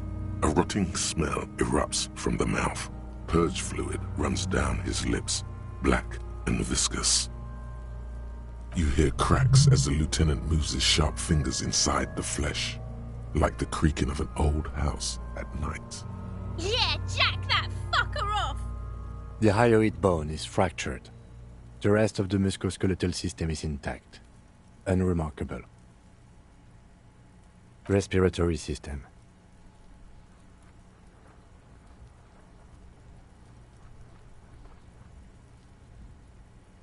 Oral cavity shows no lesions. The victim has received dental implants, possibly after a combat wound. Mouth swollen, hemorrhaging present in mucosa of the lips and mouth. No scream, no sigh of relief rises from the darkness inside. It's humid there. Sickly sweet air, unlike anything living. You feel like you're about to throw up again, straight in that mouth of his.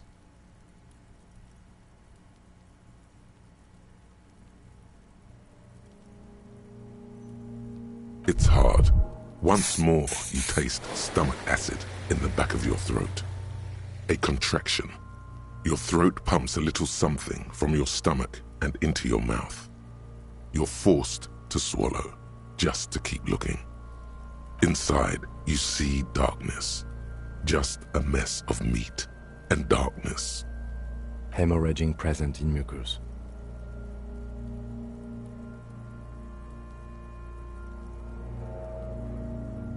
Hepatobiliary, NA. Are you a hepatobiliary expert? Hepato means liver, and biliary, the gallbladder and bile ducts.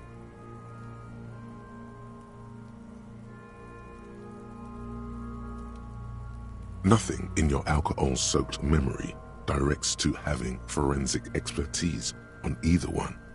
Neither am I. Same for toxicology and serology, NA. Unless you have untapped reservoirs of knowledge there? Reservoirs? No, but do they take obscure trivia and odd tidbits?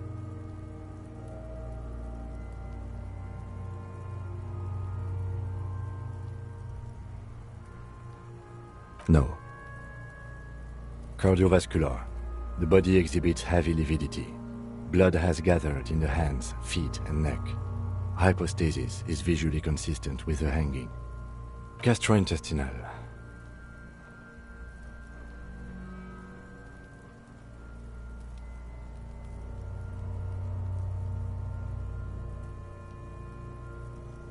This will do.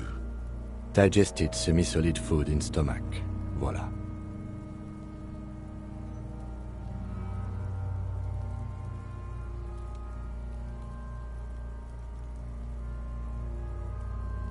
What's next on the list? Let's see.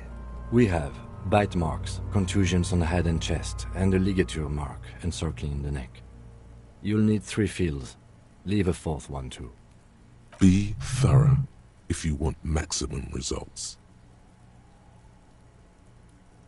Oh, so we inflicted them? Okay, so there's a spin-stabilized munition from a Kiel A990 muzzleloader lodged in his lung. I don't think we should mention that. Better not to muddy the waters.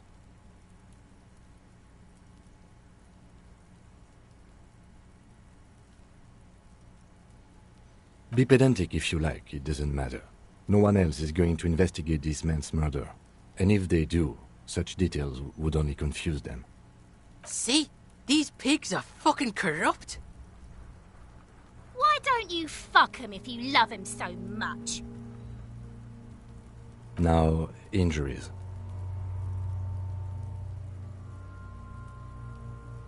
Head, chest and scalp bite mark injuries.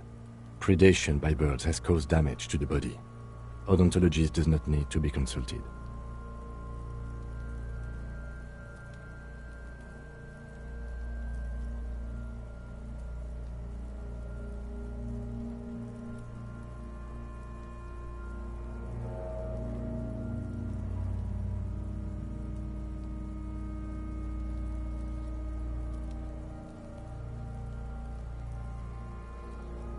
And your opinion, officer?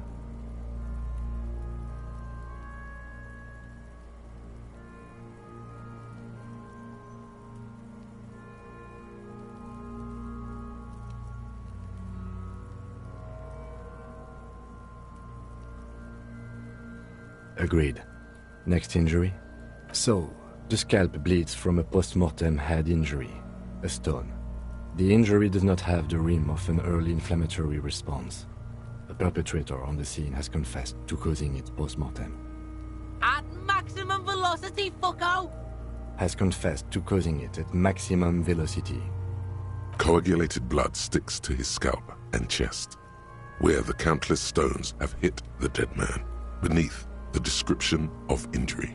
2 boxes. Right. Next. A dark red abraded ligature mark encircling the neck, with a gap on the nape measuring, let's say, 7 centimeters. The hyoid bone is fractured, the cervical column intact. I see hemorrhaging on the skin, above and below the ligature mark. Depth of the mark, 1 centimeter. No signs of clawing on the neck.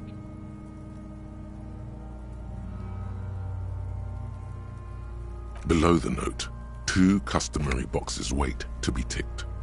The man's head jerks to the side. The ring around his neck is visible. Think for a moment. There's time. Don't rush. That's it. We have established cause of death. It's not much, and it leaves much to be questioned. But it's a start. Let's wrap this up. I pronounce this field autopsy over.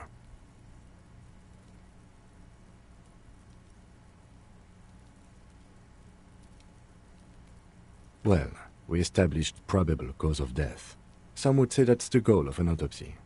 We were thorough with the list of injuries, too. We described them all in detail.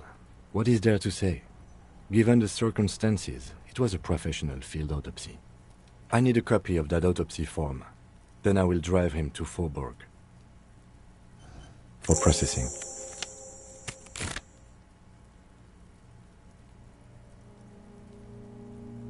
You tilt your head, also looking at the corpse. I'm sure we didn't get everything. There's always something.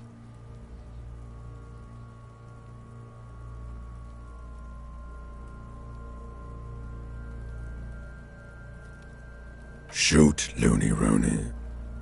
Come back later, Corporal. Amuse yourself with my frank You run your hands over the victim's cold body, his limbs, his torso with its swollen organs. Maybe you should be more thorough. His fingernails have turned dark.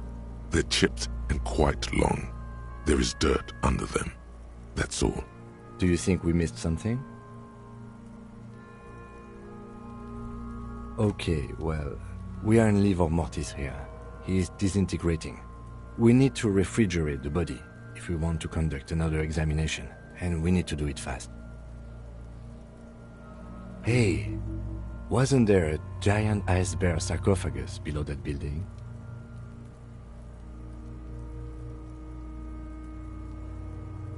Now, detective, I've rarely been disappointed by the size of a giant ice bear fridge. But I think we should still take a look at it first. Make sure it's big enough before we carry him over. Let's move. With every hour, whatever we are looking for in the deceased will become harder to find.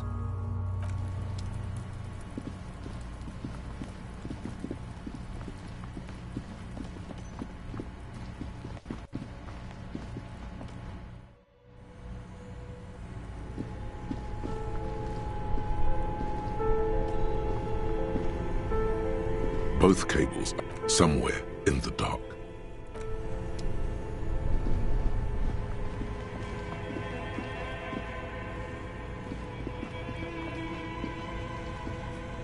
The bear's eyes are still glowing red, watching over all the ice cream wrappers hidden inside its belly. It's certainly an eccentric choice, but it is capacious and cold enough, too. Your visual confirms you could fit 2 more bodies in the ice bear fridge. Shall we go and get the body, then? I'll take the head, you take the feet. The stairs won't be easy, but we'll manage. The two of you, easily. The body is heavier than you expected and stinkier. It takes half an hour to get the bridge, then down the ledge to stuff it into the bridge.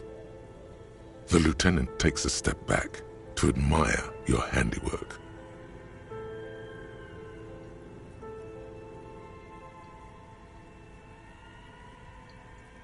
Beautiful. A dead body in an ice bear fridge. This is some of the best police work I've ever done. You have created an ice bear sarcophagus. You've definitely earned a drink after this. Perhaps even some pagan rites.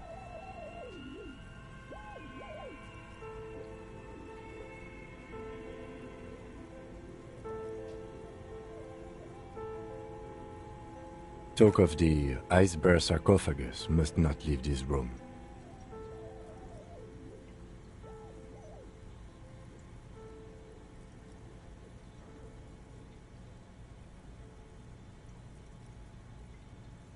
As impressive as the fridge is, this is a small victory, among numerous defeats. At least we've stopped the body from decomposing further. Now you can conduct another inspection, under controlled circumstances. Inside the icy realm of the ice bear fridge, the corpse stands slumped, waiting.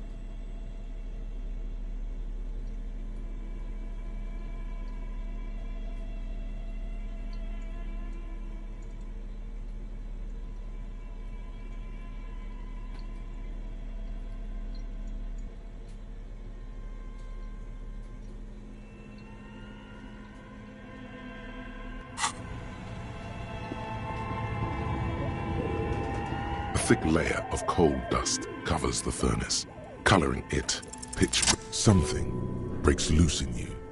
A mighty bellow echoes throughout the chimney's depths. The chatter of tiny voices above suddenly cease. Then, Hello?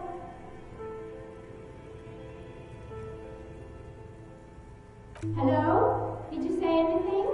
I can't hear you. Please come upstairs. There's a safety curtain on the second floor. I'll open it. you hear a low rumble upstairs, the sound of a curtain being pulled aside. After you, officer.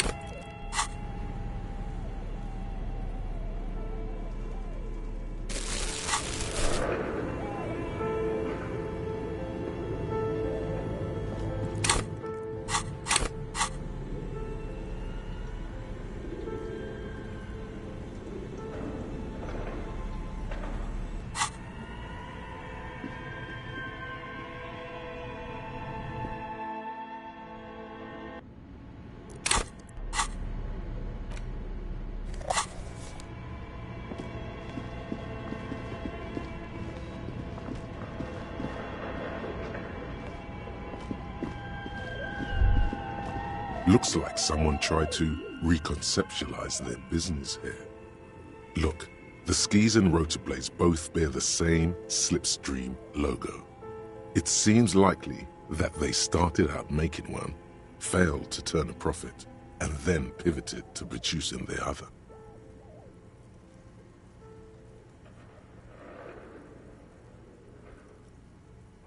That's a good question.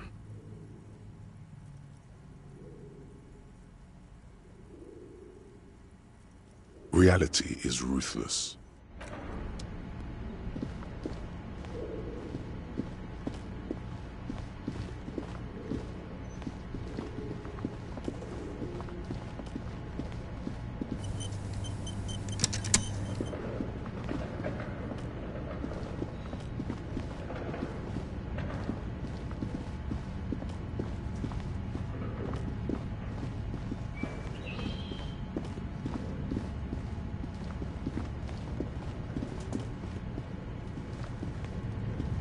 The barbell waits patiently on the floor, like a dog for its master.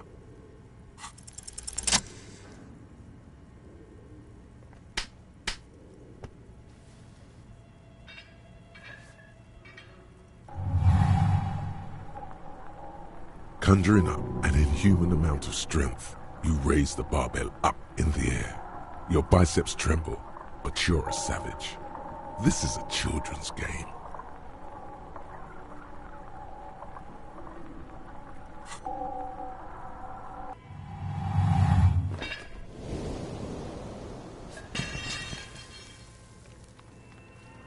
A warm wave of accomplishment washes over your head as you drop the barbell to the floor.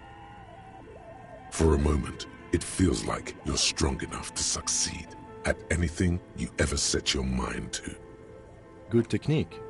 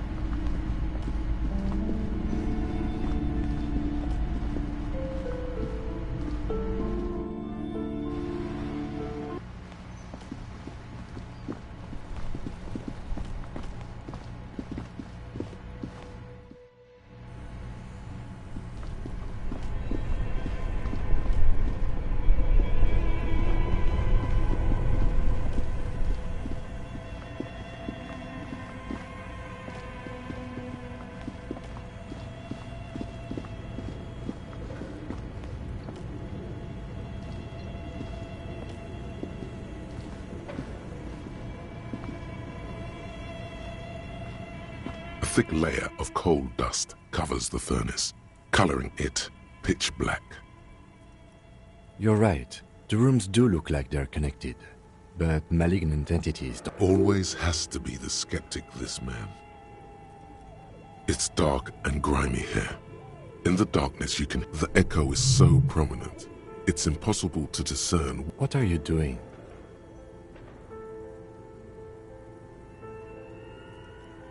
Wait, really? Take your head out of the chimney, please. It's not safe.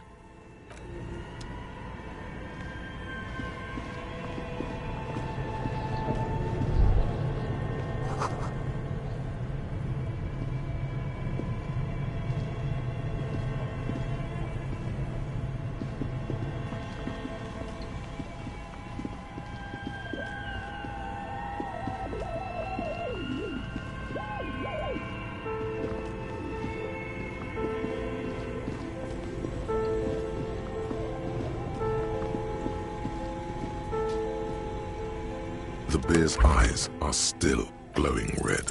Your arms reach out and your eyes close, as if by their own volition. It's dark all around. You feel cold, slippery flesh, first with your fingertips, then under the palm of your hand.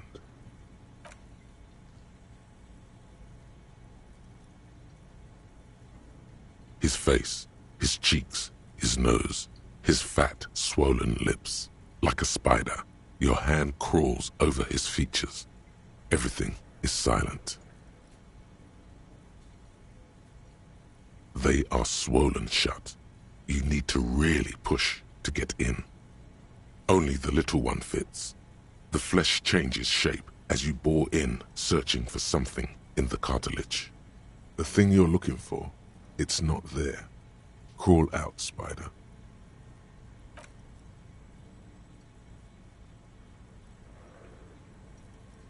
The oral cavity is cold and moist.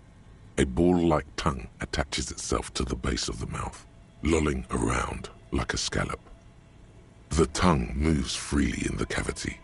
The mucus of the mouth is slippery, delicate to touch. From the soft meat, teeth are budding.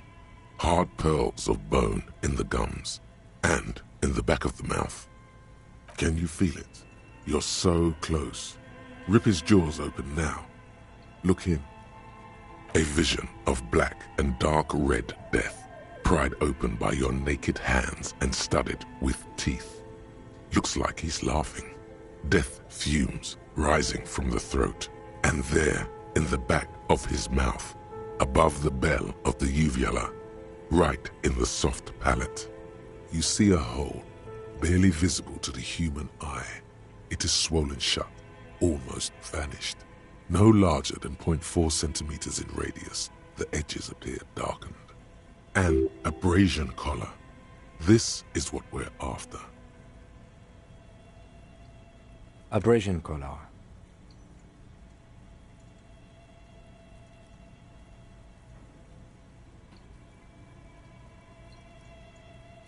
A black trickle of liquid runs into his throat from the wound. Your index fits right in there. A tight tunnel of flesh opens up. Tissue damage. Wide enough for 2 fingers. As you push both in, you reach through his mouth, right into his brain stem. The basal ganglia feels clumpy. What entered here has torn apart his reptilian complex. This man will never sleep again, never wake. Your fingers slide into the remains of his limbic system. There is no resistance. It's gelatinous. The slug-like structures are damaged too. The tearing extends deep into both hemispheres. This is what he used to regulate his emotions with. The lieutenant answers with the sound of his pen on paper.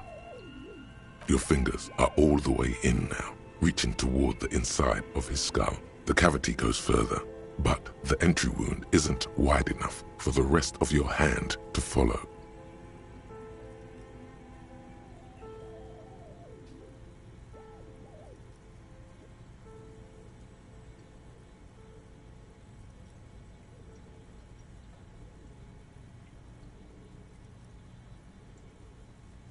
All the muscles in your body harden.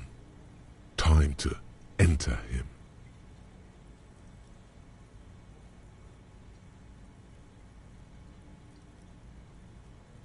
Your fingers reach toward his skull.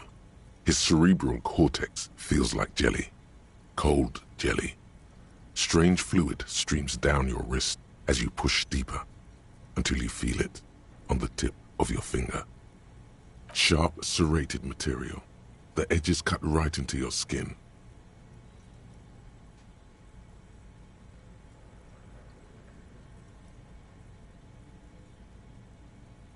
Can you get to it? There's a tiny crack, a protrusion in the cranium, right in the back of his head.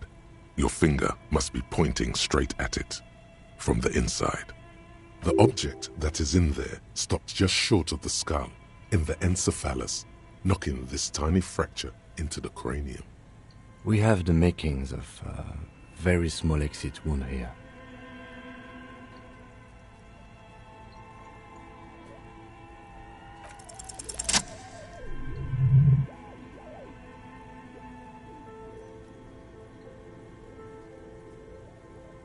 You pick the object between your index and middle finger. It feels sharp, like metal. With your face twisting from pain and concentration, all you need to do is just... The inside of the head feels cold and smooth, like a glove. Sweat dripping down your brow. Careful not to lose the prize between your fingers. With a plop, your hand emerges from the mouth, covered in blood up to the wrist. Between your fingers, a small flower, a blossom made of lead. A bullet.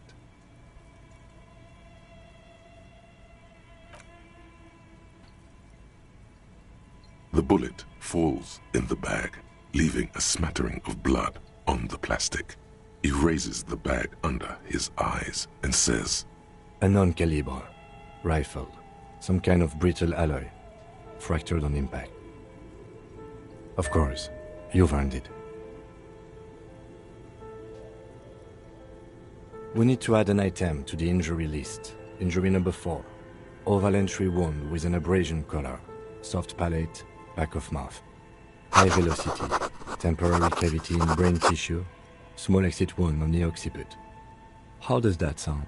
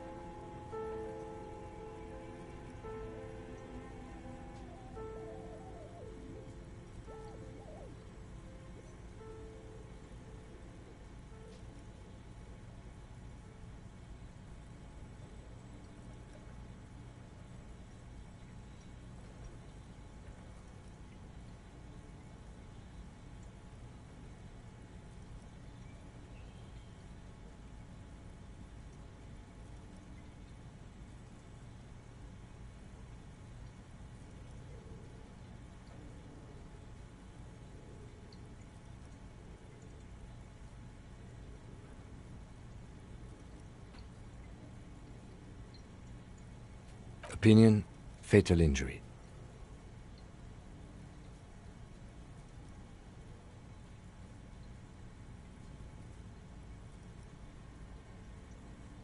That was Dan. This time we have extensive tissue destruction away from the wound track. This time we have a bullet. And one last thing. We should amend injury number 3. Ligament mark. New opinion, non-fatal. Post-mortem. Treatment.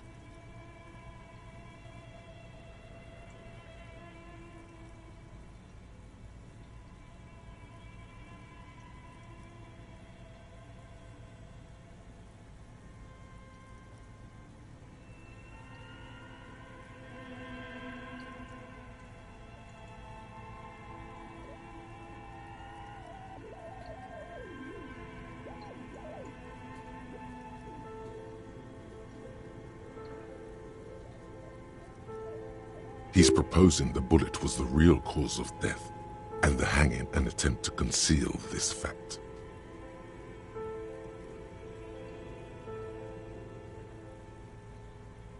Treatment, officer, is an attempt to manipulate the body after death, to hide the real cause with a false cause. In this case, this injury here.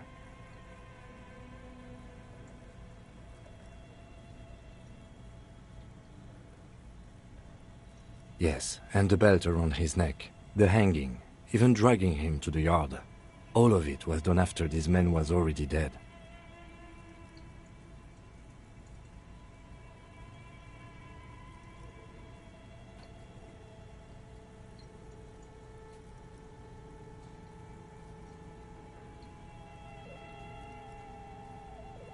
Deadity dead dead.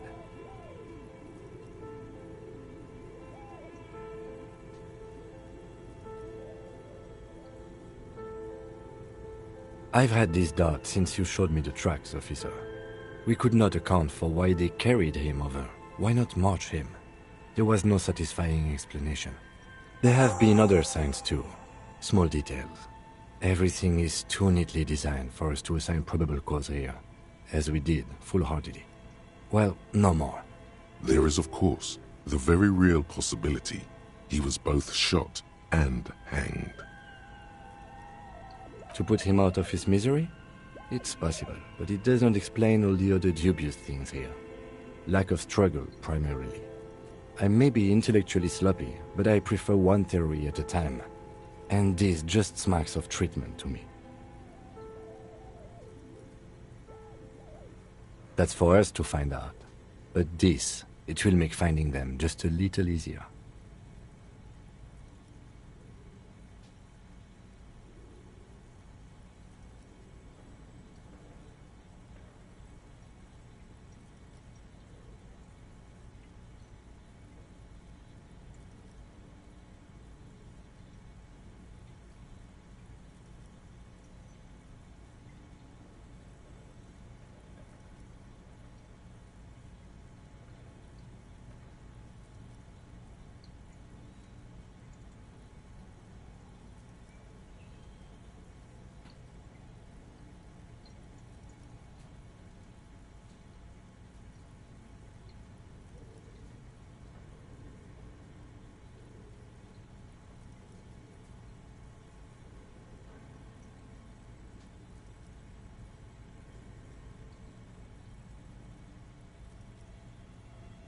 To hide something.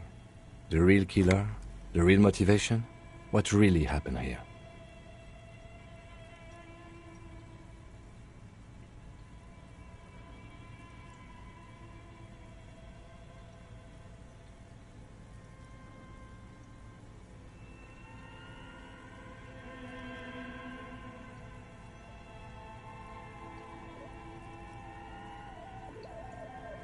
Oh, you really do. I am glad to hear you say that. Your room in the Whirling in Rags should come with a bathroom. Be sure to make use of it in the evening. Yes, we should take a closer look at it. I am certain it has more to tell us. This little thing could reveal much about the weapon that shot it. We bag the corpse and carry him to the holding pen of my kinema. I can transport him to processing myself, but I will be gone for the rest of the day. Work on the case. Tend to personal matters. Try not to do anything too dangerous. An officer needs backup in a neighborhood like this. And one more thing. Great work, detective. After you bag the corpse, Lieutenant Kitsuragi will leave the party until tomorrow morning. You can do side tasks, and even the main case, but it might be more difficult. Plan his exit accordingly.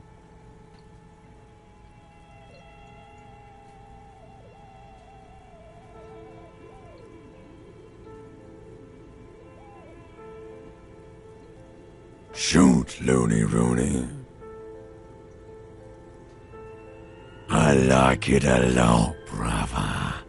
This really is your finest hour. You're a genius. A regular Corporangelo. Come back later, Corpo. Amuse yourself with my... All right.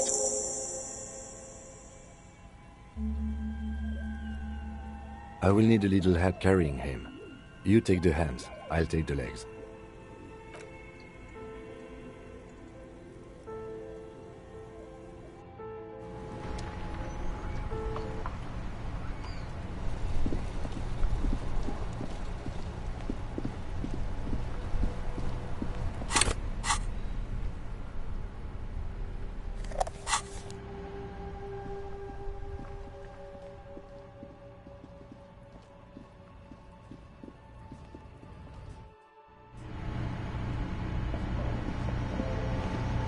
The tear machine stands in the... Your bottles clunk into the machine, and the money appears with a satisfying jingle. You're a richer man now.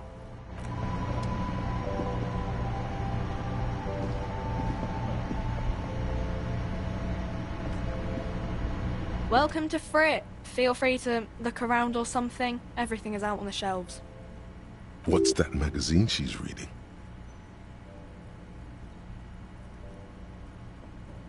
You mean this? This is Pop Stars. It's got, like, famous people in it. It's not for sale. Looks like it also has something called Police de la Mode, featured on page 34. This speaks to you.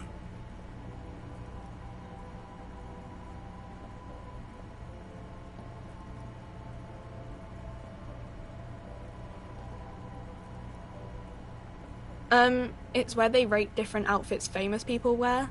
It's kind of funny. They're kind of mean. It's about who's the most stylish.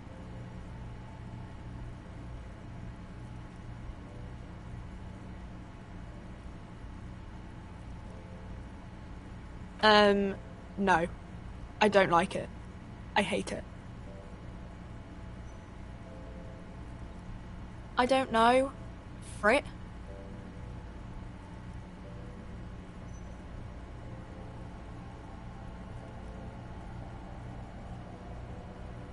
I think they think that the extra T makes it funkier. It doesn't. The story goes that normal Fritta, with 2 T's, a men's workwear shop in Vredefort, was already taken. So when Fritta Retail Inc. grew into a multinational corporation, they had to add an extra letter to avoid trademark infringement. Okay. I'm not really supposed to be chatting to anyone, but...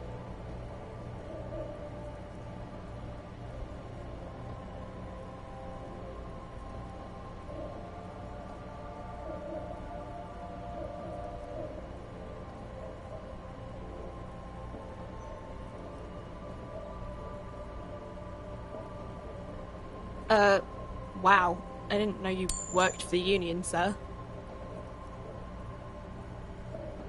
Anything else I can do for you? No, you don't work for the Union.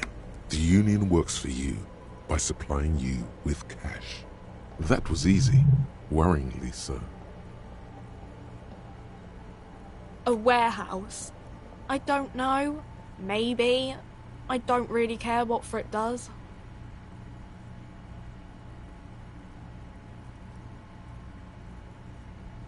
She looks up from under her brow. Fine. For it doesn't have a warehouse. Just a little back room here. Okay?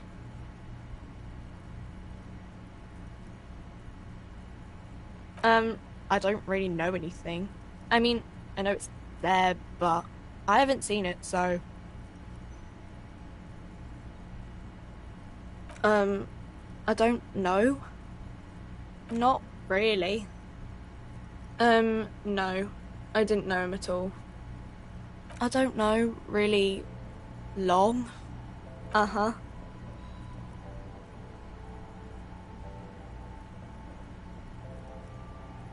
Reality? You mean, what reality? Economic reality, or...? She is like a student unexpectedly called upon by a teacher. Can she answer the classroom question? I don't really know anything. I mean, I'm 15.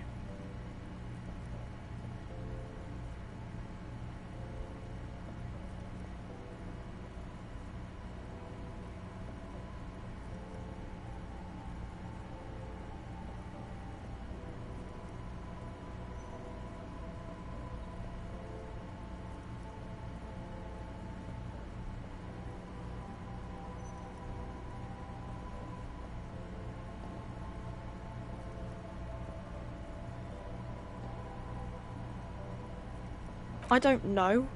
What about it? We're in for it? As mankind, or as a nation, or... What will her essay prompt be? In a good place. I mean, science is doing great, and this radio computer thing seems to be kinda big. I don't know. I don't know. Look at the clock. It's right behind you on the wall. The clock shows the time at 10:09. The hands seem to be still. It's apparent the clock doesn't work. When ordinary people take over the government and demands democracy. Yeah, it happened like 50 years ago or so. Sorry, I'm not very good at this. At history, I mean. Our government? Or do you mean something else? Sorry, I really need to finish this article. Cool.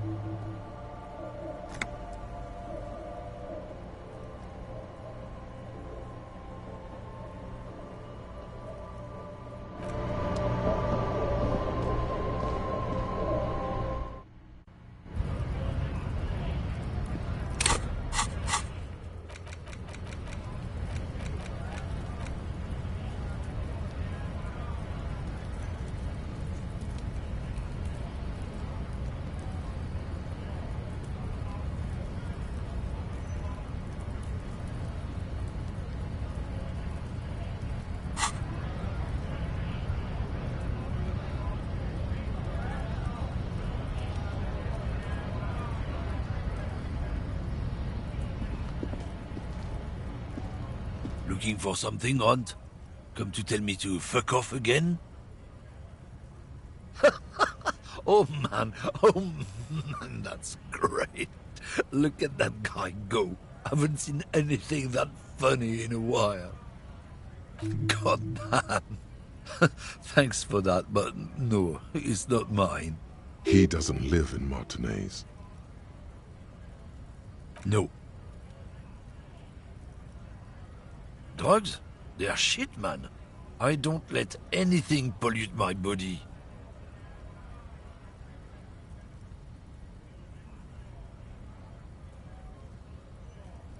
You know where that shit comes from?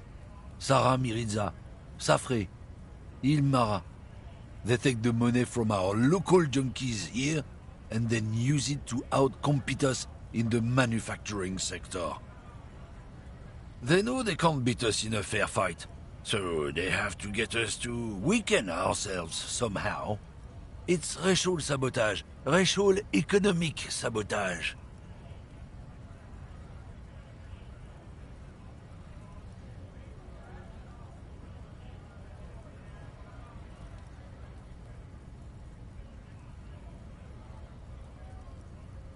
Oh, I don't go for that foreign piss. Proper booze is made in Mundi. Or sometimes, I like a dram of that Yugograd vodka. Koikos and worse much, but they do no booze. Not in, not out.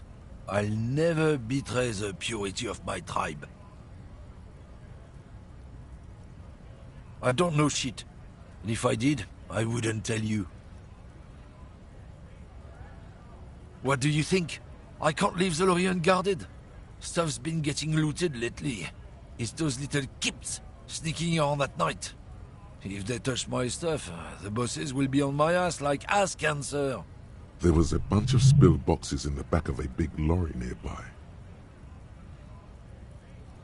Yeah, I knew that guy.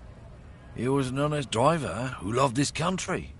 We were having a good debate about genetics at the Wheeling in Rags when some kip boys smashed his lock and took damn near everything. Lost his fucking job over it. Since he left, I haven't had anyone to talk to.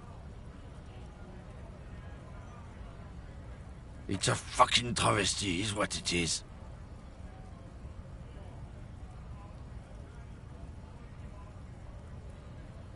Isn't it obvious? Fucking Sealang, that beady-eyed South Samaran. His little side business is a scam. I wouldn't be surprised if he was peddling drugs as well. He's a Samaran guy who likes to pretend he's some kind of businessman.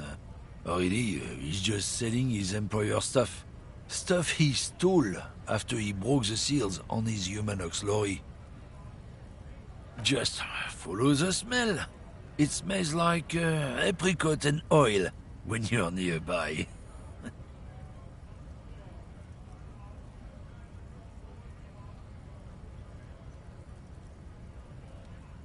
Seriously, though, he's usually just a little bit south of here. Down the other canal. You can't miss him. Just watch yourself. His tribe are natural liars. It's in their blood. He's your man, all right. 100%. Guess so.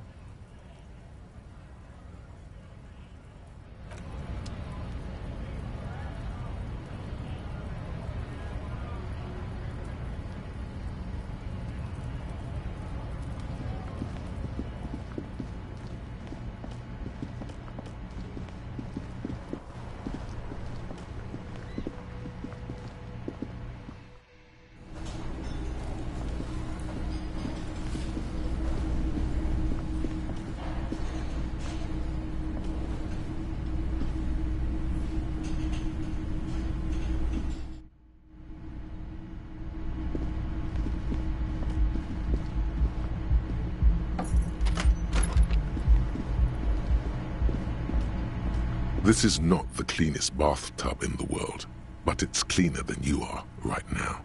Ah, that soap scum smell.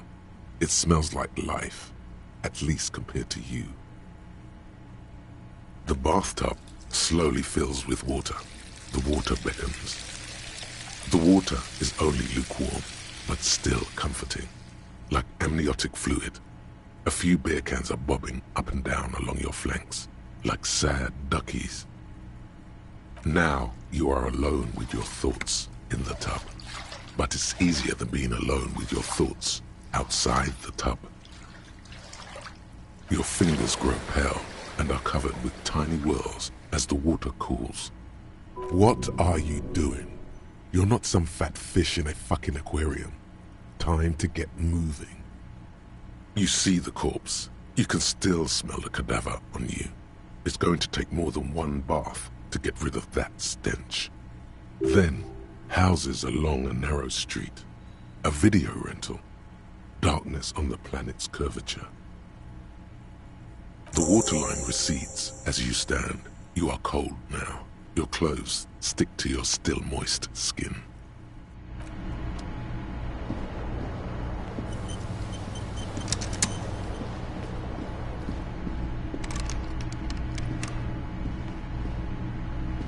A mirror hangs on the bathroom wall. It's barely covered in steam anymore. It's your face in the mirror, adorned with the expression.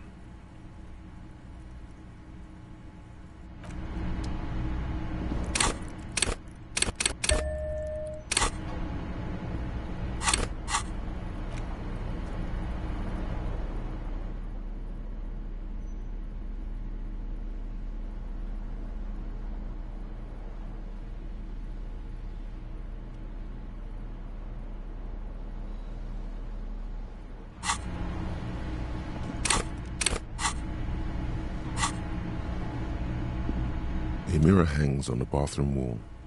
It's barely cut. It belongs in the new, the third decade of the current century.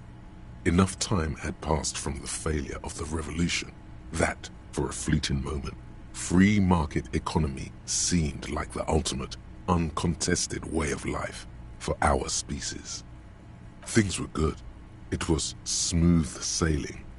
People made gold and champagne-tinted interiors and facades to suit the times, calling this the new style.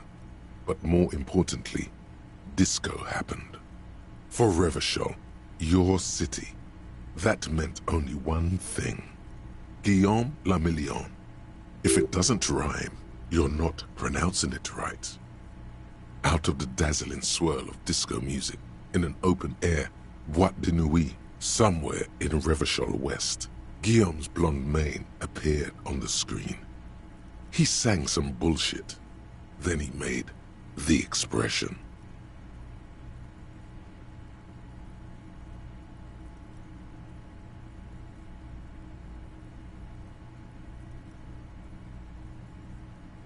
Everyone loved it. Maybe you thought some of the stardust would rub off on you. Maybe it did. Either way, it's all gone now. Only the grimace remains. The click is used to spur on a horse. It also features heavily in Guillaume le Million's regional mega hit, Don't Worry, Your Pretty Little Head. Sometimes you like to add finger pistols to the mix, because, unlike Guillaume le Million, you are a police officer.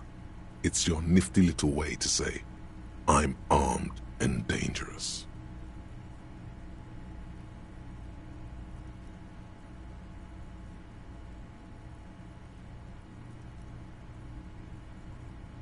There is a vast ocean of time between right now and the expression, looking good on you, or anyone.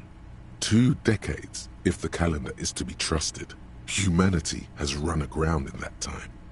It's a different world now. The expression is a relic. You have some understanding of the near history of disco, plus the trivia you've picked up along the way.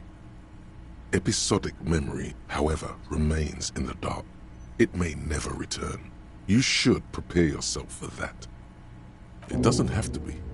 You can swoon over Guillaume and his champagne-corked smile whenever you want to. Maybe some of the stardust will return.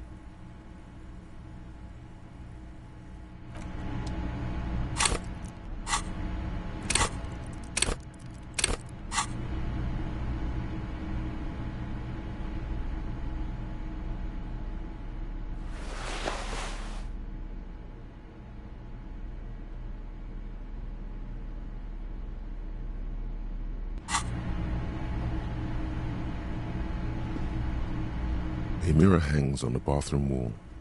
It's barely covered in steam anymore. Still not happening. It won't come off that easy.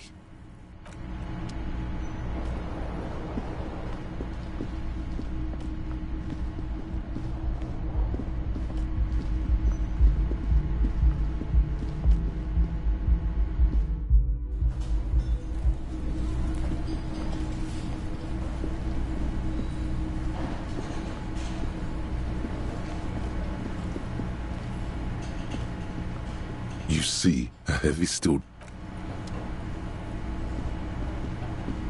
The man ponders his cooking utensils and gives you a little nod, acknowledging your presence. The mention of mañana gets his attention. He smiles and delivers a whole slew of unfamiliar words and lively gestures. Then he falls silent again. The man says a couple of sentences in that strange language of his, and then seems to wait for you to speak.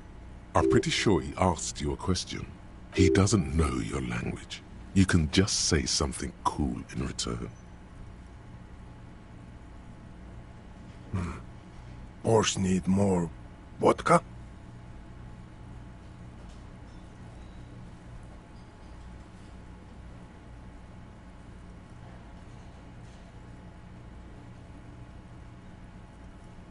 Of course, vodka. Now that makes a very, very special borscht indeed. Turn it up and then ask for some yourself. Turning it up seems like a dangerous idea, honestly. The place is a powder keg.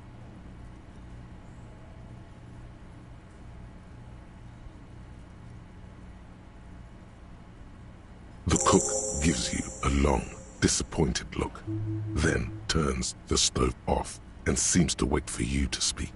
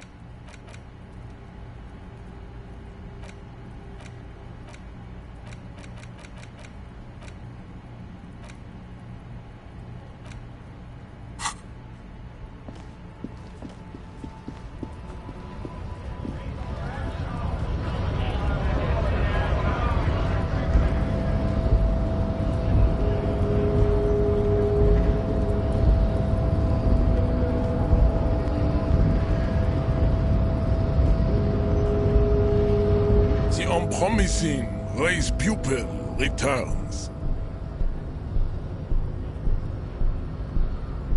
Racist. Welcome to He Must Think Redhead. I am. The drawings are precise and look true to their suit. The size of the earlobes is not a real... Your earlobe? Yes. You exhibit forward projection of the jaw, indicative of schizophrenia and sexual inaccountability. From a purely aesthetic standpoint, the dimple in your jaw makes you look like a baby. This is not craniometry, just an observation. It is impossible to see any more of your bone structure. It is covered in the ravages of Al-Hul. From what remain of your features, I can see fleshy lips, baldness of the head, and long arms relative to lower limbs. This leads me to conclude you are not a police officer. You are a common criminal, an offspring of murderers and sailors from Sur-la-Clé and Vesper, and possibly even the degenerate sheep herders of Ubi. Your racial heritage is uninteresting. It is the same as all Rivasholians. Your parents and their parents made the decision to reproduce while under the influence of Al-Ghul. That is the only reason you are here. He's right there. It's almost impossible to get it on unless you're both drunk. It's too scary when people are sober. Racists are generally... Welcome to He Must Think Red. I am... The drawings are precise and look true to their pseudo-scientific ambitions. One... Correct.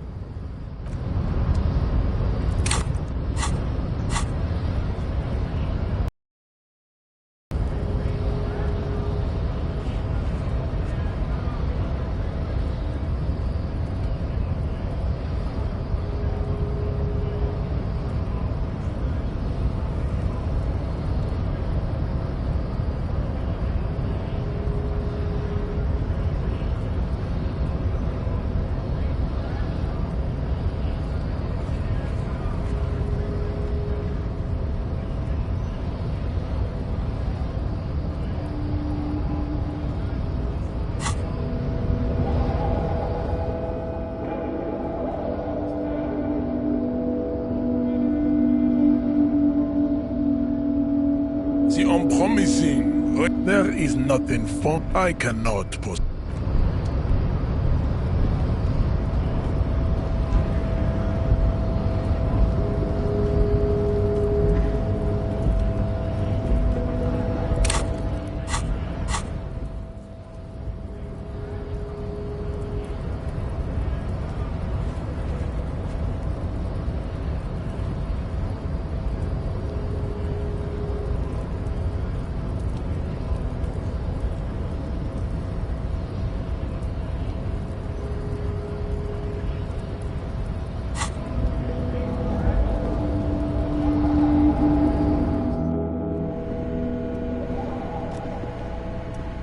The already familiar cold touch of plastic welcomes you as you pick up that. It's unclear whether you actually have muscle memory. Right now, your finger is just drawing vaguely occult patterns in the air. Undoubtedly, no. Sure, why not? Nothing tricky about that. You just do, fail, repeat, until it works. All it takes is motivation and practice.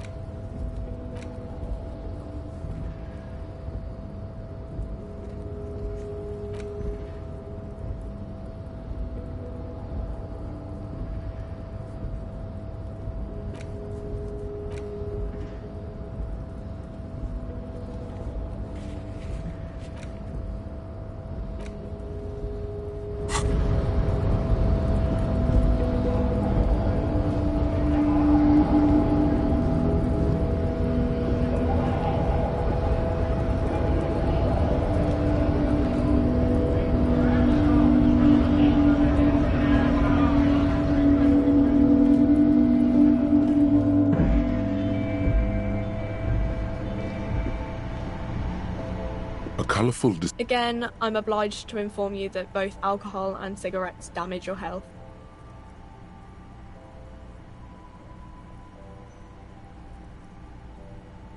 Here you go, mister.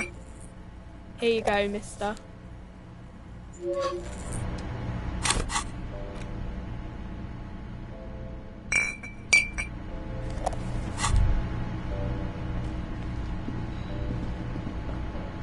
There it is, a brave little army in your pocket. The 1st Smokes Platoon. 20 brave souls standing in salute, ready to step into fire for you, sir. You picked the best one. This soldier is fat and succulent. What are you waiting for? Light up. Re-become yourself. Already you regret it, looking at the pack. But don't worry. You can come back to this later. The army of smokes is honorable and faithful to you. You have your entire life to return to it. You've passed up your chance to start smoking cigarettes for now, but don't worry. The option to start smoking becomes available again in 3 hours.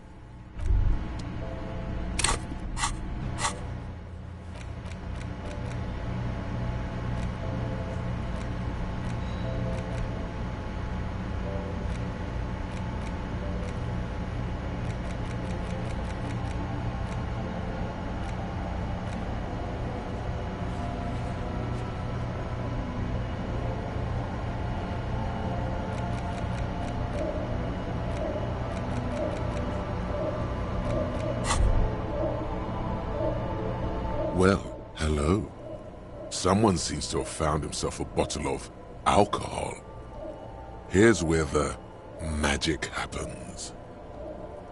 Pale-aged vodka. This is rare game indeed. The gods have been generous. Better pop it open before they change their minds.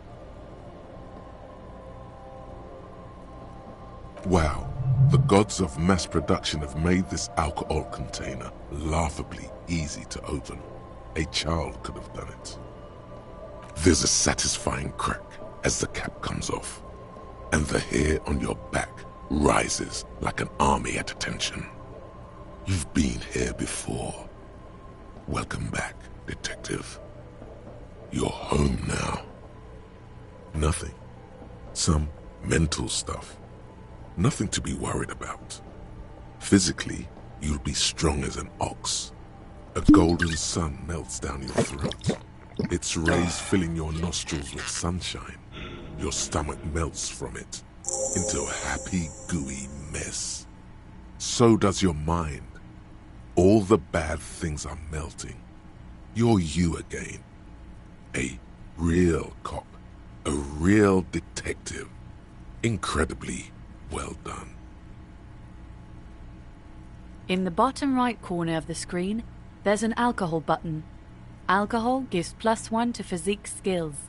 Physical instrument, half light, electrochemistry, endurance, pain threshold, and shivers.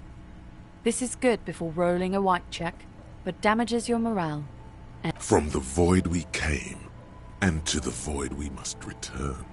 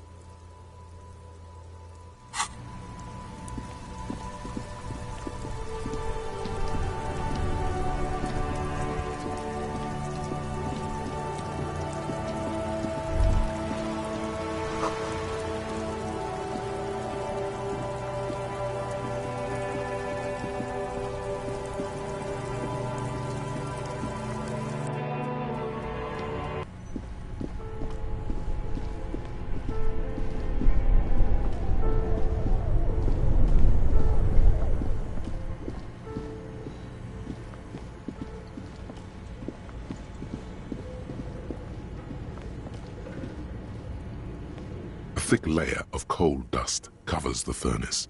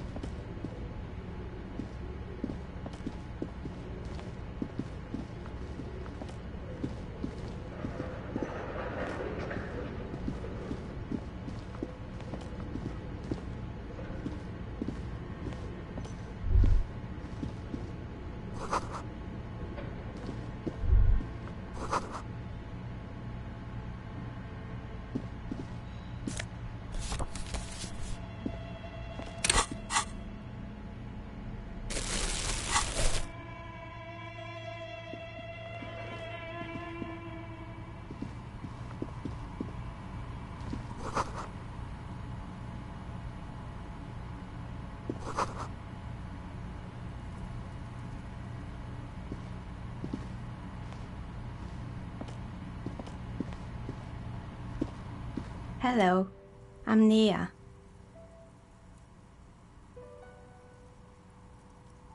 Did you try knocking on my window?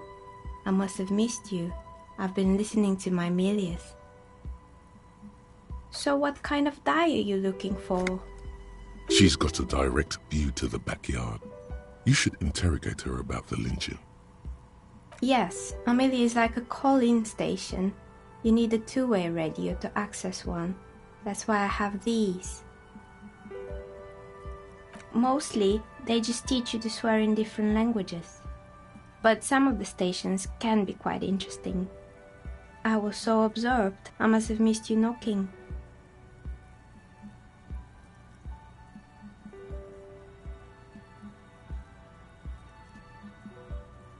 Then how did you get inside? By the south entrance? You know what? It doesn't even matter. What matters is that you're finally here. Let's talk dice. Did you have something specific in mind? I'm a novelty dice maker. Tell me the name of your role-playing system and I'll make the die you need. That's why you're here, yes? As she speaks, her bone-like fingers fiddle with a ring. Her bones light, but her hands strong. Role-playing games? You know the one made by Fortress Accident. Does that count?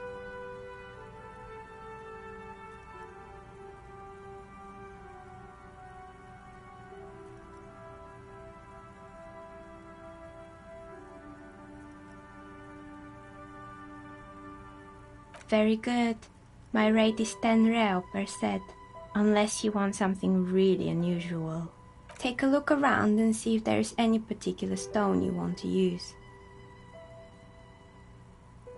It almost looks as if the stones and dice are a natural part of the room, growing out of the shelves like stalagmites. No falsehoods are present. She's a novelty dice maker and doesn't have anything to hide. Ask what you need. How did I become one? It was a business decision. I was a regular jeweler at first, but that's an unfocused field with too much competition. Some of my friends were role players. They asked me to make some polyhedral dice out of cobalt. That was my first order. I grew it from there. Not especially. I like working with rare materials and a steady pay. And role players as customers? They're nice people. Some of those nice people have big bucks to spend on novelty items.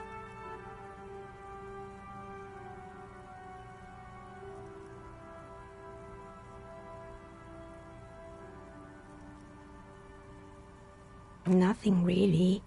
I didn't know him. I'm sorry, detective, but as you know, I usually have my headphones on when I'm working. It shuts out most of the daily ruckus behind my window. Well, there's always something going on in the Whirling's backyard. During daytime, there are usually those kids. And lately, I've been seeing a lot of drunk workers hanging about. Must be because of the strike. She's heard of the murder, but did not see it, sire. But I never saw anyone during that fateful Sunday night, I'm afraid.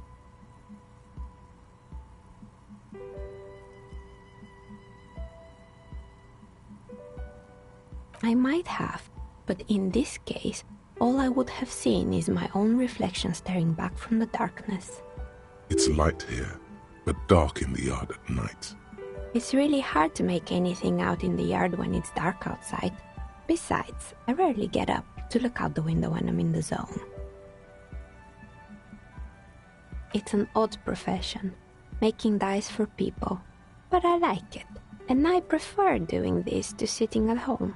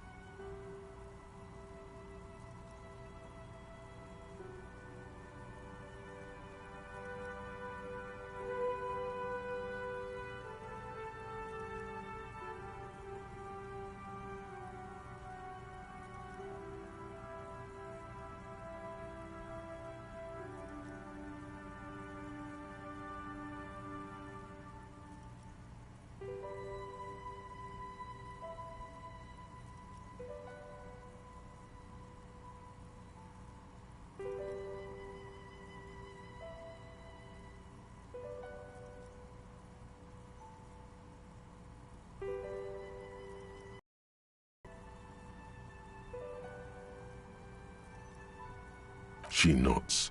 Anything else, officer? We're inside the chimney of an old central furnace. It's strange, I know.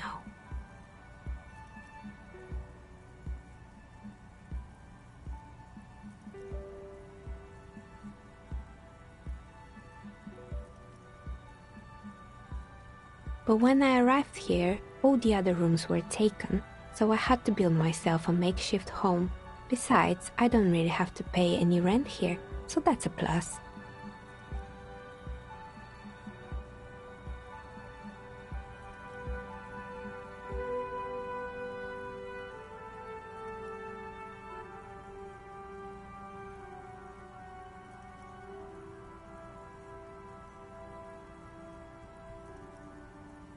When she arrived here, there was no room anywhere else.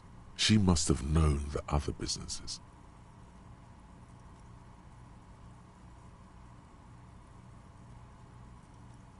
I've heard the stories, but I don't think those stories are true.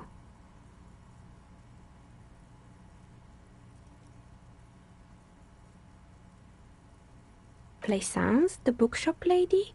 I've heard that her business is doing rather well. Have the energies spared her somehow?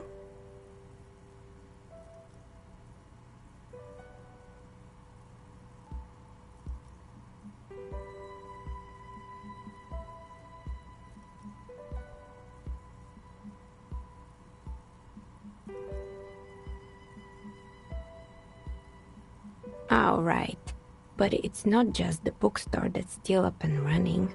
What about the whirling in racks? Some people say it's part of the building complex.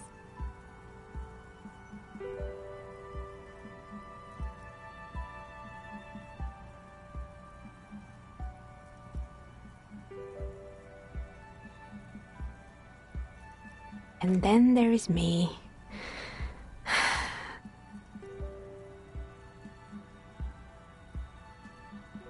I've been here for 14 years, selling novelty dice to role-playing enthusiasts. Not exactly a million-real business idea, yet somehow I've survived despite the talk of malicious energies. Strange, isn't it? Maybe it's just because she's so talented that she's been able to woo the curse.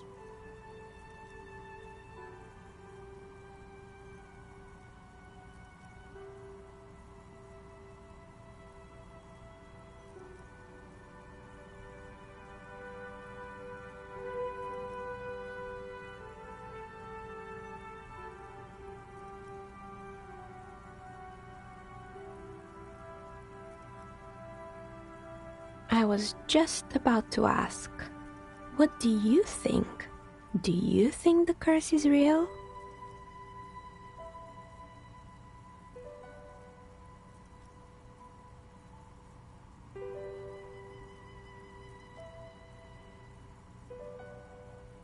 Exactly.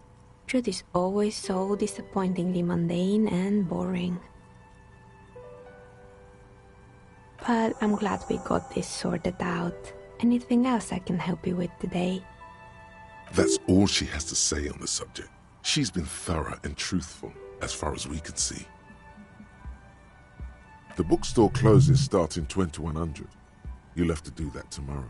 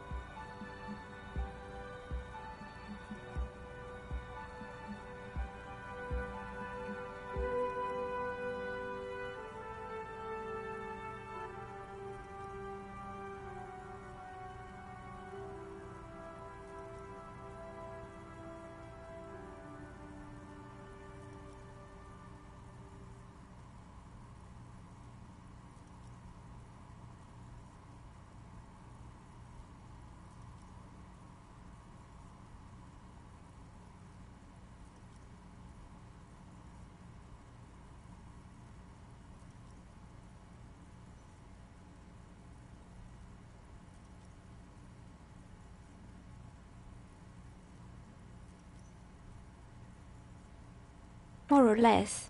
Are you interested in anyone specific? Oh, quite a lot of them spring to mind. Yes, I think it was called Androgynous Orlando or something similar. They weren't a big hit around here. Turns out that working class men don't like genderless haircuts. They're scared of that word. You wouldn't like it either. The others would laugh at you. A bit of experimenting every now and then isn't bad.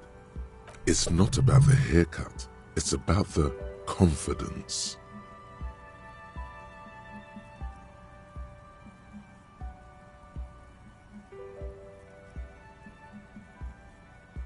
I guess it just wasn't the time yet.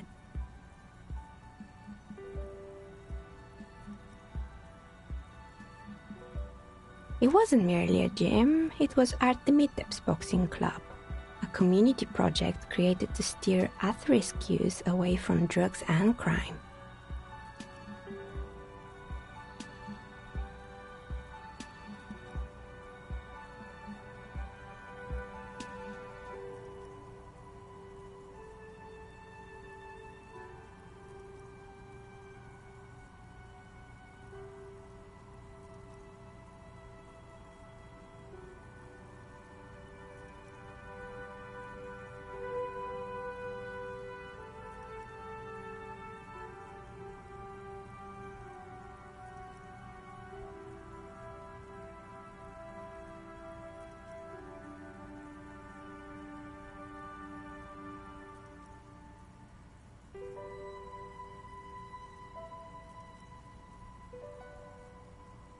A kind man from Zemsk. I heard he had some trouble with the law when he was younger, and that's why he wanted to start the gym, as his way of giving back.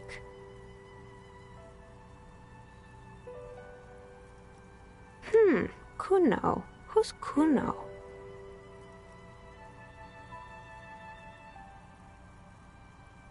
Oh, you mean the kid with the sailor's mouth? Yes, I've heard him yelling profanities in the backyard. I think it would take more than a gym to help that kid.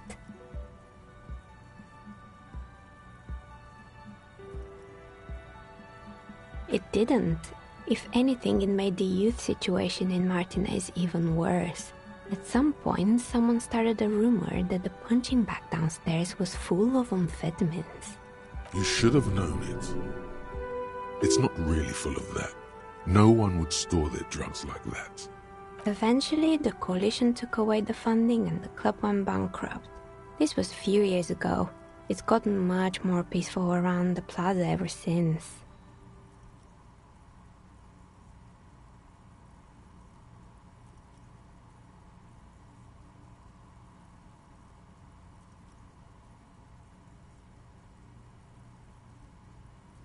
Oh, this one's a mess.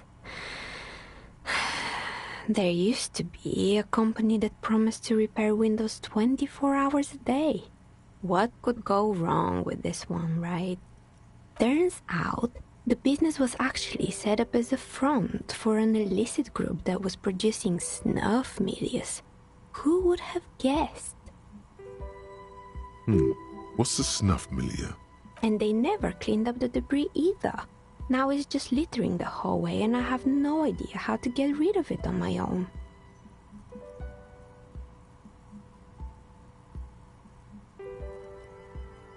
It's a Sub Rosa radio station that broadcasts real murders with real victims. Some people pay good money to get off on it. Nothing changes in her tone as she says that, as if it's just another piece of information to lay out for the world. What does she mean to get off on it?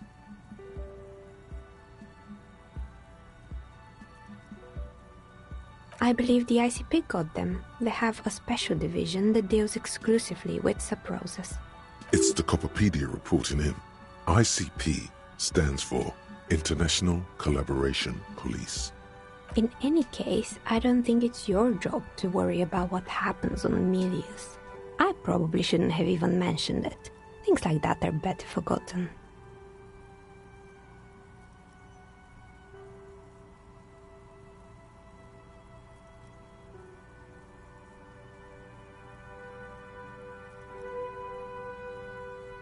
You mean Mr. Fabron, the taxidermist? No, he mostly just did drugs. But what drugs exactly? Anything else? There used to be a fashion atelier here, but I have forgotten the head designer's name. They were doing well for a couple of years, until the insect rights activists came. The atelier produced a certain collection that used chitin among the materials. Apparently chitin is made in the Occident, where it's extracted from beetle wings. And you know how all kinds of political movements are big in the Occident. The activists shut down the biggest chitin supplier, which of course caused the price to skyrocket. And, naturally, all the most fashionable tastemakers refused to be seen in chitin from then on. The atelier went bankrupt before they could finish the collection.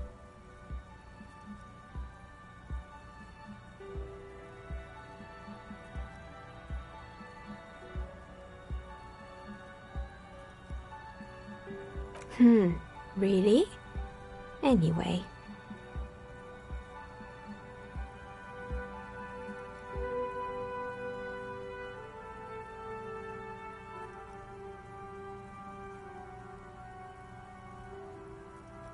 They were made by a company called Slipstream.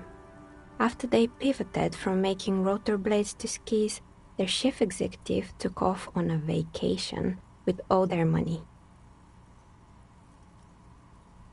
Honestly, I think it's quite funny.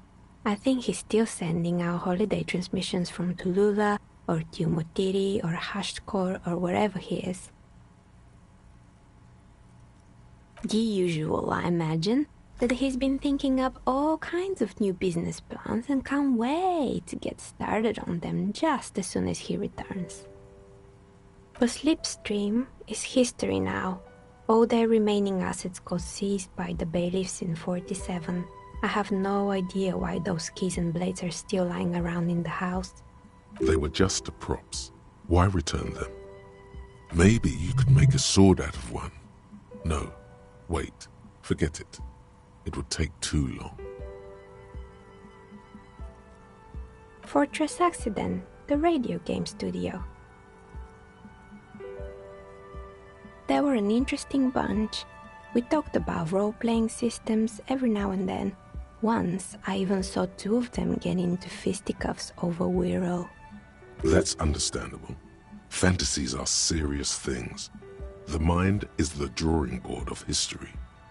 They certainly took their work very seriously, even if they seemed to be chronically liberal with their schedules. The usual, they ran out of money and couldn't get the project done on time. Well, I did hear them talking at times. They seemed to believe they were historical individuals on some grand quest. She sounds almost mocking when she says that. That's what I thought. Because when the money started to run out, they just began to complain a lot about capitalism. You know, how the markets are rigged to keep up new businesses and so on. In the end, they just didn't get it done. They didn't have enough willpower to produce something truly historic, and to show up to work on time. Showing up to work on time is hard. No, scratch that. Showing up to work at all is difficult. Especially if you've been drinking.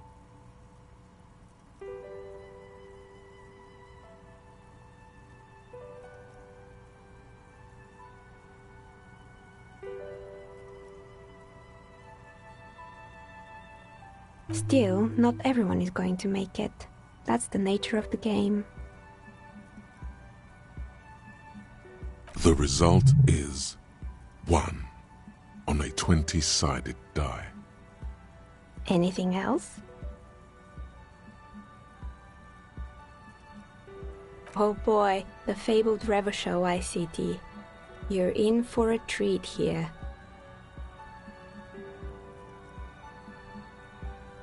The place was owned by two guys who had some rather innovative ideas about marketing. The bear was one of them. Now ask me about their other ideas. Indeed. What were the other ideas? There was really just one, and it involved picking out the prettiest girls in the neighborhood and paying them 20 cents per hour to man the booth.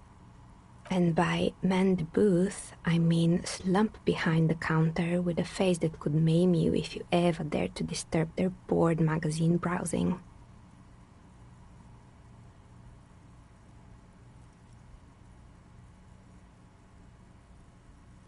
Fritte does the same thing.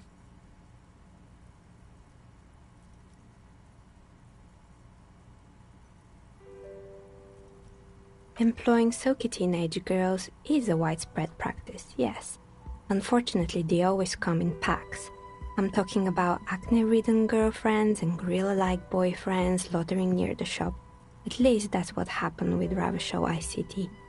And they already had the bear. The bear. Of course not. The bear was terrifying. No one wants ice cream guarded by a hostile apex predator. To make matters worse, the fridge didn't work too well either, and half the ice cream came out malformed and partially melted. Eventually, Ravachol ICT lost the price war to its rival, Glace 5000. Glace 5000 sold caramel sundaes for only 5 cents a piece, out of regular fridges.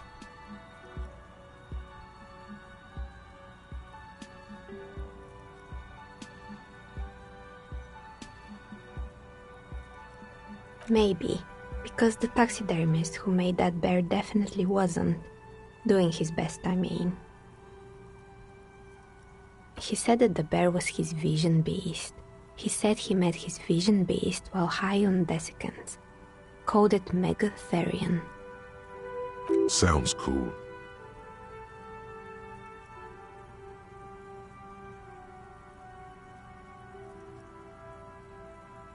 Megatherion, a mega wild beast.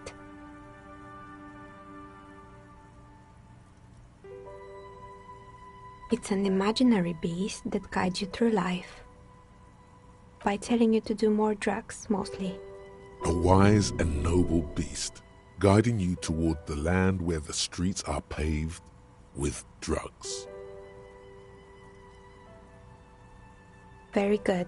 You shouldn't do them. You're a police officer after all. Anyway, now you know the story of the fallen ice cream empire. Anything else? Another failed business, perhaps? I've been here for a long time. Oh, right. I hope you didn't try to ring me. I think none of those doorbells work, including mine. I'm still in the middle of connecting the wires. Sorry about the confusion. The doorbell with the empty name card must belong to her then.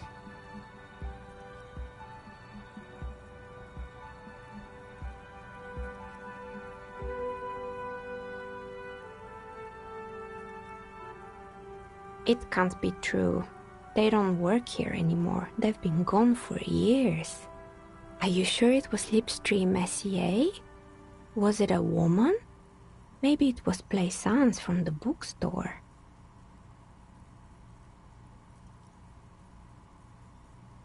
Tricentennial Electrics?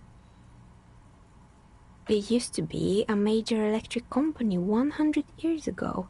Are you sure it wasn't just some kids playing a prank on you? It was too real to be just a prank. Either we're dealing with a professional actress, or... Whatever happened, keep your cool.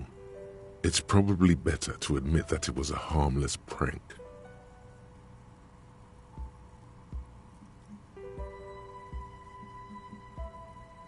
Pranks can be eerie. Oh, the kids these days. We were just one of them, and now they're terrorizing us. No solidarity.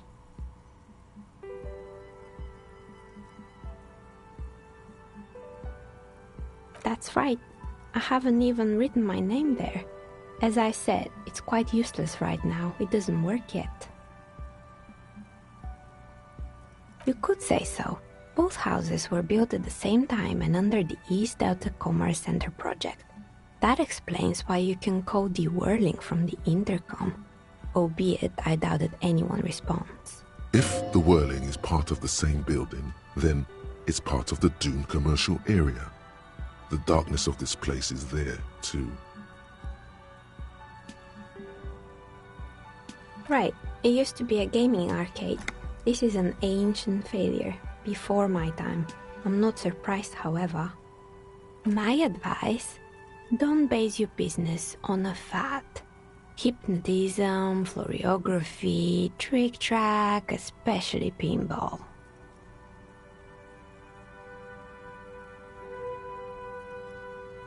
Why would Slipstream SCA have a 100-year-old recording as their doorbell message? Doesn't make any sense. I'm still convinced it was nothing more than some elaborate prank. Sure, I'm listening.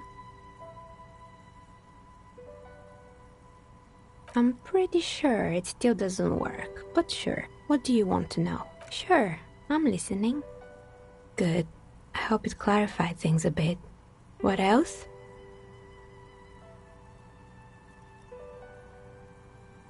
I'm listening. Good. I hope it clarified. Of course. Tell me what you have in mind.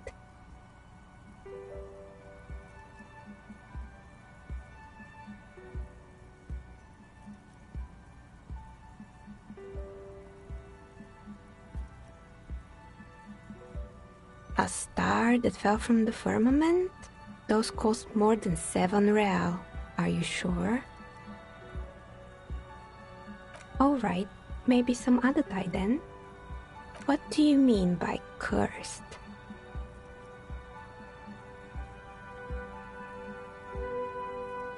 Alright, how about I surprise you? Come back in 8 hours with 7 real, and I'll give you your cursed die. Great, see you in 8 hours then. Was there anything else?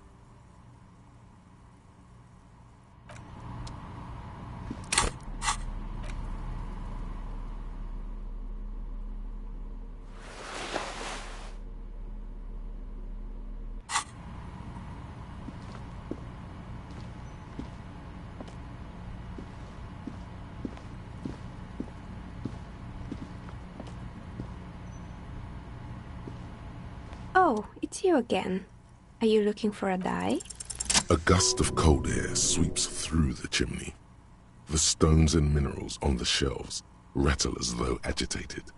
For a moment, it almost feels as though you're outside the building, exposed to the atmosphere.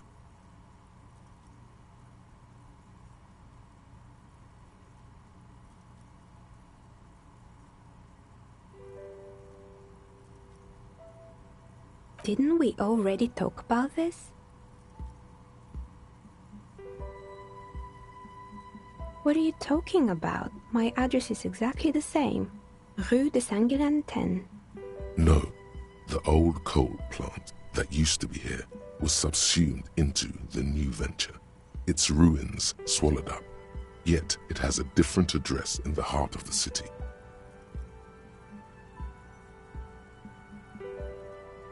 This doesn't make any sense. Are you saying my business was spared because of a technicality? Where is this coming from?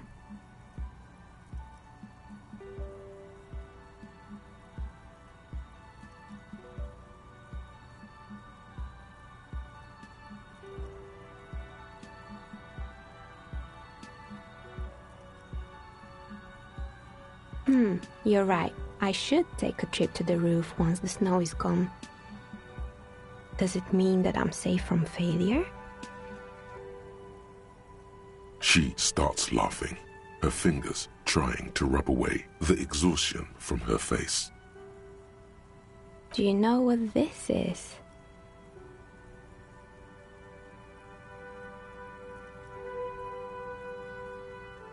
It's a mourning ring. I made this when my first company failed. It was a small jewelry shop right here in the East Delta Commerce Center, built with the little I inherited from my parents. I drove it into the ground within a year. I didn't have what you would call a viable business plan. It wasn't just the jewelry shop either. I always thought that it was just the world that you were supposed to try again and again until you finally succeed.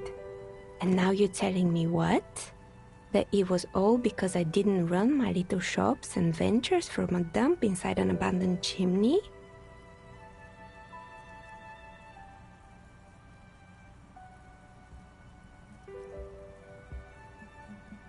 Yeah. Or maybe it's the entire world that's cursed. It's such a precarious place. Nothing ever works out the way you want it. That's why people like role-playing games. You can be whoever you want to be, you can try again. Still, there is something inherently violent even about dice rolls. It's like every time you cast a die, something disappears. Some alternative ending or an entirely different world. But anyway, thanks for sharing your theories, officer.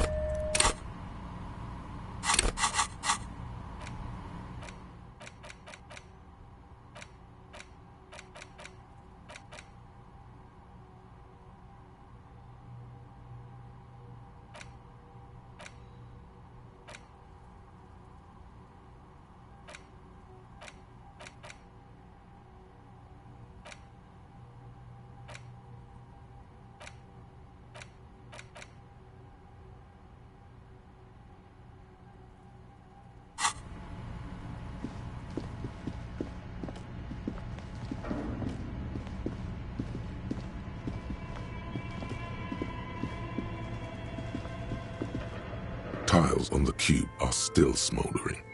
The speaker. Good evening. Please repeat. Good. Proceed. Don't worry.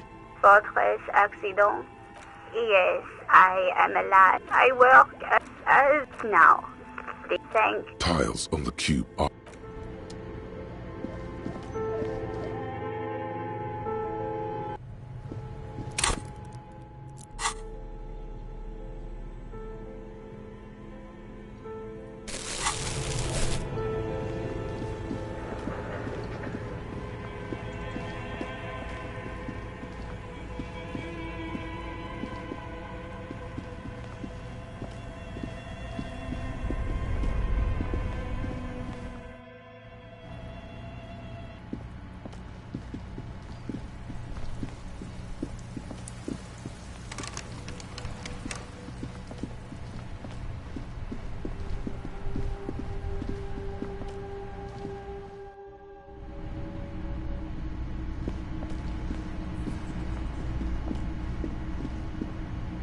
Can I help you? You're already set for the night. Your door is unlocked.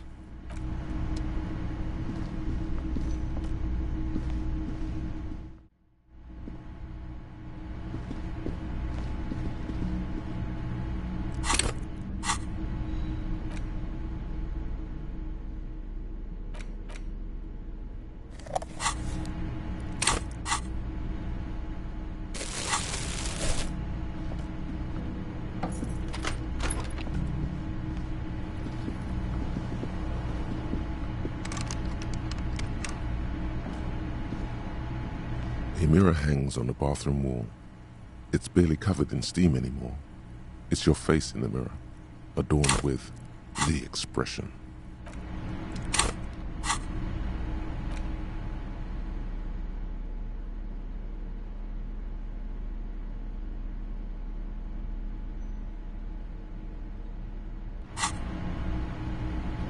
A mirror hangs on the bathroom wall, still not happening.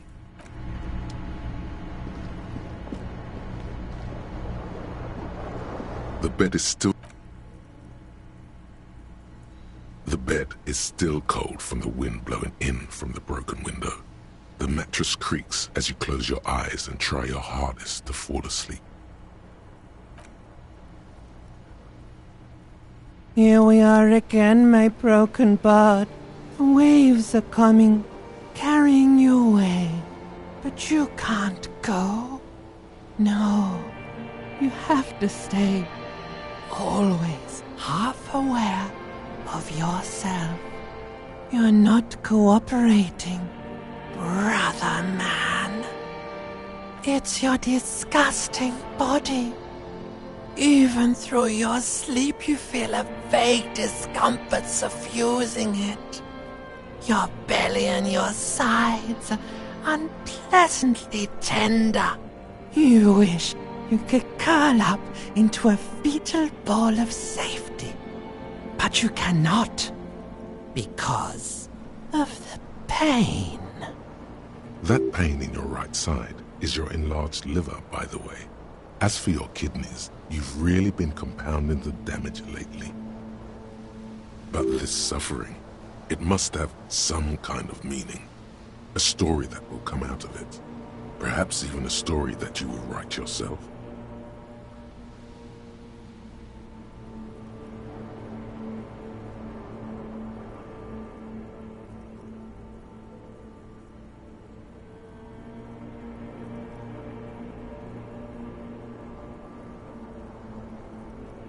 There's no dignity here.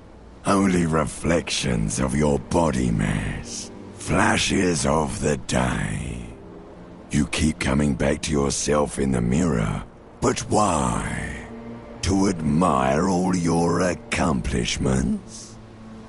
You're just stuck here, in the half-world. Could try looking at other people. Really looking. But why would you want to start doing that? Sure you do. They're all so friendly, aren't they? At least they're interesting. Each one has a process just like yours, running in the space between their ears, full of secrets. People are beautiful, statuesque, parodies and tragedies of themselves. A great democracy of creatures. What do you think you're doing right now? Coming to some greater awareness? Look at all these lights, blinking in and out of existence. Thoughts! You're just pretending that you're asleep, even to yourself, while the world goes on without you.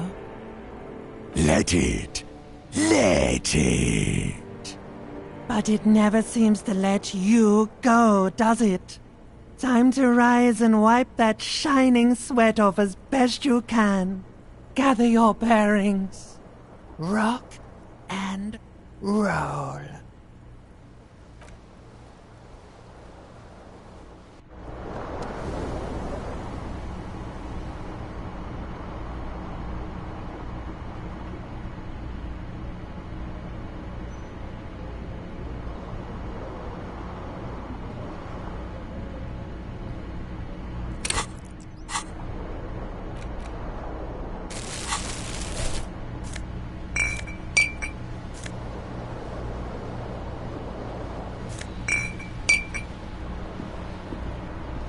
The window stands broken in its frame.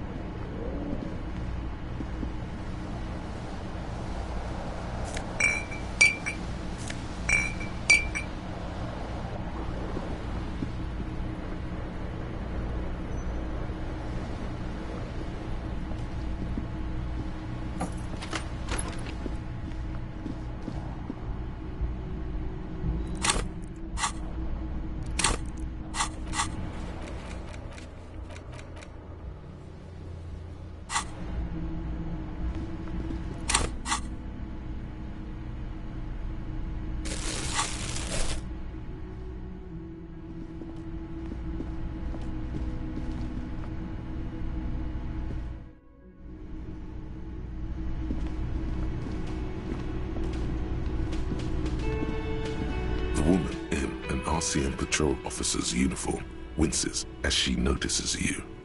I would really prefer not to talk to you right now.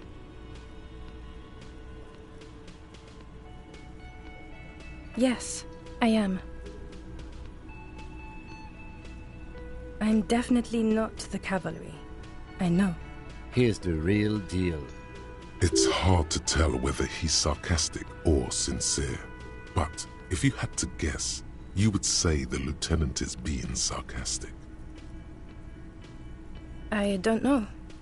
I mean, why would I want to talk to you? No, you haven't wronged me. It's okay. Okay, fine. Let's talk. What did you want? What does one talk about with a fellow officer? What precinct? Fucking deranged lunatic. You're getting an intellectually unsatisfying vibe from this conversation. Maybe you're doing something wrong. I don't know what to say. Don't say anything, Judith.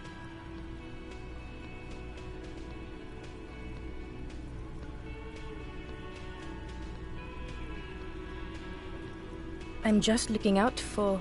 No one. I'm just a man with sunglasses. And you are? Yes. A policewoman who just wants to do her job. That's all. Something about the man with sunglasses and you, the energy between you two is making her uncomfortable. You look like shit. And I don't mean that as a metaphor.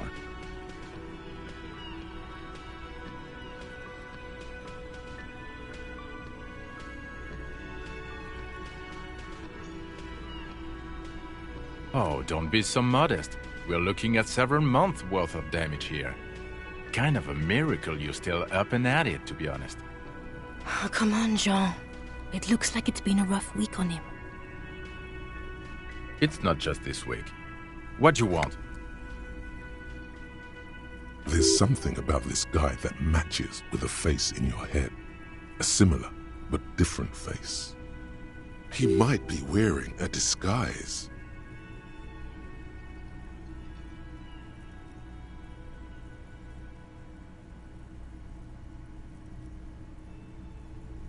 Yes, it's a hobby of mine.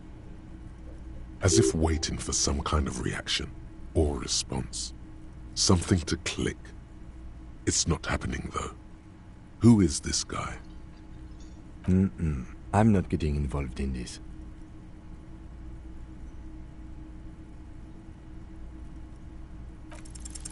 There's something that binds you to him. Some kind of an outfit, maybe. A uniform. Exactamundo. Of course, you don't have to. You can talk about anything you want. About what? You don't look like a cop. You know what you look like? Not the prophet shit again.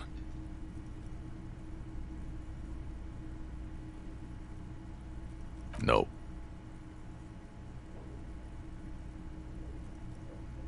Cause it's not my job. Why don't you go and fucking do yours and solve this damn hanging?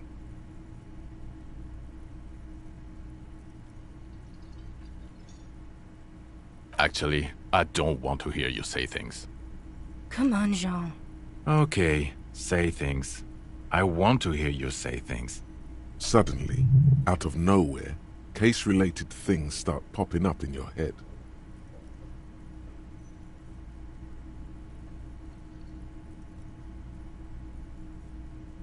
You think he was hanged as a cover-up?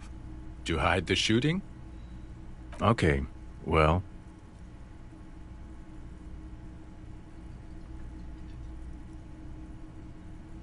I don't know. Why are you? Oh my god, there's more. You want something more? What is it? Okay, why not? So, do you know who hanged him? Yeah, I can see that. I don't know. Why? Oh my god, there's more. You want something more? What is it? Watch out for yourself, loser. That voice, so very familiar. Did you hear it when calling to your station and reporting your badge missing? Oh really? I wonder where. That's the where you remember me from?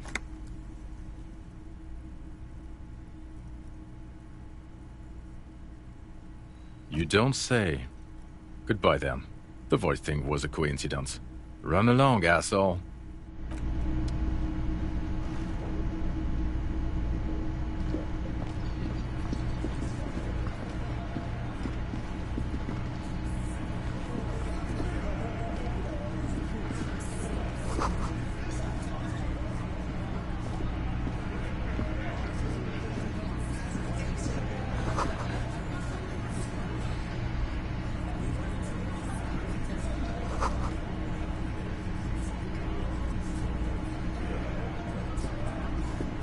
Over here.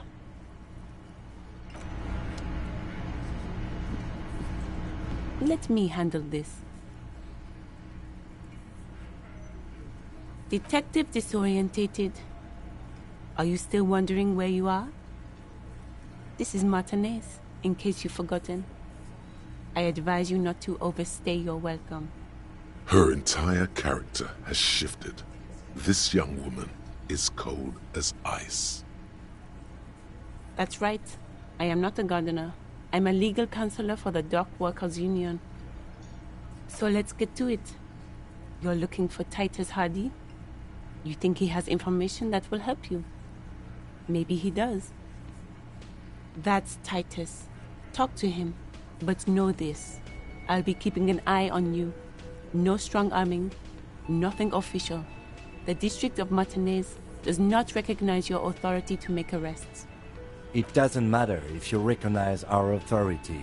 We will make an arrest if we have to. She says nothing. Her glare speaks for her. Could this be the Miss Beaufort that Easy Leo mentioned? The one Mr. Everard sent to law school? I suggest not wasting time on trivial pleasantries and focusing on why you are actually here. Titus Hardy. Even though she has excellent control over herself, something moved behind her eyes. In the way she stands. In her face.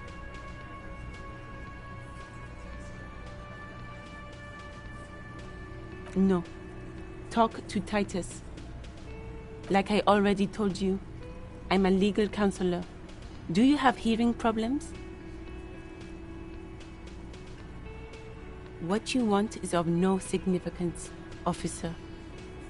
Don't test your authority. In Martinez, you are no one. What are we going to do to you? The union isn't going to do anything to you. It is not a crime syndicate. It is a labor organization. Goddamn right it is. If anything, it is the RCM who do things to people. But we digress. Aggressive? You make your living enforcing violence. These people are just dock workers. Just dock workers? Do dock workers spy on the police? We let you off easy, miss. Don't think it will happen again. Listen, you moral intern lackeys. You're a mob, enforcing the unlawful privatization of Revachol. 20 fat men in the Occident are stealing it all, and you're their bodyguards. Fuck yeah. So ask what you came to ask, or get back to your commanders.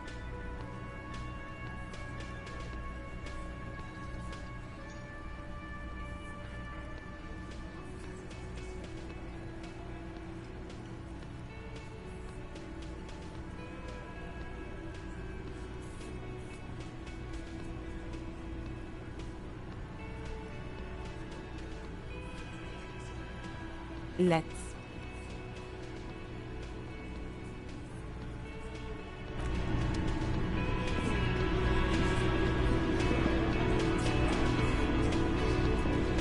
This is where you say your bed.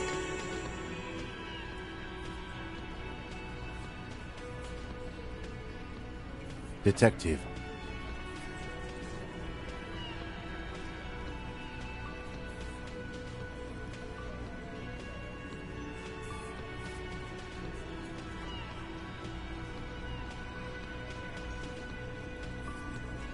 Oh, this is about him. A real looker, that won't. You sure took your time, huh?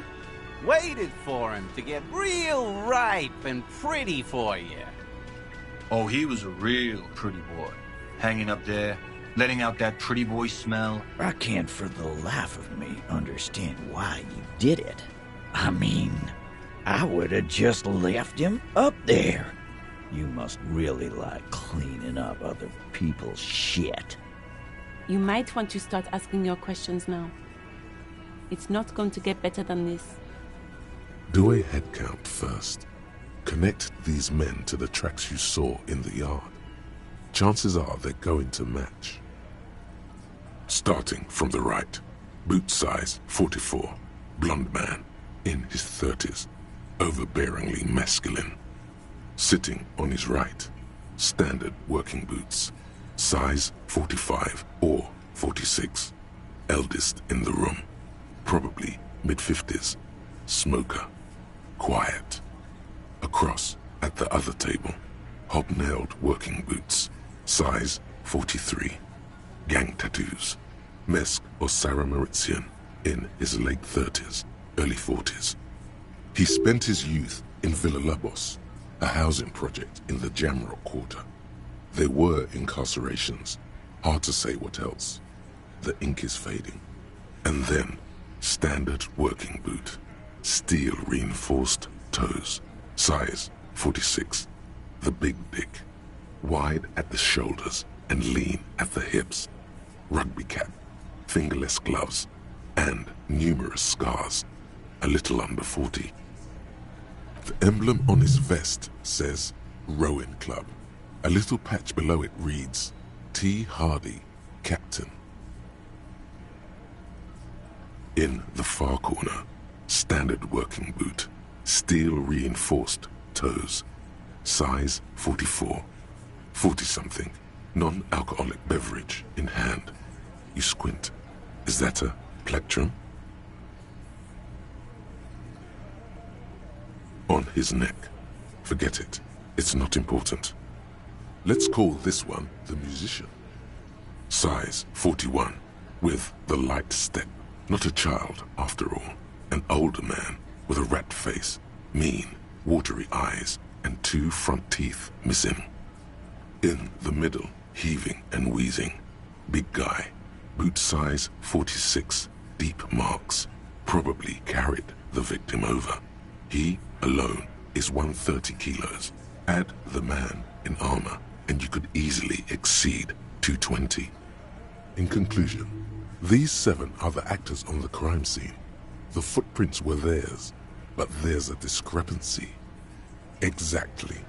You've stood there for about 4 seconds, not saying anything. Hit them with questions. Where's the 8th Hardy? The fuck is with you, fella?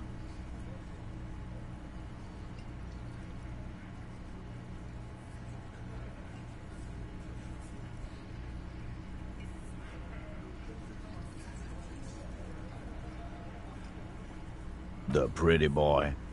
You guys really love talking about that pretty boy. Funny. But my partner and I have a serious matter to discuss with you.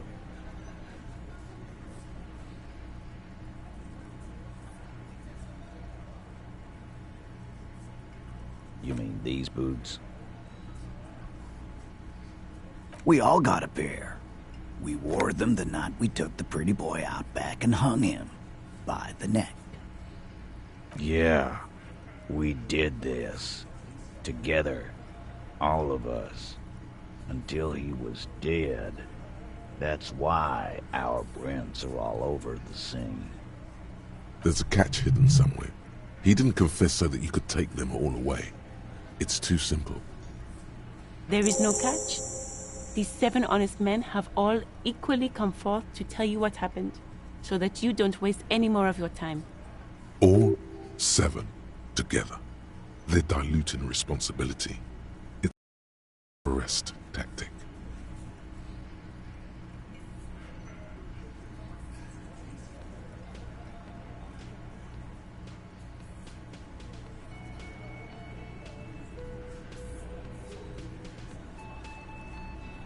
Are you deaf? There will be no singling anyone out. You can't arrest a hardy boy without arresting all hardy boys. Do you think you could do that? Do you think you could arrest them all? A trick question. Don't let her lead the conversation.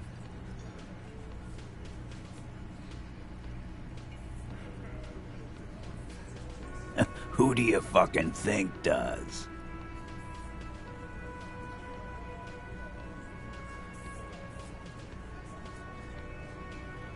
That's right, asshole. Titus Hardy runs the Hardy Boys. Ain't that so, fellas?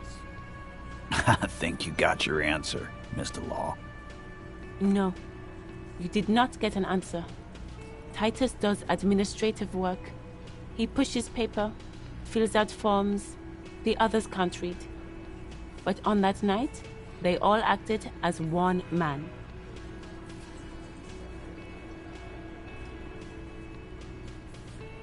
How many people have you sent to the Shays? Ever felt remorse for them? Chaise électrique is the method of capital punishment in Revachol under the Coalition. During the suzerain's reign, it used to be the firing squad. Or send them to Reunion to rot. For 20 years.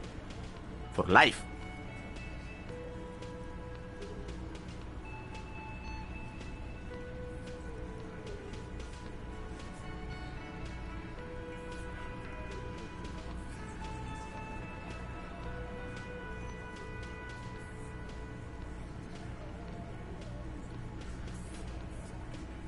But you see, a lawman, is something people agree upon.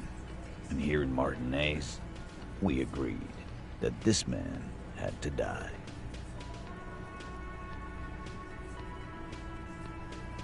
You don't have to keep answering his questions. I know, Lizzie. Relax. We killed him last Sunday night. Seemed like a good way to end the week.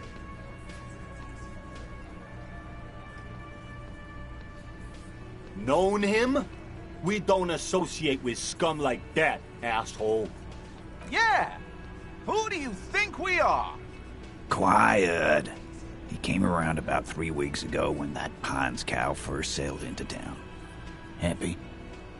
By the Pines cow, you mean Joyce Messier? The representative for White Pines? The same company you're striking against? No. I mean the Pines cow. The stupid-ass cow they sent in to fuck us over. But you know what? Why don't you ask her about the pretty boy? I'm sure she has interesting things to say when you ask her hard enough.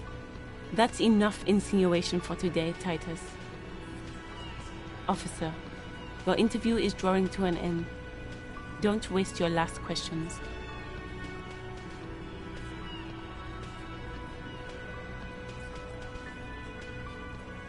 We hanged him up by his neck until he got real still. Wasn't that obvious, copper? Didn't they teach you anything at the cop school, idiot? The autopsy showed there were no ligature marks. His hands were not tied. Can you explain that? The lieutenant goes in for the leg sweep. Titus does not see it coming.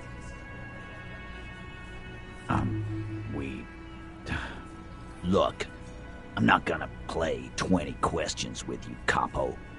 I'll say it again. We killed him. Yeah, I knocked him out. Came up behind him and clapped him in the back of the head. He went down like a sack of sand.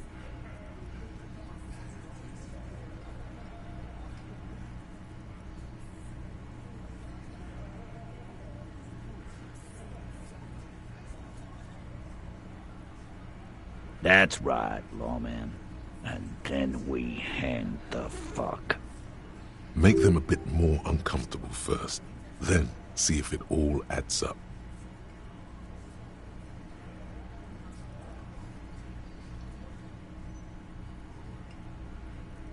My fucking elbow, Copper. Samaran boxing style. Samaran boxing, or Sambo, is an eloquently violent set of one-on-one fighting moves, originating from the Samaran Isola. Sambo style implies stealth, cleverness, and cool. He may be lying, but he's good at it.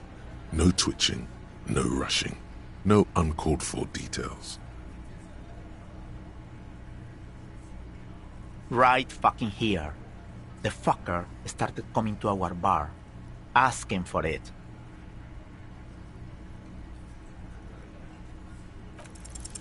Titus is solid as a rock, and so are a few others, but...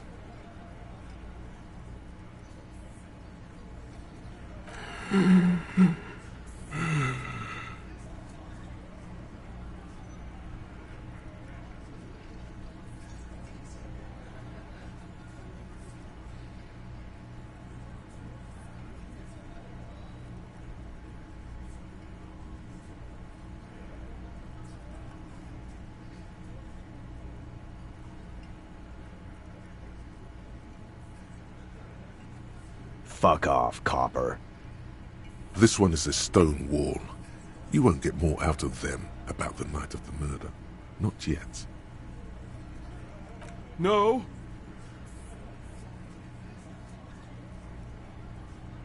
Of course he's having trouble breathing.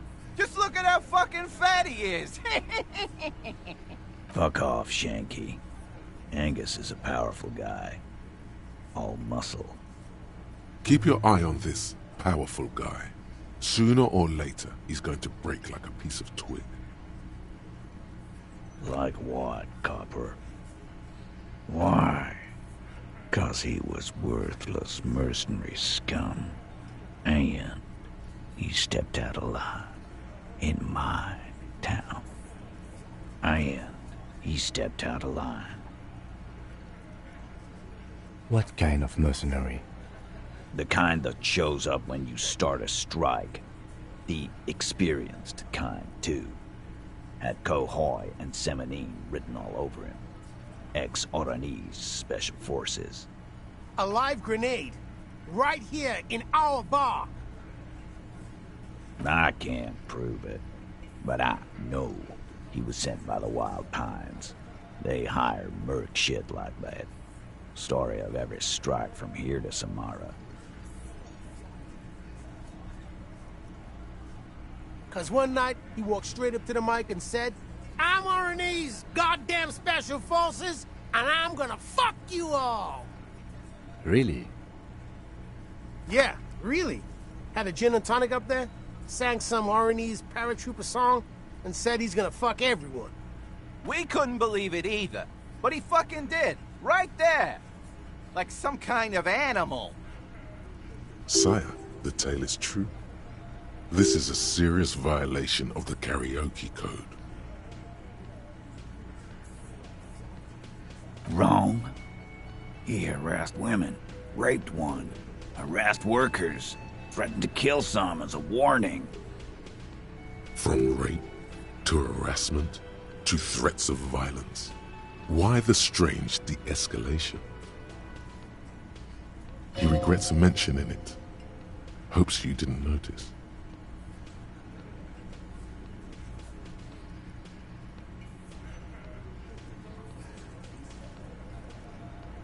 To kill us all, if we don't open the gates, if we don't let the scabs in, if we don't bend over.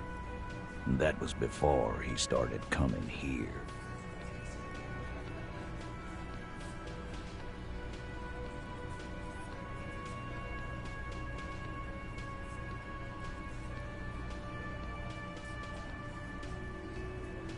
Yeah, he said it was his favorite joint now. Started coming here every night. Drinking, grabbing girls. Grabbed one of ours mid-karaoke, right there on the stage. He grabbed someone? Yeah. This girl's on the mic. A beautiful girl. Young. Gets into the second verse of Lover Lake. The fucker grabs her legs, starts screaming. Show me your cunt! Why don't you show me your cunt? Then, he gets knocked on the head with a wine bottle. Doesn't even fall down.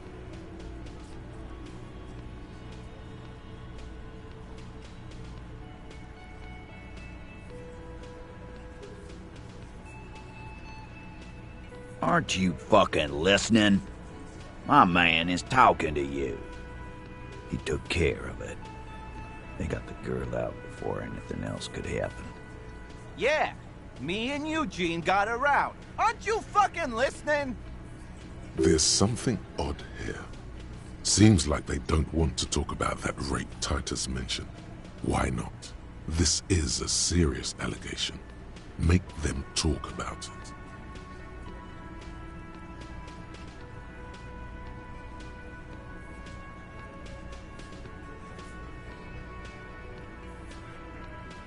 No, you're not getting the name. That's a Martinez matter, and I'm not discussing it with you clowns. There's nothing you can do for now. He's stonewalling you.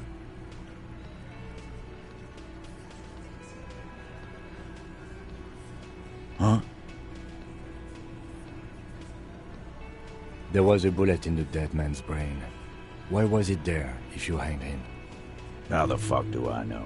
Anyone could have shot him. Target practice, maybe. Interesting, sire. It's as if he's lying to protect someone. He's not very good at it. This line of questioning is over. You got the cause of death already? Hanging. If there's any post-mortem trauma, it's your problem. This will not turn into a cross-examination.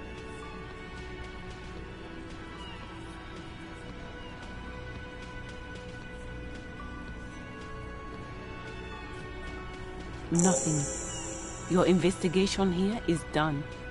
Leave Martinez, go back to your stations where you belong. I think we're going to stick around, thanks. Some things don't add up here, Titus. I've done this job for long enough to know that people don't just confess to third-degree murder, even if it is a group responsibility. We're going to look into this. Good luck with that. You've heard everything a rent-a-cop is gonna hear from us. Real law officials. You're lucky you didn't get a beating.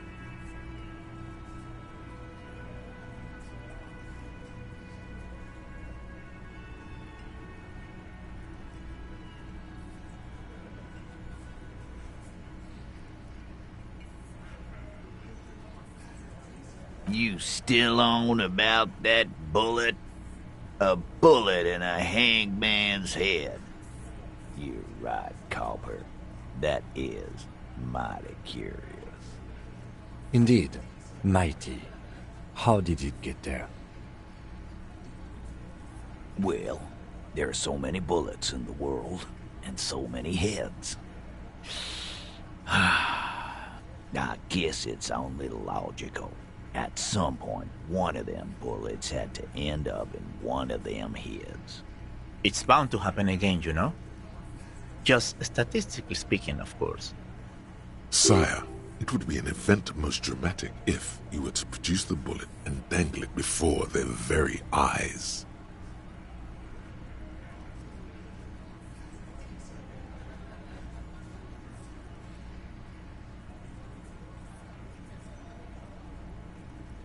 Wow! He's got it in a real evidence bag and all! Why don't you go home and log it into evidence? These men have told you what happened.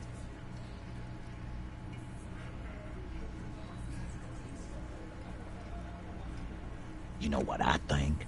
I think he was shot in the head as a kid, and his brain grew around the bullet. Around the bullet, man. That's a good one. All the goofing around is to avoid lying. It's a technique.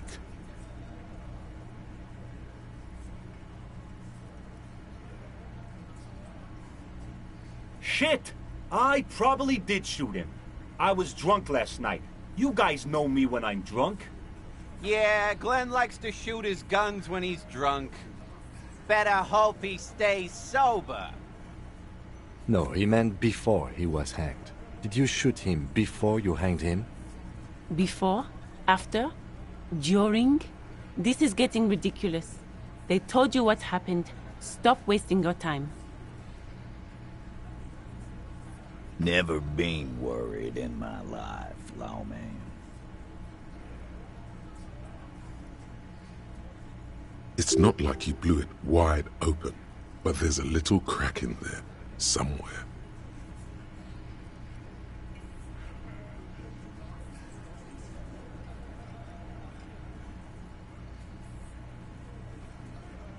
What are you talking about, madman? There's no 8th Hardy Boy, there's 7 of us and we're all here.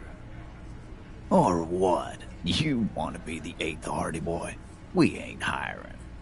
Actually, boss, we've been talking and we think she could maybe... She? So there's an 8th Hardy, and it's a Hardy girl? Who might it be? Elizabeth? The gardener? Shut the fuck up, Glenn! I do the talking here. Now what the fuck do you want, cop? So let me get this straight. There is an 8th Hardy Boy. It's a she, and you don't like us talking about her? That's right. We're not talking about this.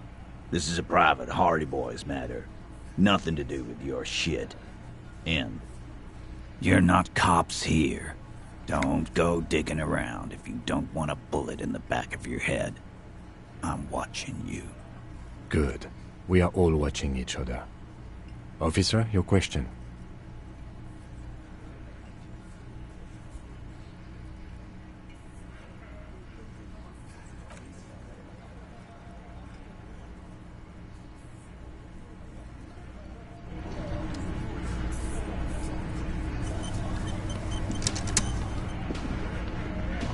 Behind the dockworkers, a ceiling-height window. The hawthorn branches scrape the glass like bony fingers. There's a little slide panel up there to let some air in. No need to open it in spring. It's still too cold outside.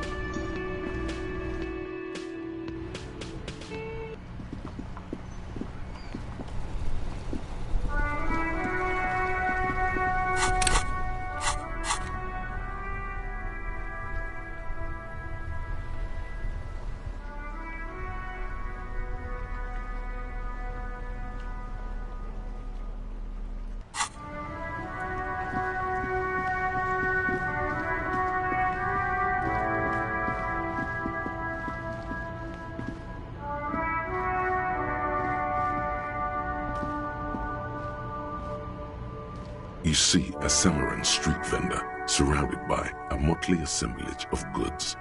When he realizes the name Silene is embroidered over his breast pocket. Happy shopping, officer! Everything's cool here. Everything's cool.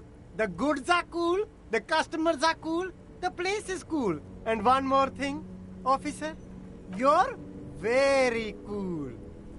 Bang, bang, bang, bang! You feel a twitch in your index fingers. There's a finger shootout brewing.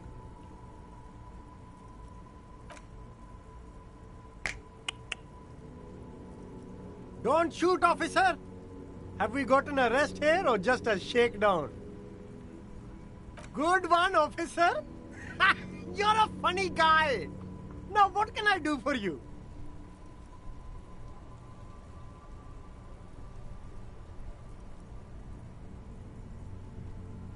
Then fire away, officer!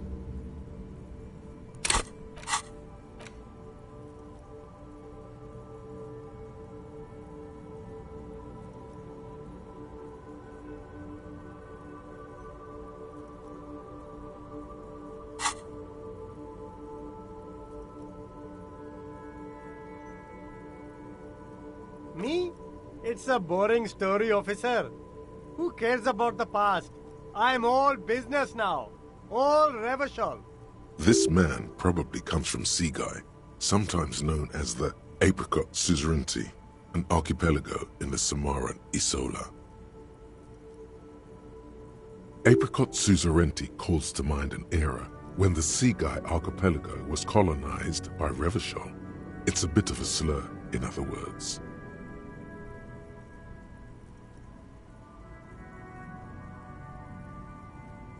Very cool. I admire your awareness of our intertwined histories. It's super nice of you to apologize for colonialism. But the Apricot Suzerainty is a shithole. That's why I left.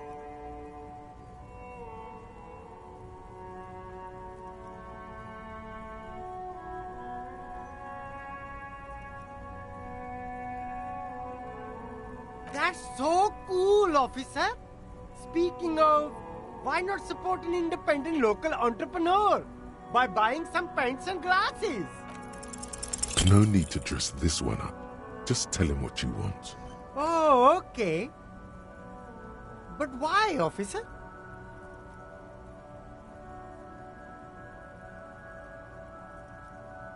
Ah, yes. Money is very important. Are you trying to ask for a bribe? If so, you're not doing a very good job. Sorry, detective. Drugs? I don't go in for that, officer. Drugs ruin lives. Unless you're into drugs, of course.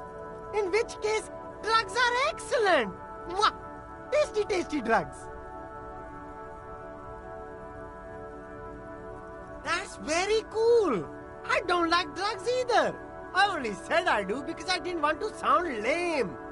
Peer pressure. Sir, it appears to be true. No drugs in sight. Not in the box of sunglasses or under the speakers.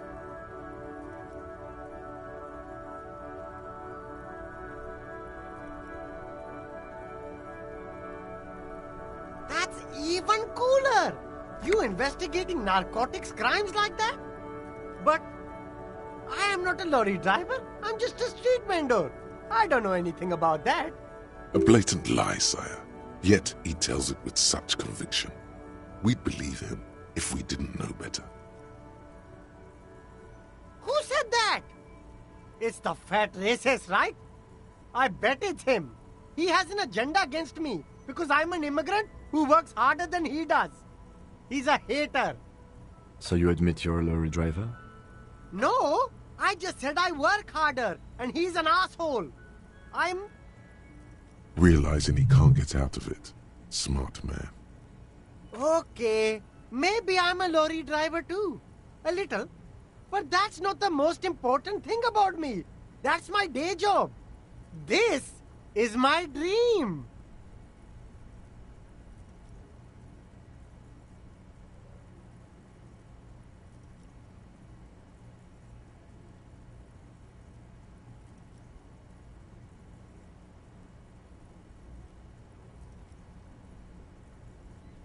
Nothing. I told you. I'm not a dumb guy. I don't get involved with that crowd. And what crowd is that? Crowd? You know, the drug crowd? No, he wasn't talking about an abstract crowd. It was that crowd.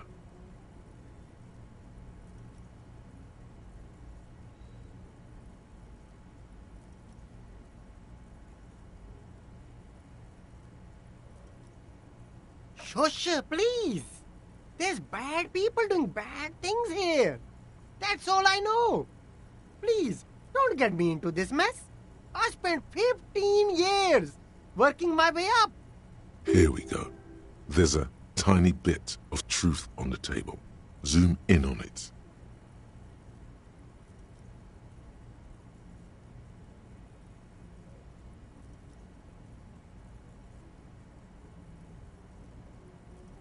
It's a she, okay? The other drivers call her the lady driver. You're better off staying away from her. The way they talk about her, she's no lady. Interesting. Could this driver be connected to the Hardy Boys? I don't know. Maybe. If she is, I haven't gone near her. I don't get involved. I told you. He's not ruling her out. All of them. I don't know. I told you all I know. Are we cool now? I really want us to be cool now. Who exactly is talking about this lady driver of yours? The racist or the other one with the tattoos? All of them. Even the ones who've left.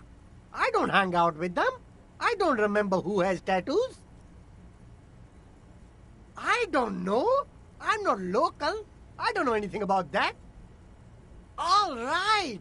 I scored. Let's cap this off with a purchase. You can walk away from here with funky sunglasses, detectives. Both of you. You deserve it. Start with a little compliment, then work your way up from there. This is about business, remember. Oh, okay. But why, officer? After all this mess, the broken seals, lying to you, come on. An investment? What kind of investment?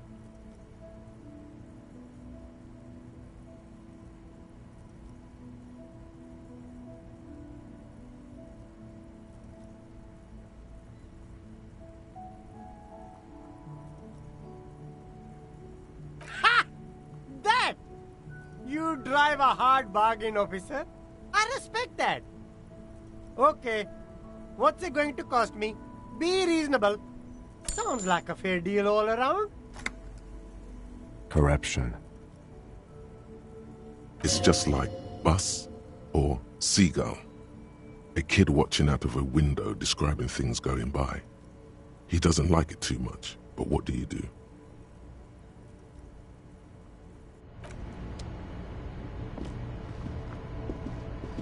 You keep coming back. That's good, officer. Keep browsing those clothes, keep saving that economy.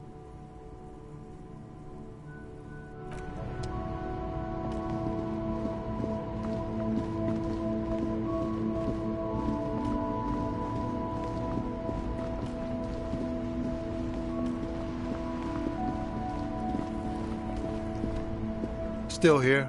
Stuck in this damn jam, my man. What's up? I don't want to talk about that.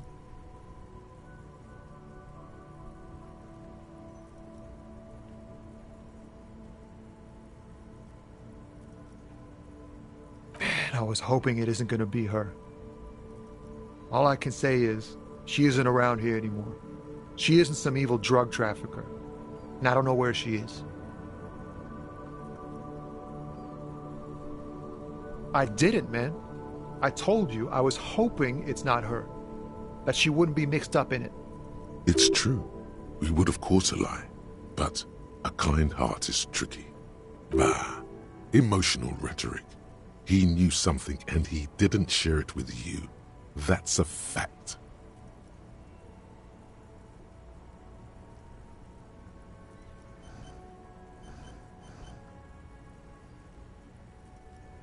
A youngish woman. Gruff, but in a cool way. What color hair? Blue and violet. Died. It was violet when she got here. Blue before she went. Then she may have dyed it again. A friend? An acquaintance. I don't know. She was the only person in this damn jam I could talk to. She's someone I don't want to rat out to the law, okay? Thank God I don't know. People here call her the Lady Driver. She kept her name a secret. From me, too. Now I see why. Damn, I don't want to... Please just let it go. Whatever she did, it can't be that bad. She's not a bad person. I know that much. We can't just let it go. It's part of a police investigation. That's how it always is with you, isn't it? All part of the investigation. The girl's troubled. If you hunt her down, she may not survive it. I can't have that on my conscience. It won't come to that. We won't pursue her on this. This is information only. I don't believe you. She's got the darkness in her. That young person's darkness when you think it's all over. And you're looking for a way out. She shared this with you? Yes. Which is why I don't want to snitch on her.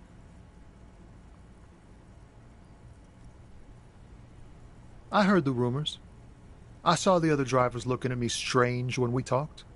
And she told me, too, that she's had a violent life. But I wasn't afraid of her. More like for her. Did this violent life include drug trafficking? Well, it looks like it did now.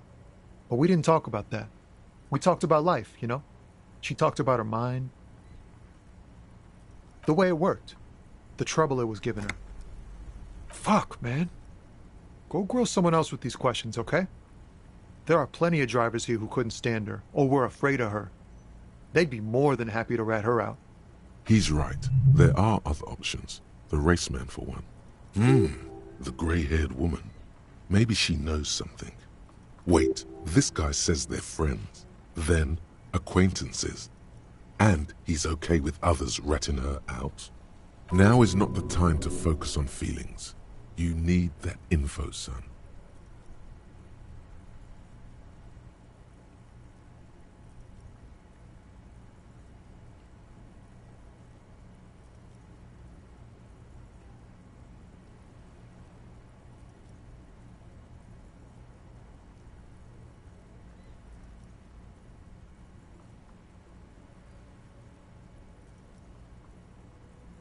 Fine. I don't want to be a butcher. And I don't want to be a knight either. I just want to be a person who can sleep at night. A little fame wouldn't hurt too.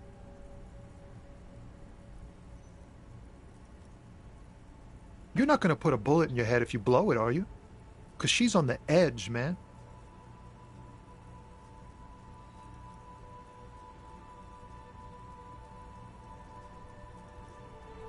Thank you, friend. Wow, this makes me feel like I should pick up smoking again. Would help with my rhymes, too.